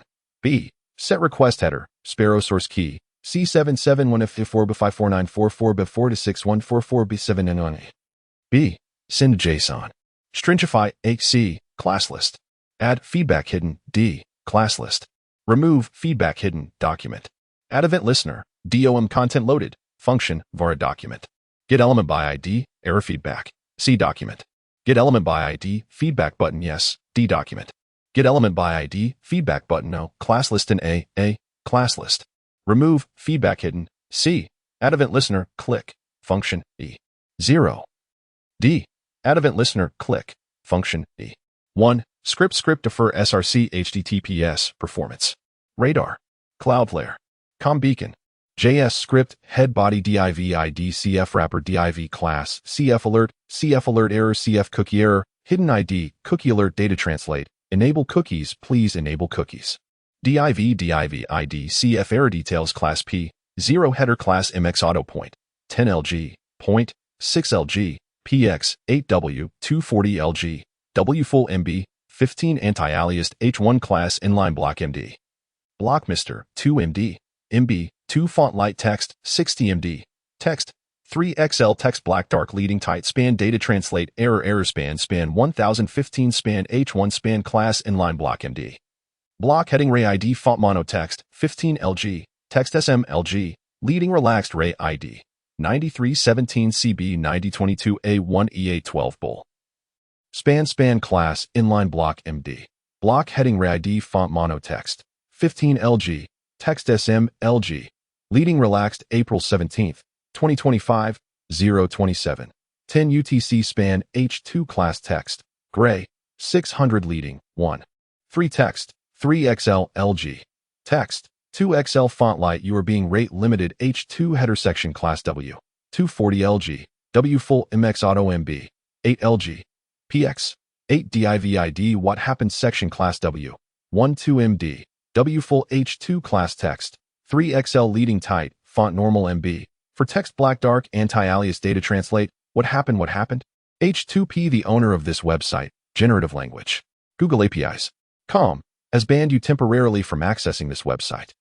PDIV section DIV class feedback hidden PY, 8 text center ID, error feedback DIV ID, error feedback survey class footerline wrapper was this page helpful? Button class border solid BG white CF button cursor pointer ML, for PX, for PY. 2 rounded ID feedback button yes type button yes button class border solid BG white CF button cursor pointer ML, for PX, for PY. 2 rounded ID feedback button no type button no button div class feedback success feedback hidden ID error feedback success. Thank you for your feedback. div class CF error footer CF wrapper W 240 LG W full PY 10 SM PY for SM PX 8 MX auto text center SM text left border solid border 0 border T border gray 300p class text 13 span class CF footer item SM, block SM, MB, 1 Cloudflare Ray ID. Strong class font semi-bold 93, 17 CB, 9022 A1 EA, 12 strong span class CF footer separator SM, hidden bull. Span ID CF footer item IP class CF footer item, hidden SM, block SM, MB, 1 year IP. Button type button ID CF footer IP reveal class CF footer IP reveal BTN click to reveal button span class hidden ID CF footer IP 43 164 133 114 span class CF footer separator SM hidden bull span class CF footer item SM block SM MB 1 span performance amp security by span rel nupener norfer ref https www.cloudflare.com5xx error landing ID brand link target blank Cloudflare span p script function d var ba get element by ID CF footer item IP CA get element by ID CF footer IP reveal B class list and B class list remove hidden C add event listener click function C class list add hidden A get element by ID CF footer IP class list remove hidden var document add event listener A add event listener DOM content loaded D script div error footer div CF error details div CF wrapper script window CF translation script body HTML when Tian Tian saw that it was her grandfather and song. She instantly breathed a sigh of relief, pouting her little lips in complaint. Grandpa, if you're coming, just come in. Why knock on the door? It's rather frightening. She had thought it might be in Lang or in Qing coming to tease her. Thankfully, it was her grandfather. The situation felt secure, and she could continue to eat. And Song observed Tiantian's relaxed demeanor, and he found himself perplexed. The mischievous rascal at home would be frightened into silence by his stern expression, yet here, his beloved treasure seemed at ease. Just as he had decided to check on her, he was met with a familiar aroma wafting from the doorway. Quietly, he opened the door, only to discover his dear treasure indulging in spicy crayfish. How could she enjoy such a delicacy without inviting him? He longed for the taste of those delectable crayfish as well. Anson contemplated adopting a stern expression to frighten his dear little one, thereby justifying the confiscation of the box of crayfish to secretly relish it later. However, it seemed that the initial step of his flawless plan was faltering. For his little one was utterly unafraid of him. Anson instinctively touched his face, pondering whether he had just appeared too benevolent and amiable. No, he must not be kind and approachable. He needed to suppress his smile, adopt a stern expression, and project an aura of seriousness devoid of emotion. Ideally, his gaze should convey a hint of ferocity. For the sake of his spicy crayfish, he had to evoke a terrifying demeanor. Guyan, what are you doing? Did we not agree that you were not to consume spicy food for the next few days? How dare you sneak a bite here? The worst part is that you didn't even invite me to join. This is utterly outrageous. Upon seeing Insong's demeanor, Tian felt no fear whatsoever. Instead, she greeted him with a smile, saying, "Grandfather, come and eat with us. Rutherchin just brought this from the kitchen. It smells delightful." Anson felt somewhat bewildered. The sweet child should have been too frightened to speak, allowing him to enter and comfort her, while effortlessly confiscating the crayfish. Yet, why was the child smiling at him now? She smiled so adorably that he found it hard to maintain a stern expression to frighten her. No, he reminded himself. Think of the delectable spicy crayfish. Think of the scrumptious spicy crayfish. He needed to adopt a serious demeanor, resisting the allure of trivial temptations. That entire box would be his. And Song straightened his posture, once more adopting a stern expression. What are you eating? You cannot consume this. It is far too spicy. You will only end up with a stomachache later. How about this? And Tian Tian, you should give this box of lobster to grandfather, and in return, he will refrain from reporting your father and uncle. API call failed with status code 429. Error. Code. 429. Message. Resource has been exhausted, e.g. check quota. Status. Resource exhausted. An attentive steward silently expresses disdain. In Tian Sweet, undaunted, wore a cheerful smile as she gazed at Song. Grandfather, do come here quickly. I can allow you to sneak a taste of a lobster without informing Father Beast or Uncle. Humph, I shall not go over to eat. And Tian Sweet, you must promptly surrender the lobster, or I shall notify your Father Beast at once. Grandfather, I can offer you 2 delectable, spicy lobsters. And Tian Sweet exclaimed with a grin. Raising her bid, Anson, in a state of inner turmoil, gritted his teeth and declared, no. The entire box must be confiscated. Bribery will be of no avail. But what about the 3? API call failed with status code 429. Error. Code. 429. Message. Resource has been exhausted, e.g. check quota. Status. Resource exhausted. And Tian Tian smiled contentedly, well aware that her grandfather was quite easy to please. With this assurance, she could indulge in the delectable crayfish without worry. Should her brother in Lang and sister in Qing discover her secret, at least she would have her grandfather by her side to share in the consequences. Meanwhile, the old gentleman, having embarked on this clandestine adventure, felt a profound sense of satisfaction. He was finally able to savor the spicy crayfish, albeit only 5 pieces. Yet this was far better than being deprived of any at all. Furthermore, he could relish a few sips of the broth to truly indulge himself.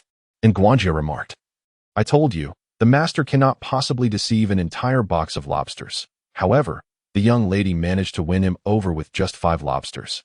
Observing the beaming smile on the old master's face, Mo Chin's resolve to learn the culinary arts grew even stronger. Given the current circumstances, it seemed that not only could he use delectable dishes to win his future wife as heart, but he might also charm the old master in the process, truly a twofold benefit. Thus, Mo Chin hastened the peeling of the lobster, initially intended for Tian Tian, and presented it to the old master and naturally accepted it with great satisfaction, specifically praising Mo Chin, saying, Ah, this lad Chun is truly remarkable, far superior to those rascals of mine. His own boys only ever vie for food. And to think that they might actually leave him a lobster is considered an act of filial piety. At that moment, the young scions of the family all simultaneously sneezed. It was clear that their grandfather was once again casting disparaging remarks about them behind their backs. Old Masterin was satisfied, yet Tian Tian felt discontented. That lobster should have belonged to her. Had she known it would be presented to her grandfather first, she would have rushed over to take a bite. Nevertheless, Mo Chin's skillful technique in peeling the shrimp was impressive, executed with remarkable speed. The second shrimp was soon prepared, and Tian Tian eagerly leaned in, hoping to take a bite, only to have Mo Chin deftly move it away, leaving her disappointed. And Tian Tian's temper flared up in an instant, beginning the moment she stepped through the door. First, they wouldn't allow her to peel the shrimp. Then her grandfather came over to snatch some food, and just moments ago, the very first lobster, which was rightfully hers, was whisked away. After a long wait for the second one, just as she was about to indulge, it was taken from her yet again. Was it truly so difficult for her to savor a spicy little lobster? It felt like an insurmountable challenge. If she couldn't have the lobster, she would resort to sipping the broth. Mo Chin observed the little girl whose lips were pursed in such a way that they could practically hold an oil bottle. And he spoke up to clarify, Sweetheart, the lobster meat needs some preparation. Preparation? What kind of preparation? Would it be chopped into small pieces and generously coated with chili powder? That would surely be delightful. However, the preparation Mo Chin referred to involved him taking a cup filled with clear water, dipping the peeled lobster meat into it for a rinse. And after feeling it was sufficient, he repeated the process several times. And Tian Tian watched in disbelief as the lobster meat, once adorned with spicy broth, transformed into a pallid white. She had just retracted her earlier statement about the essence of eating lobster being in the peeling. But it was evident that the true soul of spicy lobster resided in the broth. Lobster that had been rinsed in clear water was utterly devoid of spice. The flavor had vanished. What significance did consuming spicy lobster hold for her now? Yet, the perpetrator of this culinary crime showed no remorse, presenting the rinsed lobster meat to her lips, declaring it ready for her enjoyment. And Tian turned her head, her small lips pursed, resembling a little fox with ruffled fur. Even a fox with disheveled fur possesses an undeniable charm, evoking a desire to take her home. However, that is a matter for the future. What he must focus on now is to soothe the little girl. Had she not just been eager to eat? Why was she now refusing to do so? And Tian remained silent, pursing her lips. Brother Chen had just mentioned that what she wanted to eat was spicy crayfish, not this piece that had been merely boiled in water. Regardless of the circumstances, she resolutely refused to eat this lobster meat that had been blanched. Was Sweet Treasure discontented with Brother Chen's preparation? However, Dr. N had stated that Sweet Treasure should refrain from consuming spicy food for the next couple of days, otherwise her little belly would be in pain again. Mo Chen gently coaxed her. Beside them, and Song chimed in, "You are a good girl. What Brother Chen says is correct. Your uncle has advised against spicy food, so you must heed the doctor's advice, my dear." Humph. And Tian muttered under her breath, thinking that her grandfather's words lacked any credibility. After all, her uncle had also suggested that grandfather maintain a light diet, yet here he was, knowingly indulging in spicy crayfish with great enthusiasm. She didn't take care. Today, she was determined to have spicy crayfish, preferably with a rich sauce. Just as in Tian and Mo Chen were at an impasse, a light cough suddenly echoed from the doorway. Ahem. And Tian felt an ominous premonition this time. Upon glancing towards the door, she saw Lang standing there with a blank expression. Alas, it was over. This time, she truly feared she would be caught red-handed. API call failed with status code 429, error, code, for 29, message, resource has been exhausted, e.g. check quota, status, resource exhausted, old masterin. Much like in Tian, swiftly stuffed the meticulously shelled lobster meat prepared by Butler and into his mouth, standing at the door. And Lang was nearly amused to the point of exasperation by the antics of the grandfather and grandson. Upon seeing him approach, they unabashedly set down the spicy crayfish and defiantly indulged in the lobster right in front of him. Was this a blatant disregard for his presence? In truth, Song held no fear of Lang. After all, he was Lang's paternal figure. What could that impudent boy possibly say to him? Besides, having devoured the lobster, there was no way Lang could demand he regurgitate it. Once it was in his stomach, it was rightfully his. He chuckled to himself, and Lang had no authority over him. And Tian exhibited no fear of Lang, yet she was apprehensive, as Lang happened to be her father.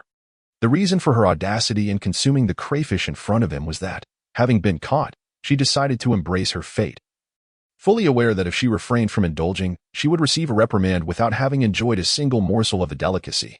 Thank goodness, she thought. And Tian, what are you doing? And Lang inquired with a stern expression. I am eating crayfish, she replied. What flavor? He pressed. Spicy, though a less intense version, she responded. Her head bowed in a pitiful manner. And Tian, Uncle explicitly forbade you from consuming such spicy food. How could you be sneaking these spicy crayfish? Do you not realize that you are not permitted to indulge in such fiery dishes?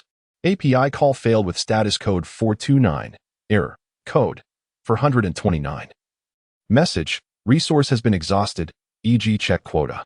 Status, resource exhausted. Although Lang felt a pang of sympathy for Tian's pitiful demeanor, he recognized that there was little choice in the matter.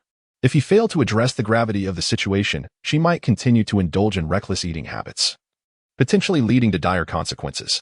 This was precisely why he spoke to her with such sternness, hoping to impress upon her the importance of the issue at hand.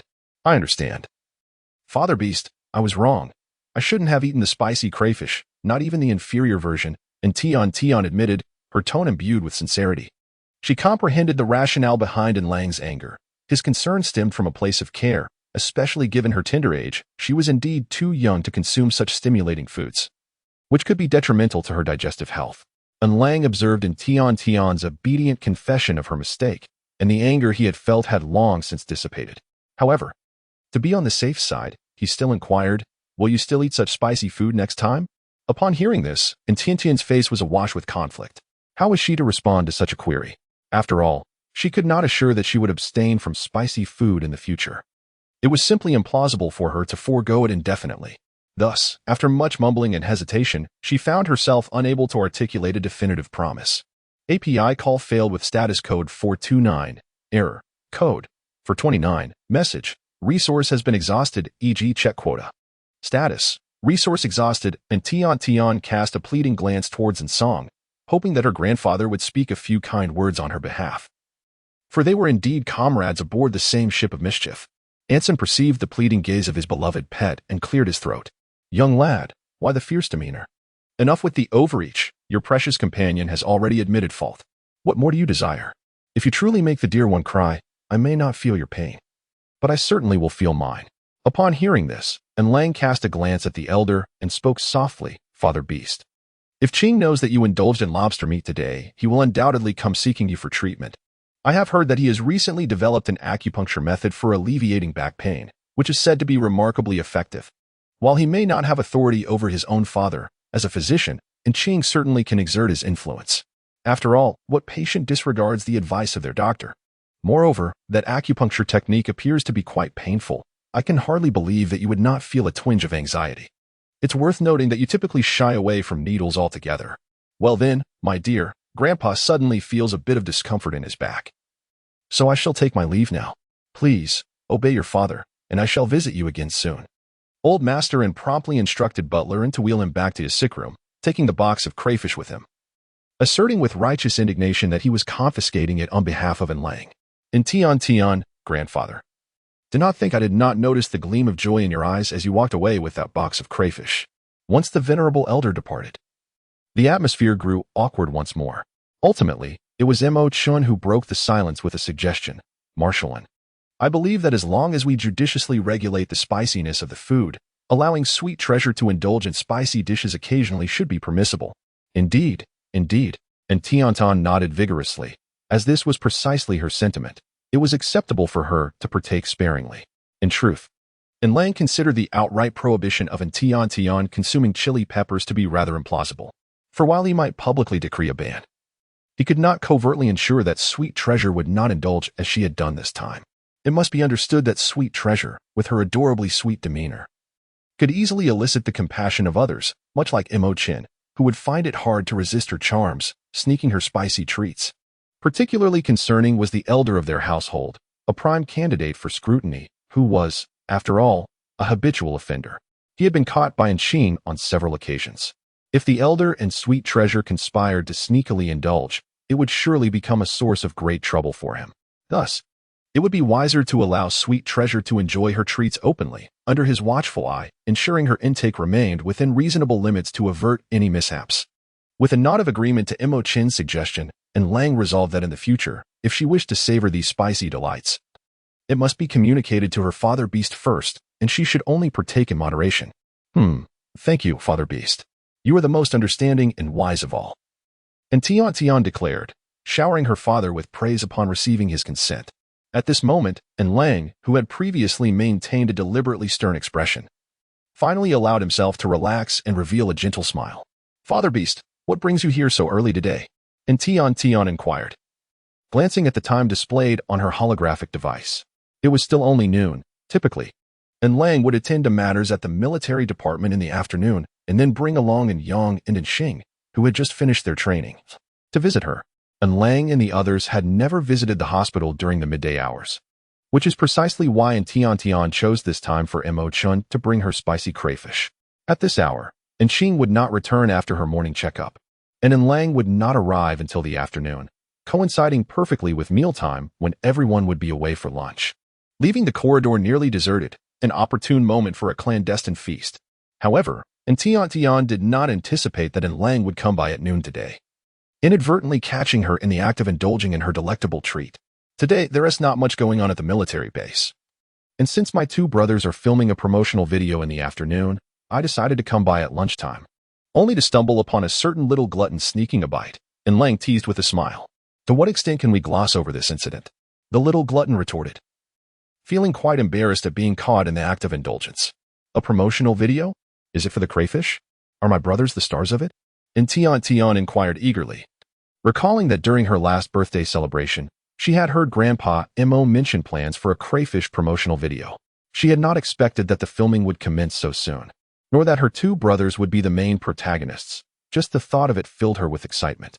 Yes, It was because the Yin family had first discovered the culinary uses of crayfish that her brothers were chosen to star in the promotional video. Lang responded, although he omitted the fact that MOC initially intended for Tian to film the promotional video alongside Yang and Xing, believing it would enhance the campaign's impact. However, Lang demurred, as he preferred to shield Tian from excessive public exposure, given the sensitive nature of her identity. Maintaining a low profile was paramount, thus precluding her participation in the promotional shoot. MOC, while acknowledging the potential benefits of Tiantian's involvement, ultimately respected Lang's decision and proceeded with Yang and Xing. Might our debonair and captivating father be amenable to escorting me to observe my brothers during the filming of the promotional video this afternoon? She inquired. I find myself quite ennui-stricken within the confines of the hospital, and such an opportunity to venture out would be most welcome. Should you decline my request, I shall seek the intervention of grandfather, who, I am confident, would readily grant my wish to witness my brother's performance. And Lang was indeed somewhat hesitant. The filming set was crowded with people and a cacophony of machinery, making it difficult to ensure everything would proceed smoothly. If Marshall chose not to take Tian Bao along, I would be more than willing to escort him myself. Upon noticing Lang's silence, Mo Chen cheerfully offered this suggestion. If Lang does not take Tian along, he can enjoy a world of intimacy with Tian Sweet instead. Just the thought of it brings joy. He, the charming and dashing brother Chen, beloved by all, is truly the best. And Tian unabashedly praised. And song, why has that brat Chen suddenly become so bothersome? When did he say he wouldn't take Sweet Treasure with him? I was merely a tad concerned. Yet it seems to cast me in the role of the villain. Not only did he usurp my lines, but he also stole the flattery that was originally intended for Sweet Treasure. I can take care of my own child. I don't need him to do it. Thus, at noon, Lang intentionally led Mo Chen away, taking Tian to lunch by himself. After their meal, he promptly placed a little hat on her and prepared to take her outside. As they exited the hospital, his steps quickened, driven by the fear of encountering Mo Chen and having to contend for her. Yet, the world is indeed a curious place. As Lang cradled Tian and approached the entrance, he spotted Mo Chen already waiting beside his hovering vehicle, greeting them with a cheerful smile, clearly anticipating their arrival. Lang, what one fears inevitably comes to pass. There is no alternative. Mo Chen has already seen them, so we must confront this head-on. Lang endeavored to muster a smile upon her face. Xiao Chun, what brings you here? You need not escort that sweet darling. I shall personally take her to meet her brother. Lang deliberately emphasized the words older brother, implying that he was taking Tian Bao to visit Yang and Xing. It would be inappropriate for Mo Chen to accompany them, so he should refrain from doing so. I too wish to see my second brother, who happened to be responsible for the filming of this promotional video. Marshallin, my hand is injured, and I am unable to drive myself. May I ride with you? This would also provide an opportunity for him to bond with Tian Bao. Upon Mo Chen's suggestion, Lance suddenly recalled that indeed, Mo Chen's second brother, MOC, was also present at the filming site.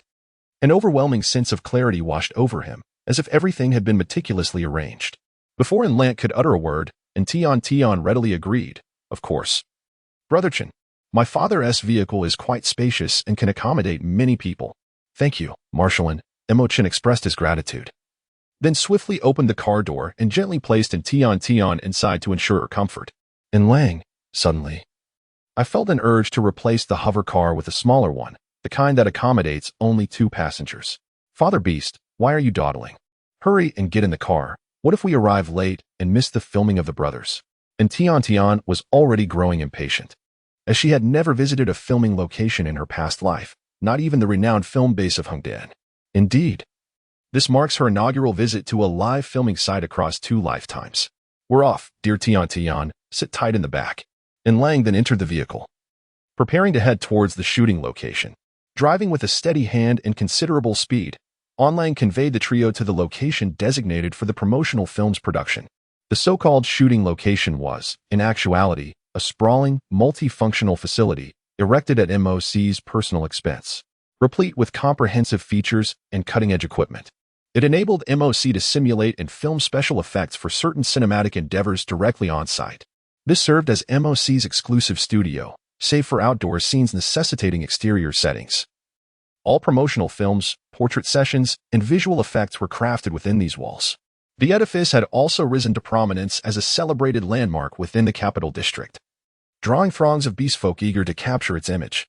Some devotees even lingered in hopes of catching a glimpse of their cherished female beast folk, as their visit was impromptu. No staff members were present to receive them. Consequently, Onlang and his companions were compelled to navigate the labyrinthine array of filming zones. After considerable exertion, they ultimately found themselves unable to locate the designated area for In Yang and In Xing's shoot. Left with no alternative, they contacted MOC, who dispatched a staff member to escort them to the appropriate filming location. Upon her arrival, Tian Tian was greeted by a grand backdrop featuring an enormous spicy lobster. And Yang Anqing, clad in a meticulously tailored suit, was engaged in the process of makeup application nearby. Meanwhile, MOC, dressed casually in a tank top and oversized shorts, was directing the staff in arranging the equipment. The surrounding crew members were busily immersed in their tasks, exhibiting no curiosity or distraction despite the sudden presence of newcomers.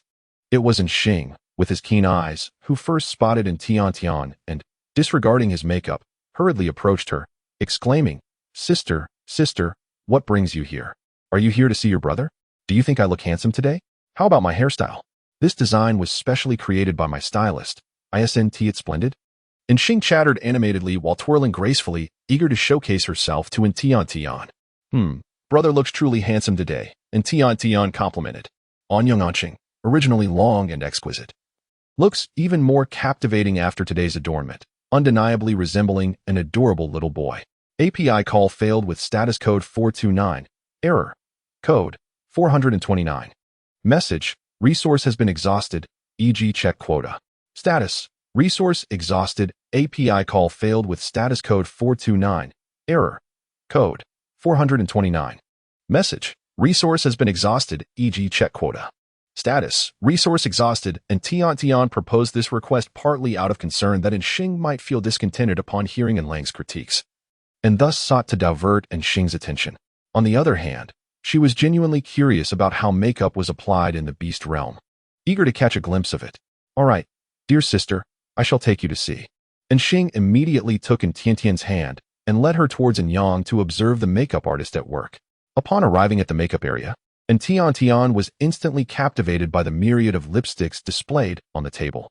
There must have been at least several hundred lipsticks of various shades, meticulously arranged according to color intensity, filling an entire table to the brim. And Tiantian's eyes widened in astonishment, her mouth agape. She had never encountered such an abundance of lipsticks in her life. And Tian initially believed there would be merely a small selection of lipsticks. However, to her astonishment, the collection boasted an array of hues, including various shades of red, pink, and orange, colors she had never even imagined. Wow, these lipsticks are simply exquisite, she exclaimed, marveling at the stunning colors. If only I could bring them to the 21st century, they would undoubtedly become a sensation. Do you truly adore these lipsticks? Shouted Tian. MOC, having resolved his previous matters, sauntered over and chanced upon In Tian, who was beaming at the myriad of lipsticks before her. Brother C, these lipsticks are genuinely beautiful. Each shade is delightful. She giggled. Hee, if you like them, I can gift you an entire set, he offered. The makeup artist, who was currently retouching In Xing's makeup, nearly faltered, almost spilling powder onto In Xing's lips upon hearing this. Surely, she must have misheard. An entire set? Not just a single one. It is worth noting that these lipsticks were meticulously sourced and crafted by the chameleon beast men, known for their innate sensitivity to color, making them the finest artisans in this craft. However, their services came at a steep price, with each lipstick costing 100 star coins. Typically, the beastmen would only purchase a single lipstick as a gift for the females, rarely exhibiting such generosity as MOC, who was willing to present an entire set. TSK, the second young master of the MO family indeed lives up to the rumors. He is remarkably generous. She resolved to work diligently in this place, convinced that young Master MO would provide them with splendid treatment in the future. API call failed with status code 429. Error. Code 429. Message. Resource has been exhausted, e.g. check quota.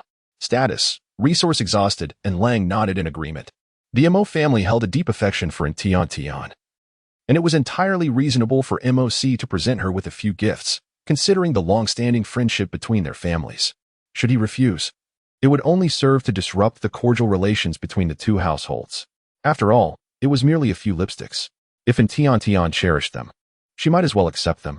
He could always seek out some antique treasures to present to old Master Mo as a token of gratitude in due course.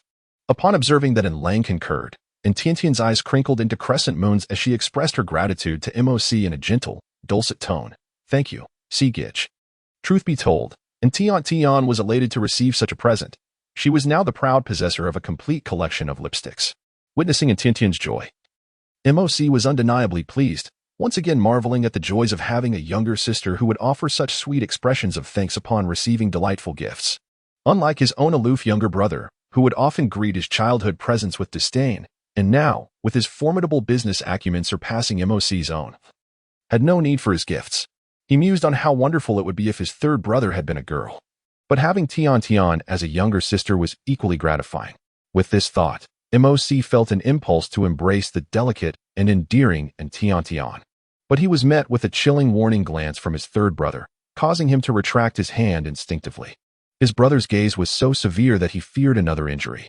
He lamented the woes of having a younger brother, especially one who seemed to begrudge him even a simple hug with Tian Tian. He surmised that his brother's jealousy stemmed from the gratitude Tian Tian had shown him for the lipstick.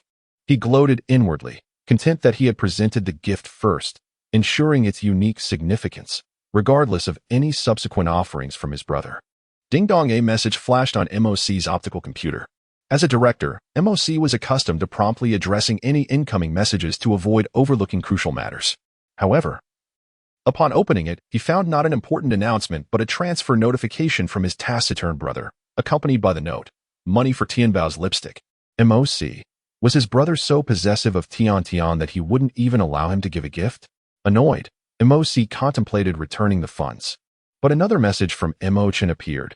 Attempt to return it, and this sum will cover your medical expenses. MOC. Resigned, he decided that, as the elder brother, it was best to avoid contention with his younger sibling. MOC, is something amiss? Has there been an issue with the promotional video? Lang inquired. Noticing MOC's preoccupation with his optical computer, he had been meaning to ask, as the schedule MOC had sent indicated that filming should be underway. Yet the scene appeared far from ready, and the equipment setup did not resemble that of a promotional shoot.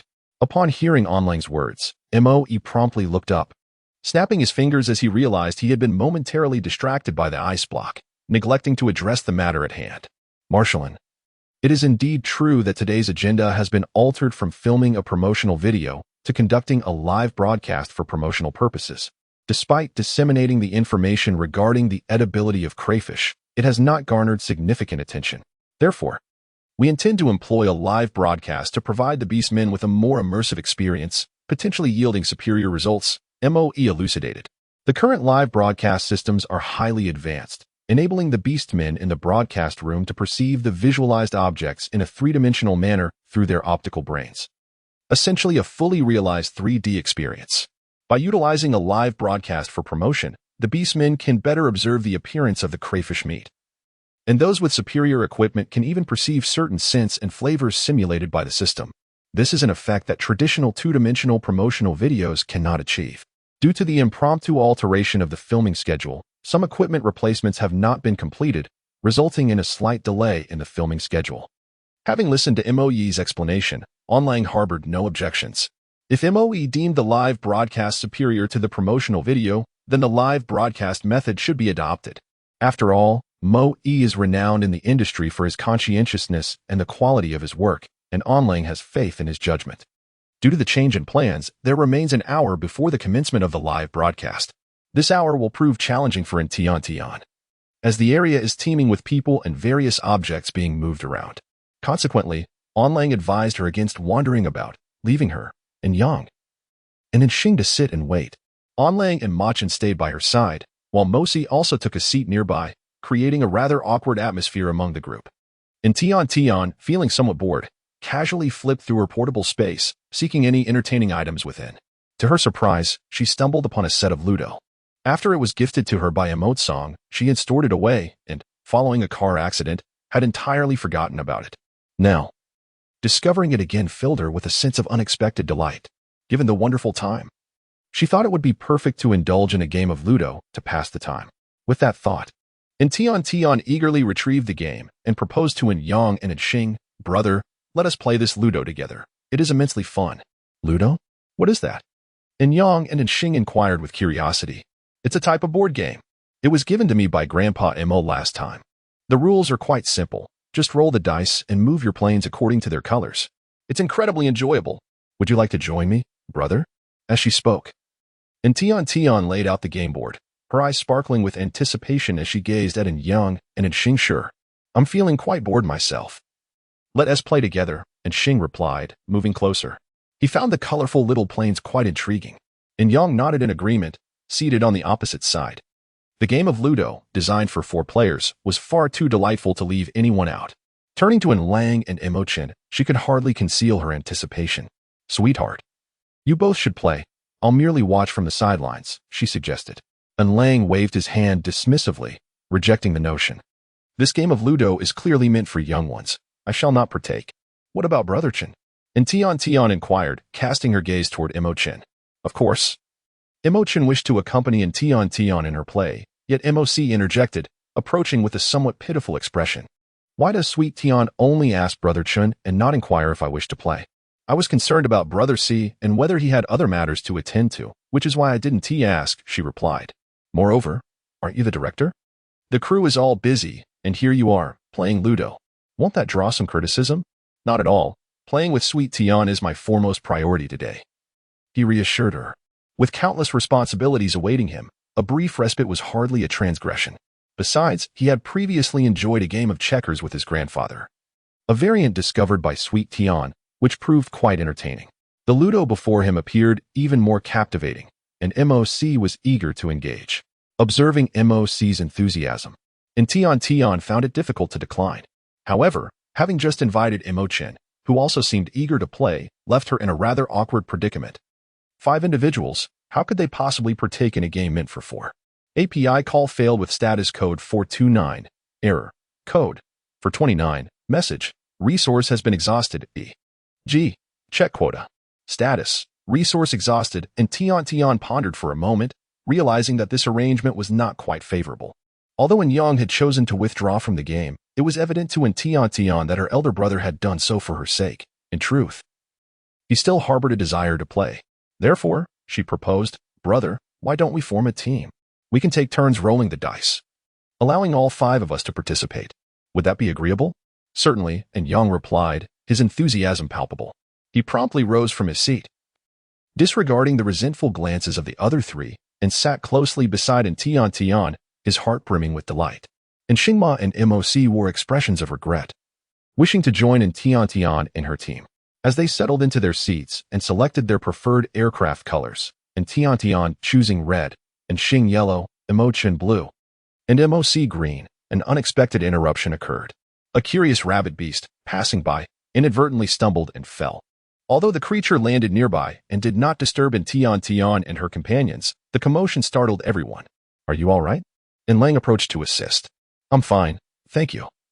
Marshallin, I apologize for the disruption, the rabbit beast said hurriedly, picking up its belongings and glancing nervously at MOC's expression. It was this creature's first day on the job, and it feared that young Master MOC might dismiss it for this mishap. Brother, you should go now. Don't you have tasks to attend to? Hurry along, unless you wish to play chess here, MOC remarked. Upon hearing MOC's words, the rabbit beast understood that no reprimand would follow, and promptly gathered its things and departed, casting a grateful glance at Tian Tian. It recognized that, had it not been for her presence, fortune may not have favored it so kindly.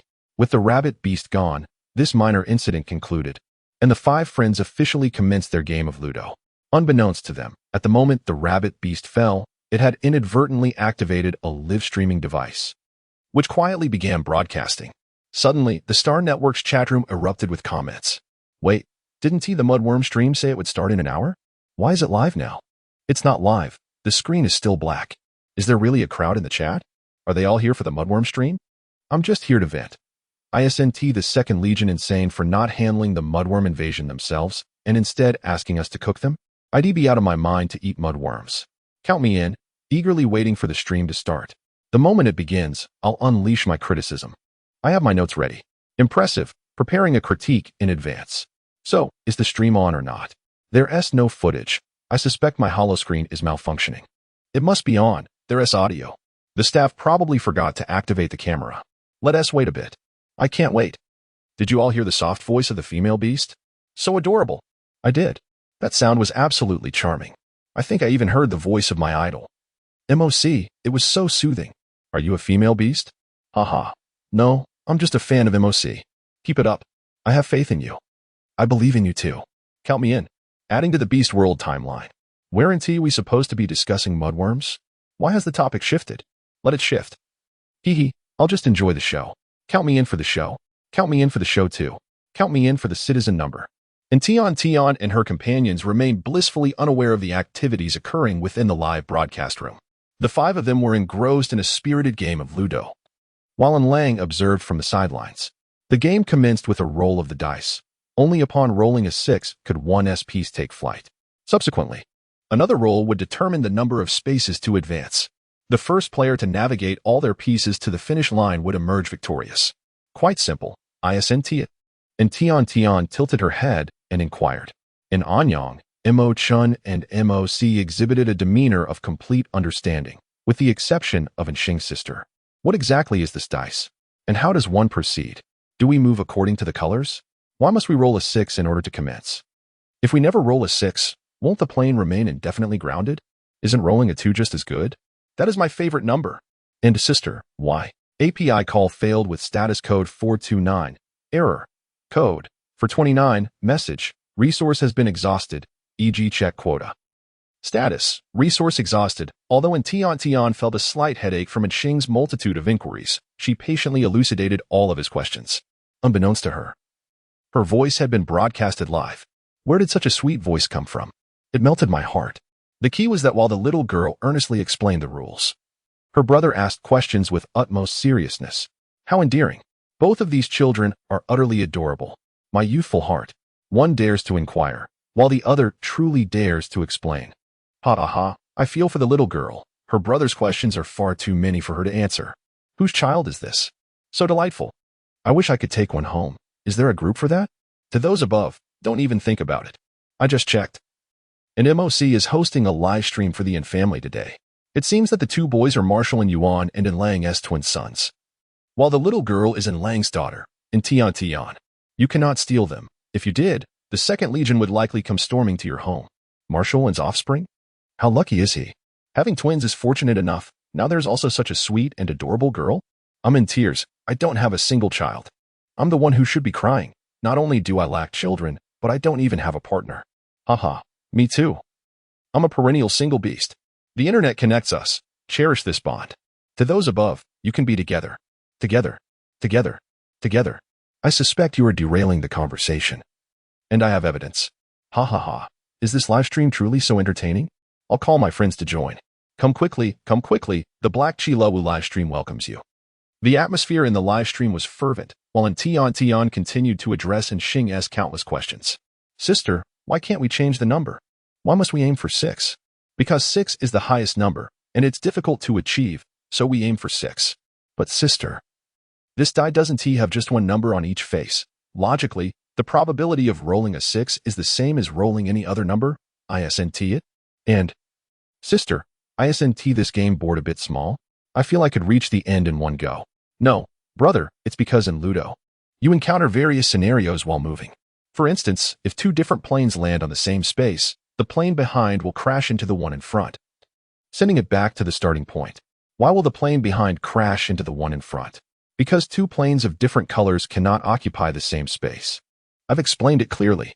And Yang could no longer bear to watch. His younger brother had far too many questions.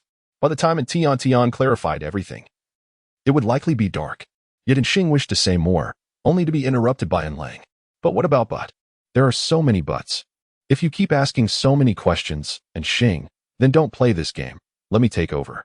API call failed with status code 429. Error. Code. For 29. Message. Resource has been exhausted, e.g. check quota. Status. Resource exhausted. API call failed with status code 429. Error. Code. For 29. Message. Resource has been exhausted, e.g. check quota. Status. Resource exhausted. And Tian approached Xing and gently massaged the back of her head, offering words of comfort. Xing relished the care bestowed upon him by his younger sister and instinctively wished to acquiesce. However, he soon felt the chilling gaze of those around him. compelling him to retract his words. "It's nothing, sister. I am perfectly fine now and shall remain so." The looks cast upon him by the onlookers were indeed terrifying, imbued with unmistakable warnings. Even if he were to have any issues, he would scarcely dare to inquire. The one posing questions was none other than Xing, the second young master of the Yin family. It was heart-wrenching to witness. I could distinctly hear the sharp sound of the martial and's playful slap, which surely stung. Just contemplating the force behind that playful reprimand made me instinctively clutch my head. Martial is simply too adorable. I cannot help but suspect that he struck Xing merely to take his place in the game. Ah, what a misfortune for Xing. I must defend Xing's honor. Were it not for his inquisitive nature, I would remain oblivious to the rules of this flying chess game. Would not hear the sweet sounds from our darling, nor would I enjoy the crisp sound of the marshal's playful slap. To the one above, "Are you a devil?" Your words resonate with such truth. I too must stand up for Xing. So, is the live stream underway? It appears you are new here. Whether the live feed is active or not, this moment is far more captivating than any visual broadcast. Listen patiently, and you shall not regret it. Add 1. Add 2. Add my sweet darling citizen number. To the one above, begone. Our darling belongs to us. The marshal approaches you, punctuated by the delightful sound of his playful slap. The number of viewers in the live stream continued to swell, yet none of those present seemed to take notice. Now, let us commence with the dice. And Tian Tian declared, picking up the die. With a casual toss, she did not hope for any particular outcome, reasoning that one could hardly roll a 6 on the first attempt. A 6? Sister, should we not send out the little airplane now? And Yang inquired. Indeed, yes. Brother, it's your turn to roll for the second time. Thereafter, we shall each take turns. Very well. In Anyang, a dice was cast as well. Brother, you are rather slow. You've only taken 2 steps. At this pace, I shall undoubtedly catch up to you swiftly, Xing boasted, eagerly anticipating a double 6 to propel the yellow plane past the red one. Not quite, dear second brother. With just 2 steps. The red plane has landed precisely on its designated red square, allowing it to leap directly to the next red square, effectively covering 6 steps. So, dear brother, you rolled a rather favorable number after all. And Tian Tian demonstrated as she leapt her red airplane onto the second red block. It was now MOC's turn. Hee. I bet Sandy won't roll a 6, she teased. Imo-chan paid no heed to MOC's words and casually tossed the die 6. The blue airplane takes flight. MOC's smile faltered. What I meant was, Sandy cannot possibly roll 2 6s. Imo-chan cast a disinterested glance at MOC and rolled again, another 6. Blue airplane number 2, take off. MOC suddenly felt a sting of embarrassment but pressed on, this time. I refuse to believe Sandy can roll another 6. Imo-chan, still indifferent, rolled once more, another 6, airplane number 3, launch. MOC felt as if his face had been slapped repeatedly at this point. He had nothing left to say. The onlookers gazed upon him with envy, though thankfully, Imo-chan did not roll a 6th consecutive 6 on his 4th attempt. He took 2 steps, and then jumped as it was MOC's turn to roll the dice. I must roll a 6. I must roll a 6. MOC whispered to himself, feeling that failing to roll even 1 6 would be a stroke of bad luck. He watched with hopeful anticipation as the little die spun around a few times before gradually coming to a halt. 6 6 6. But alas, it showed a 4. Haha. It's my turn now. And Xing exclaimed as he snatched the die and began to roll. Humph. And Xing, I bet you can't roll a 6 either. MOC challenged. Hee, brother C, what if I actually roll a 6? And Xing retorted cheerfully. If you roll a 6 this time, I'll allow you to call me uncle. MOC declared with bravado. All right, all right. And Xing eagerly began to roll the dice while MOC fixated on its spinning motion, feeling as if his dignity hung in the balance. Surely, he could not be the only one unable to roll a 6. 6. Hello, Uncle C. And Xing cheered triumphantly. MOC felt the urge to retreat into solitude. Unbeknownst to him, the situation in the live stream might prompt an even deeper sense of embarrassment. I can't stop laughing. How is Director MOC so unlucky? My idol MOC is truly unfortunate. He can't roll a 6. Some mused that Director MOC's bad luck stemmed from the serendipity of others. Imo-chan, the third young master of the Imo family, must have incredibly good fortune. 3 consecutive 6s, it's practically a streak. The irony lay in the fact that while Director MOC's luck was being mercilessly undermined by his brother, he was still undeterred, eager to challenge the audience. Thankfully, my star does not disappoint. The title of Uncle C is one that Director MOC has officially acknowledged. Does that count as an announcement? Indeed, it does. As a devoted fan, I formally recognize this title. Hello, Uncle C. Hello, Uncle C. Echoed throughout the chat. The astonishment was palpable as the renowned young director MOC was affectionately dubbed Uncle C by a 10-year-old. What astonishing secrets lay behind this? The chat exploded with trending topics, propelling the live stream to the forefront of social media. The audience swelled as the excitement mounted, leaving the equipment staff in a state of disbelief. They suspected a malfunction, believing the viewer count was erroneously inflated. After a thorough inspection, they found no faults. Opening the Star Network, they checked the trending topics and finally believed the live stream had inadvertently caught fire, despite not having activated video. The equipment technician rushed to inform MOC, yet was met with indifference as MOC insisted on focusing on the game. Oh, what's the rush? The live stream doesn't begin for over 40 minutes. Let us showcase first and report later. I refuse to believe I can't roll a 6 today. But director, the live stream, no buts. Have you checked the equipment? The Star Network traffic? If not, get to it. The technician was left speechless by the barrage of questions. Does the director even realize the live stream audio is on? Does he know he has become the most popular Uncle C on the Star Network? Does he know tens of thousands are tuning in to watch him roll the dice? He knows nothing. The struggle was real for the equipment staff. Should they risk reprimand to remind the director? Or wait to see how the live stream unfolded? They stealthily peeked into the chat, spotting comments that revealed the audience's thrill at witnessing an accidental broadcast. Is it possible the director remains unaware of the audio? He has rolled 5 times without a single 6, while Mo Chun's blue airplane has nearly completed its circuit. Should the technician inform him? What would happen if he found out? He might just end the stream in a fit of rage, especially since we've watched his downfall unfold live. Wait, if he ends the stream, we can't continue watching. The game isn't finished yet. We haven't heard the sweet sound of the little airplane reaching its destination. Rest assured, Uncle C will likely finish the game before realizing the live stream is still active. He completely disregarded the technician's warnings, insisting on rolling for a 6 first. So we can relax. This live stream won't end until Uncle C has rolled all his dice. I just hope he continues to struggle. I want to savor more of that sweet voice. As the banter continued, a sudden cheer erupted from the live stream. 666. Haha, I rolled a 6.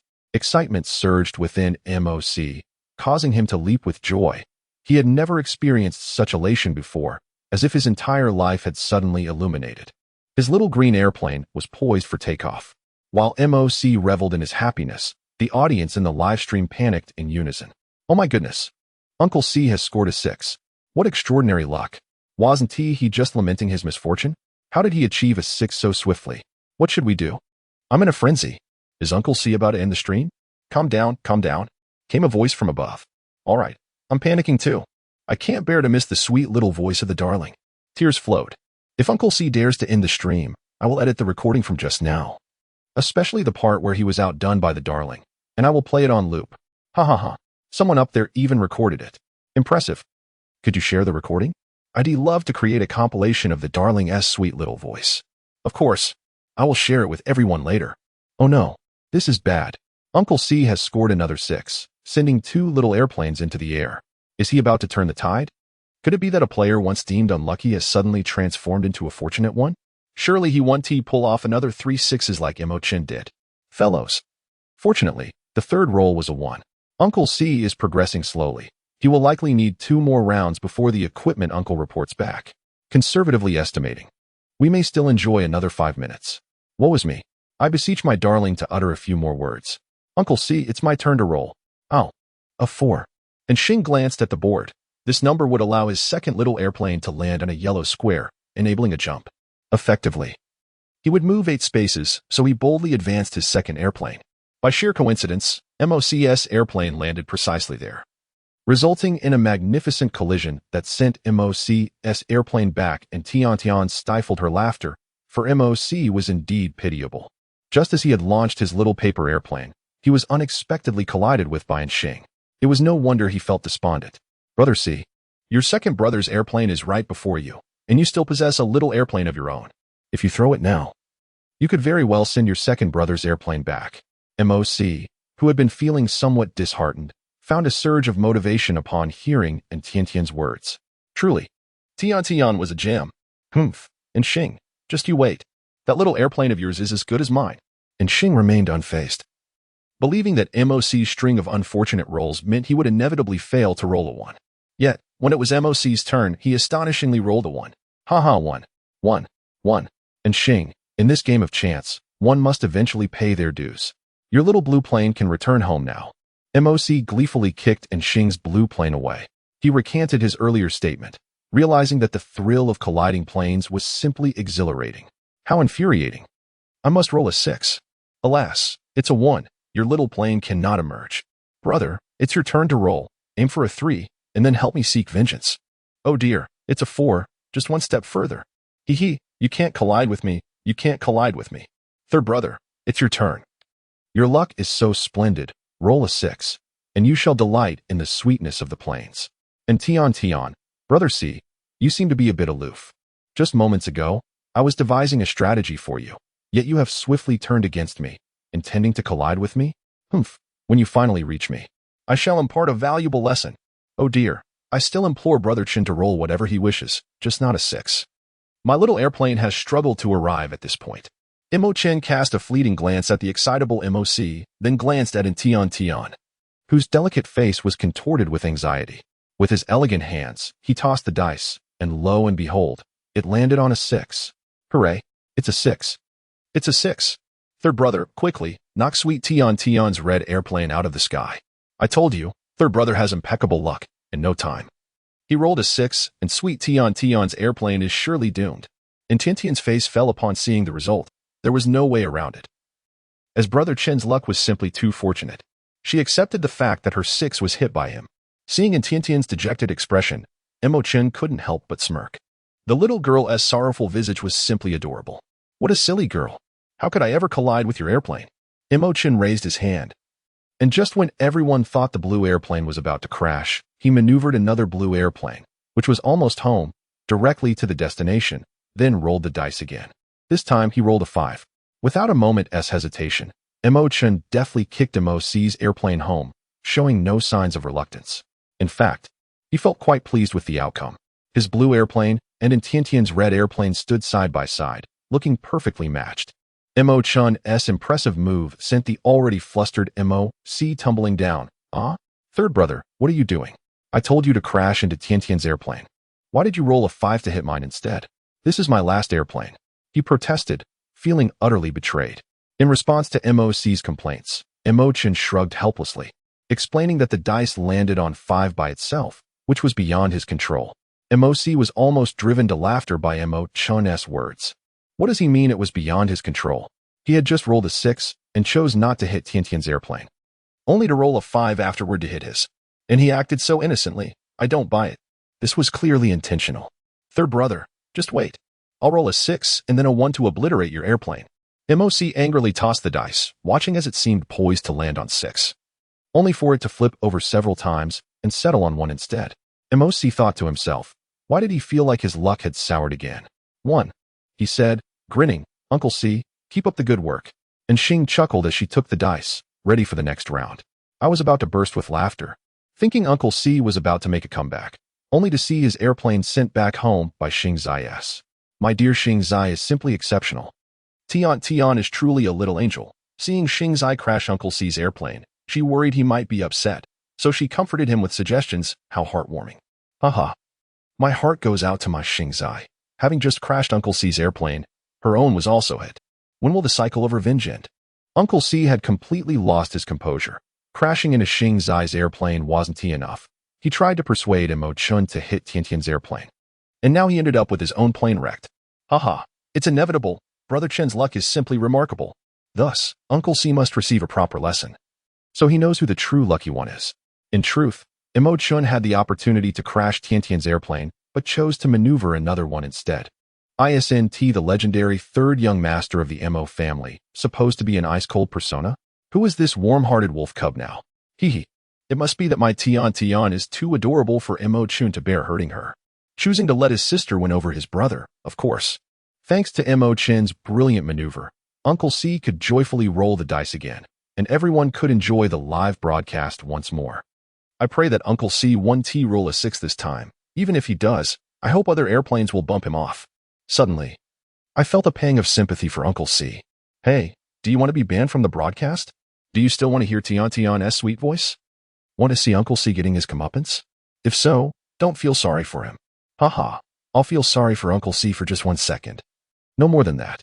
Honestly, I really wish the camera would malfunction, letting us see the game interface. That way, I could know the current state of the game instead of relying solely on sound. One more, I'm begging you, Equipment Uncle, secretly turn on the live camera. One more, you're the best, Equipment Uncle. The sound is on, how about the camera too? Is the Equipment Uncle here?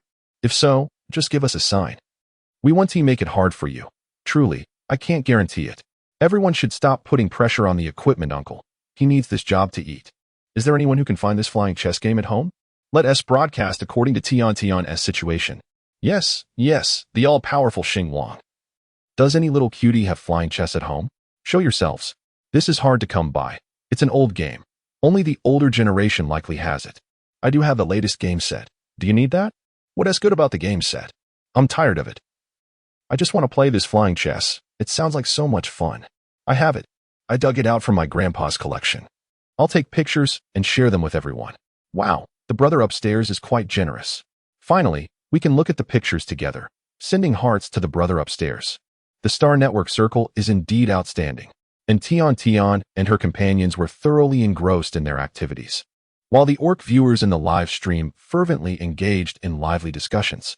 The trending topics on Xing Wei were inundated with various discussions surrounding this particular live stream. Topics ranged from Uncle Luan's daily antics, the game of Ludo, to guessing which fortunate little airplane would be sent back home.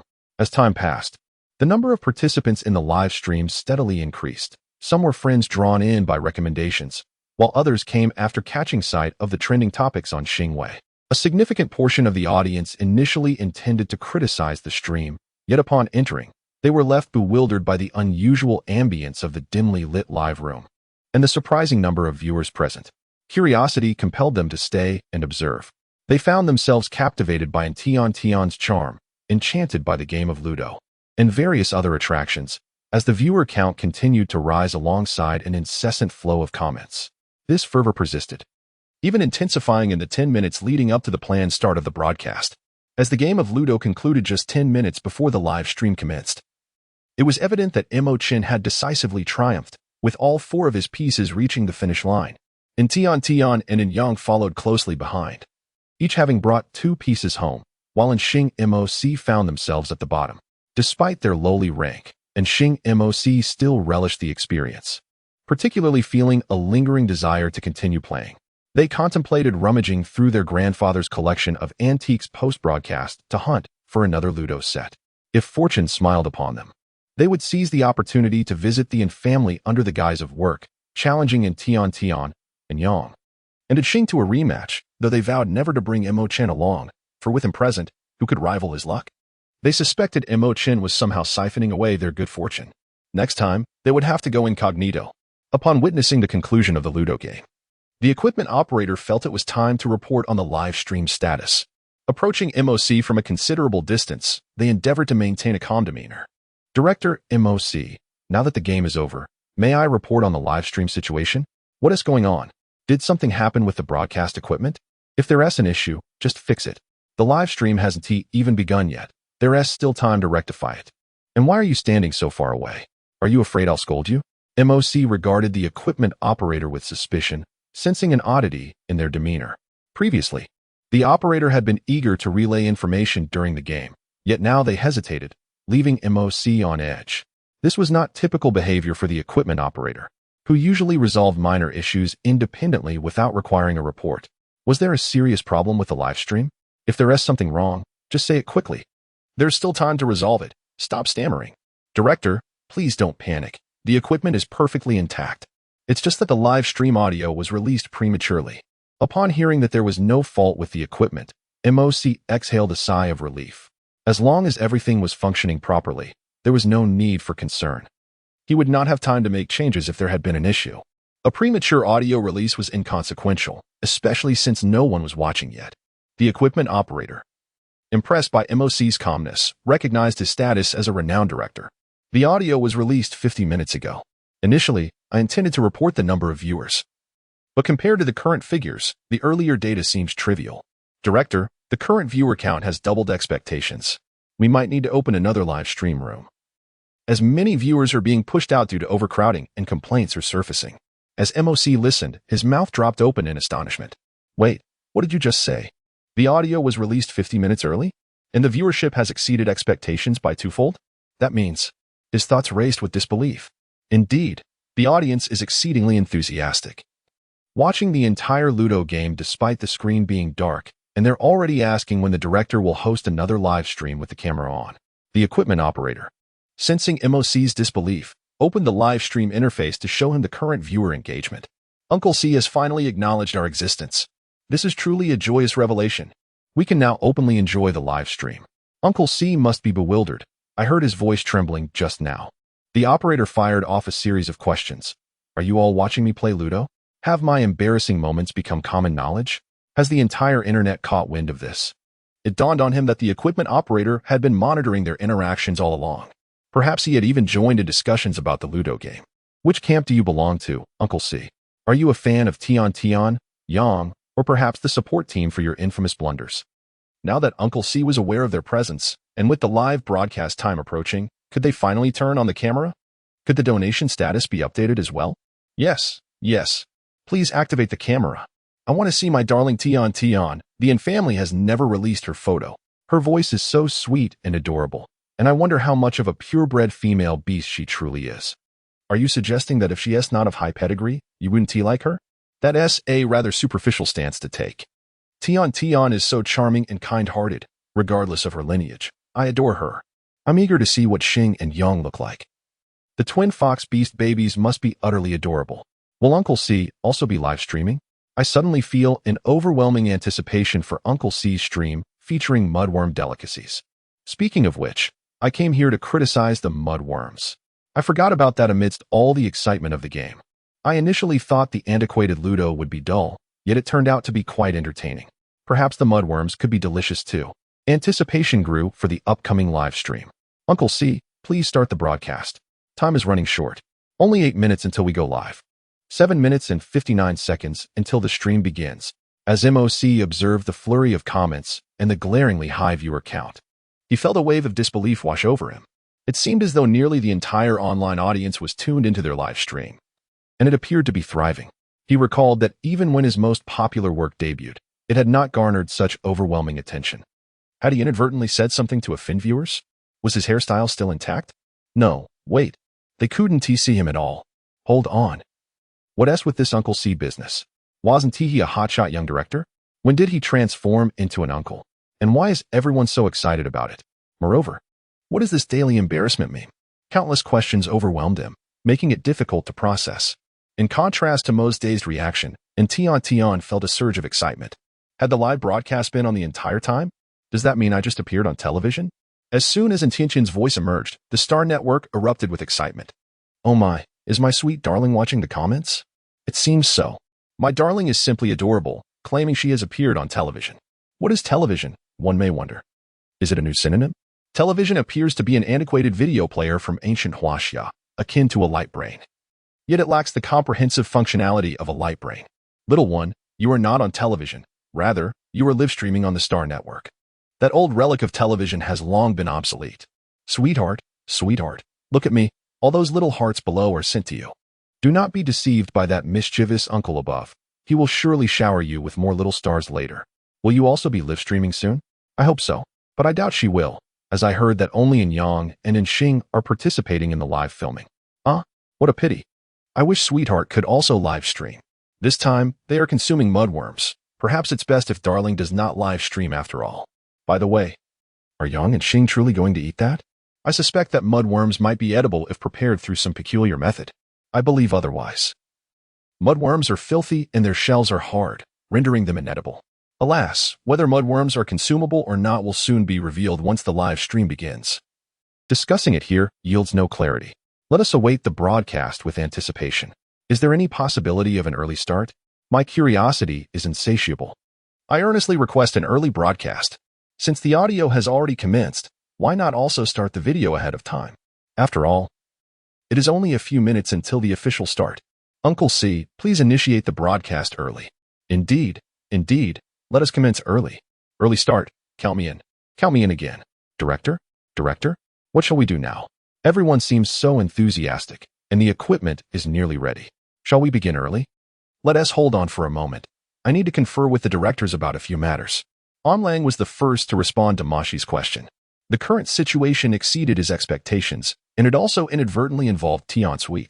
He needed to discuss the subsequent live broadcast content with Mashi, aiming to redirect the audience's attention away from Tian Tian. The equipment staff glanced at Mashi upon hearing Onlang's words and saw Mashi nod in agreement.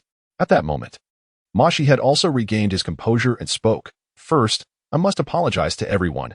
I did not anticipate the early activation of the audio during the live stream. I require a moment to gather my thoughts, and I also need to confer with General in regarding the forthcoming filming content. Furthermore, the current number of viewers is overwhelming, and our server cannot accommodate such high traffic. We need time to configure a larger broadcasting space to ensure the smooth operation of StarNet. Please exit the live stream for now and return in 30 minutes. The broadcast will commence promptly. Ulung harbored intentions to converse with MOC, albeit with a divergent objective. His aim was to extricate Tian entirely from the imbroglio surrounding the livestream. The intense scrutiny directed toward Tian was a matter of concern. He had perused the comments, noting inquiries into Tianbao's lineage. Should the situation escalate unchecked, there was a palpable risk of attracting the attention of the female beast sanctuaries, despite the prior approval of their independent fostering application.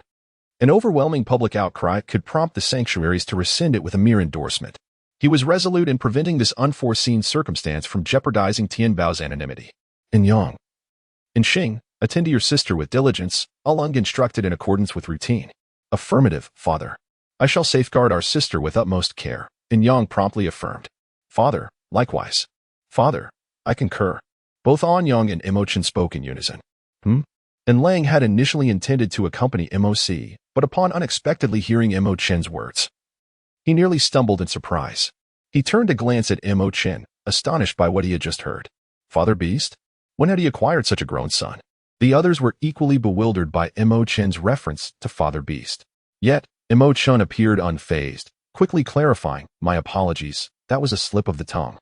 He should not have followed in Xing's example by saying, I, too, for his promise differed, and Xing had vowed to care for his sister, while he had committed to looking after his wife.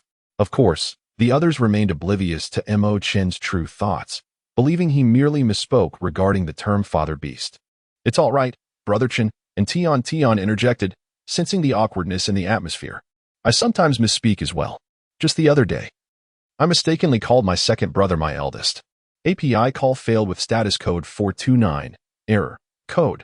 For 29. Message. Resource has been exhausted, e.g. check quota. Status. Resource exhausted indeed. And Yang and Xing are twins. Thus, misidentification is quite understandable, were it not for the disparity in their temperaments, one being vivacious, the other composed. Even their own father might struggle to distinguish between them. This is especially true for the 4-year-old in Tian. Nevertheless, Tiantian's intentions were commendable. Despite some bewilderment as to why the usually meticulous Imochen would inadvertently address him as Father Beast, she sought to salvage the awkward situation. It's of no consequence. And Lang interjected, striving for a benevolent countenance. My own grandfather has jested about taking you as a godson. Addressing me as Father Beast is hardly an overstep. Grandpa spoke of accepting Brother Chun as a godson, and Tian inquired, her curiosity piqued, as she had never been privy to such a notion. Grandpa's words were uttered in jest and should not be taken seriously, Imochen clarified, gently caressing Tiantian's head. Such a relationship is implausible. Son-in-law is more fitting. Indeed. And Lang concurred. I believe our families have no need for such formalities. However, Imochen, henceforth, refrain from addressing me as Marshal, and such formality is unnecessary. Simply call me Uncle Lang. Very well, Uncle Lang, Imochen promptly acquiesced. Until he could successfully win Tian, addressing in Lang as uncle was the most appropriate course. Then I shall follow my third brother's lead and address you as Uncle Lang as well. Uncle Lang, let us proceed. Further delay will curtail our time for discourse. Agreed. And Lang, unperturbed by the earlier incident, followed in C, betraying no suspicion. Judging by Imochen's demeanor, it was clear that he harbored no desire to be his godson. Thus his utterance of Father Beast must have been a mere slip of the tongue. API call failed with status code 429. Error. Code. 429. Message. Resource has been exhausted, e.g. check quota. Status. Resource exhausted. API call failed with status code 429. Error. Code 429. Message. Resource has been exhausted, e.g. check quota. Status. Resource exhausted. API call failed with status code 429. Error. Code 429. Message. Resource has been exhausted, e.g. check quota. Status. Resource exhausted, and Xing suddenly comprehended Yang's intentions and felt a wave of guilt wash over him. In his pursuit of vanity, he had momentarily lost sight of the most important matter at hand. He indeed deserved a good scolding from his elder brother. Sister, please take good care of this bracelet and do not damage it. I shall remember this in the future. And Xing gently released in Tian Tian's small hand, but, feeling uneasy, tucked the bracelet into the sleeve of her garment. Yes, second brother, I will be careful, and Tian Tian replied obediently. She then glanced at the somewhat sulky Yang and the guilt-ridden Xing. With a mischievous glint in her eyes, she addressed Yang, Elder brother, I am thirsty. Would you fetch me a cup of water, please? Very well, I shall get it right away.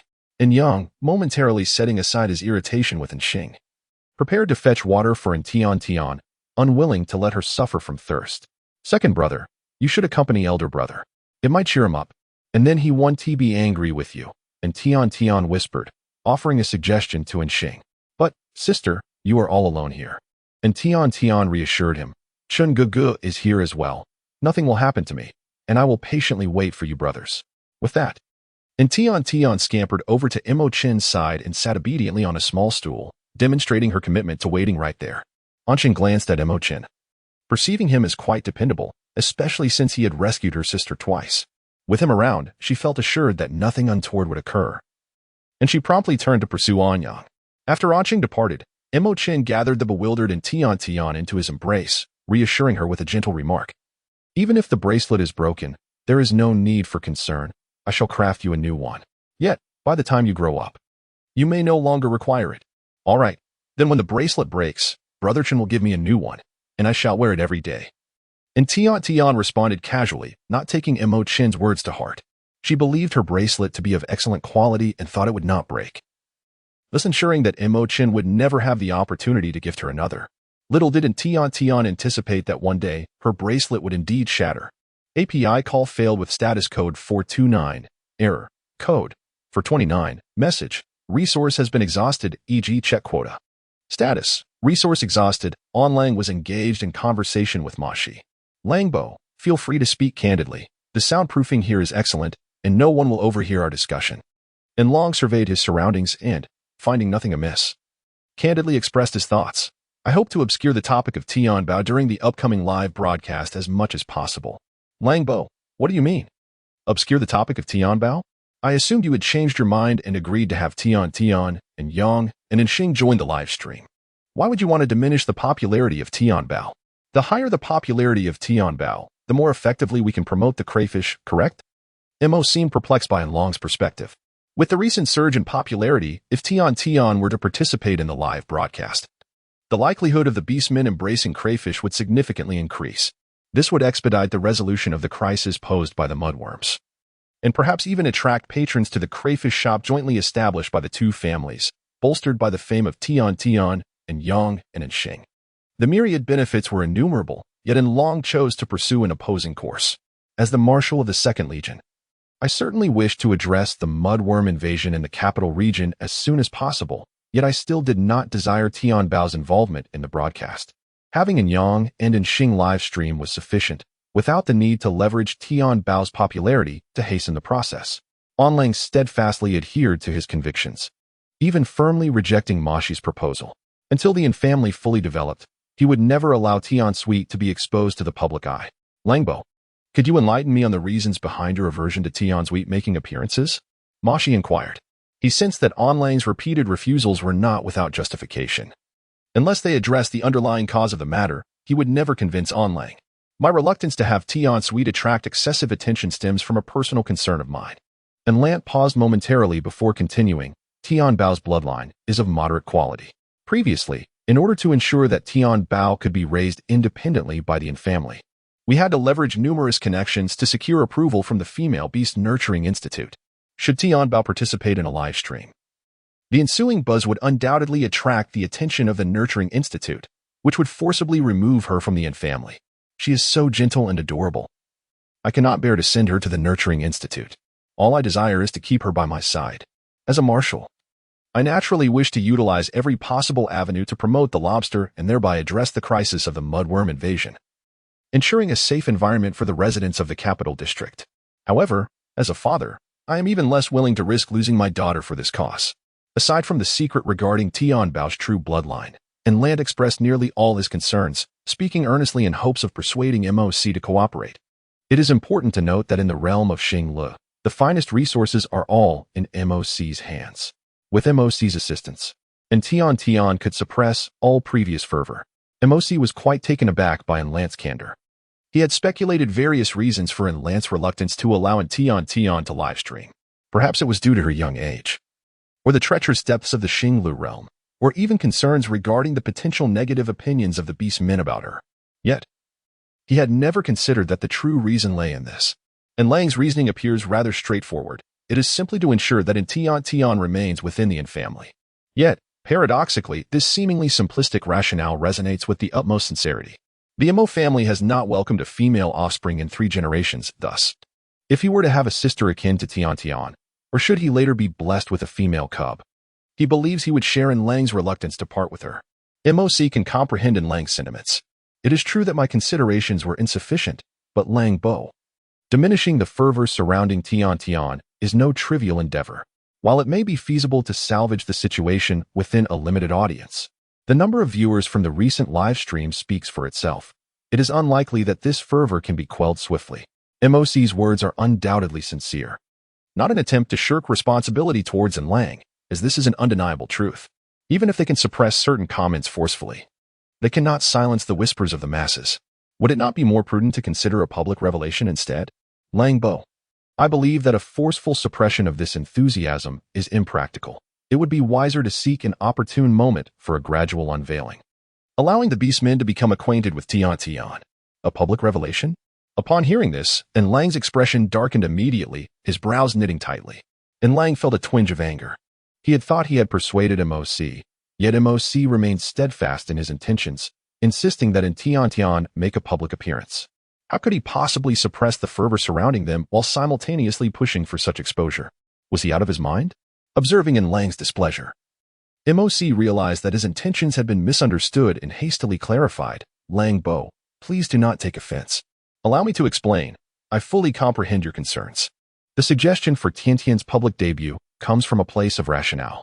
Are you not apprehensive about Tian Tian gaining notoriety on StarNet, thereby attracting the attention of the female beast nurturing institution? This is precisely why you have been concealing her information, striving to keep her away from the public eye. Am I correct? However, this is not a sustainable approach. After all, Tian Tian cannot remain hidden within the Yin family indefinitely, devoid of interaction with the outside world, can she? Lang found some merit in Mashi's words. He indeed could not continue to keep Tian Tian hidden away, even if he refrained from sending Tian Tian to the Female Beast Raising Institute. She would eventually need to find a suitable school and face social interactions. Apart from her 2 brothers, Anyang and Anqing, Tian Tian hardly knew any peers, let alone any close companions to play with. Originally, Lang intended to wait until the Yin family had grown strong enough to protect Tian Tian before gradually revealing her identity.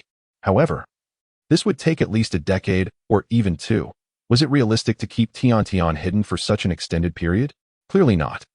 Tian Tian would eventually need to integrate into society. It was impossible for her to remain within the Yin family indefinitely. Noticing a slight easing of Lang's expression, Mashi recognized that his thoughts had garnered a degree of agreement from Lang and continued, since it is impossible to conceal her for a lifetime. And given that so many beastmen have already learned of Tian Tian through various means, we might as well be forthright and make her presence public. The Female Beast Raising Institute will certainly take note of Tian Tian due to the buzz on StarNet. But they may also reconsider their decisions out of fear of public opinion. Public opinion? Precisely. If the beastmen are fond of Tian Tian and find out that the Institute intends to forcibly bring her in against her will, or if she is unhappy there, it will undoubtedly spark considerable discourse. What do you think, Lang Bo? In truth, Mashi did not need to ask. Lang's expression clearly indicated his agreement. So, according to your suggestion, should we allow Tian Tian to appear in this live broadcast? Indeed, Onlang's inquiry implied consent for Tian Tian to reveal herself to the public. No, I had contemplated that earlier. But now I believe it is too hasty for Tian Tian to go live today.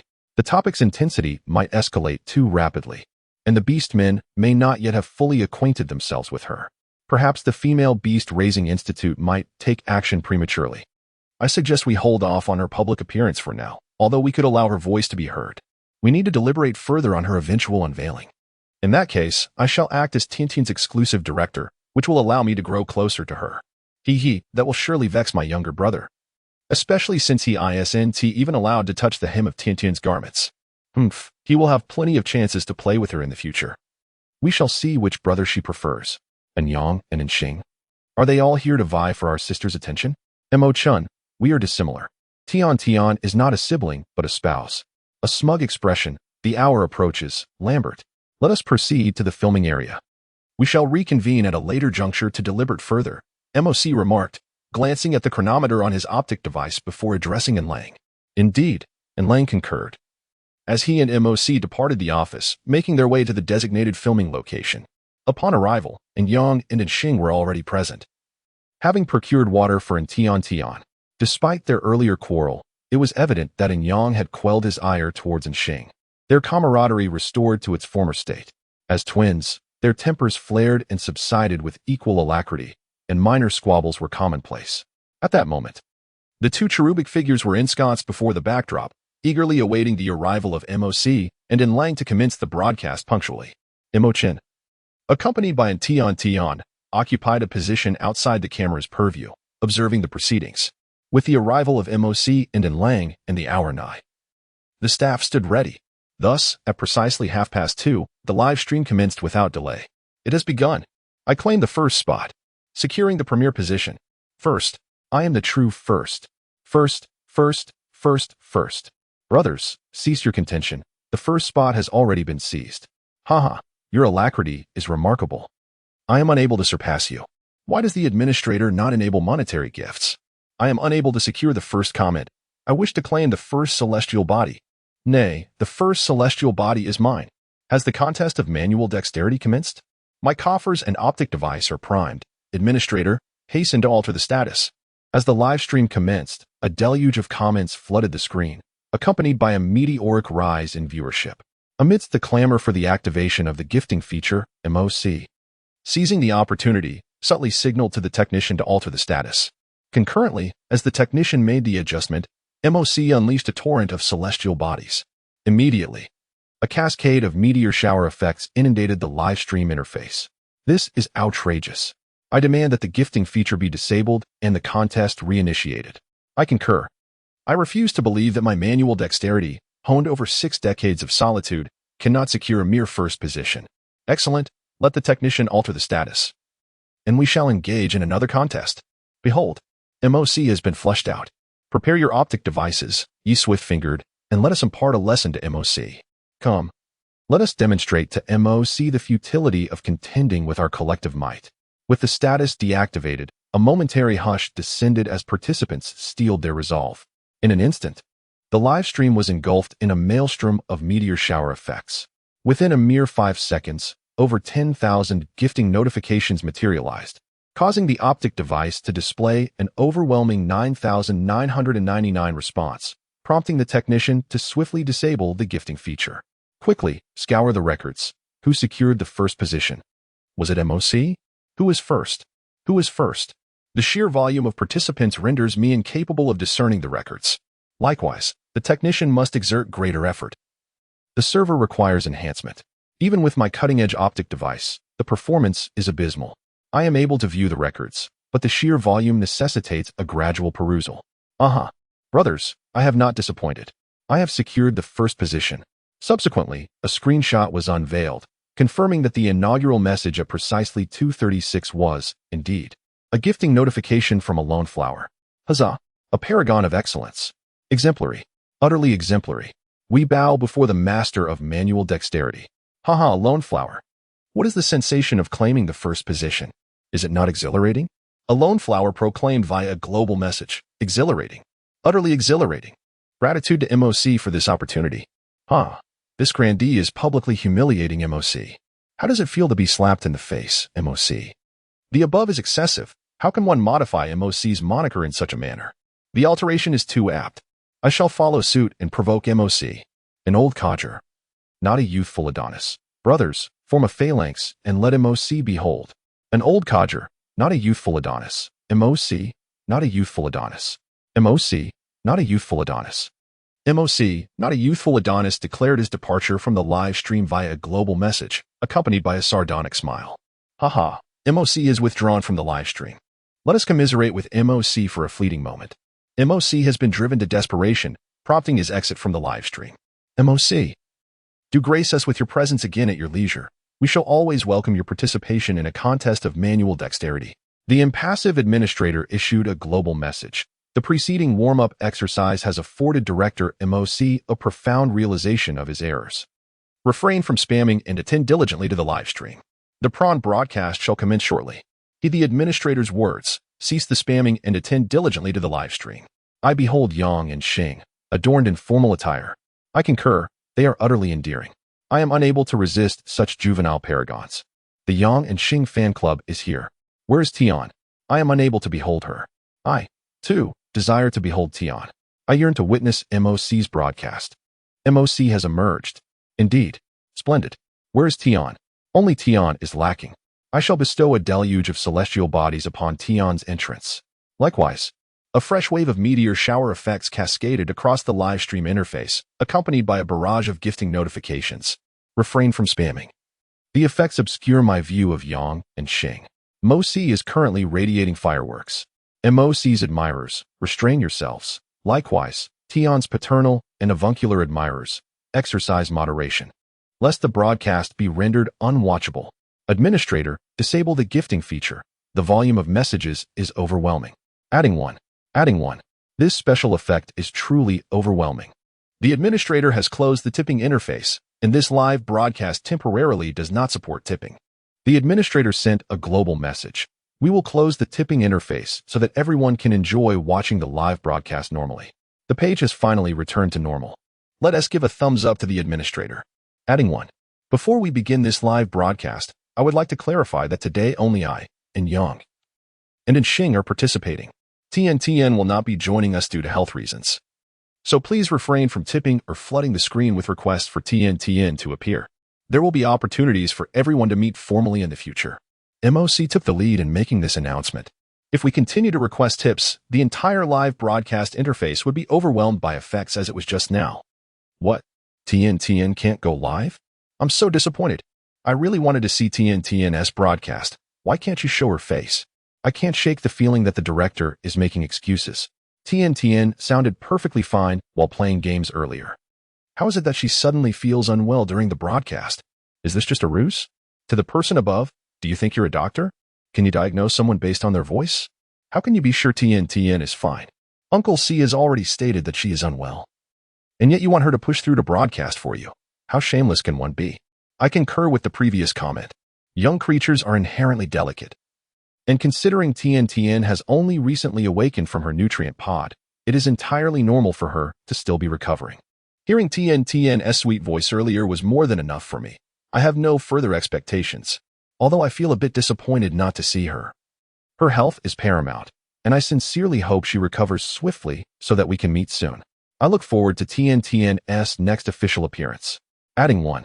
I hope to see Tian Tian broadcasting alongside Yang and Xing next time. While the beast folk were somewhat disappointed not to see in Tian Tian's live broadcast, most expressed understanding and refrained from excessive tipping or frantic comments. The speed of the scrolling comments had begun to slow down. MOC took charge of the rhythm and commenced the broadcast with Yang and Xing. Initially, it was just Yang and Xing hosting. But MOC decided at the last moment to step in as Yang and Xing's temporary assistant to ensure the smooth progress of the broadcast. MOC began by asking Yang and Xing to introduce themselves. The two of them did not shy away and confidently introduced themselves, receiving a positive reaction from the audience as the comments surged and the likes on the live video began to skyrocket. With such a promising start, Yang and Xing promptly dove into the theme of the broadcast, promoting crayfish. There are so many flavors of crayfish, and initially, MOC intended to strongly recommend his favorite classic spicy crayfish. However, due to several beast folk being allergic to chili and the intense spiciness of the dish being unsuitable for young ones and the unwell. Today's broadcast would primarily promote the salt-baked and garlic-flavored varieties, with the spicy flavor as a final recommendation. The audience was aware of the broadcast's purpose, and while they were somewhat prepared, many were I have never tasted anything so delectable. The flavor simulated by the neural interface is astonishingly exquisite. How sublime must the real taste be?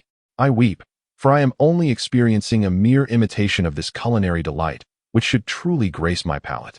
Is it really that delicious? Far surpassing the newly formulated nutritional capsules?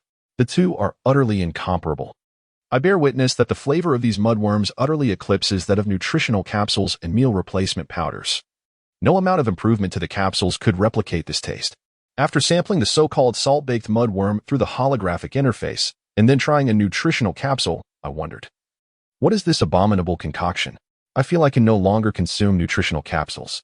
Are these mudworms truly that delightful? Surely, the individuals upstairs cannot be mere shills. If you doubt me, I urge you to try it for yourself through the interface. You may disparage me, but I shall not allow you to tarnish this unparalleled delicacy. I advise against opening the interface, lest you find yourself humiliated by the overwhelming evidence. Indeed, having just accessed the interface, I now find myself captivated solely by the mudworm. Nothing else seems palatable. I must retract my earlier sentiments. I no longer harbor any fear of mudworms, but rather an insatiable fondness. I have resolved that once my live stream concludes, I shall seek out this delicacy for dinner. Just moments ago, a mudworm larva crawled past my window. I have captured it, washed it clean, and prepared it in accordance with Uncle C's method of salt baking. Below, I have included an image of the preparation. I too have tried it, and it is truly delectable, more so than the simulated flavor from the interface.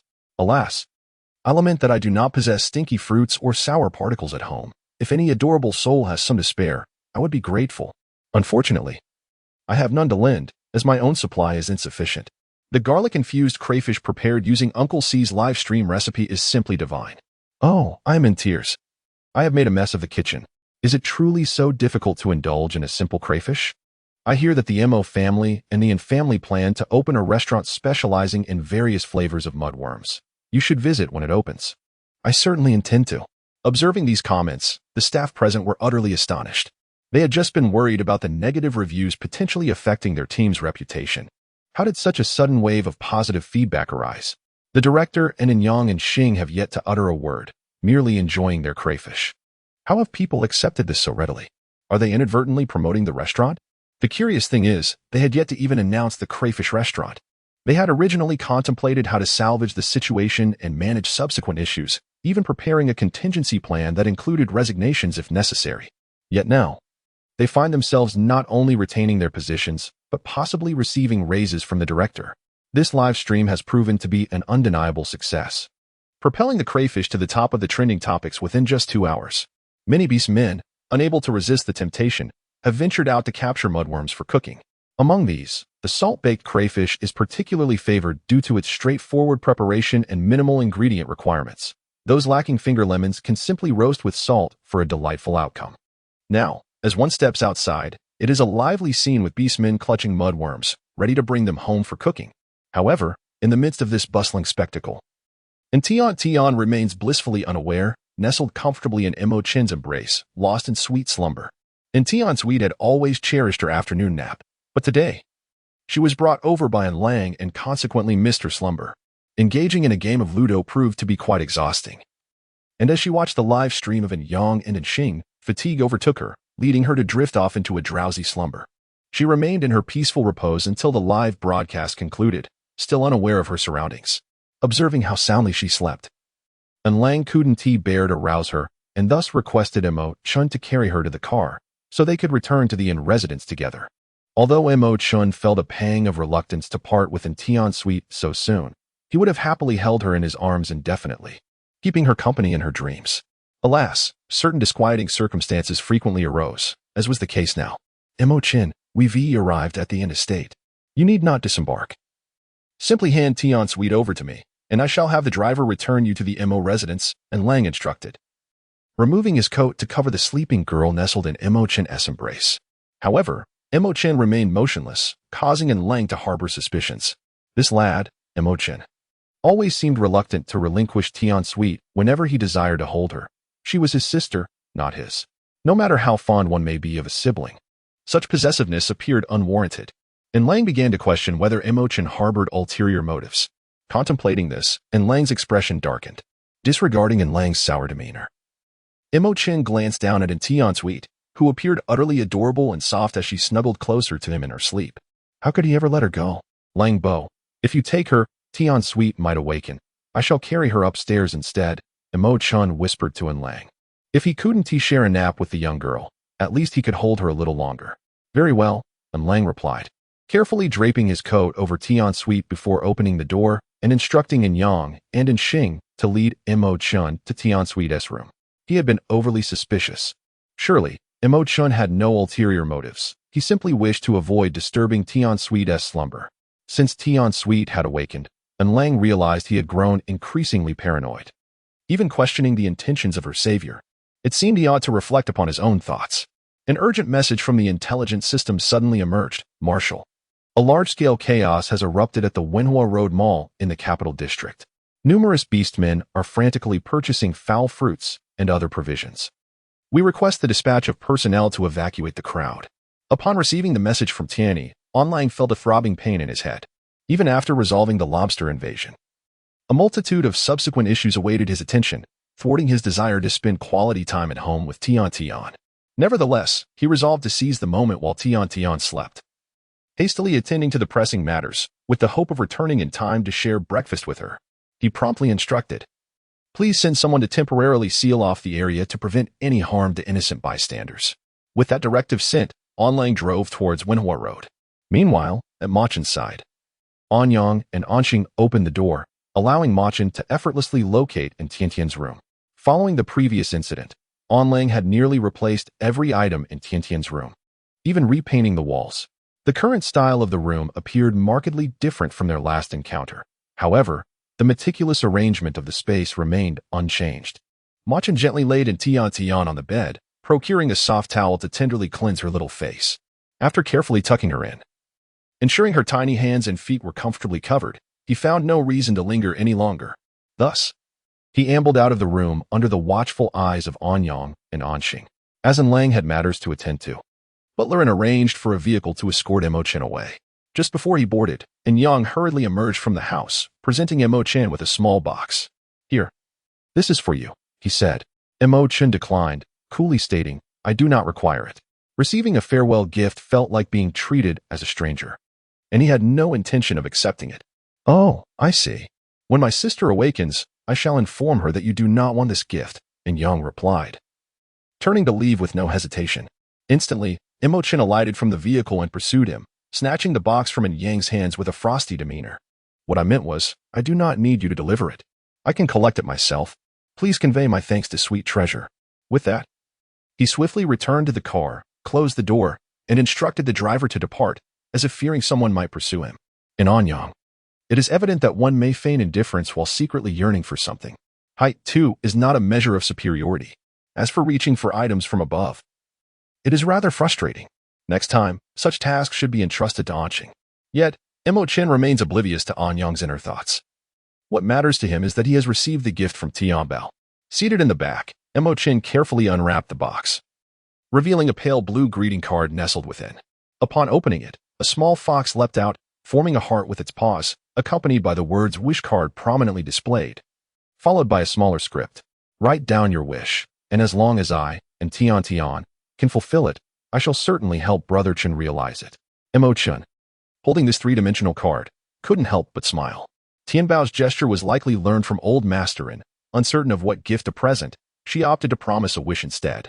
He had anticipated a tangible gift, only to discover this charming surprise. Yet, how could he possess so many wishes to grant? In his 2 lifetimes, the only desire that truly resonated within him was for her. Regrettably, the young girl remained so innocent, seeing him merely as an older brother. He ponders when he might finally bring this little fox home. With this thought, Imochen gently tapped the card, playfully poking the carefree little fox that adorned it. Then neatly folded the card and placed it back into the box.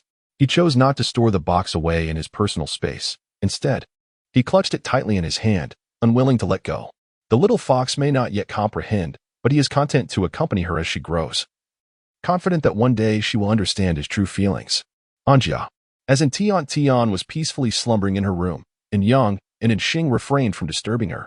Instead, they proceeded to the gym for their routine simulation training, for in just a few days, they would partake in the entrance examination for the first military academy, necessitating thorough preparation.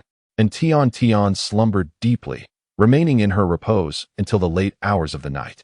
After completing their training, Yang and Xing came to check on her, yet she remained blissfully unaware, observing her peaceful slumber.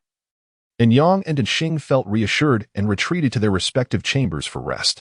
As soon as Anyang Anqing departed, a diminutive green head emerged from the balcony, exhaling a cloud of vapor. It was quite exasperated.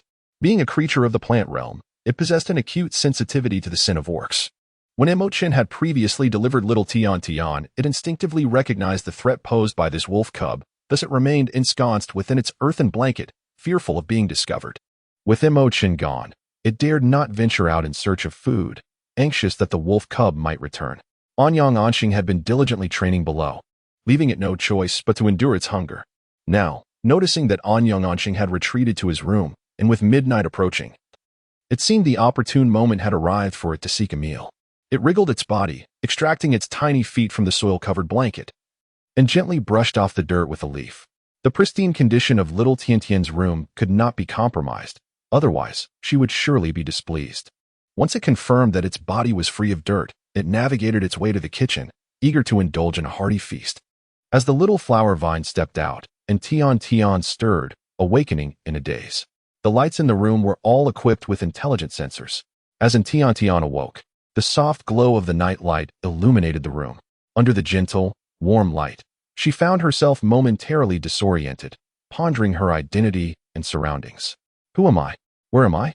What am I doing here? Hadn't she been watching a live stream? How had she drifted into slumber and ended up in this place? It seemed somewhat reminiscent of her own room, yet there was an undeniable difference. Ah, but wait, this is indeed my room. Although the furnishings and decor had been replaced with new items, the overall style remained familiar. Upon regaining her senses, Tian quickly recognized that she was in the inn residence. Rubbing her slightly befuddled head, she glanced at the clock. It was already 11:30. So late. The live stream must have concluded long ago. Surely, she had been carried back by her father. Feeling drowsy and somewhat fatigued, she had not anticipated that her slumber would extend into the depths of the night. Now, she realized she had slept for far too long, and her stomach was beginning to grumble. She felt a craving for something to eat and wondered if Butler had prepared any meals today. The housekeeper had indeed prepared a sumptuous meal. However, Lang hurriedly left to attend to some urgent matters before even stepping inside. Meanwhile, Yang and Xing had already filled their stomachs during the live broadcast, and Tian was fast asleep. Consequently, the exquisite dinner remained untouched. In a state of helplessness, the housekeeper was compelled to store the food in insulated containers and place them on the dining table, ensuring that Lang would have sustenance upon his late return. As fate would have it, a flowering vine descended, drawn by the tantalizing aroma wafting from the dining table. Swiftly, it extended a slender tendril to pry open the insulated box and began to feast voraciously. Without the need for utensils, it simply wrapped the food with its leaves and swallowed it whole, relishing each bite with unabashed delight. Although today's meal did not feature its favorite spicy flavor, the generous quantity allowed it to indulge to its heart's content. After devouring every morsel from the container, it scraped the edges with its leaves, ensuring not a single drop of oil remained. Satisfied, it opened the refrigerator and rummaged through its contents, seeking a green jelly to take upstairs as a final dessert. After much effort, it selected the largest jelly it could find and exited the kitchen, only to be met by Tian, who stood at the dining room entrance, staring at it in bewilderment. "Hello? Are you also looking for something to eat, little sweet?" The vine greeted, waving its leaves in acknowledgement. Upon seeing the familiar green silhouette, Tian instinctively opened her mouth to call out, but before she could utter a word, the flowering vine swiftly covered her mouth with its leaves. "Shoo, little sweet. Don't make a sound. If you do, others will hear, and I shall be cast out." Tian raised her hand, attempting to remove the vine's leaves, exclaiming that if it did not wish to make a sound, it need not cover its mouth so tightly. Moreover, the tight grip left her lips smeared with oil. It was evident that it had just indulged in some shrimp, particularly of the garlic variety. After struggling for quite some time, she was unable to dislodge the leaves.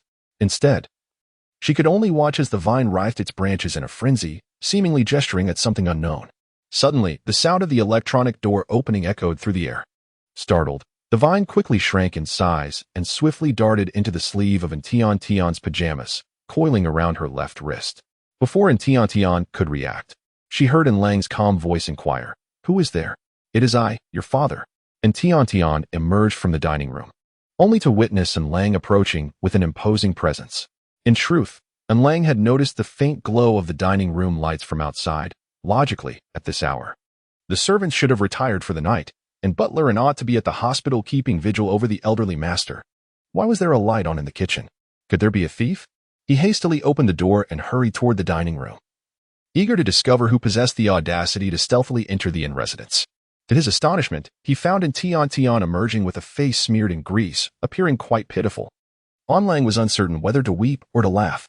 Although the thief had escaped, he had inadvertently captured a little fox that was pilfering food. Lang promptly suppressed the anger that had enveloped him. He crouched down and took out a handkerchief to wipe Tiantian's face, softening his tone as much as possible. "Sweetheart," he began, "your father did not recognize you, which is why my tone was a bit harsh. Please do not be frightened. It was never my intention to scare you. Moreover, next time you come down from downstairs at night, remember to turn on the lights brighter. It is too dim. What if you were to fall? If you were to stumble, it would break my heart." Tian felt a twinge of anxiety within her. Her attention fixated on the floral vine adorning her wrist, fearful that her sleeve might betray her, revealing any hint of impropriety to Lang. She responded somewhat absent-mindedly, her words lacking clarity. "API call failed with status code 429, error, code, for 29, message, resource has been exhausted, e.g. check quota. Status, resource exhausted." Lang glanced at it. Empty. He picked up another one. Also empty. "API call failed with status code 429. Error. Code. For 29. Message. Resource has been exhausted, e.g. check quota. Status. Resource exhausted. API call failed with status code 429. Error. Code. For 29. Message. Resource has been exhausted, e.g. check quota. Status. Resource exhausted." Tian gazed in astonishment at the array of empty thermal containers before her. Observing the slender figure of the flower vine, she had assumed it would merely indulge in a few bites. However, upon closer inspection, it was evident that it had consumed an entire bounty of dishes, leaving not a morsel behind. After feasting, it even managed to coil itself around her hand like a slender rope. One must wonder how its stomach is structured. Is it capable of reverse growth? Alas, I did not have dinner, and thus felt particularly famished today, leading me to partake a bit more than usual. Moreover, the thermal containers prepared by butler and were not filled to the brim, so my consumption was not excessive. Tian hesitated in her explanation, her heart heavy with sorrow.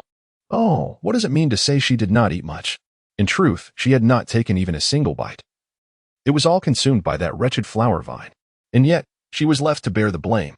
She felt utterly despondent, realizing that she could not simply brush off today's incident with such a flimsy excuse. If she were in Lang, she would certainly not believe a word of it. All of this was the fault of that insufferable flower vine, devouring so much without leaving even a morsel for her. Although Lang felt a tinge of doubt. Upon seeing Tian's little face crumpled in distress, on the verge of tears, he immediately refrained from further questioning. Instead, he began to berate himself. It was one thing to have frightened the little cub, but now he had nearly made her cry.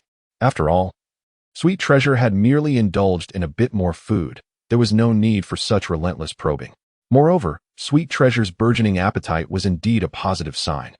For with such a hearty appetite, she could grow into a plump little fox. He gently reached out to stroke Tian's head, reassuring her, "It's all right, Sweet Treasure.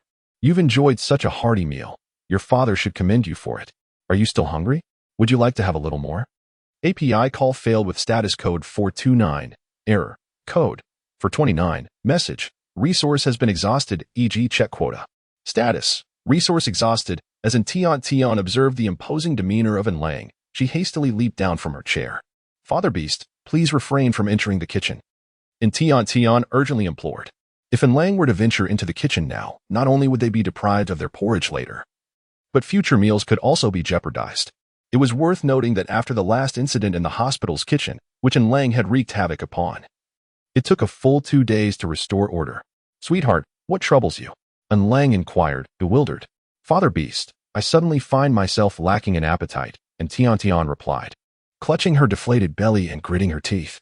But sweetheart, you just mentioned wanting porridge. I misspoke earlier. What I meant to say was that I desire a milk fruit for dessert after the meal. Father Beast, if you could simply fetch me a milk fruit, I would be most grateful. After I eat, I shall retire to bed, for I am utterly exhausted. And Tiantian yawned, and she truly appeared to be in need of rest. As the evening grew late, and Lang could not bear to have Tian stay up any longer, he refrained from continuing to cook, opting instead to wash the largest milk fruit, slicing it into small pieces for her to enjoy. Afterward, he assisted her with a quick wash-up, and seeing the little one peacefully lying in bed, he retreated to his own room to rest. API call failed with status code 429, error, code, for 29, message, resource has been exhausted, e.g. check quota. Status, resource exhausted, API call failed with status code 429, error, code, for 29, message, resource has been exhausted, e.g. check quota. Status, resource exhausted, and Tian gazed at it with a blank expression. The situation remained precarious. She continued to twist her nimble little waist. Little sweet. You look exceptionally lovely today. Such an adorable creature should retire early, otherwise you will lose your charm. Please refrain from asking such fierce questions late at night. A taut little face is hardly endearing. Little Sweet is undoubtedly the most kind-hearted and delightful creature among the beast folk, and she would never harbor anger, would she? The flower vine, adorned with 8 leaves, smiled and leaned closer to Tian, hoping for some response from her. Although Tian didn't quite comprehend the sinuous movements of the floral vine, she could still perceive its attempts to ingratiate itself with her. Humph. It was just acting like a lifeless bloom, and now it's so full of vigor. I should really award it an Oscar. Nevertheless, no matter how much the vine contorted today, she would remain unmoved. She was determined to be an impassive interrogator, with her small face set and expression in place. She was resolved to uncover the truth about this floral vine. The vine, noticing Tiantian's still pouting and indignant expression, felt somewhat disheartened. It had gone to such lengths. Yet the little darling was still displeased. It seemed it had no choice but to deploy its ultimate technique, the dominating bloom kiss. Moi? This time, Tian was prepared. Directly using a pillow to block the advance. It wouldn't smear her face with its oils again. Absolutely not. She had just washed her face. Today. The steward had indeed prepared a sumptuous meal, yet Lang had hastily departed to attend to pressing matters before even crossing the threshold. Yang and Xing had already satisfied their appetites during the live broadcast, while Tian was lost in slumber. Consequently, the dinner prepared for the evening remained untouched. In a state of resignation, the steward resorted to packing the dishes into thermal containers, placing them on the dining table to ensure that should Lang return in the dead of night, he would not find himself bereft of sustenance. As fate would have it, a tendril of flowering vine descended, drawn by the enticing aroma wafting from the table. Swiftly, it extended a slender branch to pry open the thermal container and commenced a hearty feast. For this repast, no utensils were required. The leaves deftly enveloped the morsels, which were then devoured with great delight. Despite the absence of its preferred spicy flavor, the copious quantity allowed for an indulgent meal. Once the thermal container was thoroughly emptied, the vine meticulously scraped its edges, ensuring not a trace of oil remained. Satisfied, it turned its attention to the refrigerator, rummaging within to seek out a green jelly to bring upstairs as a final sweet treat. After much effort, it selected what it deemed the largest jelly and exited the kitchen, only to be met by the bewildered gaze of Tian, who stood at the entrance of the dining room. Hello? Little Tian, are you also in search of a snack? What a coincidence, so am I, the vine greeted, waving a leaf in friendly acknowledgement. However, upon recognizing the familiar green silhouette, Tian instinctively opened her mouth to call out. But before she could utter even a single syllable, the vine swiftly covered her mouth with its leaf. Shh, little Tian, do not make a sound. If you do, others may discover us, and I would be cast out. And Tian raised her hand, intending to remove the leaves of the flowering vine, wondering why it was being held so tightly, as if silence could be achieved through such restraint. Moreover, it had left a greasy smear on her mouth. It was evident that it had indulged in some delectable lobster, particularly with a garlic flavor. After much effort, she found herself unable to dislodge the leaves. All she could do was watch as the vine twisted its branches in a frenzied manner, oblivious to what it was attempting to convey. Suddenly, the sound of the electronic door opening echoed through the air. Startled, the vine immediately shrank back, swiftly retreating into the sleeves of Tiantian's pajamas, wrapping itself around her left wrist. Tian had not yet grasped the situation when she heard Lang's composed voice inquiring, "Who is there?" "It is I." "Your father," she replied. As she emerged from the dining room, she was met with the imposing figure of Lang striding towards her. In truth, Lang had caught a glimpse of the dining room lights flickering outside, which was peculiar. At this hour, the servants should have retreated, and butler and ought to have been keeping vigil at the hospital for the elderly master. And why then was there a light in the kitchen? Could there be an intruder? He hastily opened the door and made his way swiftly towards the dining room, eager to discover who possessed the audacity to sneak into the inn residence. To his astonishment, he found Tian emerging with her face smeared in grease, looking utterly pitiful. API call failed with status code 429, error, code 429, message, resource has been exhausted, e.g. check quota. Status, resource exhausted, and Lang swiftly reined in his hostility, crouched down, and took out a handkerchief to wipe Tiantian's face. He softened his tone as best as he could and began to address her. "Sweetheart, Father Beast did not realize it was you, so I may have sounded a bit harsh. Please do not be afraid. It was not my intention to frighten you." "Don't, Father Beast. Please refrain from going to the kitchen," and Tian quickly interjected.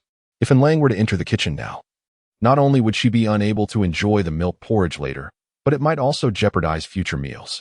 It was worth noting that the last time Lang had wreaked havoc in the hospital kitchen, it took a full 2 days to restore order. "Sweetheart, what is wrong?" Lang inquired, puzzled. "Father Beast, I suddenly feel no hunger," and Tian replied, clutching her deflated little belly and gritting her teeth. "But you just said you wanted milk porridge," and Lang reminded her. "I misspoke. I meant to say I would like some milk fruit as a dessert after my meal." "Father Beast, simply bring me some milk fruit, and after I eat, I shall retire to bed. I am so tired," and Tian yawned, appearing genuinely weary. API call failed with status code 429, error, code 429, message, resource has been exhausted, e.g. check quota. Status, resource exhausted, and Tian surmised that Lang had descended the stairs and immediately rose to her feet, yanking the floral vine from her wrist. With an air of indignation, she commenced her interrogation. "Pray tell, when did you begin your emergence from the seed?" The vine lay utterly still, languidly sprawled without a hint of vitality. No matter how much Tian prodded or kneaded it, it remained unresponsive, allowing her to act with impunity. "Little flower," she warned, "I shall count to 3. Should you persist in feigning death to evade my questions, I assure you, you shall not partake in a single morsel of crayfish tomorrow. 3, 2. As Tian had yet to complete her countdown, the floral vine sprawled across the bed suddenly sprang to life, feigning a grand yawn as though awakening from slumber.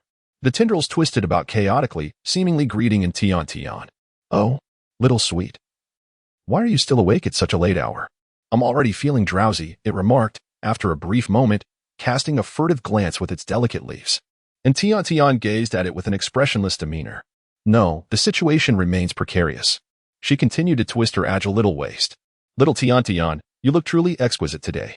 Such a delightful little creature ought to retire early, lest you lose your charm. There's no need to ask questions in a stern manner late at night. A taut little face is hardly endearing. Little Tian is the most kind-hearted and adorable creature among the beastmen, and she would never be angry, would she?"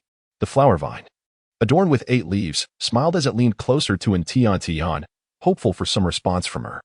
Although Tian didn't quite comprehend the sinuous movements of the floral vine, she could still discern its attempts to ingratiate itself with her.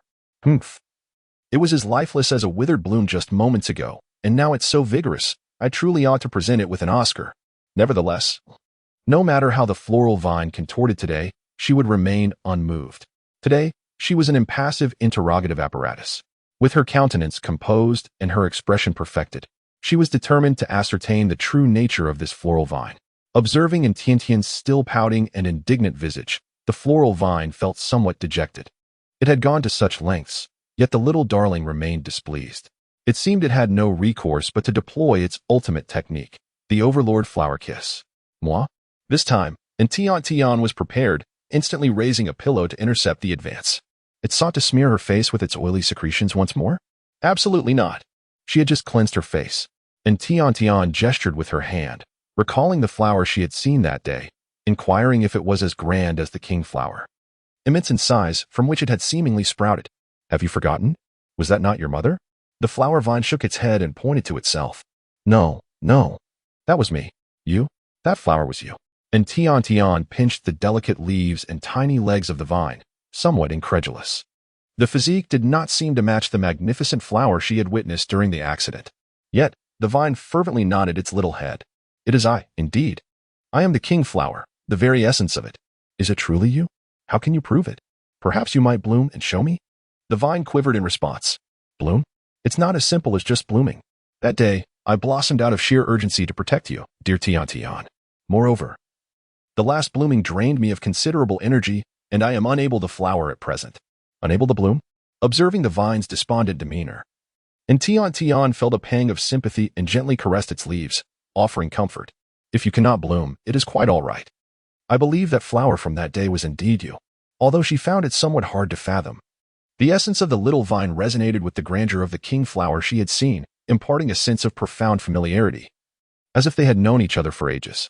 She remained oblivious to the reasons behind the vine's diminutive form and its inability to bloom. Yet she was inclined to trust it. After all, had it not been for its sudden growth during the accident, she, her grandfather, and brother Chen would likely have faced dire consequences. Thus, it could be said that the vine was a life-saving flower for Tiantian. Should the little flower wish to linger in the Yin household, she would nurture it, for the Yin family did not mind a small crayfish. She merely needed to exercise caution. With the vine's cloaking abilities, it should not be easily discovered by Yin Lang and the others. The vine gently nudged in Tiantian's palm, expressing affection. Little Tiantian, once I have restored my strength, I shall bloom for you and prove my identity. Little flower, if you wish to stay in the Yin family, then remain. I shall have butler arrange for a larger pot for you. Or if you find the balcony pot too small, residing in the courtyard is also an option. In a few days, butler should have the backyard completed, where numerous plants will be cultivated, providing you with companions to play with. And Tian Tian has begun to ponder the art of nurturing flowers, yet a tinge of apprehension lingers in her heart. It is worth noting that she has never successfully cared for any plant in the past, more often than not. She either drowned them with excessive watering or neglected them to the point of dehydration. Even the hardiest of succulents have succumbed under her care during the sweltering summer months. To avoid further botanical mishaps, she has resolved to forego the cultivation of such flora altogether, uncertain if she can nurture the delicate flowering vine. She reflects on its intriguing nature. This vine is capable of foraging for crustaceans, it moves and dances with a certain grace, and it can bask in the sun and quench its thirst independently. It appears to be a low-maintenance companion, and perhaps she shall succeed in nurturing it. And Tian Tian pondered uneasily and asked, Little Hua, are you easy to care for? Would I need to feed you? Do I need to water you, fertilize you? Or prune your leaves? What do you usually eat? Is it just crayfish? Listening to Tian Tian's barrage of questions, the flower vine felt as sweet as if it had consumed nectar. Little Tian Tian, you have fully accepted me, it thought. Realizing that the tree spirit's prophecy was indeed not mistaken. From now on, it would be little Tian Tian's flower, having a home and even crayfish. What is the matter? Why are you dazed? Little Hua, are you difficult to care for? Don't worry. If you are, I will strive to take good care of you. And Tian Tian misinterpreted the flower vine's dazed expression, believing it was concerned about her gardening skills. Easy to care for. Very easy. I require only some delicious food. I can bask in the sun, drink water, and bathe myself without needing anything else, replied the flower vine. If I do require something special, it would only be the luminous fruit, which helps me regain energy, allowing me to communicate with you telepathically. Besides crayfish, you also need this glowing fruit? And Tian Tian inquired, pointing to the holographic screen. The flower vine nodded. Where can this fruit be purchased? At a store, perhaps? It cannot be bought. It may be found in the forest or other places. One must search diligently, it responded. And Tian Tian felt a surge of joy upon seeing the vine adorned with so many blossoms. It was delightful to realize that this fruit could be found in numerous locations, and the vine appeared to be quite easy to nurture. I shall find you this peculiar fruit that resembles a light bulb, or perhaps I will ask my brother to bring it back during his next outdoor training, she promised. The vine nodded in agreement, and thus, an enchanting consensus was reached between the flower and the girl. By the way, dear Hua, you haven't shared where you prefer to reside. Do you wish to stay on the balcony as before, or would you prefer the backyard? If you choose the balcony, it would be easier for me to find you, but it also poses considerable risks, as you could easily be discovered by Yin Lang, Yin Yang, or Yin Xing. Conversely, residing in the backyard would entail fewer dangers, although it would require you to venture there more often. The balcony is ideal. I do not wish to be far from you, sweet Tian Tian. Moreover, I have grown accustomed to the cozy earthen bed there, which I find quite comfortable. The plants in the backyard may create a ruckus, and I would have to tidy them up before they quiet down. Thus, the balcony remains the better choice. Very well. If you prefer the balcony, then that shall be your home. I apologize for any discomfort you may have faced. When the time is right, I will introduce you to my grandfather, my father, and my brothers. They are sure to appreciate you. And you will then have the freedom to roam the household without feeling confined to the balcony. And you will no longer have to sneak food under the cover of night, but can feast openly. Yes, I trust you, sweet Tian Tian, the vine responded, nudging closer to Tian Tian, expressing its trust. That evening, the vine attained a newfound identity, recognized by Tian Tian as a flower, and henceforth, it would be called in Hua. As for why it was not named in Chengtang, the flower explained that although it currently resembled a vine due to its limited capabilities, its essence remained that of a flower. Therefore, it must be called in Hua. That night, Hua took the initiative to move its pot to the bedside table and spent the night beside Tian Tian. It was a night filled with unparalleled tranquility for the little flower. API call failed with status code 429. Error. Code. For 29. Message. Resource has been exhausted. E.g. Check quota. Status. Resource exhausted. Without uttering a word, Tian Tian promptly rose to wash her face and brush her teeth. As Anyang observed the languid pace at which Tian Tian stirred from slumber, a gentle laugh escaped his lips. It was only the allure of delectable treats that could ignite such enthusiasm for rising from bed. Habitually, he began to tidy up the bedding for his sister. What is this flower pot doing here? Its placement is perilous. One misstep and she might collide with it, potentially injuring her delicate little foot. Moreover, it is surrounded by a mess of soil. How untidy. I must relocate it back to the balcony where it belongs. Brother, which of my new dresses do you think I should wear today? Tian Tian inquired, holding up two lovely skirts. For reasons unbeknownst to her, after the recent renovation of her room, her wardrobe had been transformed into a more spacious storage area, resulting in an impressive doubling of her clothing collection. Faced with such an abundance of choices, she found herself at a loss and sought her brother's advice, as it was usually her two elder brothers who assisted her in selecting outfits. However, upon emerging, she found Anyang preoccupied with the flower pot atop the bedside table. His expression contemplative. Alarmed, she rushed to his side. Oh dear, didn't we say last night that we should hide the little flower? Now my brother is bound to discover it. This little vest was falling too quickly from her grasp. Brother, what do you need the flower pot for? Tian Tian set aside her skirts and reached out, but her height proved insufficient, leaving her to gaze longingly at it. She internally pleaded for the little flower to remain asleep. Sister, this climbing vine is yours, I assent it. It's not wise to leave it here. It could easily tip over and fall, and that wouldn't be good for you. Let me return it to the balcony. I'll do it. You find me a dress. Tian Tian insisted, rising on her toes to reach for it. Just as she was about to grasp it, Anyang lifted it away, leaving her to watch helplessly as the flower pot was whisked from her reach. You're so small, yet you want to handle such a large pot? Aren't you afraid of dropping it?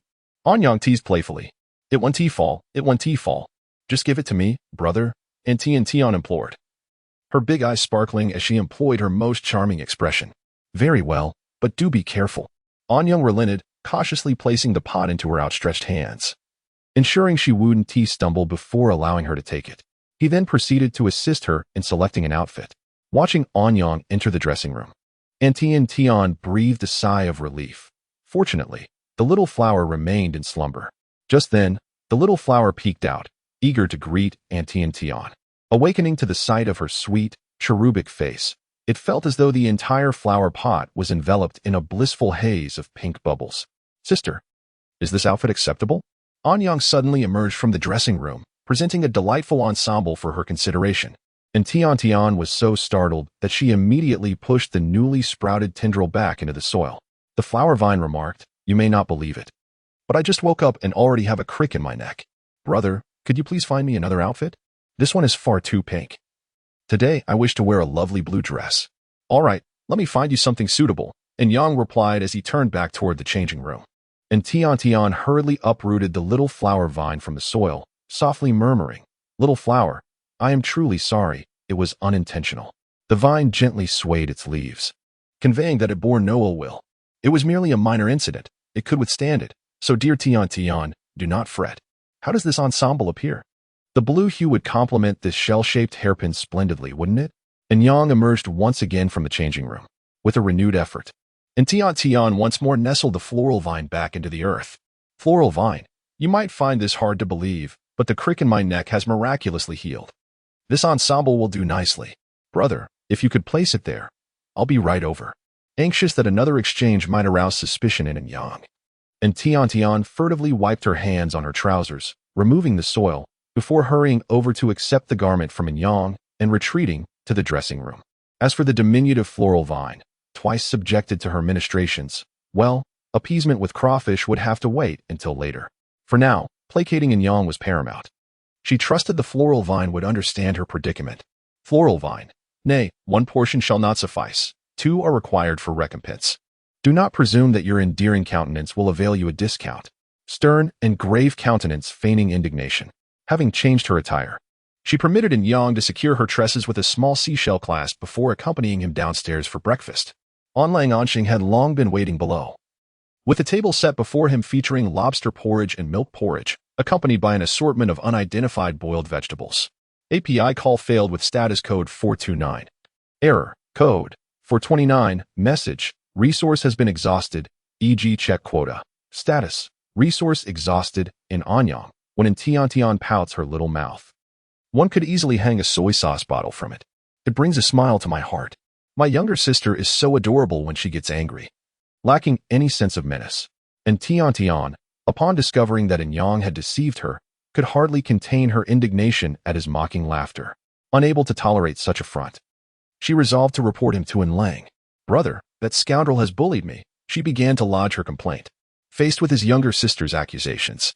Yang exhibited no fear whatsoever.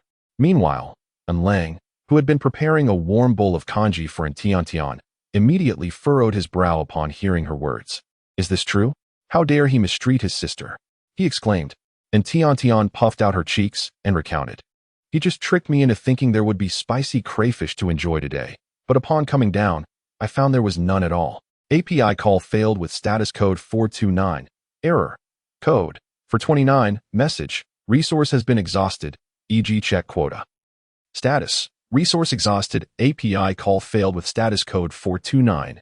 Error. Code 429. Message. Resource has been exhausted, e.g. check quota. Status. Resource exhausted, and Tian quietly lit a small candle for the flower vine, saying, Flower, I have done my utmost. Alas, I cannot partake in the spicy crayfish, so I am unable to bring it to you.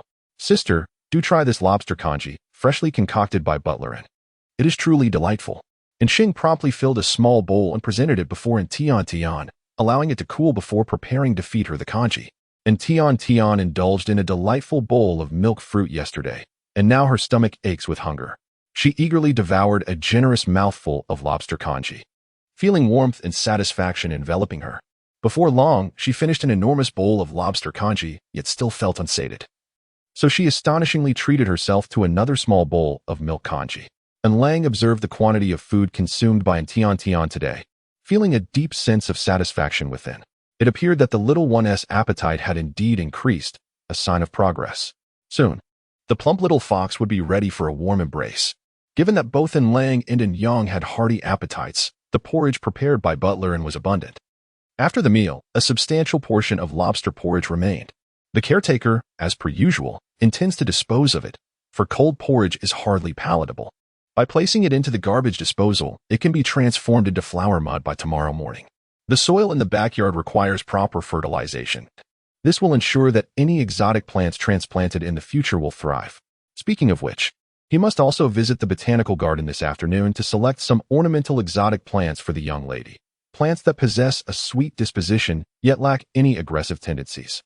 Furthermore, he needs to arrange for a new garbage disposal, as he has a nagging feeling that the current one is malfunctioning. Each day, a considerable amount of food is discarded. Yet the following day, not a trace of flour mud emerges. It is clear that a replacement is in order. And Tian had satiated her hunger. Yet her thoughts lingered on the famished Hua upstairs. As she observed Butler preparing to discard the remaining lobster congee, she hurriedly intervened, saying, Butler, this congee is exceptionally delicious. I wish to have some more later. Would you kindly place it in a thermal container instead of throwing it away? But young miss. The butler replied, this congee will not taste as good once it is cooled.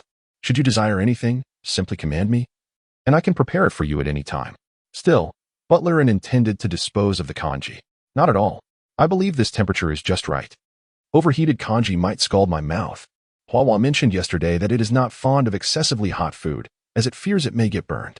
This warmth is actually ideal. Huahua had indeed gestured the night before for Tian Tian to bring its spicy crayfish, requesting extra spice, without hesitation, for a vibrant red appearance was most appetizing. Butler found himself in a quandary, glancing at Lang. Young master, please assist me. If the master discovers that I allowed the young miss to consume cold congee, he might very well dismiss me. Seeing in Tiantian's possessive demeanor, Lang felt that such a ravenous appetite in the little one should not diminish her interest in dining.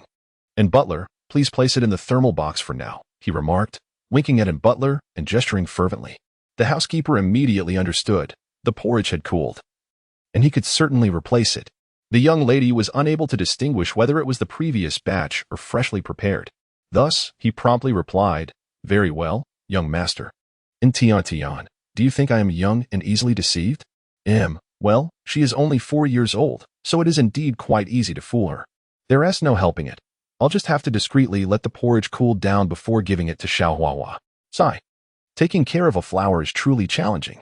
After dinner, Lang's holographic device began to chime, and upon checking, he realized it was a video call from the old master. He answered, only to be met with a barrage of scolding from the old man. You little rascal. Why are you so slow to answer the video call? I've been calling for 10 seconds, and you're just connecting now. What on earth are you dawdling about all day? Father, I protested, it's not what you think. You're the one who is unreasonable for taking so long to connect. Spare me the unnecessary chatter and hand the holographic device over to my dear little one. You're just wasting the time I could be spending with my precious. Lang, I have scarcely uttered a few words, yet how has it become mere nonsense? Prompting disdain from the paternal beast? Sweetheart, here's Grandpa's video. Lang handed the light brain to Tiantian. Initially, the stern and fierce expression of Song in the video transformed into a beaming smile upon seeing Tiantian's cherubic face. My dear, do you miss Grandpa? Song, noticing his granddaughter's adorable visage, softened his tone considerably, anxious not to frighten his precious granddaughter. The contrast between his gentle voice now and the booming tone he had just used with Lang was striking. API call failed with status code 429. Error. Code. For 29. Message. Resource has been exhausted, e.g. check quota. Status. Resource exhausted. Anson touched his nose. Reflecting on the righteousness of his words, he skillfully deflected blame with ease. Yet, in the end, did the crayfish not find their way into your belly, dear grandfather? Tian Tian was not easily deceived by Song.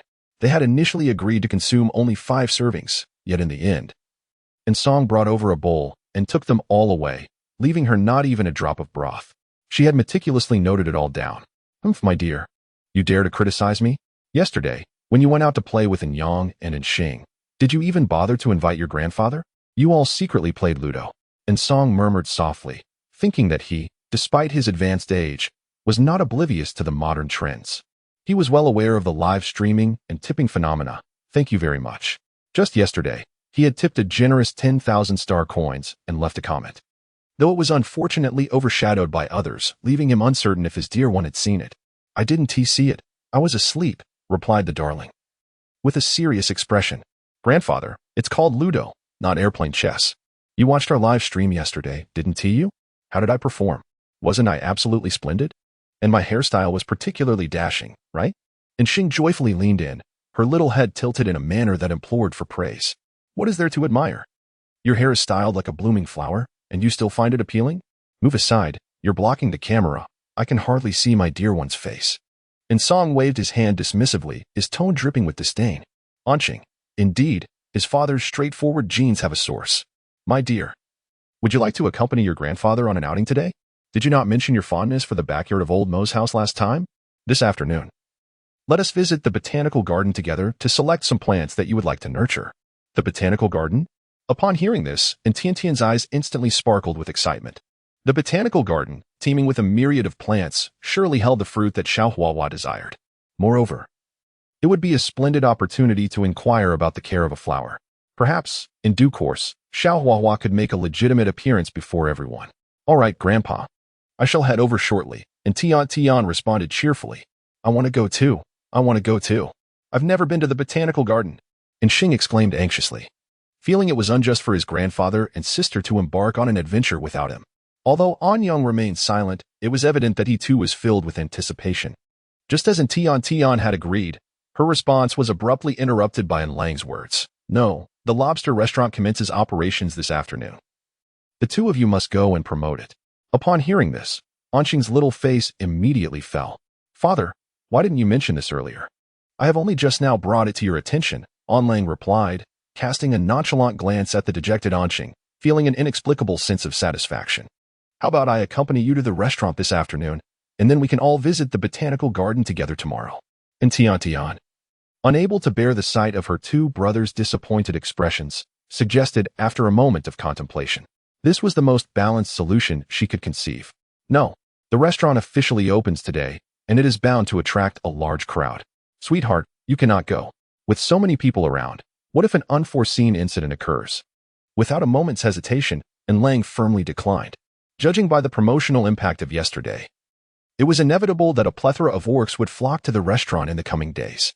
Although he had long made preparations and arranged personnel to maintain order, there remained the risk of chaos arising from the sheer volume of visitors, just like the riot from yesterday, which was clearly instigated by someone deliberately hoarding the foul fruit from the market, leading to unrest.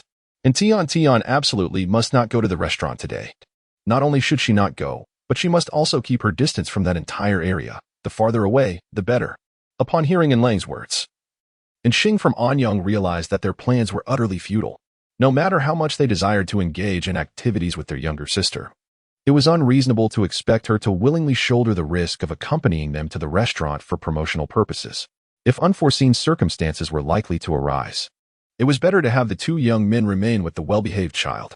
Suddenly, the elderly gentleman in the video interjected.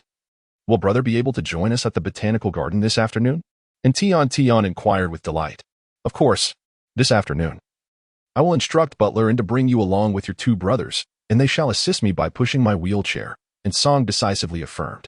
Father, what do you mean? As an old man, my back aches and I cannot walk. I must use a wheelchair.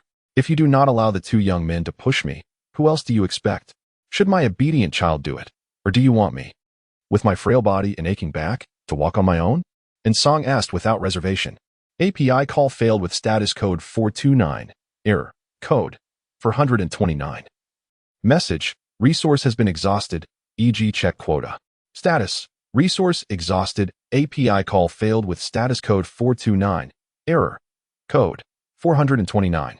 Message, resource has been exhausted, e.g. check quota. Status, resource exhausted, and Tian beamed with joy upon seeing Yang and Xing's happiness. Her smile radiating sweetness. The family was in high spirits, yet Lang maintained a perpetual scowl, his demeanor as sour as vinegar. While the rest of the family set out to enjoy their day, he was burdened with an array of responsibilities. Who would not feel disheartened in his position?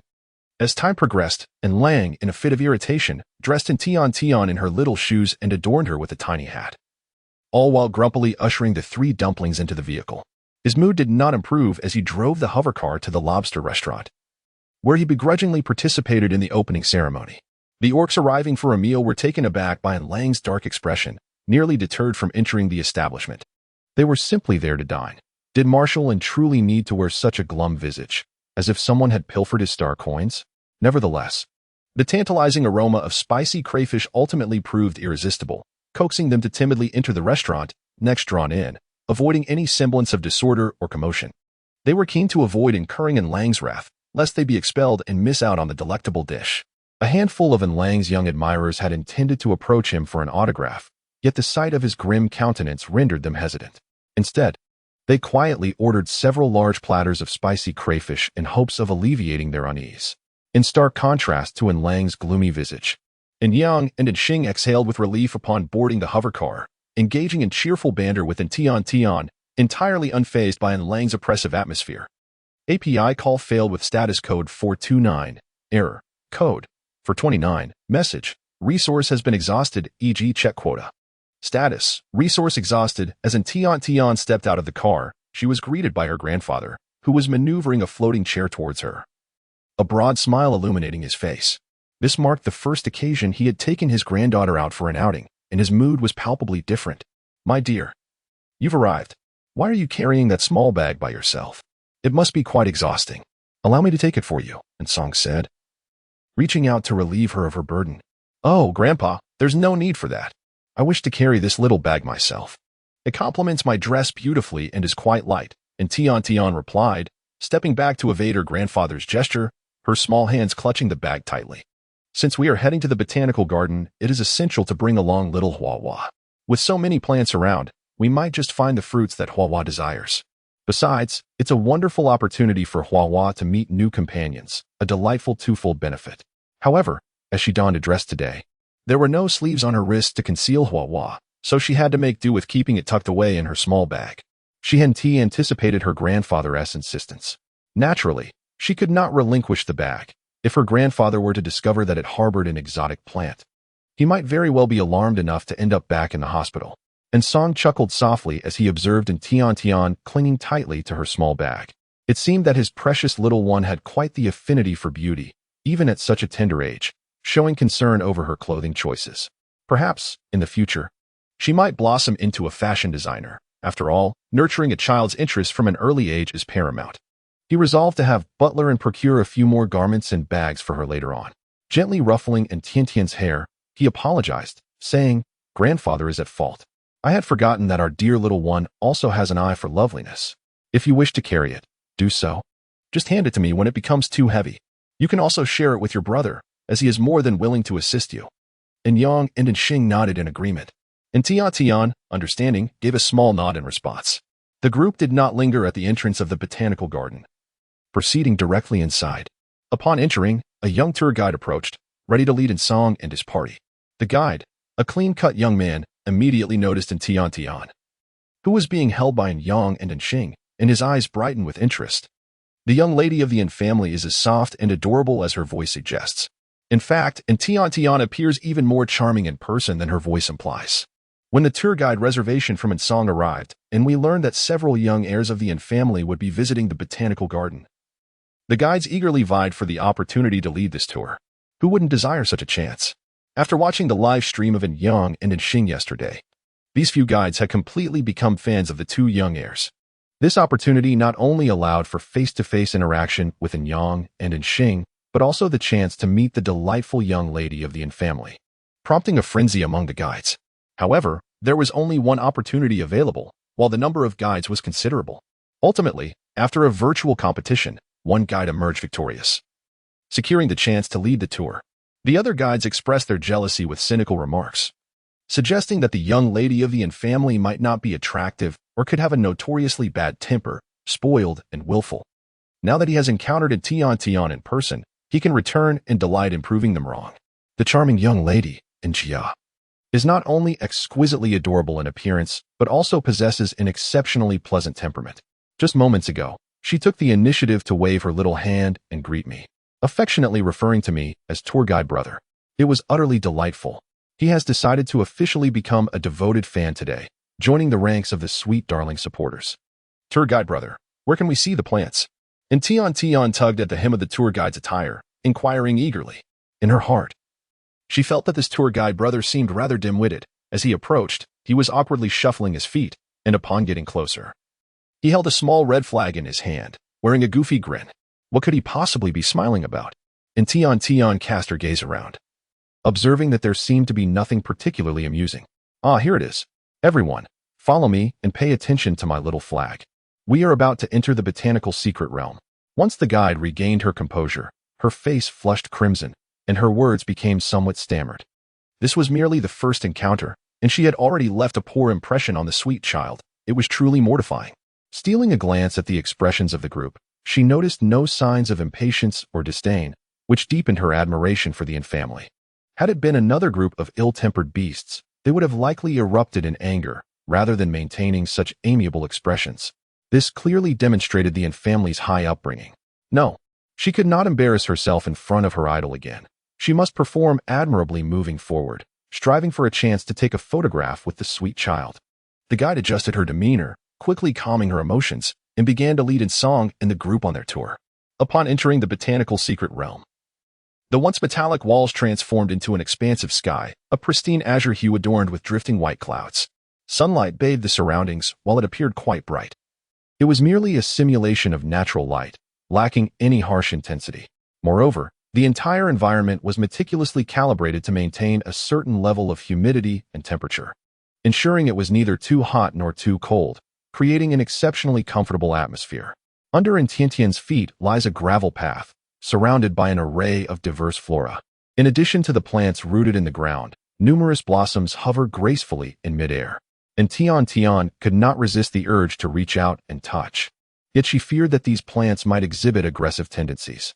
After all, during her last visit to the Mo family's backyard, her brother Chen had warned her that the bizarre flora of this beastly realm had a penchant for using younglings as mere fertilizer. She had no desire to risk losing a finger by engaging with these seemingly peculiar plants, and Tian Tian's reluctance to touch did not deter the plants from approaching her with an eager affection. From the moment they caught a whiff of her presence, the surrounding flora seemed invigorated. Buds unfurled prematurely, while those devoid of blossoms rustled their leaves, shooing away nearby insects and tidying their foliage. The various plants, in their animated display, yearned for the gentle caress of Tian Tian's hands. However, as time passed and she showed no inclination to engage with them, a palpable sense of impatience began to brew within their leafy hearts. Despite their fervent desire to draw closer, the plants found themselves constrained by their rooted existence, unable to traverse the distance that separated them from Tian Tian. In this moment, the disparity between short and long leaves became evident. The shorter-leaved plants, unable to reach her, watched enviously as their longer-leaved counterparts stretched forth, effortlessly extending their leafy appendages in her direction. The shorter plants, feeling a sense of indignation at their taller brethren's audacity, resolved to make their own attempt to approach Tian Tian. Some even inclined their bodies to gain additional length, striving to diminish the distance between themselves and her. Although they could not touch her, being nearer would suffice. As they inched closer, the shorter-leaved plants felt a surge of vitality coursing through their cells. Thus, the onlookers were treated to a vibrant spectacle as the once dull array of colorful plants sprang to life, bustling toward Tian Tian as if under the influence of a stimulant. Any other young creature witnessing such a scene would undoubtedly be filled with delight. Yet, having been cautioned by Mo Chen about the peculiarities of the plant realm, Tian Tian was so startled by the exuberance that she instinctively sought refuge in Yang's embrace. "Oh dear," she whimpered. Brother Chen was right. These exotic plants seemed to favor younglings like me as their playthings. Just now, they even attempted to brush against me with their leaves. The guide, observing the commotion, was equally astonished. Typically, these plants were so lethargic that their mere vitality was a cause for gratitude. Yet today they were not only lively but also eagerly reaching out to engage with humans. Alas, their enthusiasm proved a bit overwhelming for the sweet child. Kneeling down, the guide patiently explained to Tian Tian, "These are merely low-tier exotic plants. They pose no threat to you, dear. You need not fear. See, even the director can touch them without harm." As he demonstrated by extending his hand toward a nearby plant, it deftly recoiled from his touch. Undeterred, he attempted once more, only to be met with the same rejection. "I just praised your enthusiasm, and now you refuse to cooperate," he exclaimed. The plant seemed to respond in silent protest. "Do not disturb me. I only wish to engage with the little darling." Clearly, the guide's demonstration lacked the persuasive power needed to assuage Tian Tian's trepidation. Ensign, having witnessed grand spectacles, understood that this was merely a low-level alien plant zone, where no harmful exotic flora would manifest. While these plants posed no threat, they also did not exhibit a particular fondness for humans. It was, however, a revelation for him to observe, for the first time in all these years, that these plants could indeed display such an amiable disposition toward people, particularly his beloved little one, which filled him with astonishment. Yet, it was evident that Tian Tian was visibly frightened by these plants. Thus, he comforted his precious child, saying, "My dear, do not be afraid. These plants truly lack any aggressive nature, and there is no reason to fear their approach." Anyang gently patted Tiantian's back, softly reassuring her, "Grandpa is right. These are merely ordinary exotic plants, so there is no need to be afraid. Sister, even the formidable exotic plants should not frighten you. Your brother will always protect you." And Xing leaned closer to Tian Tian, making silly faces to amuse her, hoping to ease her anxiety. And Tian Tian, displaying her good-natured spirit, burst into laughter and exclaimed, "Brother, your grimace is quite ugly." Are you suggesting that I am ugly? He retorted. You must not have encountered a more hideous grimace. My elder brother's grimace is far superior to mine. If you don't believe me, just ask him to demonstrate. And Xing, with a mischievous grin, playfully shifted the blame to Yang, eagerly anticipating the ensuing spectacle. API call failed with status code 429. Error. Code. For 29. Message. Resource has been exhausted. E.g. Check quota. Status. Resource exhausted. API call failed with status code 429. Error. Code. For 29. Message. Resource has been exhausted. E.g. check quota. Status. Resource exhausted. Anson observed that in Tiantian spirits had lifted, and he turned to the tour guide, inquiring, do the plants in your botanical garden always exhibit such affection towards young ones? The tour guide, discreetly retracting his recently snubbed hand, mused, it might depend on the individual. Surely, it is sweet Tiantian's undeniable charm that draws the plants to her so intimately. API call failed with status code 429. Error. Code. 429. Message. Resource has been exhausted, e.g. check quota. Status. Resource exhausted, and Tian believed that the surrounding plants harbored no malice. They merely brushed against her leaves out of affection.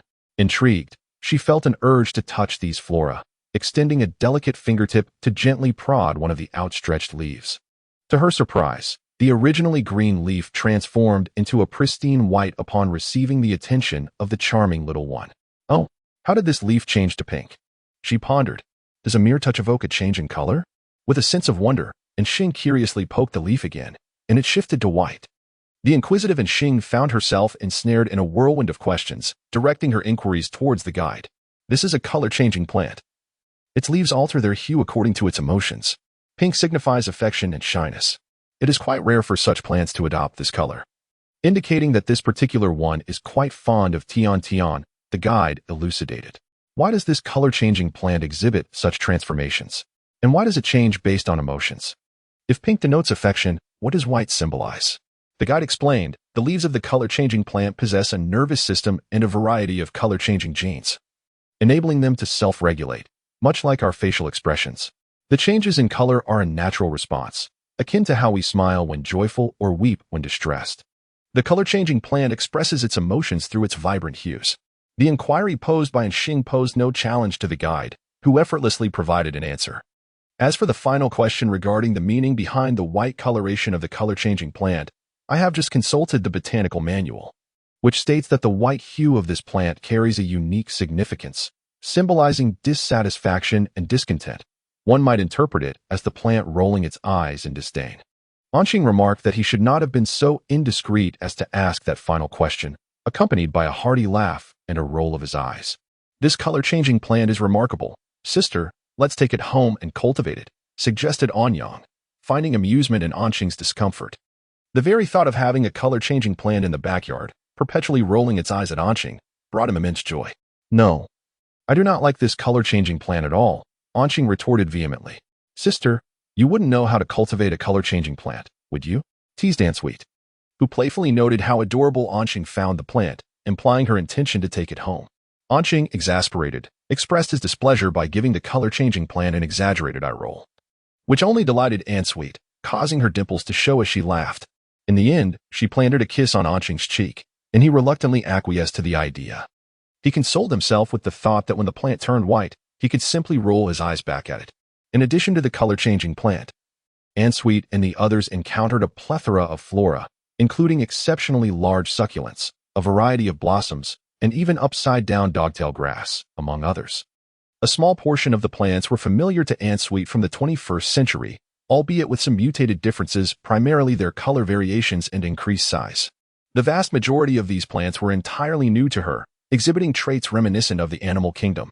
For instance, there were red coral trees that appeared to bleed and bendable grasses that could contort their forms at will. API call failed with status code 429. Error. Code. For 29. Message. Resource has been exhausted, e.g. check quota. Status. Resource exhausted, and Tian shook her head, indicating her disinterest. In truth, it was not Tian who was unwilling, but rather Xiao Huatong. She herself wished to select a few blossoms to accompany Xiao Huatong.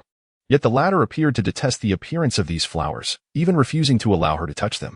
Whenever she approached other blooms, the little flower vine would stir restlessly within her bag, clearly expressing its displeasure.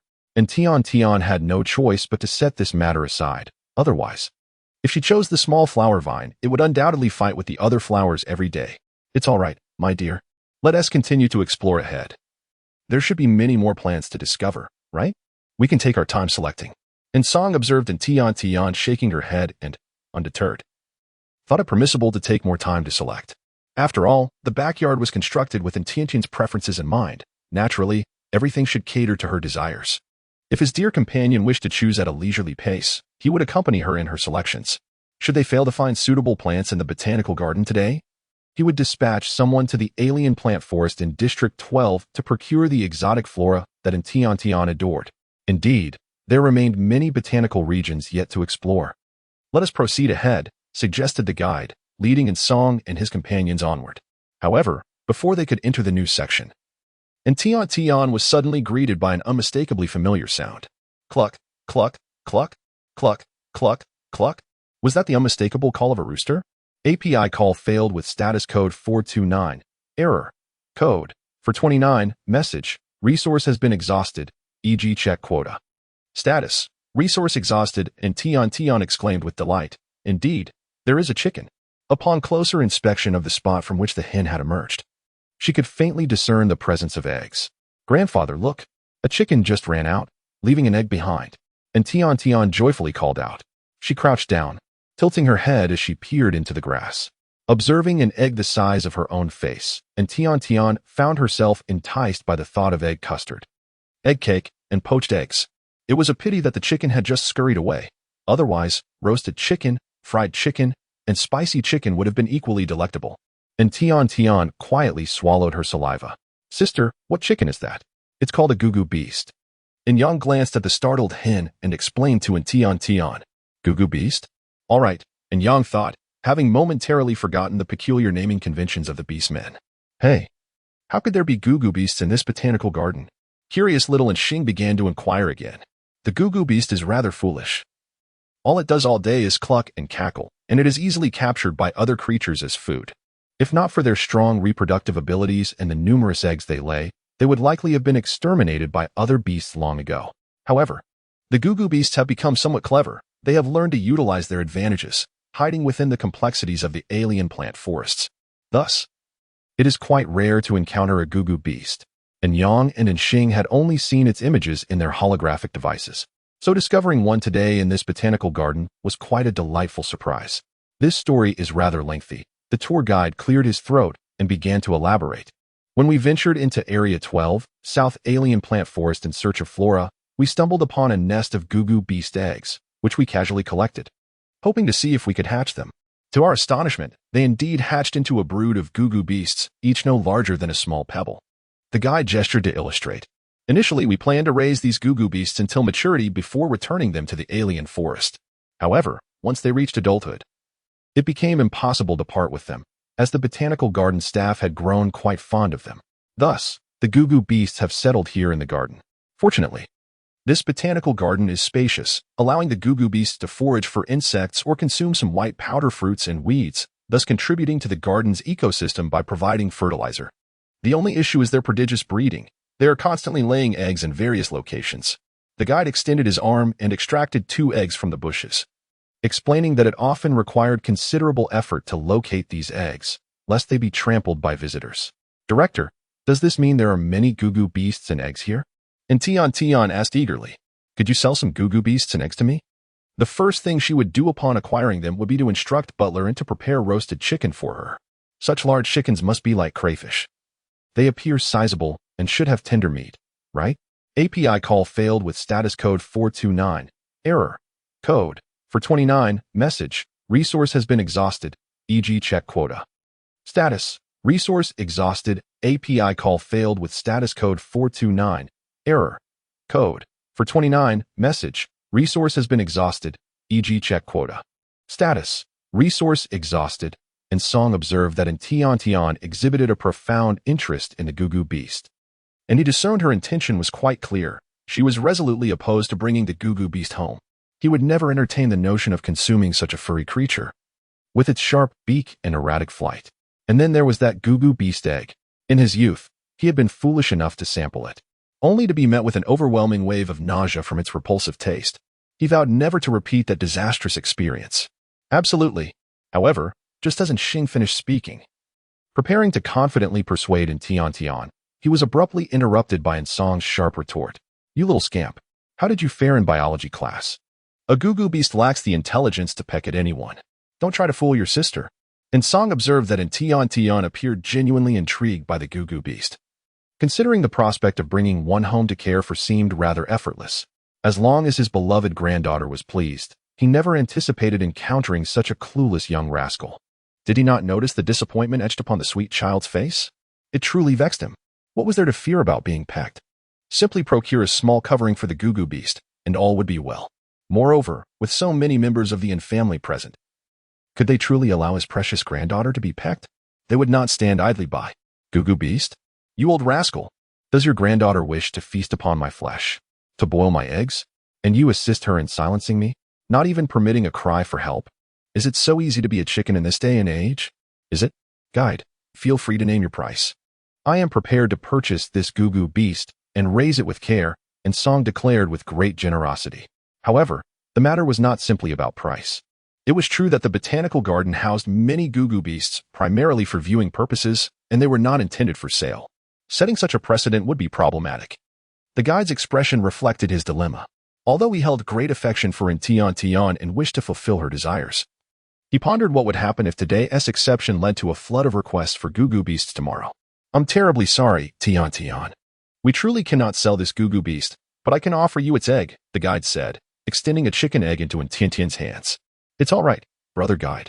I adore goo-goo beast eggs as well. Although Tian Tian felt a twinge of disappointment, she cherished the egg and carefully placed it in her bag, fearing it might break. She took it out again and seriously prepared to entrust it to Song for safekeeping. With the prospect of chicken no longer available, not even a delicate egg custard, she resolved to save the egg to hatch a chick, nurture the chick until it grew into a plump chicken, and then ensure that the plump chicken would produce more eggs.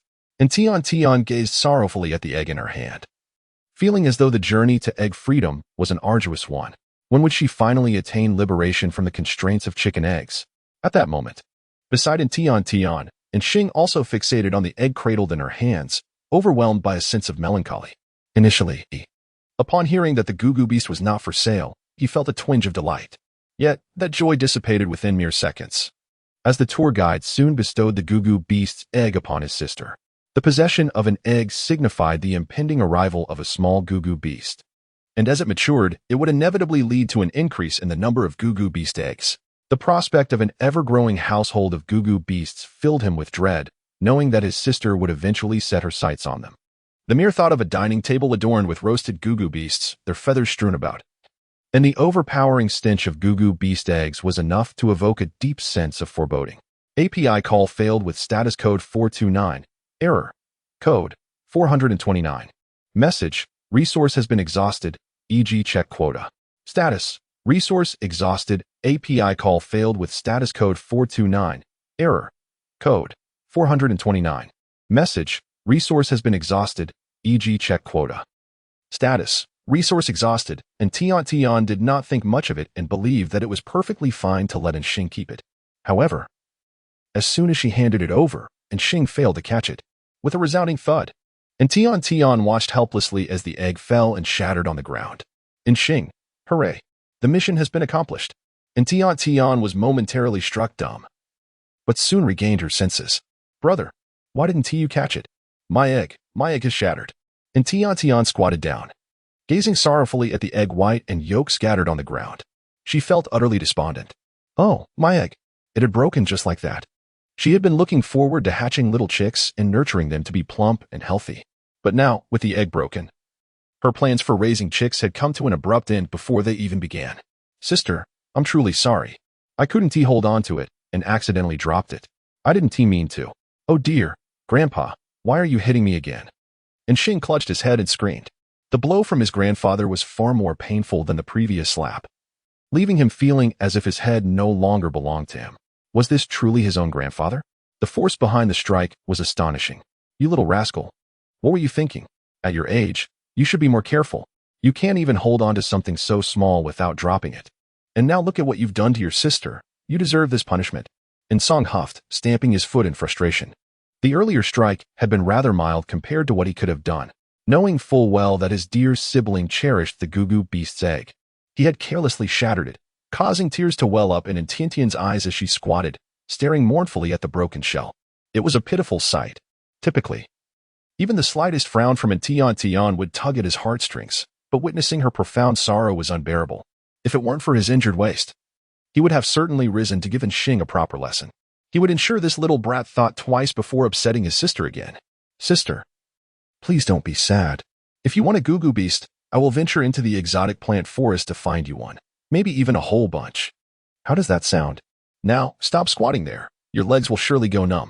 With a glare directed at Anxing, Anyang tenderly lifted the crouching Tiantian into his arms, offering solace. He was perplexed by Anxing's sudden fit of madness, which had nearly driven their younger sister to tears. He couldn't bear to see his obedient and sweet sister weep. If she desired this cuckoo beast, he would venture into the exotic flora forest to capture one for her. Wouldn't the exotic flora forest be perilous? It's all right, brother, don't go. We don't need the cuckoo beast, and Tiantian responded, deeply touched by Anyang's words. She indeed harbored a craving for roasted fowl, but it wasn't worth Anyang risking danger to procure it for her. Culinary delights were her passion. But her brother's safety held paramount importance. Nonsense. Your brother will soon be 11 years of age and will soon be attending the military academy examinations. Your brother is more than capable of capturing a cuckoo beast for his sister. And Anyang and Tiantian was specifically invited to touch Yang's abdomen, suggesting that he was close to achieving 8-pack abs, thereby asserting the credibility of his words. However, Tian only encountered a small fold of flesh on Yang's belly. There's no need for you to go. Just call your father later to catch it, as he has nothing but leisure time, and Song remarked. Meanwhile, in the bustling restaurant, Lang was preoccupied. Tian, just ahead is the resting area of the Gugu beast. Shall we go there to see if we can find any Gugu beast eggs? If we do, I can give you 2 more, so please don't be upset, all right? The tour guide also came over to offer comfort. All right, thank you, tour guide brother. And Tian was not overly sentimental and accompanied the guide to the Gugu beast resting area. Upon arrival, Tian indeed spotted numerous chickens scratching about in the grass. Tour guide brother, may I approach to take a look? And Tian asked, tilting her head. Of course, the Gugu beast is relatively gentle. As long as you don't intentionally startle them, they won't attack, the guide replied. Sister, I'll accompany you, and Yang said, feeling somewhat uneasy and wanting to follow her. API call failed with status code 429, error, code, for 29, message, resource has been exhausted, e.g. check quota. Status, resource exhausted, and Tian was utterly amused by Xing's antics. A fox afraid of a chicken? Was her second brother serious? Second brother. Why are you hiding back there? Aren't you coming along? Let us go see the Gugu beast together. And Tiantian's large eyes sparkled with mischief as she prepared to pull Xing out from behind Song's wheelchair. Normally, if Tian approached him with such an inviting smile, Xing would have eagerly taken her hand without hesitation. However, today was different. Before them stood the Gugu beast, with its sharp beak and unkempt fur. Even if his sister were to sweetly coax him, he would not take a step towards those Gugu beasts. Sister, you and elder brother can go. I'm feeling a bit weary and will rest here for a while. You both go ahead. API call failed with status code 429. Error. Code. For 29, message. Resource has been exhausted, e.g. check quota. Status. Resource exhausted, and Xing shook his head vigorously, almost resembling a rattling drum, and resolutely seated himself on the ground, steadfastly declaring his unwillingness to go. Very well, I shall accompany my elder brother instead. And Tian decided to refrain from teasing her second brother any further, for it might provoke his temper, and she would ultimately have to soothe him. Anyang and Tiantian approached a nearby scaly-breasted munia with utmost caution, opting to observe its reaction before drawing closer. The bird merely cast a fleeting glance at the two, seemingly unperturbed by their presence, and continued to forage in the soil, busily using both its claws and feet. And Tian and Yang observed it standing still. So they cautiously approached and squatted down to watch the reed chickens foraging in the soil. And Tian initially believed she was digging for earthworms, but to her astonishment, she soon discovered a small chicken unearthing a purple-skinned potato. The moment the Luhua chicken unearthed it, and Tian recognized it as a potato and instinctively reached out to grab it. This startled Yang, who quickly embraced the chicken, covering its beak in fear that it might peck at Tian in its anger. "Sister, hurry to Grandpa," Yang shouted, confused yet intrigued, and Tian, having just grasped the purple potato, was momentarily bewildered. However, upon hearing Yang's urgent call, she instinctively turned and ran towards Song. Meanwhile, the Luhua chicken in Yang's arms appeared equally perplexed. Why is dinner suddenly gone? What is missing? What was I just doing? Where am I? Who am I? Who is this charming young man so gently covering my beak? Could it be that love is in the air? API call failed with status code 429. Error. Code. For 29. Message. Resource has been exhausted, e.g. check quota. Status. Resource exhausted in Anyang. Concerned for her sister's safety from the potential threat posed by the Gugu beast, she abruptly veered off course as she approached Ansong, diving into the underbrush to conceal her presence among the foliage. Where has my charming little pot gone? Why can I not see it? The Luhua chicken paused, scanning its surroundings. Just then, its gaze met Anshing's, and the Luhua chicken exclaimed, "Ah, I found you. So, you were here all along." With a playful flutter of its tiny rear, the Luhua chicken dashed toward Anshing, startling her into an immediate stand and retreat. Anshing exclaimed, "Oh my! Please do not chase me. It was my elder brother who caught you, not I. Do you not realize you have mistaken the person?" The Luhua chicken, of course, remained oblivious to this fact. Otherwise, it would not have pursued Anshing for nearly half a lap. In the end, it was the tour guide who distracted the chicken with a pile of purple-skinned potatoes, allowing it to gradually come to a halt. And Xing was finally able to catch his breath. He had just been thoroughly terrified. Upon arriving in Anyang, one is immediately struck by the sight of the city's name sprawled across the ground, as if exhausted. The heat has left beads of sweat glistening on its brow, and its face is flushed with a vibrant crimson hue, presenting a rather disheveled appearance. API call failed with status code 429. Error. Code. For 129. Message. Resource has been exhausted, e.g. check quota. Status. Resource exhausted, and Xing indignantly voiced her grievances. There was no recourse. It was her own fault for admitting her mistake. If you find it unjust, I offer you a chance. You may seize her and compel her to acknowledge her error once more in pursuit of me. I assure you, I will not flee. With a slight pout, and Xing mumbled that he wouldn't dare to seize a cuckoo beast, or he wouldn't have needed to flee just now. Besides, given the cuckoo beast's dim-witted nature, if he were to capture it, what if it mistook him and chased after him instead? He would be the one to suffer in the end. He wouldn't fall for his elder brother's trick. Brother, I'm truly sorry. It was my fault. I took the cuckoo beast's belongings, which is why it chased after you, causing you to run such a long distance.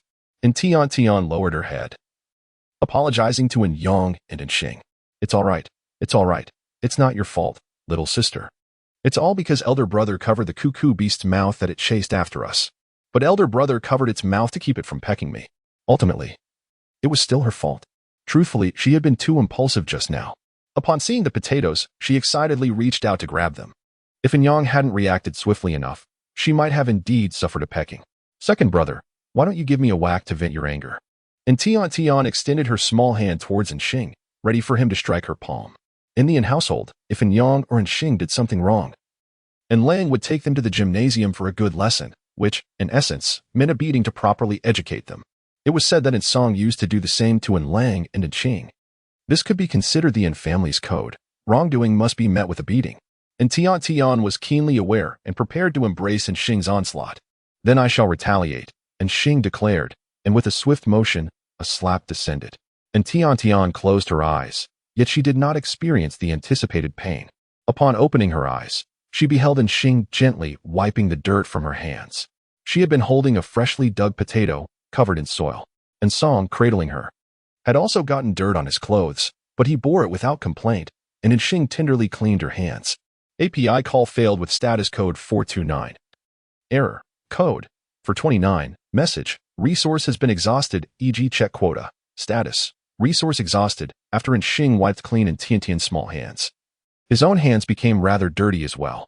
He decided to take the potato from Tiantian's grasp and skillfully rubbed it against Yang, polishing the purple-skinned potato to a pristine shine while simultaneously cleaning his own hands. And Yang, who had been used as a rag, exclaimed, "Brother, I didn't intend for it to be a toy. I noticed that the Gugu beast wanted to eat this, so I thought I would bring it over to taste. Brother, Shall we roast it? I feel quite hungry. And Tian Tian quietly expressed her request. What? Roast this earthy lump? Sister. The things dug up from the soil are not palatable. But I see the Goo Goo Beast enjoying it quite happily. Isn't all the food we eat grown from the earth? Brother, you always say something is unappetizing without ever having tasted it. However, there is no oven here. We cannot roast the earthy lump. Let's discuss it again when we return home. At that time, he would conceal the earthy lump. For he would never allow his sister to eat what the Goo Goo Beast had already enjoyed. Can't we simply wrap it in soil and roast it directly? The roasted potato might turn out even more fragrant. That won't do. We are in a botanical garden, and we cannot start a fire recklessly. What if a fire breaks out? Right, tour guide brother? And Xing once again found an excuse to decline, attempting to enlist the tour guide in her persuasion. In truth, the matter was not as grave as it seemed. Initially, this area was designed as a space for visitors to dine independently. However, as everyone had grown accustomed to consuming nutritional capsules, this section had remained largely unused. If Tian Tian wished to ignite a fire and prepare a meal here, it was certainly feasible. The tour guide, unexpectedly called upon, not only refrained from opposing in Tian Tian's suggestion but also willingly offered a suitable location. API call failed with status code 429, error, code, 429, message, resource has been exhausted, e.g. check quota. Status, resource exhausted, and Xing is still striving diligently. Tools are quite manageable. My old man was exceptionally skilled in mechanical assembly back in his day. And constructing a barbecue grill poses no challenge whatsoever. Ensign's eyes sparkled with enthusiasm as he quietly twisted his wrist, embodying a fervent eagerness. It had been quite some time since he had engaged in crafting something with his own hands, and he could hardly contain his excitement. Yet, there was a lack of fire. But worry not, the guide reassured, for we have a fire-spouting plant in the botanical garden. I shall fetch one at once. With that, the guide hurried off to retrieve a vibrant, crimson fire-spouting plant. And Xing, very well, let us roast it. However, if it turns out to be unpalatable, do not hold it against me for not giving a prior warning. Yet, when the fragrant roasted potato slices were finally ready, an intoxicating aroma of barbecue wafted through the air, causing Xing's stomach to rumble audibly. And Xing was the first to take a freshly baked potato chip and pop it into his mouth. The warm, golden chip, paired with the red salt brought by the guide, emanated an aroma so enticing that even the neighboring plants seemed to weep with desire. And Xing, disregarding the scalding heat, swallowed the food in one gulp. Elder brother, do take your time. It's too hot and needs to cool before you can enjoy it. And Tian Tian couldn't help but remind him. It's not hot at all, sister. The potatoes are simply delightful. And Xing mumbled with his mouth full of potato slices, attempting to reach for another skewer. However, he was thwarted by Insong, who swatted his hand away, who just claimed these potatoes were unappetizing. What are you doing now? Eating one after another? If you desire more, you ought to dig them up yourself and skewer them for roasting. These are all for my beloved little one. Insong, saying this, picked up a string of roasted potato slices, blew on them to cool, and fed them to Tian Tian. As Tian Tian inhaled the familiar aroma of roasted potato chips, the cravings within her stomach were instantly awakened. When Insongi brought the delectable morsel to her lips, she took a hearty bite. The potatoes were perfectly crisp, complemented by a touch of red salt, the flavor simply exquisite. Delicious. Grandfather, you must try some too. And Tian Tian urged, nudging him to partake in the culinary delight. Anson did not mind that it had been bitten by Tian Tian. He devoured the remaining roasted potato chips in just 2 or 3 bites, and Yang and the guide could not resist picking up a skewer and indulging in its flavors. With the first bite, they were immediately captivated by its exquisite taste. Sister, I never expected this earthy tuber could be so delectable when roasted, and Yang exclaimed in admiration. Indeed, who would have thought that the flavor of this humble tuber could be so delightful? The guide echoed in agreement, having worked in the botanical garden for several years. He had witnessed the Goo Goo Beast unearthing these tubers numerous times, yet he had never paid them any heed. Had it not been for Tian Tian's suggestion, he might have never experienced the culinary delight that thrived right beneath his very nose. And Tian Tian, upon hearing the tour guide's and Yang's praises, proudly lifted her little head. Of course, potatoes are delicious. Besides baked potato chips, the culinary possibilities with potatoes far exceed those of lobster. There are French fries, potato chips, cold shredded potatoes, potato flour, potato rice dishes, and the delightful chicken stew with potatoes. It is a pity, however, that she can only watch the plump chicken sway tantalizingly before her eyes while she cannot indulge. The yellow braised chicken rice with potatoes is also exceptionally tasty. And Tian Tian stole a glance at the flock of chickens diligently scratching the ground, swallowing hard. Alas, there was no point in dwelling on it. No matter how much she pondered, she could not savor the moment. It was far more practical to enjoy the skewers in her hand. If these skewers were accompanied by chili powder and cumin, the flavor might be even more exquisite. And Tian Tian murmured softly, for cumin could be deemed the soul of barbecued delights. How could skewers possibly lack the presence of cumin? Cumin? What is that? The tour guide inquired with curiosity. Oh, it is a type of spice that I saw on my brother's holographic brain. I heard it enhances the aroma of food, and I wanted to give it a try. She replied, spices? There are quite a few plants with spices in this botanical garden. Which one are you referring to, Tian Tian? The guide pressed on. I'm sorry, but I don't really know how to describe it, and Tian Tian stammered. She usually only saw the processed form of cumin in the supermarket. She had never encountered the plant itself. How could she possibly describe it? That's quite all right. Why don't you keep enjoying your meal here while I go search for some plants to see for myself? I'll be right back, the guide said as he hurried off. Before long, he returned with great enthusiasm. Tian Tian, Tian Tian, look. Do you see if this is the cumin spice you mentioned? The guide pulled out several plants from his portable space. Wow, there are so many, she exclaimed. So many fruits. And Xing from Anyang approached with great curiosity, exclaiming in wonder. This perfectly echoed Tiantian's sentiments. In such a brief span of time, the guide had managed to gather an impressive array of plants. Many of these botanical specimens were ones she recognized well. Wasn't that lush green plant, nearly the length of her arm, none other than chives? And what about those large mushrooms that could serve as umbrellas alongside the fresh, vibrant cilantro? Not to mention the myriad of other fruits and plants that remained unfamiliar to Tian Tian.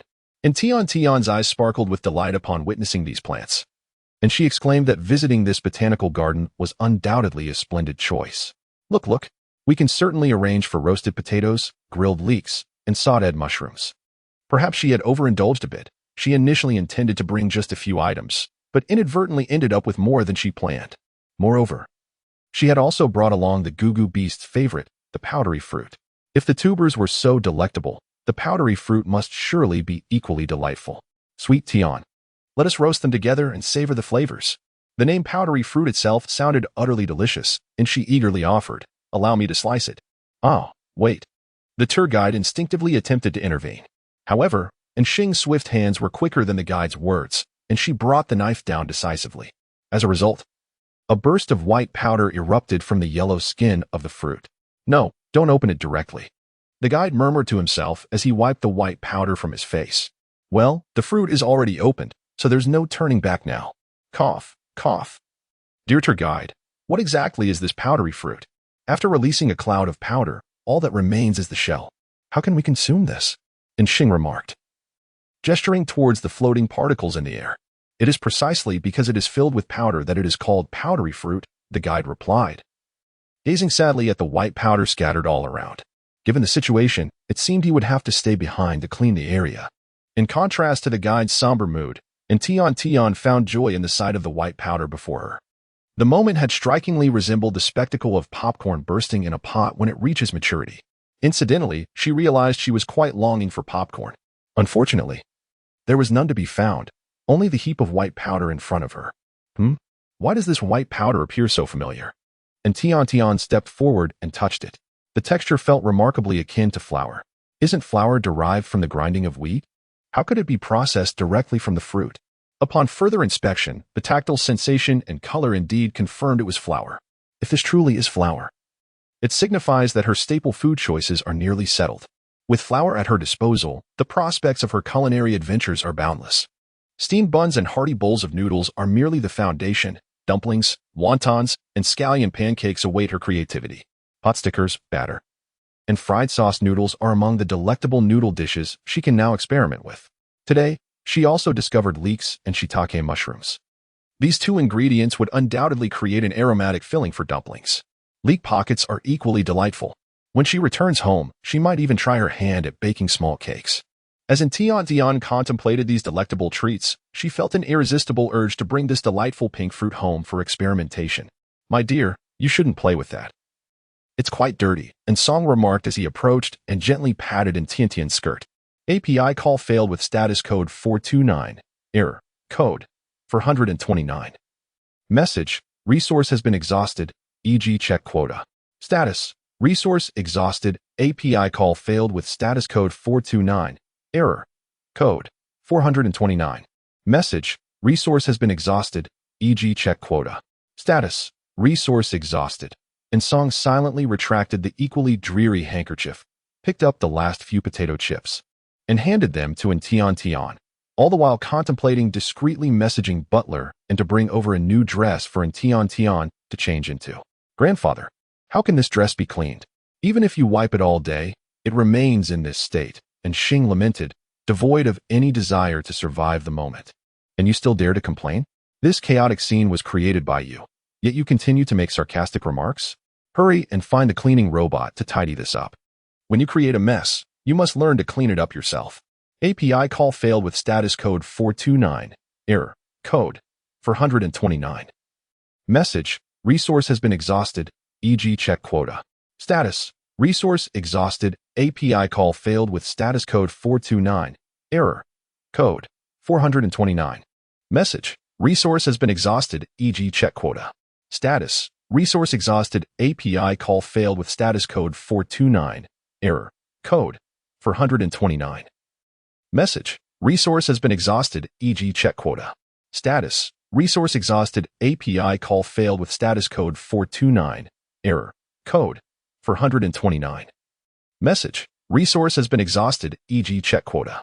Status. Resource exhausted. Anson busied himself by messaging Butler and requesting a selection of lovely dresses for his granddaughter and Tiantian. He aimed to choose the most exquisite attire to earn compliments from his dear little one.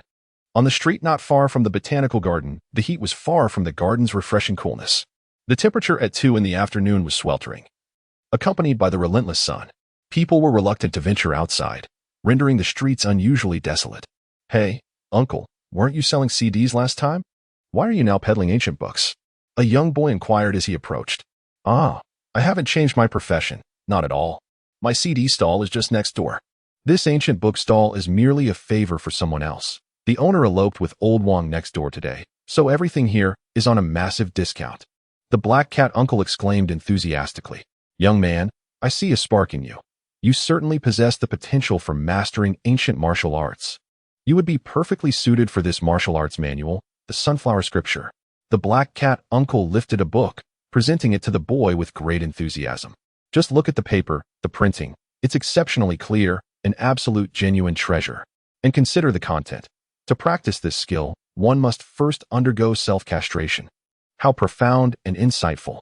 No, I think I will leave this ancient book for others with remarkable potential, the boy said, gently pushing the book back. He continued. I actually came to buy CDs from you, uncle. Do you remember me? I was here last time in the evening to purchase some CDs. And you even gave me a discount due to my charming looks. Oh, I remember you well. How could I forget?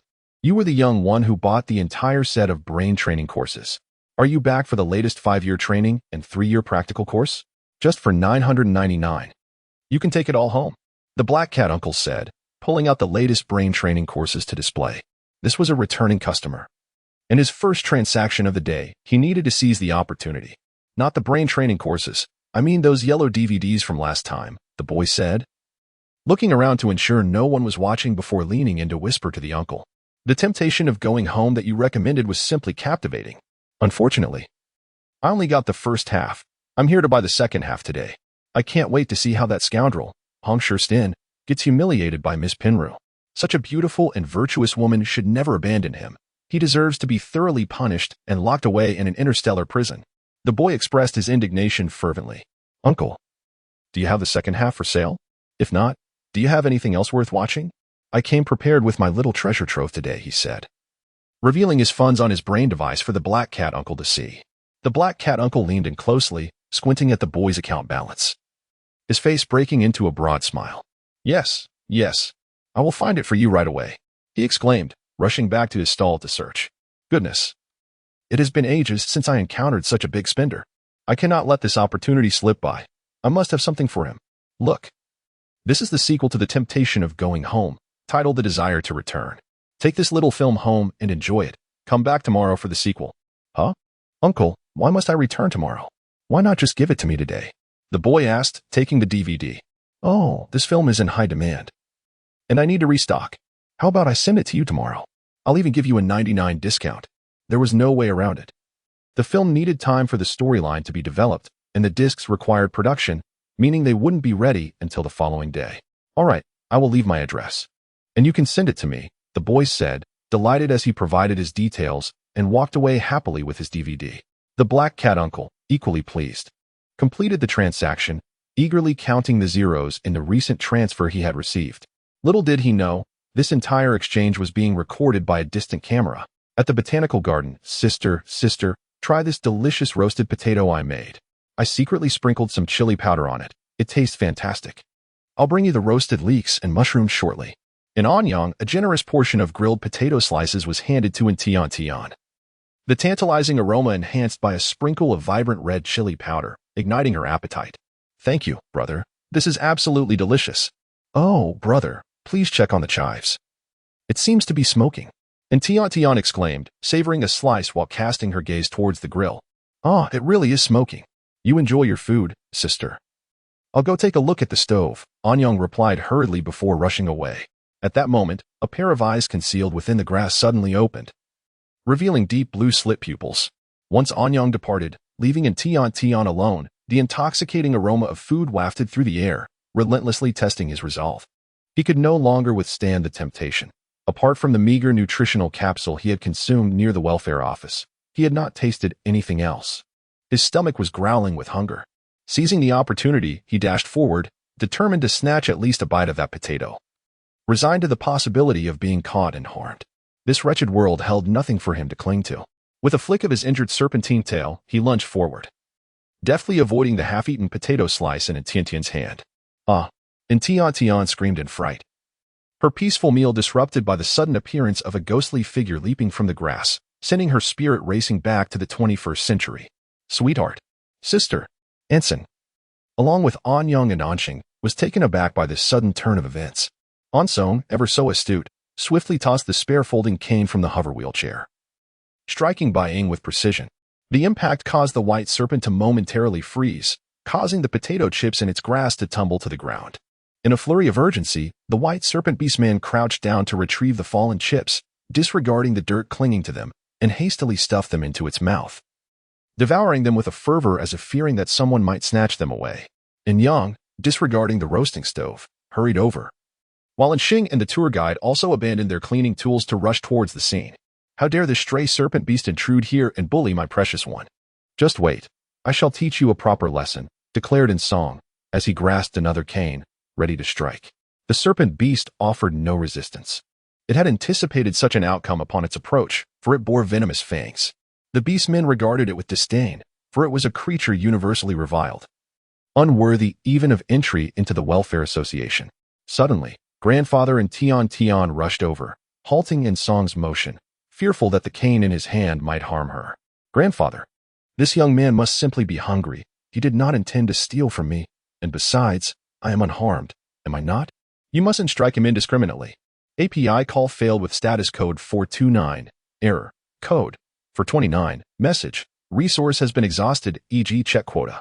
Status, resource exhausted. Upon hearing Tiantian's words, and Song's mind became considerably clearer. He had been genuinely startled moments before and, in a fit of anger, had considered treating this situation as he would with the troublesome youth at home. It is well known that Tian is a cherished member of the Yin family. Anyone who dares to harm her would undoubtedly face the wrath of her grandfather. However, observing this wandering serpent beast, who appeared to be quite young, merely in his teens, dressed in tattered clothing and emaciated, with no spark of vitality in his eyes, prompted a shift in perspective. He recalled his past advocacy for racial equality and wondered how age had clouded his judgment, allowing him to perceive the serpent beast as treacherous and malevolent. Ultimately, this young creature is a pitiable soul, forced to roam the streets at such a tender age, merely due to the circumstances of his birth as a serpent beast, which is not his fault. Today, I shall lend him a helping hand, as a gesture of goodwill towards my beloved. Anson felt a twinge of sympathy within, yet maintained a stern and irate demeanor as he declared, I ought to give him a thrashing. If he desires food, he should simply ask. What sort of male beast resorts to stealing from a female? Moreover, what can he possibly achieve by snatching a mouthful? Is he merely going to choke on it? And Yang, please bring over the food that was just roasted. I shall fetch it right away. Although Yang felt anger towards the serpent beast for having bullied his sister, he also noted that the creature was only a few years older than himself and yet appeared so destitute. When their grandfather raised his cane moments ago, the beast did not even attempt to resist. It seemed he had come here with a death wish. Upon witnessing this, Anyang felt a surge of anger. However, sympathy ultimately prevailed in her heart. She hurried to the stove to retrieve the freshly baked goods. Here, this is the food that has just been roasted. Admittedly, I wasn't attentive to the fire, and the edges are slightly charred, but it should not detract from the overall flavor. Please, take it and enjoy. In a cautious manner, Anyang offered the carefully wrapped food to the serpent beast before him. The serpent beast on the ground appeared somewhat taken aback. He had braced himself for a fatal blow while seizing the items, yet unexpectedly, this striking individual had intervened on his behalf. Instead of the anticipated pain, he found himself on the receiving end of nourishment. Was it possible that this seemingly fierce elder spoke words of concern? Were they extending their sympathy towards him? He had no need for such pity. The serpent beast's gaze turned frosty, showing no intention of accepting the offering. And Tian Tian, feeling a twinge of impatience, urged from the side, "Young man, please take it quickly. These grilled leeks are absolutely delicious. Aren't you hungry?" The serpent beast replied coldly, "I do not require your sympathy." And Tiantian was momentarily taken aback by these words.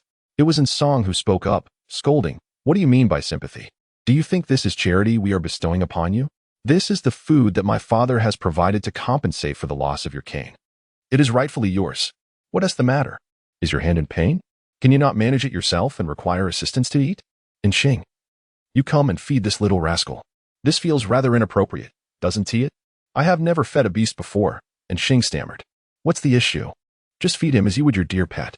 Come on, take it." And Yang said with a smile, handing a skewer of grilled mushrooms to Xing, teasingly adding, "Hurry up and take it, or else you'll be fed by my brother, and that would be quite embarrassing." And Tian Tian took the insulated box from Yang's hands and placed it into the hands of the serpent beast. The youth's eyes flickered slightly, and this time, he did not respond. Instead, he lowered his head and turned away, seemingly evading something. Anson cast a glance in the direction the serpent beast youth had departed. Letting out a sigh, he had intended to offer assistance to the young lad, hoping to have him stay at the inn family to work, providing him with a sanctuary of sorts. Unfortunately, the youth appeared ungrateful for the gesture. However, at least the despair that had clouded his eyes upon leaving had dissipated. Anson considered this a small victory in aiding him. The future now lay in the hands of the serpent beast. "Chief, the evidence is irrefutable, and we've nearly captured the entire transaction on video. Why haven't we moved yet?" A black bear beast whispered impatiently. In this sweltering heat, they had been lurking for nearly 2 hours, all to apprehend the black cat vendor selling illicit films. They had already documented the entire transaction, and logically, they could have arrested him by now. Yet the chief remained fixated on waiting, leaving them puzzled as to what was being anticipated. The bear officer hoped to return home soon to see if his little bee had brought back nectar.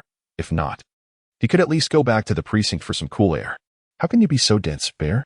Arrests aren't as simple as you think. We need to catch him in the act, with the evidence of the transaction in hand. Only then can we ensure this old cat has no grounds to argue.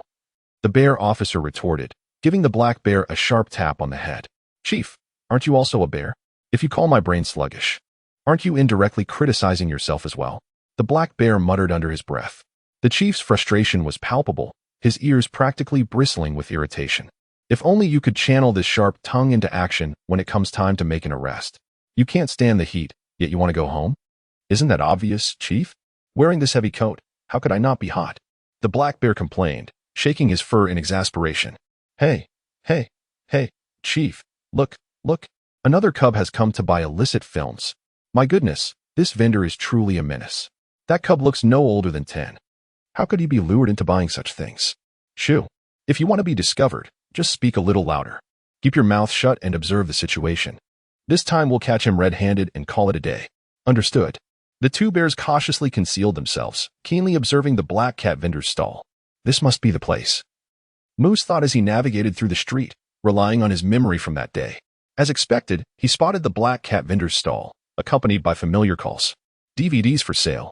Various ancient Chinese film DVDs available. Don't miss out. Today is a clearance sale. Hello, Uncle. Do you remember me? Moose approached, initiating the conversation eagerly. Of course, I remember you. How could I forget, dear? You got lost last time, and I helped you find your way home. Your father even bought you a complete set of learning DVDs, didn't he? What brings you back to my stall? The black cat vendor exclaimed, displaying an array of educational DVDs for selection. Moose gazed at the colorful DVDs, his mouth twitching as he waved his hand. No, Uncle, I'm not that lost cub. Oh, you weren't lost last time? My apologies, I seem to have mixed up my memories. No, I was lost last time. You were lost. But then how can you claim you're not that cub? Were you not the lost cub? No, Uncle. What I mean is that I am not the cub you think I am. I am the one you took to the hospital last time. You even gave me this flower and this DVD, Moose finally clarified, pointing to the deep blue flower tucked in his pocket and producing a yellow DVD for the vendor to see. I came specifically to find you, Uncle. I would like your help in reading my fortune again, Moose said earnestly. Initially skeptical of such divination, recent events had compelled him to reconsider. The dire car accident, the recurrent fever and fainting, and the night he dreamily observed the flower seed blooming, only to awaken to a miraculous recovery of his health. All led him to believe in fate's intertwining threads. You must be mistaken, little cub. This is a stall for DVDs, not for fortune-telling. If you seek the next episode, I have the second part of Rui's royal love in the palace. If it's fortune you desire, turn around and go straight. There's a fortune-telling booth nearby that is quite accurate. But I typically don't share such things with young cubs. But you were the one who read my fortune last time. Isn't fortune-telling your side job? Moose insisted, a hint of desperation creeping into his voice. You see, the seeds you gave me have bloomed, and I came to inquire about this flower's significance. Seeing the black cat vendor's failure to recognize him, Moose's anxiety mounted. He hastily presented the little flower in his pocket, hoping to jog the vendor's memory. However, the black cat vendor squinted at him for a long moment, only to respond with a frown. Little cub, what are you babbling about? There's no flower in your hand. It's empty. Don't think you can fool me with your poor eyesight. Moreover, my side job is not fortune-telling. I'm in real estate. Look, I have a lovely property available for rent. It's a huge villa for just 2 people, great location and a reasonable price. Would you like to take a look? The vendor shoved a rental flyer into Moose's hands. Seeing the black cat vendor's stubborn demeanor, Moose silently transferred a significant sum of money to him. The vendor's notification of receiving funds chimed in response. Uncle, this is all my money. Please, can you read my fortune once more? The black cat vendor appeared conflicted, but that seems like far too much money. Even if you offered me more, I wouldn't read fortunes. Perhaps consider it as rent for the property. I'll throw in every DVD as a bonus. What do you think, little cub? Isn't that generous? But uncle, I don't need to rent a place. Moose was bewildered. This was not what he had anticipated. He had come for fortune-telling, not to inexplicably rent a property. Oh, but you do need it. Trust me, take it. The price is absolutely fair. I've already signed the contract. All you need to do is leave your fingerprint, and we'll make it official. The black cat vendor ignored Moose's protests, directly prompting him to place his fingerprint on the contract using his holographic device, smoothly slipping the dubious DVDs into Moose's arms. Moose was left in utter disbelief. What kind of strong-arm tactics is this? Bear 2, go. Arrest them. At that moment, the hidden bear officer barked an order, charging towards Moose and the vendor. Stop. Don't run. We are the Star Police. We've captured your illicit transactions on video, and the evidence is indisputable. Surrender at once. Xiong Air shouted exuberantly, feeling immensely proud of himself. Uncle Black Cat, initially lost in the euphoria of monetary gain, was abruptly stirred by Xiong Air's outcry. He hastily seized Moose's hand and dashed forward. Oh my, it's the Star Police. Little cub, run, run. The Star Police are coming to apprehend us. We mustn't be caught. Otherwise, all my efforts today will be in vain. Run, run. Naturally swift, Uncle Black Cat effortlessly pulled Moose along, covering considerable ground in no time. Although the bear was large and appeared intimidating, he could not keep pace with Uncle Black Cat and his companion, watching helplessly as they vanished from sight. You foolish bear. When have the Star Police ever apprehended anyone while shouting like you? If you had kept quiet, they would have been caught by now. Keep shouting and see what happens. Look, they've disappeared. Officer Bear scolded, delivering several sharp slaps to Xiong Air's back, causing him to wince in pain. I thought they portrayed it like this in the Star Network dramas. That's why I shouted, Chief. I realize my mistake now. Knowing your mistake is not enough. Hurry and pursue them. We must capture that old cat vendor today, or I will confiscate all the honey in your home. Officer Bear declared ominously. Upon hearing that failure to capture the culprits could lead to his beloved honey being seized, Xiong Air was alarmed. Honey was his treasure, and he simply could not let it be taken away. Shaking off his daze, he perked up immediately. "Chief, I will certainly help you catch them today," he proclaimed, sprinting in the direction where Uncle Black Cat had last vanished. The path he pursued led directly to the botanical garden. After Tian and her companions had their fill, the cleaning robot had nearly finished tidying up the flour that Xing had inadvertently spilled earlier. They then proceeded to the next area, eager to discover what other plants they could bring back to cultivate in their backyard. The rustling sound emanating from Tiantian's small bag was indeed the result of the delicate flower vine within. Since leaving home, it had been confined in that cramped space. Despite Tian offering an irresistibly fragrant dried lobster as a token of comfort, yet the little vine felt suffocated and longed to mingle with other plants. Particularly during the tantalizing barbecue feast enjoyed by Tian and her companions, the flower vine's desire to break free became increasingly insatiable.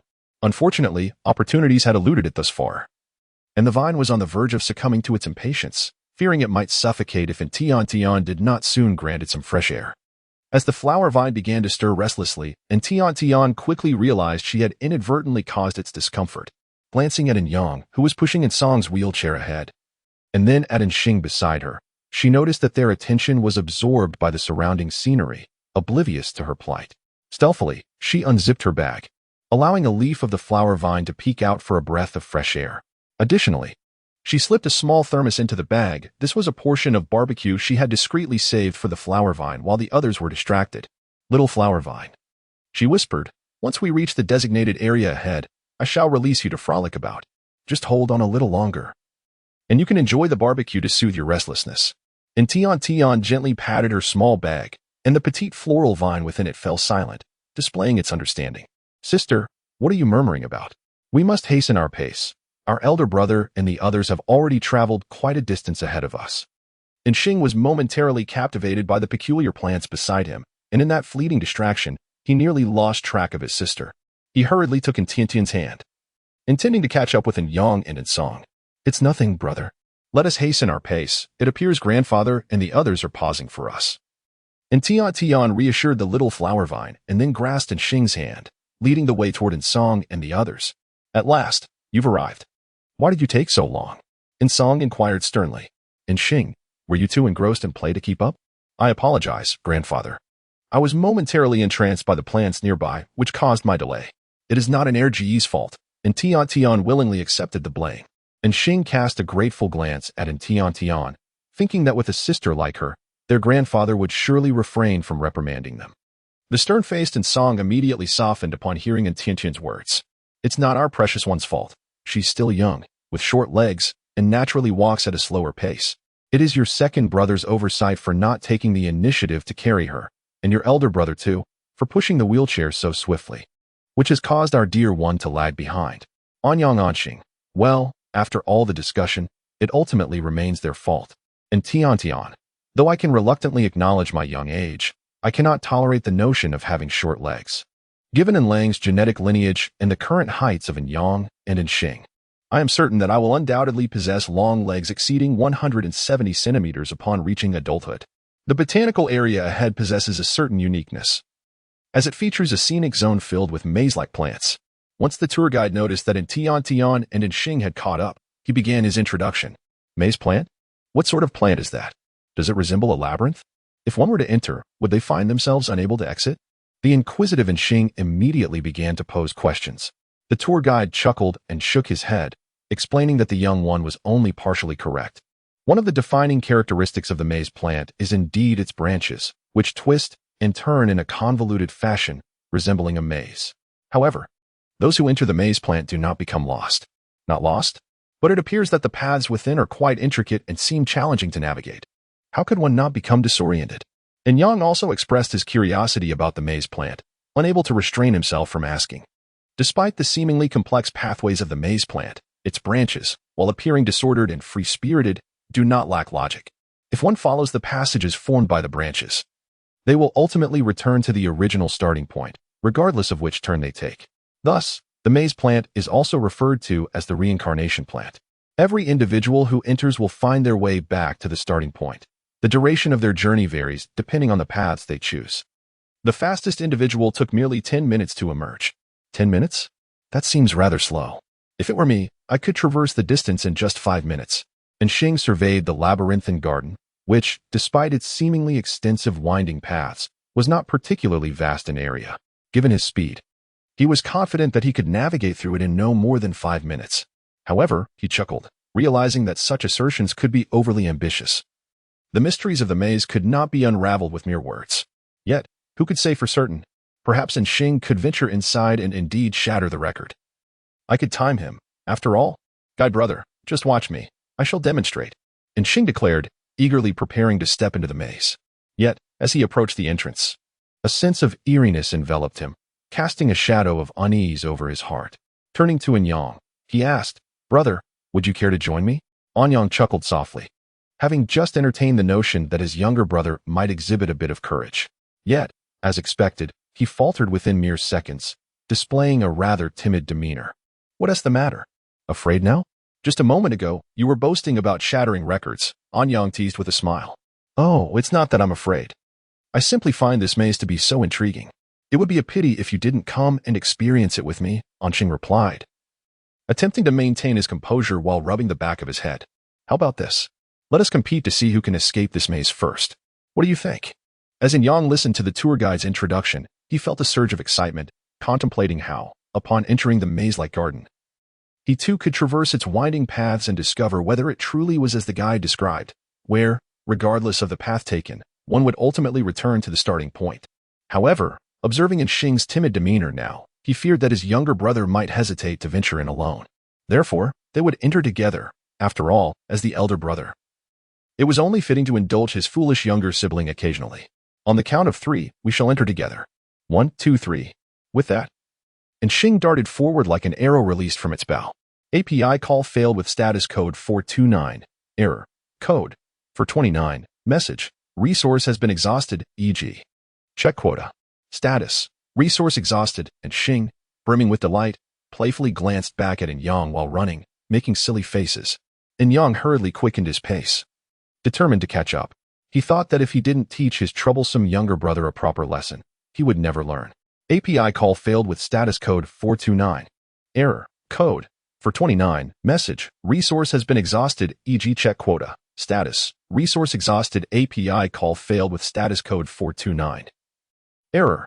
Code. 429. Message. Resource has been exhausted, e.g. check quota. Status. Resource exhausted. Anson called out to the tour guide to assist him in moving stones, urging, come on, we need more players for this game of aeroplanes. He intended to collide with all the miniature planes the guide had, eager for his dear granddaughter to witness just how skilled his flying technique was. No, Grandpa. I want to go in. Regardless of Anson's protests, Sweetie dashed into the maze of greenery. Although her legs might have been a tad short, her speed was remarkable. She ran so swiftly that her grandfather's wheelchair could hardly keep pace. Hey, Sweetie, slow down. Take it easy. Anson, seeing his granddaughter throw a little tantrum before disappearing into the maze, felt a surge of anxiety and wished to maneuver his wheelchair after her. However, the guide prevented him from doing so. Why are you holding my wheelchair? Let go. Let go. Didn't you see my sweetie rush in? I must quickly retrieve her. Anson exclaimed, his urgency palpable. Mr. Anson, Sweetie has already gone in. If you enter now, you will exit through a different entrance. Unless you happen to choose the exact same turn that Sweetie did, you will not be able to find her. It would be wiser to wait outside, that way. Sweetie will see you as soon as she emerges, right? The guide earnestly offered a reassuring smile, firmly gripping Anson's wheelchair. His intuition warned him that if he allowed the old gentleman to enter, the maze might soon bear the scars of a reckless wheelchair rampage. This botanical garden cherished its singular maze plant. It simply could not be allowed to fall victim to the old man's mischief. Calming Anson's restless spirit was of utmost importance. Having heeded the guide's counsel, Anson conceded its merit. He pondered that a haphazard search might prove fruitless and prolong his sweetheart's wait. Remaining put seemed a more prudent course, ensuring he'd be there upon her exit. Thus, Anson grudgingly acquiesced, though unease lingered. What if his sweetheart lost her way, or became disoriented within the maze's convolutions? Can you assure me that all who enter return to this very spot? Assuredly, the guide avowed, brandishing a paw. Countless beings, both large and small, have traversed this maze without exception. None have ever been lost. Should Sweetheart become stranded, I shall immediately summon the entire botanical staff to assist in the search, wagering 5 cuckoo hens as collateral. 5 is the number, Anson countered, driving a bargain. Very well, 5 it is, the guide relented, dabbing perspiration from their brow. Anything to prevent the elder from entering. Oblivious to the fraught negotiations transpiring outside, and Sweetheart, upon entering the maze, unzipped her bag to allow her small flower vine some fresh air. Little Blossom. The coast is clear. You may emerge now, she called. Why the silence? Little Blossom? Beautiful Little Blossom? Beautiful, invincible Little Blossom, please come out. Were you not just clamoring for a breath of fresh air? Please, come out. API call failed with status code 429. Error. Code 429. Message. Resource has been exhausted, e.g. check quota.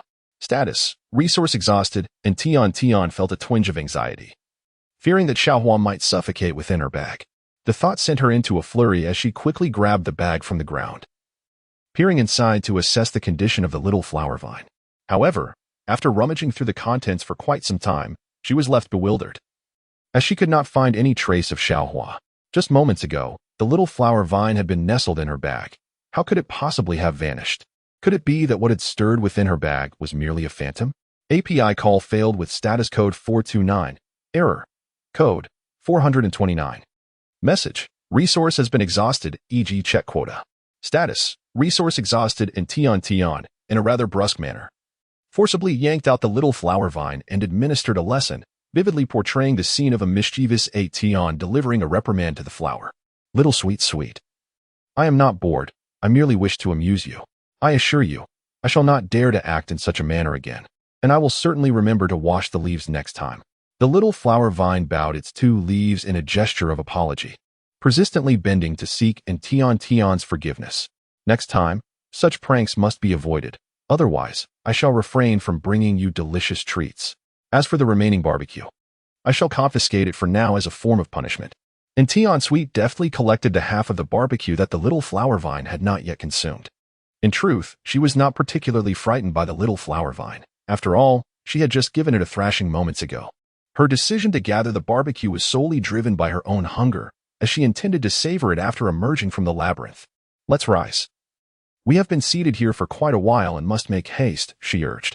We need to exit this maze swiftly, and then we can sit down and enjoy the barbecue. Leave? Does Tian Sweet wish to escape the maze? The little flower vine responded enthusiastically. That's quite simple. I can lead Tian Sweet out. This maze is merely the domain of my subordinate, a trivial matter. With just a nod, I can guide you to freedom. Little flower vine, do you mean you can swiftly escort me out? And Tian Sweet inquired. Indeed, the little flower vine exclaimed, nodding fervently. Sensing that the moment to showcase its capabilities had arrived, it aimed to impress, hoping that Tian Sweet might return the confiscated barbecue to it. Tian Sweet, quickly follow me. I shall lead you out. The little flower vine strode ahead with confidence, assuming an air of assurance that made it seem quite credible. And Tian Sweet followed without hesitation. However, the little flower vine ultimately led her to a wall of foliage. And Tian, you promised to take me out, yet here we find ourselves in a dead end. What is going on? Xiaohua, could you enlighten me on how to navigate this path? Tian, please do not rush. I shall summon my little brother to lend a hand. Little brother, quickly, raise the barrier next door so we may pass through. The vine. Xiaohua tongue bared its teeth at the plant wall, yet the wall remained utterly unresponsive. Xiaohua, I cannot climb over. And Tian, with a look of disappointment, resolved to seek the entrance to this labyrinth on her own. Tian, do not leave. Please wait a moment. The labyrinthine fellow is slow, but he will soon lift the barrier. Xiaohua tongue tugged fiercely at Tian's ankle to prevent her departure. Look. The labyrinthine fellow has opened the way. Tian, hurry over. Upon turning her head, Tiantian observed that the tendrils of the once impenetrable verdant wall were unfurling, creating an arched gateway precisely tailored to her stature. Remarkable, she mused, acknowledging the floral entity's ingenuity in fashioning an exit. Let us proceed through here forthwith, locate Onsong, and partake in a barbecue. Elsewhere, the feline gentleman, accompanied by Moose, entered the botanical sanctuary, utterly spent. Gasping for air, he lamented, I am quite exhausted. Fortunately, I had the foresight to seek refuge within this garden. Young one, I can only assist you thus far. We must part ways to avoid collective apprehension by the authorities. The feline gentleman patted Moose's shoulder and added, "Rest assured, the tenancy arrangement is secure, regardless of the duration of your sojourn." Moose, crestfallen, lamented, "It is not a refund I seek, but rather directions to the exit." Resigned, he conceded, "Ah, well, let fate guide me." Suddenly, an alluring fragrance permeated the air. "What is this delightful scent?" he inquired. "Could this garden harbor aromatic fruits?" "Nay, it resembles the aroma of roasted victuals. If sustenance is present, perhaps I can locate an individual to provide directions." Deeming this a plausible course of action, Moose followed the olfactory trail, only to overhear a melodious voice exclaiming, "Little Flora, what manner of path are you leading us upon? We have traversed for an age without sighting Grandpa or his companions. Furthermore, this egress bears no resemblance to the ingress. Have you perhaps erred? You, too, are unfamiliar with the route? Then why did you assume such an air of confidence in leading the way? Alas, no matter. Let us partake in a potato slice to regain composure before retracing our steps. Is it not delectable? We shall beseech the guide for additional purple potatoes to cultivate in our backyard, ensuring an abundant harvest." The voice resonated with an uncanny familiarity, prompting Moose to ponder its origin. Could it be the exquisite individual he encountered at the hospital? Immediately, an image of her endearing countenance materialized in his mind, causing his auricles to flush crimson. Peering furtively, he beheld the captivating figure consuming victuals with gusto, accompanied by a verdant vine. Grumble Moose's abdomen voiced its discontent. "Who is there?" Embarrassed, Moose crouched down, attempting to conceal his presence. Little sweet, I detect the scent of a hidden bloom," exclaimed the verdant vine, darting into the thicket and pouncing upon Moose. Indeed, his pocket contained a cerulean blossom in full bloom. It is a hidden bloom. With open maw, the vine prepared to devour the flower, seeking to replenish its depleted mental energies and facilitate rudimentary communication with Little Sweet.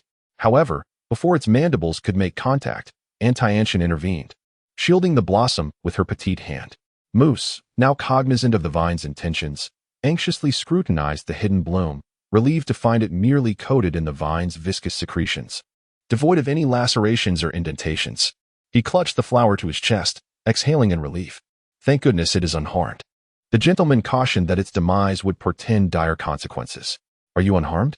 Tiantian inquired solicitously, extending a hand to assist Moose in rising. Overwhelmed by her compassionate gaze, Moose averted his eyes, recoiling from the prospect of grasping her delicate hand. He scrambled to his feet, exclaiming, "I am unharmed." "My apologies," Tiantian continued. "Little Flora did not intend to assault you.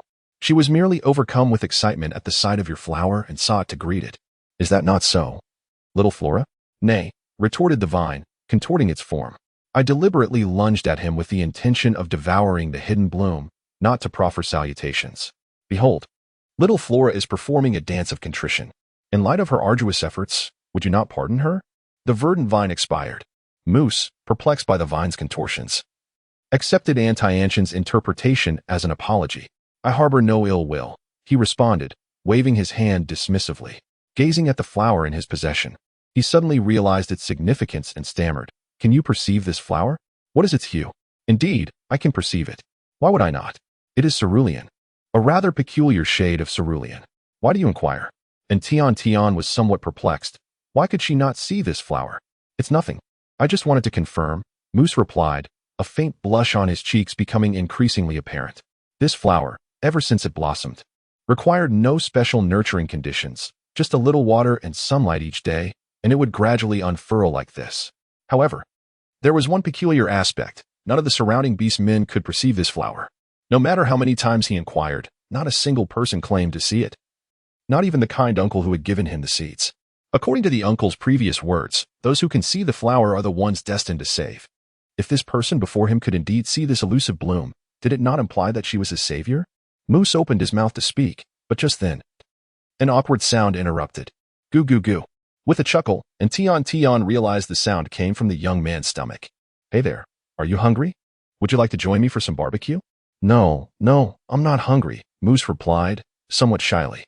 Goo goo goo. The protest from his belly resounded yet again at the most inopportune moment. The young man, claiming not to be hungry, conceded, "All right. I am a bit hungry." Thus, Moose surrendered to his stomach and happily sat down with Tian Tian and the little flower vine to enjoy the barbecue together. Before long, the trio had finished the remaining skewers in the thermal box. There were only a few left, and Moose had only sampled 2, feeling unsatisfied. Hey.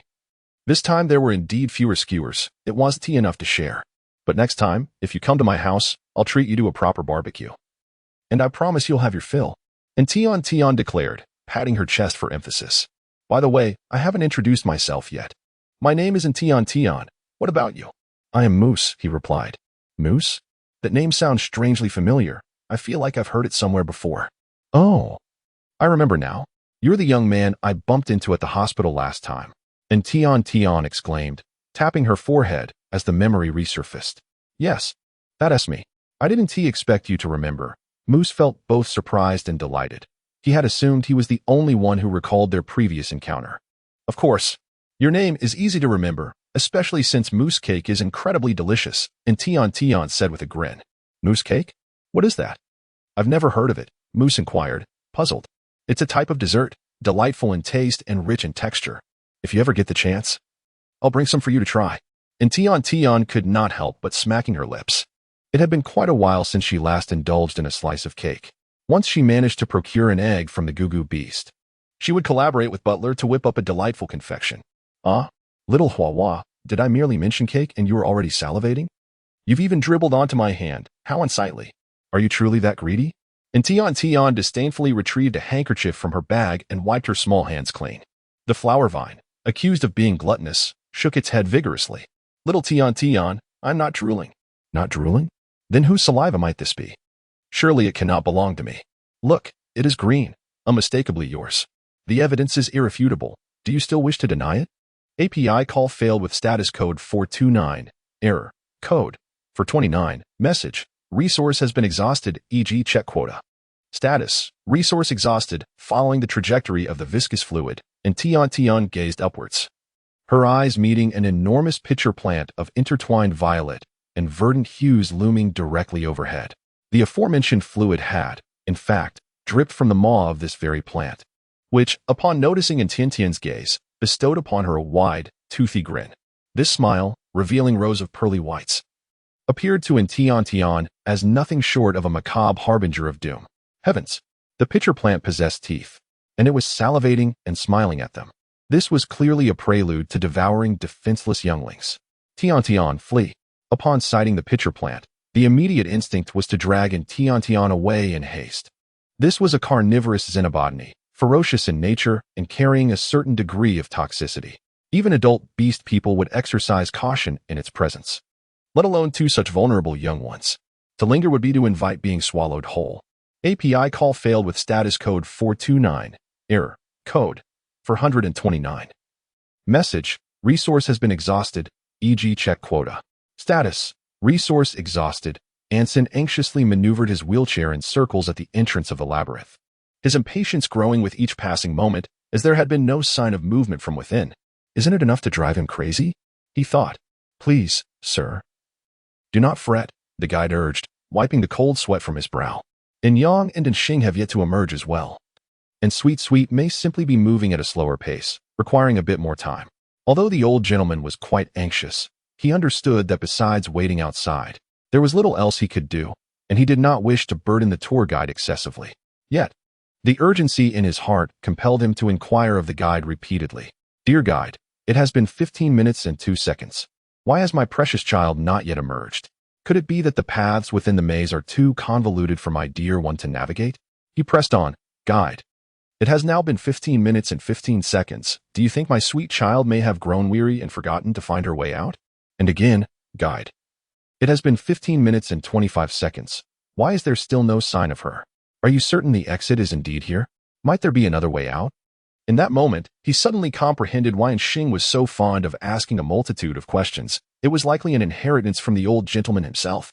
Alas, I can no longer wait. I must venture into the maze and ascertain the situation that has caused my dear child to be trapped for so long. And so, unable to endure the wait any longer, resolved to enter and search for Tian, despite the guide's futile attempts to dissuade him. Just then, the maze rustled with activity. Branches whispering softly, and upon hearing that familiar sound, the guide exclaimed to Song, "She is coming out. She is coming out. Quick, old gentleman, look." As soon as Song heard the 3 words, he paid no heed to the guide's subsequent words and went directly to the entrance to wait. He watched as the branches of the maze were gradually parted, and from within emerged a youthful figure, who turned out to be Yang, running out eagerly. Yang appeared breathless, likely having run quite a distance, and shortly thereafter, Anqing also hurried out after him. As soon as he emerged from Yang, he spotted Song waiting outside. Naturally, he assumed that his grandfather had come specifically to greet them. With a smile, he intended to stride over and embrace Song as victor. He mused that his grandfather had never before taken such an initiative to welcome him. Today was indeed a rare occasion. Perhaps he might even earn his grandfather's commendation later on. As the joyous Yang walked ahead, Xing trailed behind with a contrasting mood, feeling utterly sour. Akin to a walking lemon. Not only had his elder brother triumphed in the competition, but he was also greeted personally by their grandfather upon exiting. Had he known that their grandfather was waiting, he would have foregone that brief moment of rest. Otherwise, it would have been him basking in such a warm welcome. Just as Yang, brimming with delight, approached Song with the intention of embracing him, he was struck by the realization that Song appeared oblivious to his presence, completely bypassing him and continuing to walk straight ahead. This left Yang awkwardly frozen in place, feeling utterly embarrassed. Yang, indeed. He should not have harbored any expectations towards his grandfather. Look, how it backfired. He quietly retracted his outstretched arms, feigning that nothing had transpired. API call failed with status code 429. Error. Code. For 29. Message. Resource has been exhausted, e.g. check quota. Status. Resource exhausted, Anqing. Grandfather. I'm right here. Why are you walking backward? What are you looking at? Anqing took a few steps back and approached Song, unable to contain his curiosity. His elder brother and he were right in front of their grandfather. Why was their grandfather ignoring them and continuously gazing behind, as if he were anxiously searching for something? And Xing glanced back, observing that the branches of the maze had returned to their original position. At a cursory glance, apart from the verdant leaves, there seemed to be nothing remarkable. So, what was grandfather truly gazing at? You little rascal, when you emerged, did you catch a glimpse of your sister? Song, after waiting for a considerable time, felt a tinge of disappointment upon seeing only Yang and Xing, with no sign of Tiantian. However, he still clung to a sliver of hope as he inquired of Xing's sister. No, she isn't here. How could she possibly be inside? Xing was perplexed. Wasn't his sister supposed to be waiting for them outside? How could she be inside? Could it be that she too ventured into the maze? Surely not. API call failed with status code 429. Error. Code. For 29. Message. Resource has been exhausted, e.g. check quota. Status. Resource exhausted. Yang also realized this and hurried over to confirm the situation with Song. Did my sister enter the labyrinth? Indeed. But did you see her inside at all? Even if you merely heard her voice, that would suffice. Song observed the bewildered expressions of Yang and Xing, feeling an overwhelming sense of anxiety. He couldn't shake the nagging feeling that something was amiss with his dear sibling inside the maze. Brother, have you seen our sister within the labyrinth? He inquired. No, Yang replied. What about you, Xing? I have not either, Xing admitted. I was solely focused on finding the exit and hardly paid attention to the surroundings, so I couldn't possibly have noticed her. Oh dear, what are we to do? She is all alone in there. Do you think she might be afraid? Anqing felt increasingly anxious, while Yang, equally distressed, began to pace restlessly. I must go in and search. I cannot leave my sister alone in there. With that, Yang prepared to re-enter the labyrinthine garden. I will join you, brother. Wait for me. We shall seek our sister together, Anqing exclaimed, her concern for Tian intensifying as she hurried to follow Yang into the maze. Perhaps you should wait a moment, Yang and Anqing. There is a chance that Tian will emerge shortly, the guide interjected, positioning himself before the 2 eager children. How can we wait? My sister is certainly frightened alone in there. She might even be in tears. Yang protested. Please, guide, do not obstruct us. Let us pass. The elderly gentleman, observing the guide's uncertainty, understood his inner conflict. While he genuinely hoped for Tian's swift return, he also recognized the labyrinth's intricate nature. Fearing that if Tian were truly lost within, the situation could become dire. In Yang, the situation with Anqing proved futile, given the personalities of the 2 involved. They would not emerge without locating in Tiantian. It was possible that they too would become lost within. This would only exacerbate the predicament. Let us pause for a moment. Song declared. Relying on the 2 of you to find them could take an eternity. Allow me to send a video to your father, so he may bring the 2nd Legion to assist in the search. The guide exclaimed. The second legion? If they were to enter the maze for such a task, would any beast dare to visit this botanical garden again? Old master, I believe it unnecessary to trouble the second legion. I shall contact the staff for assistance immediately.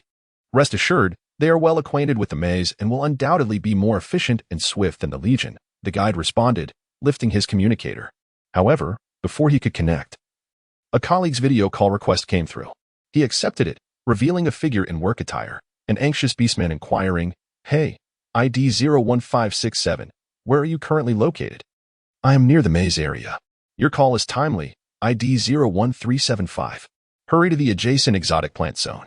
There is widespread unrest among the exotic flora, and one carnivorous plant has escaped its designated area, seemingly in pursuit of something. We need you here to calm the situation. Otherwise, the botanical garden will face grave troubles." "I have my own issues, as a female cub is lost in the maze," the guide began, but was interrupted when Yang pressed his entire body against the communicator, pointing at an item in the staff member's hands, exclaiming, "Grandfather, look! That appears to be the small bag belonging to my sister, along with her handkerchief." "What? Let me see." And Song hurried over to inspect.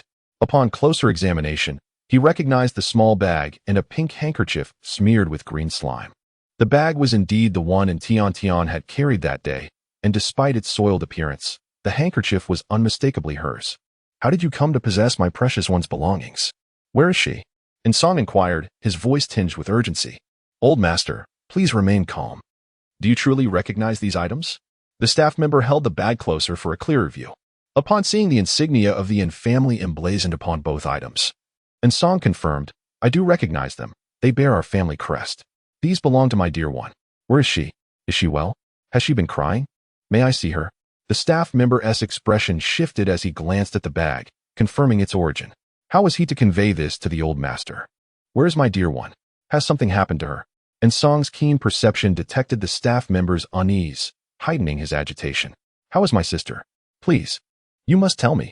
And Yang endeavored to regulate his emotions and spoke to Xing, while his trembling hand pressed firmly against Song's philtrum. This was a method taught to him by Xing, claiming it could swiftly rouse someone from unconsciousness. Whether it would prove effective remained uncertain. He was resorting to desperate measures, with the hospital conveniently nearby, ensuring they could hold on until his uncle arrived with assistance. The immediate priority was to summon his father to take charge. With him present, locating his sister would be assured. "I shall contact father now." And Xing quickly realized the urgency and prepared to call on Lang to come over. At that moment, the fallen holographic communicator unexpectedly emitted a sound. "Hello? Is anyone there? Is that you, old masterin? Are you well? I just received a message stating that they have found someone. They have found her. Grandfather, do you hear me? They have located my sister. They have found her. Please, wake up." And Yang called out fervently. It was unclear whether it was the news of Tian that sparked a response or if Yang's pressing technique was beginning to work. API call failed with status code 429. Error. Code. For 29, message. Resource has been exhausted, e.g. check quota. Status. Resource exhausted, and Xing, upon receiving news about his sister, hastily picked up the device from the ground, allowing the staff to hear Song's words. "Old masterin, please remain calm and take a deep breath. I will inquire about the specifics right away." Subsequently, a conversation ensued between the staff and others. "Hello? Subject number 1579. Have we not located the individual? Where are they now?" "Oh, at Green Lake. And what about Missin? How's her condition?" "What? Missin has fallen into the water," the staff exclaimed, suddenly realizing the gravity of the situation, promptly covering their mouth. However, the news had already reached Song and the others. "Fallen into the water." And Song, in a fit of rage, spat blood and fainted. His grandfather. And Yang and Xing cried out in distress. The restaurant was bustling on its opening day, thanks to Lang's presence and the soldiers from the Second Legion maintaining order. Everything proceeded smoothly and in an orderly fashion. It was said that the restaurant was funded by the Mo family, allowing the Yin family to secure 90% of the pure profits in collaboration. However, Lang was not one to take advantage. After discussions with Song, they agreed to split the profits equally, aiming for a win-win partnership. Naturally, on the inaugural day of the restaurant, Old Master Mo also came to show his support. Bringing along Chin, he spotted Lang in the crowd, approached him, and patted him on the shoulder, greeting him. "Young Lang, it's been a few days. And you become even more handsome." "Not at all, Old Master Mo," You are the one radiating vitality, and Lang replied with humility. Haha. I'm just an old man now, appearing healthy on the outside but feeling like a fragile old bone inside. Sitting all day makes my back ache terribly. I can hardly bear it. Old Master Emo chuckled. Old Master, you should visit the hospital. Let Tiantian give you some acupuncture and massage. He has been studying this recently, and I've heard the results are remarkable. My grandfather's back injury has improved significantly. You might also enjoy a game of chess with him to lift his spirits, and Lang suggested. Absolutely, I shall make time for that. I'm nearly suffocated with boredom. My little rascal at home doesn't even bother to play chess with this old man, and he has hardly ever home to see me. Emo-song remarked with a hint of annoyance, casting a sidelong glance at the wandering Emo-chin. He knew well that Emo-chin was secretly having someone find an apartment outside, preparing to move out. If it weren't for the restaurant opening today, and Tian Tian might have come, and Emo-chin would not have joined him. Otherwise, he feared he wouldn't have even caught a glimpse of Emo-chan. By the way, where is my granddaughter-in-law? Isn't she the one who loves to join in on the excitement? Emo-song inquired, inadvertently voicing Emo-chin's own thoughts. He had specifically come to see Tian Bao, yet he found her absence disconcerting. Oh, they went to the botanical garden with my grandfather today. It was too crowded here at the restaurant. So I thought it best for them to enjoy the botanical garden and pick out some plants that Tian Bao likes for our backyard. It's certainly better than squeezing in here, and Lang explained.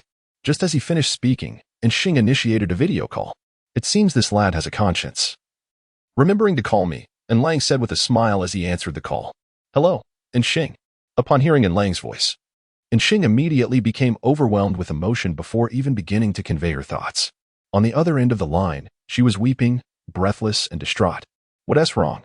And Xing, please don't cry. Speak clearly about what's troubling you. Has something happened? And Lang, upon hearing in Xing's sobs, felt his heart skip a beat. An ominous sense of panic rising within him.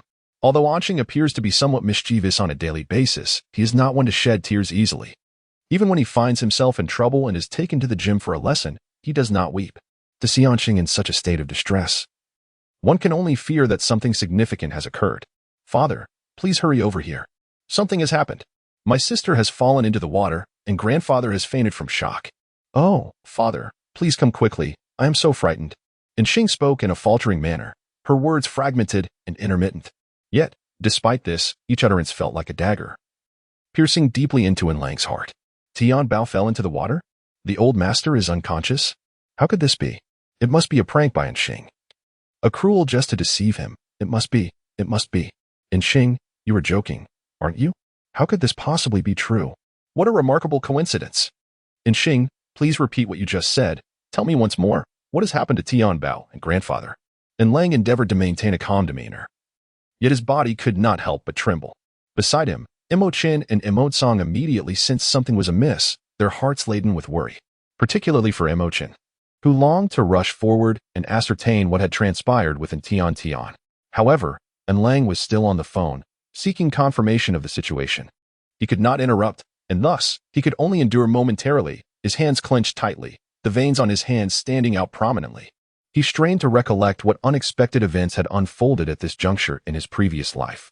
Oh, dear Father Beast. I am not lying. My sister has fallen into the water, and grandfather has collapsed. Father Beast, please come quickly. API call failed with status code 429. Error. Code. 429. Message. Resource has been exhausted, e.g. check quota. Status. Resource exhausted. After Lang received Xing's assurance, he was eager to drive swiftly to the botanical garden. However, just as he lifted his foot, his body unexpectedly lost control and he collapsed. It was who caught him just in time, observing the unusual situation from nearby. Tiani promptly pushed a chair over for Lang to sit down. Lang Bo, are you all right? Did something happen with Tian Sweet? Inquired with a serious expression. And Lang did not wish to conceal this matter from Emo-chin. Rather, he found himself utterly unable to utter the words, falling into the water and fainting. He responded vaguely, I am fine. I simply felt a bit weak. There is indeed an issue with the plants, so I must hurry over. As Lang spoke, he attempted to support himself to stand, yet the more he tried, the weaker his body became, and the profound sense of despair within him deepened. Marshal, allow me to go in your stead. You cannot possibly drive there in your condition. What do you mean? Go. Just ensure that someone is guarding the restaurant. I can manage on my own, Lang replied, pushing aside Tiani, his tone growing increasingly strained. Lang, I will drive. I shall take you there, Imochen declared, promptly heading to the car. Observing Onlang's condition, Song, although unaware of the specific circumstances, inferred that something must have happened to Tian and Song. Taking advantage of Imochen's drive, he attempted to offer comfort. Young Lang, my third son may lack many skills, but his driving prowess is exceptional, rest assured. You will reach the botanical garden in no time. I will stay here to guard the restaurant. Taking a deep breath and relaxing, Onlang felt his legs regain some strength. Thank you, Uncle Song. Upon hearing Song's words, the fear and anxiety in Onlang's heart subsided considerably. Without first-hand knowledge of the situation at the botanical garden, he knew he should not jump to conclusions based solely on Xing's remarks. Sweet Treasure and the Beast Father were fortunate. They had narrowly escaped a severe car accident last time, and surely this time would be no different. After taking a few deep breaths, feeling his legs regain some strength, he climbed into Imochen's vehicle and sped towards the botanical garden. Meanwhile, as Moose led in Tian into the dense foliage, the towering pitcher plant was compelled to slow its pursuit due to the obstructive low plants. Additionally, Moose had intentionally chosen densely packed spots for hiding, which further concealed their presence from the pitcher plant. However, the pitcher plant was not the only one unable to locate in Tian, the small flower vine, inadvertently overlooked by Moose, was equally lost. Irritated by this, the flower vine rushed up to the pitcher plant, delivering a flurry of punches and kicks to its ample belly. It's your fault. You scared my little sweet treasure away. Why must you be so large and terrifying, drooling all over the place? Who do you think you are? Just wait until I give you a proper beating. Boss, I was wrong. I was wrong. I merely caught a whiff of your scent and got a bit too excited. That's why I came to greet you. The pitcher plan and Tian, unreserved and audacious, settled down without a second thought. After squatting for too long, her legs had indeed grown numb. You should sit too, little brother, she beckoned. All right, Moose replied, considering that they might be hiding from the pitcher plant for a while. It was wiser to sit and wait. Thus, without a careful glance, he boldly sat down, only to suddenly find himself upon an indistinct object. Ah! A shriek erupted, startling Moose into an immediate stand, surveying his surroundings. To his astonishment, he saw the black cat uncle hopping about while clutching his tail. Who stepped on my tail? Do you not see there are others here? The black cat uncle exclaimed, preparing to confront the culprit and teach her a lesson, perhaps allow her to experience the discomfort of being stepped on. However, upon turning, he found Moose and Tian staring at him in surprise. Little cub, what are you doing here? Wasn't it agreed that we would part ways? He inquired, noticing Moose had brought along a pretty little girlfriend. As he spoke, a pang of jealousy struck him. This young cub, barely 10, already had a charming female companion while he, nearing 80, had never even held a female-s paw. TSK. The youth today truly puts us older beasts to shame. Suddenly, he noticed something peculiar about Tian's features. Rubbing his eyes, he leaned closer to observe her face, only to be interrupted by a shout from nearby. Hey, you in the black clothes, what are you doing? Stay away from that young lady. The voice belonged to Officer Bear and Second Bear, who had entered the botanical garden, pondering how to search through such a vast space. To their surprise, they stumbled upon the black cat uncle. Initially intending to stealthily apprehend him, they were incensed to see him shamelessly approaching Tian, even attempting to touch her delicate face. Officer Bear, furious, could no longer contain himself. This old cat, selling inappropriate materials to underage male cubs is one thing, but now he seeks to deceive a young female cub? I cannot tolerate this. With that, Officer Bear rushed forward, seizing the black cat uncle in a moment of stunned confusion. Second Bear soon arrived, smiling to reassure Tian and Moose. Little cubs, do not be afraid. Uncle is a policeman, here to catch bad guys. Look, this wicked uncle is under control now. You are safe. Please tell me your names and where your guardians are, or simply where your home is, and I shall escort you back. Second Bear believed he had employed the gentlest tone possible, yet instead of admiration, he was met with Tian's terrified expression, her face pale with fear.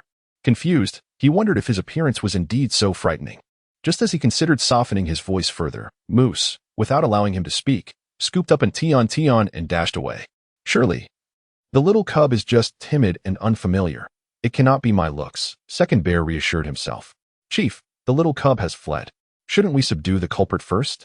I will search for the cubs. They are still quite young, and this situation is unsafe. As Second Bear turned to consult Officer Bear, his expression shifted to one of shock, trembling as he pointed at Officer Bear's back. Chief, there is something behind you. Officer Bear retorted impatiently, turning to gauge the source of Second Bear's alarm, contemplating punishing him later if nothing was amiss. However, as he turned, he was met with a sight that made his heart race. A gigantic green and purple pitcher plant was advancing towards them, with a hint of green fuzz atop its head. This is a carnivorous plant. What should we do, Chief? What else? Run. Officer Bear swiftly secured himself and the black cat with extendable handcuffs before bolting away. Second Bear, momentarily stunned, quickly followed. The approaching pitcher plant looked quite aggrieved. Boss. They've escaped again, and now there are 3 beasts. I listened to your instructions, and yet they still fled in terror. Am I not cute enough? The flower vine, observing the pitcher plant's bulging belly, expressed disdain. If you think you can be cute, you must be dreaming. I'm the most charming and beautiful vine here. Stop wasting time and catch up.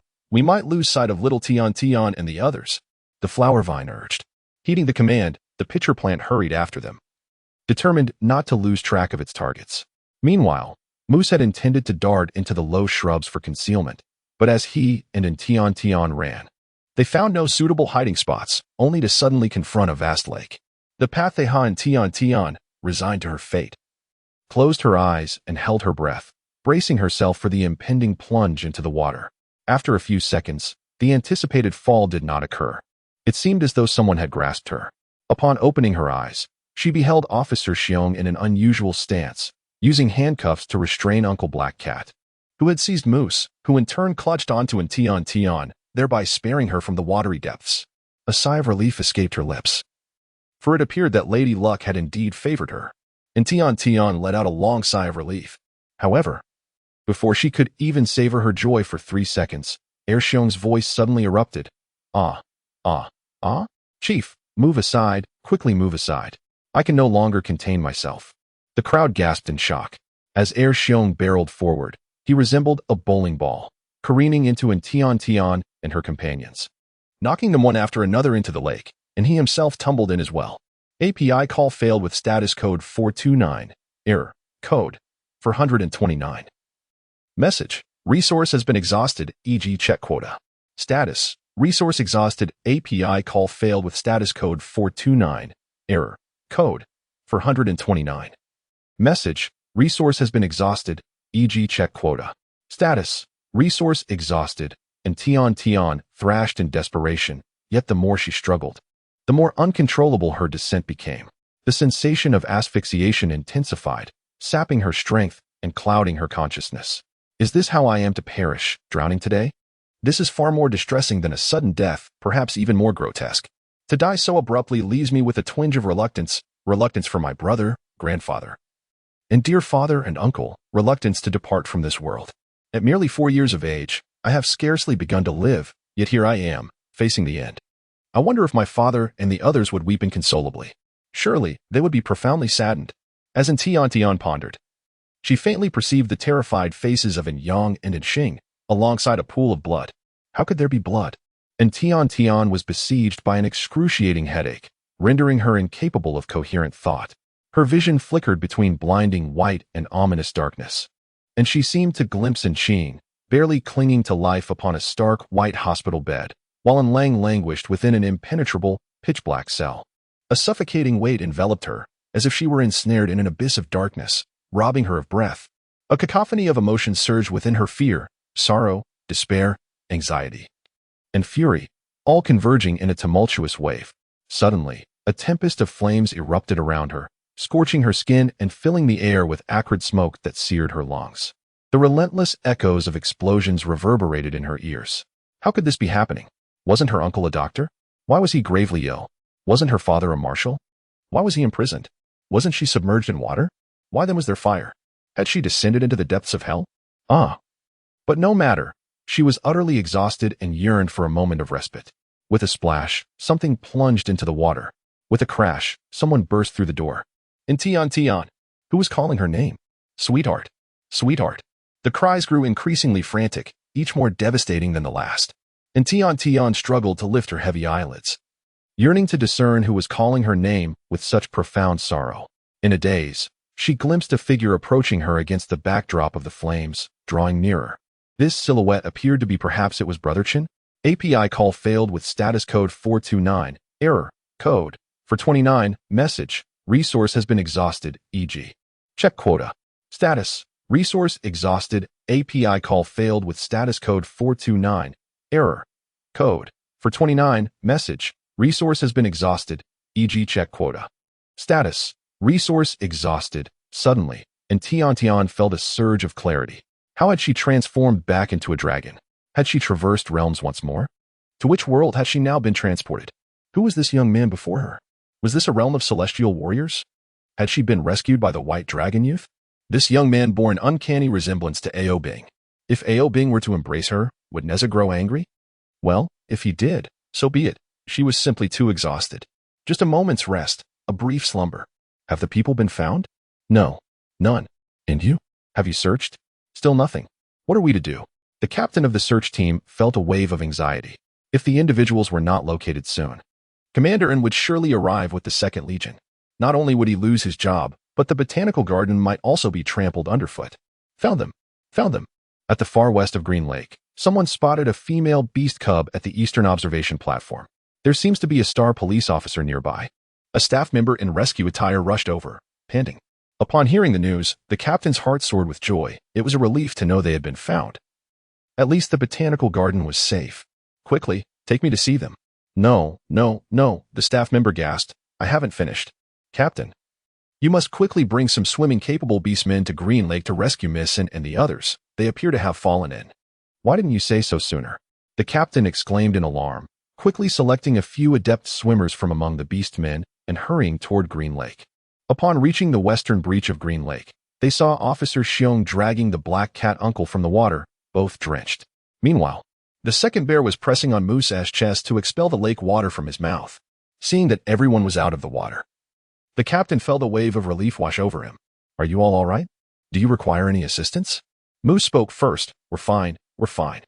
I swim very well. This small lake is hardly a challenge. I was the first to bring the cub to safety, and she is unharmed. She's expelled the water. You should check on my superior. We're fine. Officer Xiong waved dismissively. But the uncle beside you, the one in handcuffs, appears to be in dire condition. Officer Xiong glanced at the black cat uncle, whose face was turning a shade of blue from lack of oxygen. With a swift motion, he patted the uncle's back, causing a torrent of lake water to spew forth. Now he is fine. Cough. I can't go on like this. I feel severely oxygen deprived. I think I need to go to the hospital for a checkup and find an opportunity to slip away. Is there any medical personnel who can assist me? I wish to breathe some oxygen, the black cat uncle said in a weak voice, looking genuinely unwell. Yes, we have a stretcher. Quickly, come help. The captain called for assistance. No, we Star Police cannot impose on you. Officer Xiong quickly realized the black cat uncle's ulterior motive. After years of service, he was not easily fooled. With a wave of his hand, he pressed down on the black cat uncle's head. Oxygen, you say? I can handle that. I'll give you artificial respiration. Officer Xiong leaned in to kiss the black cat uncle. No, that is unnecessary. I'm fine, truly. The black cat uncle, suddenly lively, dismissed the offer. All right, then where is Missin? Missin? Who is that? The female beast cub who was with you. Where is she?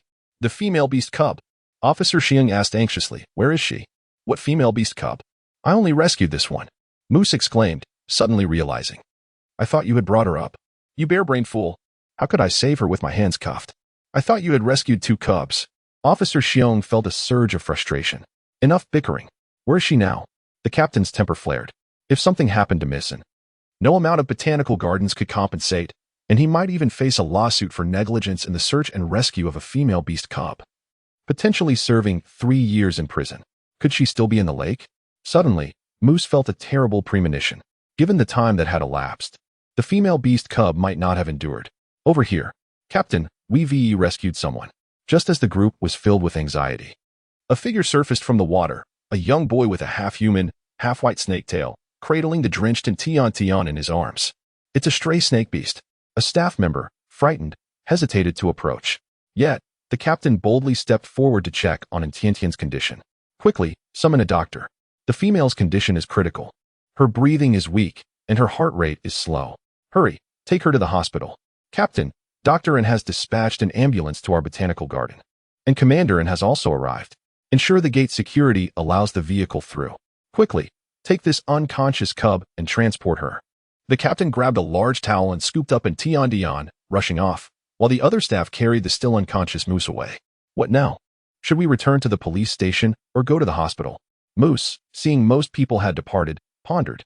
They had apprehended the vendors they needed. But he was deeply concerned about the cub's condition and felt torn.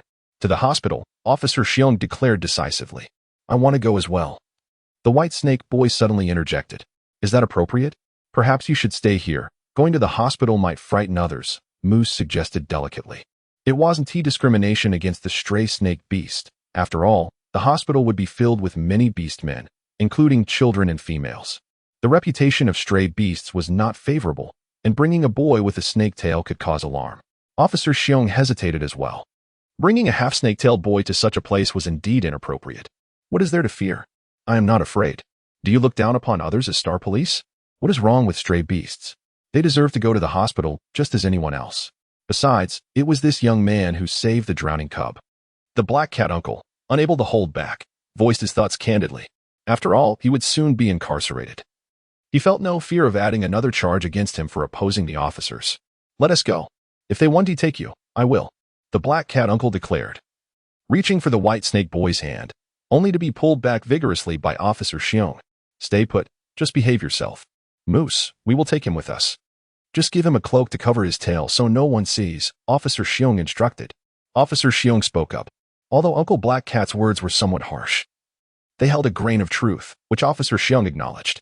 Seeing that Officer Xiong had agreed, Heir Xiong had no objections either and took out a black cloak to wrap the young white snake snugly. Thus, the group proceeded towards the exit, eager to head to the hospital. Captain cradling in Tian Tian had taken only a few steps when he encountered the hurried arrivals of Lang and Chen. Lang, who had mentally prepared himself in the car, felt a piercing pain in his chest upon seeing Tian Tian unconscious in Captain's arms. Her hair soaked and dripping, her small face deathly pale. His steps faltered, and as he longed to reach out and hold her, he found himself utterly drained of strength. Unable to lift her, he quickly instructed Chen, hurry, quickly, Xiaochen, take Tiantian to find Qing. He is waiting at the entrance. Seeing Tiantian in such a state frightened Chen immensely. After taking her from Captain, he hurriedly made his way to the entrance. With Captain supporting Lang as they followed closely behind, Qing arrived with a team to pick up Old Master and Son and Yang and Xing. The two groups fortuitously encountered each other at the entrance, and a vehicle promptly transported them to the hospital. Old Master merely experienced a temporary faint due to excessive fright. A brief respite within the nutrient chamber would suffice for his recovery. The more pressing concern lay within Tiantian. After being rescued from the frigid lake, the pulmonary edema and hypoxia she suffered were manageable, resolvable through a series of emergency treatments. However, the challenge was the bone-chilling water of the botanical garden's green lake, and Tiantian's frail constitution, already inferior to that of ordinary cubs, had been submerged for too long, and the delay in her rescue exacerbated her condition. The freezing temperatures had induced a high fever, alarmingly elevated. Despite efforts with antipyretic medications and alcohol for physical cooling, her temperature remained stubbornly high, causing Qingtuan great distress. Meanwhile, outside the emergency room, Lang Machen was consumed by guilt. He regretted allowing Tian and Song to visit the botanical garden that afternoon. He should have accompanied them. Observing the bustling restaurant, where patrons were orderly enjoying their meals, only heightened his anxiety. If only he had called in Song sooner. Perhaps the situation would not have escalated to such severity. Now, both the old master and his precious treasure lay unconscious, if anything were to happen to them. He would willingly surrender his own life in their stead. Machen's self-reproach surpassed that of Lang. Despite having been granted a second chance at life, he believed he had grasped the reins of fate, convinced he could protect his beloved treasure. Yet, despite meticulous planning, an unforeseen incident had befallen her, leaving her in a state of unconsciousness. The thought of Tiantian nearly drowning in the icy waters gripped his heart with anguish. No, he vowed to remain by her side, to follow her wherever she might go, and to never allow her to endure such calamity again. Wake up, wake up. We have arrived at the hospital. Quickly disembark, and once we confirm the safety of that cub, we shall promptly escort you to confinement, where you shall find ample rest. Bai Xiang impatiently roused the slumbering black cat uncle. He had toiled tirelessly at the wheel, while the merchant behind him slept soundly, leaning against his shoulder, treating them as mere laborers. Are we there? Black cat uncle groggily stretched and peered outside, confirming their arrival at the hospital. You all go ahead. I am quite tired. I shall wait in the car for your return. He yawned, feigning a desire to recline in the back seat. Oh, you. I see you are not merely sleepy, but are seeking an opportunity to escape. Up, up. We shall go together, Bai Xiong insisted. Refusing to let Black Cat Uncle remain in the car, he hoisted him up, determined to drag him to the hospital. Help. The Star Police are attacking me. Come quickly, the Star Police are assaulting me for no reason. Black Cat Uncle cried out in feigned terror. When did I strike you? Bai Xiong retorted, exasperated. Are you not preparing to strike? Look at your clenched fists. Are you not an adult? Today, I truly shall strike you. You, who peddles filth and corrupts the young, deserve a beating. Bai Xiong threatened, swinging his fist toward Black Cat Uncle's face. He was halted by Officer Xiong, who admonished, What is this commotion at the hospital entrance? As a Star Police officer, do you wish to disgrace our ranks? Calm down, let's hurry inside and confirm that the cub is safe. We shall apologize and take our leave, Officer Xiong urged, noticing Bai Xiong's growing agitation. Black Cat Uncle, upon entering the corridor of the emergency room area, immediately recoiled, exclaiming, My goodness, the malevolence here is overwhelming. It could frighten any beast. Fortunately, he acted swiftly. Otherwise, he might have jeopardized his spiritual path. His long-ago mentor had warned him against meddling in such matters, emphasizing the importance of preserving one's life. Just as Black Cat Uncle attempted to slip away, Officer Xiong pulled him back, asking, What is the matter? We are at the door. Why not proceed inside? Head. I told you he was looking for an opportunity to escape. Look, he is now causing a fuss, Bai Xiong murmured. Who wishes to flee? I am merely exercising discretion. Do you not perceive the heavy malevolence here? It is clearly an omen of calamity. But wait, what is this golden aura entwined within the malevolence? This defies logic. Black Cat Uncle muttered, perplexed. Oh, now you speak of logic? What age do you inhabit, still believing in malevolence and golden auras? If you wish to flee, at least concoct a better excuse, Bai Xiong scoffed. You do not understand. The overwhelming malevolence here clashes with my spiritual essence. I shall not proceed. You must take me to the police station immediately. Hey, I say, Uncle, you were eager to come here, and now at the door, you wish to leave. What is your true intention? Bai Xiong could no longer suppress his frustration, rolling up his sleeves and subtly brandishing his fists in a threatening manner. I truly cannot go in. It would invite divine retribution. I am speaking the truth, and yet you do not believe me. Black Cat Uncle insisted, retreating behind Officer Xiong, refusing to step further. Very well, I will escort him to the police station to report back. You, take this young lad inside to verify that the cub is unharmed. Then return to the station, Officer Xiong proposed, sensing the absurdity of Black Cat Uncle's assertions. Bai Xiong remained silent, leading the white snake youth inside, while Black Cat Uncle hastily grasped the boy's hand, exclaiming, What now? You cannot possibly think this cub is also at odds with the forces at play here. Not at all, child. Here, take this. The female cub is undergoing a soul separation trial and requires this. Bring it inside and give it a gentle shake. Black Cat Uncle instructed, placing a small bell in the youth's hand, urging Officer Xiong to hasten their departure. This was the extent of his assistance. Whether it led to fortune or misfortune was up to fate. Do not heed that merchant's nonsense. His words are mere drivel. Do not be foolish enough to ring that bell within, Bai Xiong warned, casting a disdainful glance at the white snake youth. Understood. The young lad clad in white simply nodded, securing the bell within his embrace as he followed Xiong into the emergency room area. Upon entering, both felt an overwhelming tension permeating the air. There were few individuals waiting at the entrance, just Lang and Mo Chen, both of whom bore grim expressions. Xiong's heart sank at the sight. Given the circumstances, it seemed the condition of the female beast's offspring was rather dire.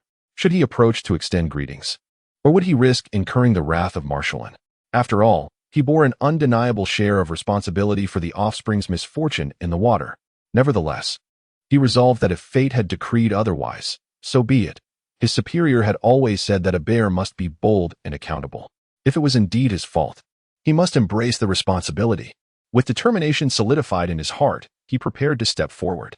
At that moment, the emergency room door swung open abruptly, and Enqing hurried out, his countenance exceedingly grim. As soon as Enqing emerged, Lang and Mo Chen rushed towards him, inquiring about Tian Bao's condition. Has he regained consciousness? Or is his situation still dire? Tian Bao had fallen into the water and caught a chill, resulting in a high fever that refused to subside. Now, he had unexpectedly succumbed to nightmares. Brother, you must come with me. I cannot soothe Tianbao's distress. Let us hurry. We must enter swiftly. And Lang exclaimed, dragging Qing towards the emergency room. I wish to enter as well, Chen insisted, following closely behind. Qing cast a complex glance at Chen, pondering the recent utterances of Tian Tian, who seemed to have called out not only the names of the Yin family but also mentioned Brother Qin and Dragon. Perhaps allowing Chen to enter could provide some solace. Nodding slightly, she permitted him to enter the emergency room. Upon entering, Lang beheld Tian Tian, lying on the emergency stretcher, weeping unconsciously and babbling incoherently. His heart ached at the sight. He approached cautiously, enfolding her in his arms and soothing her softly. Sweetheart, don't be afraid. Father Beast is here with you. You are safe, my dear. Uncle Father Beast, it hurts. Brother Qin, don't come over. There is fire. It's so cold, and Tiantian continued to cry, lost in nightmarish visions, her words disjointed and erratic as she oscillated between cries of heat and cold. The medical staff and Lang surmised that her fever had clouded her consciousness, rendering her speech nonsensical. However, upon hearing her words, Chen was taken aback. Fire? Sweetheart. What is this? Suddenly, a series of sharp chimes echoed from outside the emergency room. The sound was clear and melodious, yet to the anxious medical personnel within, it was nothing short of a cacophony. One of them stepped outside to admonish the source of the noise. Cease ringing that bell. The area outside the emergency room must remain quiet. I apologize. The child is unaware and will stop. The bear-like figure, Xiong, said quietly to the staff, attempting to quell the bell ringing from the serpent boy. Yet the serpent boy persisted, shaking the bell with even greater fervor, disregarding the warning. Didn't I say to stop? Unable to tolerate the disturbance any longer, the medical personnel approached and seized the bell from the boy's hand, inadvertently tearing a portion of his cloak, revealing a segment of a white serpent tail. A serpent beast. The staff gasped, crushing the bell in their grip. Xiong panicked. No, it's not a serpent beast. You must be mistaken.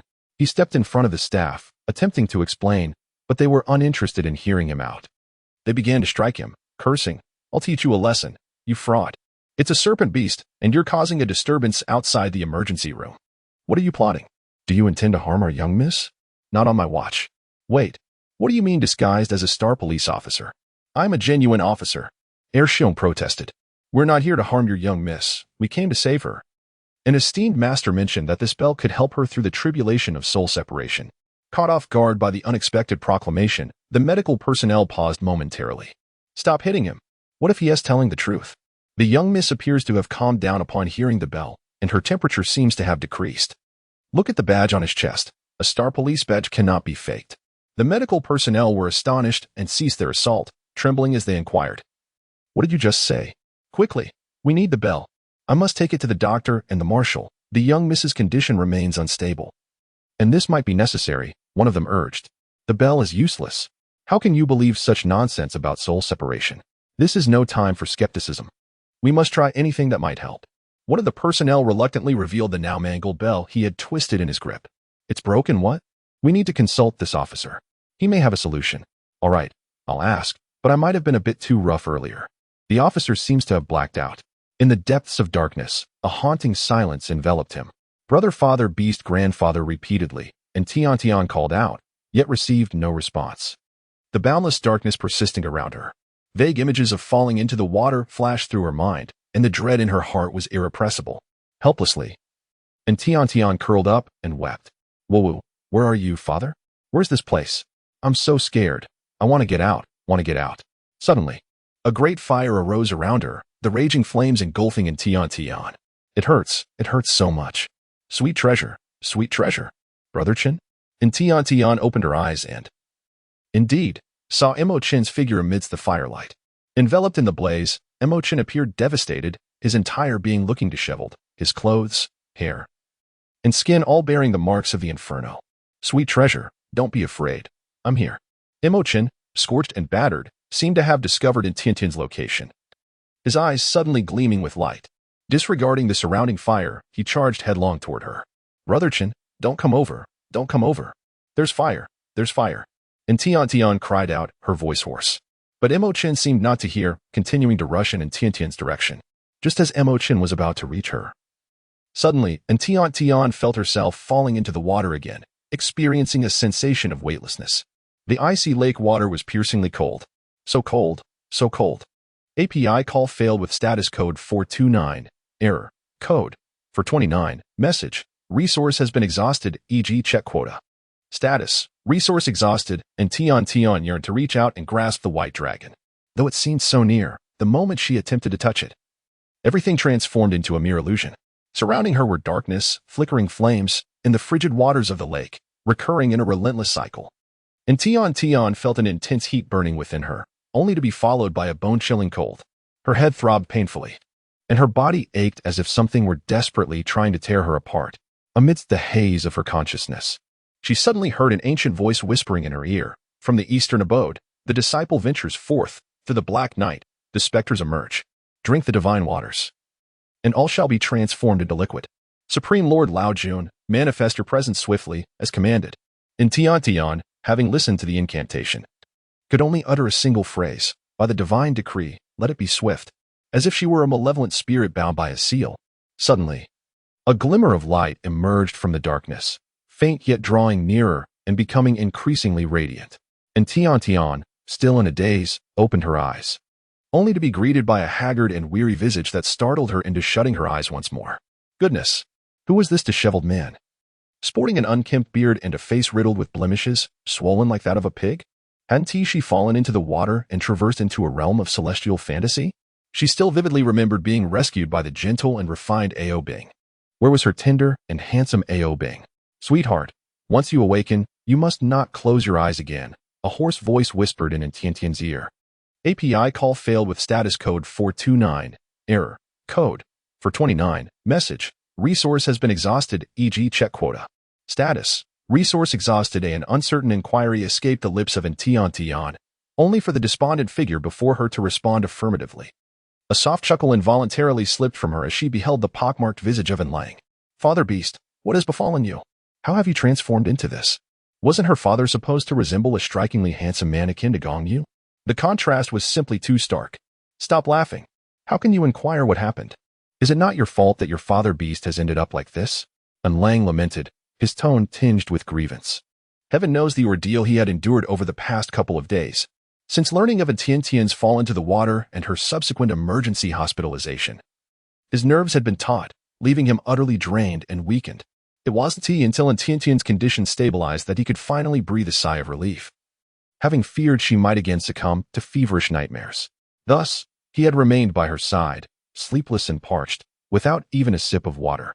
The turmoil of his emotions and the strain of anxiety had marred his face, and he had hoped that upon awakening, his dear treasure would offer him a comforting kiss upon his cheek. Yet, to his dismay, she had not only withheld consolation but laughed heartily instead. Was his appearance truly so amusing? No more laughter. Should you continue, I shall impose upon you the penalty of consuming an extra bowl of rice, Lang warned. His expression stern as he observed Tiantian's mirth. With a playful giggle, she replied, All right, no more laughter. Father Beast, I am hungry. Is there anything delectable to eat? Perhaps some spicy crayfish? API call failed with status code 429. Error. Code. For 29. Message. Resource has been exhausted, e.g. check quota. Status. Resource exhausted. API call failed with status code 429. Error. Code. For 29. Message. Resource has been exhausted, e.g. check quota. Status. Resource exhausted. And Lang was utterly amused by Tiantian's gluttonous expression, nearly laughing in exasperation. Did she not perceive the sarcasm in his words? Did she genuinely believe she could indulge in the spicy clams, so eagerly ordering 2 portions? She showed no concern for her own stomach discomfort, utterly disregarding her well-being. Truly, this was reckless behavior. A good lesson was in order to instill some sense into her. API call failed with status code 429. Error.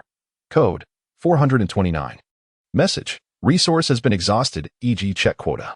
Status. Resource exhausted. Lang rose, intending to fetch a bowl of nourishing porridge for Tian Tian from the kitchen. Just as he stood, he noticed Mo Chun entering with a thermal container. Xiaochen, why are you still here? Haven't you gone to rest? Lang inquired, astonished. In truth, since the incident involving Tian Tian, aside from Lang's constant companionship, Mo Chun had also remained vigilantly at her side, neglecting food and drink, his eyes bloodshot from fatigue. Despite Lang's numerous entreaties, Mo Chun refused to leave. Just moments ago, and Lang had dozed off briefly. Upon awakening and not seeing Imo-chin, he assumed that Imo-chin had heeded his advice and returned to rest, only to discover he was still present. I haven't gone back, Imo-chin replied succinctly, offering no further explanation. He approached in Tian Tian with purposeful strides, setting down the thermal container before enveloping her in a tight embrace. Murmuring softly, he expressed, Thank goodness that sweet treasure is safe, and that I can still hold this sweet treasure close. And Tian Tian was momentarily bewildered by Imo-chin's sudden embrace, rendered motionless in his hold. Meanwhile, and Lang, witnessing Imo-chin's actions, felt a surge of irritation. He had yet to embrace sweet treasure upon her awakening, yet this insufferable boy had already done so. Xiaoqin, he thought, I understand your excitement at sweet treasure's revival, but we must exercise restraint. Your grip is too tight. Sweet treasure is feeling uncomfortable. Please, loosen your hold. And Lang approached with some effort, firmly pulling Imo-chin aside and instinctively protecting Tian Tian in his embrace, fearful that Imo-chin might attempt to snatch her away. Brother Chin, what is this? Is it something delicious? And Tian Tian, noticing Imo-chin's slight gloom, quickly changed the subject, pointing at the thermos. It's milk fruit juice, enriched with ginger extract. Ancient texts suggest that consuming this can ward off the cold. Imo-chin opened the thermos, intending to serve the milk fruit juice to Tian Tian. However, upon lifting the lid, he was taken aback as the once liquid milk fruit juice transformed into a pinkish, semi-gelatinous mass. Frowning, he promptly closed the thermos and concealed it behind him. Brother Chun, why are you hiding it? I'm quite hungry. Please take it out for me to eat. This milk fruit juice has spoiled and is no longer edible, Imo-chin replied, refusing to reveal the thermos. Where is it spoiled? Let me just take a quick look. And Tian Tian playfully shook Missouri Chin's arm, charmingly pleading. With no other option, Imo-chin reluctantly revealed the spoiled milk fruit juice for Tian Tian to see. API call failed with status code 429. Error. Code 429. Message. Resource has been exhausted, e.g. check quota. Status. Resource exhausted, and Tian Tian swiftly took a small spoon and scooped a mouthful into her mouth. Sweetheart, this milk and fruit juice has gone bad. Do not consume it. Quickly spit it out. Imo-chin was taken aback by Tian Tian's action of eating without uttering a single word, leaving him no time to intervene. In his urgency, he grasped her cheeks firmly, compelling her to expel the spoiled ginger milk from her mouth. And Tian Tian? How could the ginger milk pudding slip away just as it was about to be savored? Imo-chin, feeling quite vexed after Tian Tian had spat out the ginger milk, gently tapped her forehead and admonished, I warned you that if it's overcooked, it cannot be consumed. Yet, you still placed it in your mouth. It has curdled completely, and you still dared to eat it. What if it upsets your stomach? From now on, you are forbidden from recklessly eating anything. And Tian Tian, Brother Chin, did you not specifically prepare this for me? I simply wish to have a taste to discern its flavor. I just sampled a spoonful and found that this milk fruit juice is quite delightful. The taste is absolutely superb. Ma-ching gazed at the fluffy concoction in the bowl, his expression rife with disdain. Delicious? How could anything cooked by Brother Chin be anything but delectable? If you doubt me, you are welcome to try it yourself. And Tian Tian ardently promoted the dish, simultaneously showering him with compliments. Here, Brother Chin, allow me to feed you. Taking the initiative, and Tian Tian scooped a spoonful of ginger milk and brought it to Ma-ching's lips. Although Ma-ching was not particularly fond of sweet dairy products, finding them cloying, he could not refuse the earnest offering from his sweet companion. He would consume it without hesitation, even if it were poison. It is indeed quite tasty. Though the dish appeared unimpressive, its flavor was surprisingly pleasant. Ma-ching, in turn, fed Tian Tian a generous spoonful, causing her to feel a tinge of embarrassment. Thus, they exchanged bites, creating a scene of perfect harmony. However, nearby, Lang observed the pair with a heart as sour as a lemon zest. Little Chin, it seems that sweet treasure has just awakened. You can rest assured now. You've been in the hospital for quite some time. You must be quite fatigued. Shouldn't you return to rest for a while? And Lang wore a smile, his tone warm and amiable, yet internally he was cursing. Hurry up, leave the hospital quickly. Feeding sweet treasure in front of him is nothing short of provocation. Only he is permitted to feed the plump little fox. Brother Chun hadn't even settled in for long, and yet the father beast was already trying to shoo him away. And Tian Tian, upon realizing that Imo-chin was about to depart, felt a pang of disappointment. She couldn't quite comprehend why, but after her fall into the water, when she dreamed of Imo-chin recklessly charging through flames to reach her, she felt an inexplicable sense of reliance on him. It was difficult to articulate. It was not merely dependence, but rather an oddly familiar yet foreign sensation. As if Imo Chun had been by her side for an eternity. The father beast is not trying to send anyone away. He merely wishes for Brother Chin to rest properly, and Lang stated, his expression unwavering. He would never admit that he desperately wanted the insufferable brat before him to leave at once. Imo Chin, however, had no intention of departing, if circumstances allowed. He would wish to remain with Sweet Treasure indefinitely. Yet, he was bound by more pressing matters.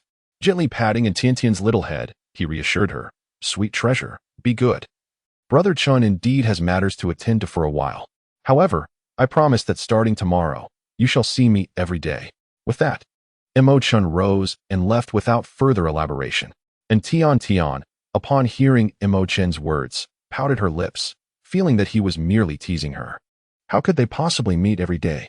An Lang paid no heed to Imo Chen's words, jesting that it was improbable for Imo Chen to meet with Tian Bao every day. Could it be that he would actually reside in their home? Just as Imo Chen had departed, Butler hurriedly arrived, pushing Song along, calling out, Good child. Good child. Before Song could enter the ward, and Tian Tian had already heard his voice. She promptly responded, Grandpa, Wuwa. My dear, you have finally awakened. You frightened your grandfather to death. I told you not to venture into that wretched maze, and yet you disregarded my words. Now you find yourself in the water. Perhaps this will teach you a lesson. Let us see if you will heed my advice in the future. API call failed with status code 429. Error. Code. For 29. Message. Resource has been exhausted, e.g. check quota. Status. Resource exhausted An Lang. What is this, Father Beast? You reprimand Sweet Treasure. Yet strike me with your cane. An Lang rubbed his back, feeling the sting from his father's strike. Humph, as the ancient saying goes, if a son is not taught, it is the father's fault. If not you, then who should I reprimand? Should I strike my dear treasure instead? And Song said grumpily, tapping the ground with his cane. API call failed with status code 429. Error. Code. For 29. Message. Resource has been exhausted, e.g. check quota. Status. Resource exhausted. Upon hearing An Lang's words, and Tiantian's demeanor instantly transformed. She leaped from the hospital room and threw herself onto An Song, anxiously examining his condition. Her small face was contorted with worry, her lips murmuring incessantly.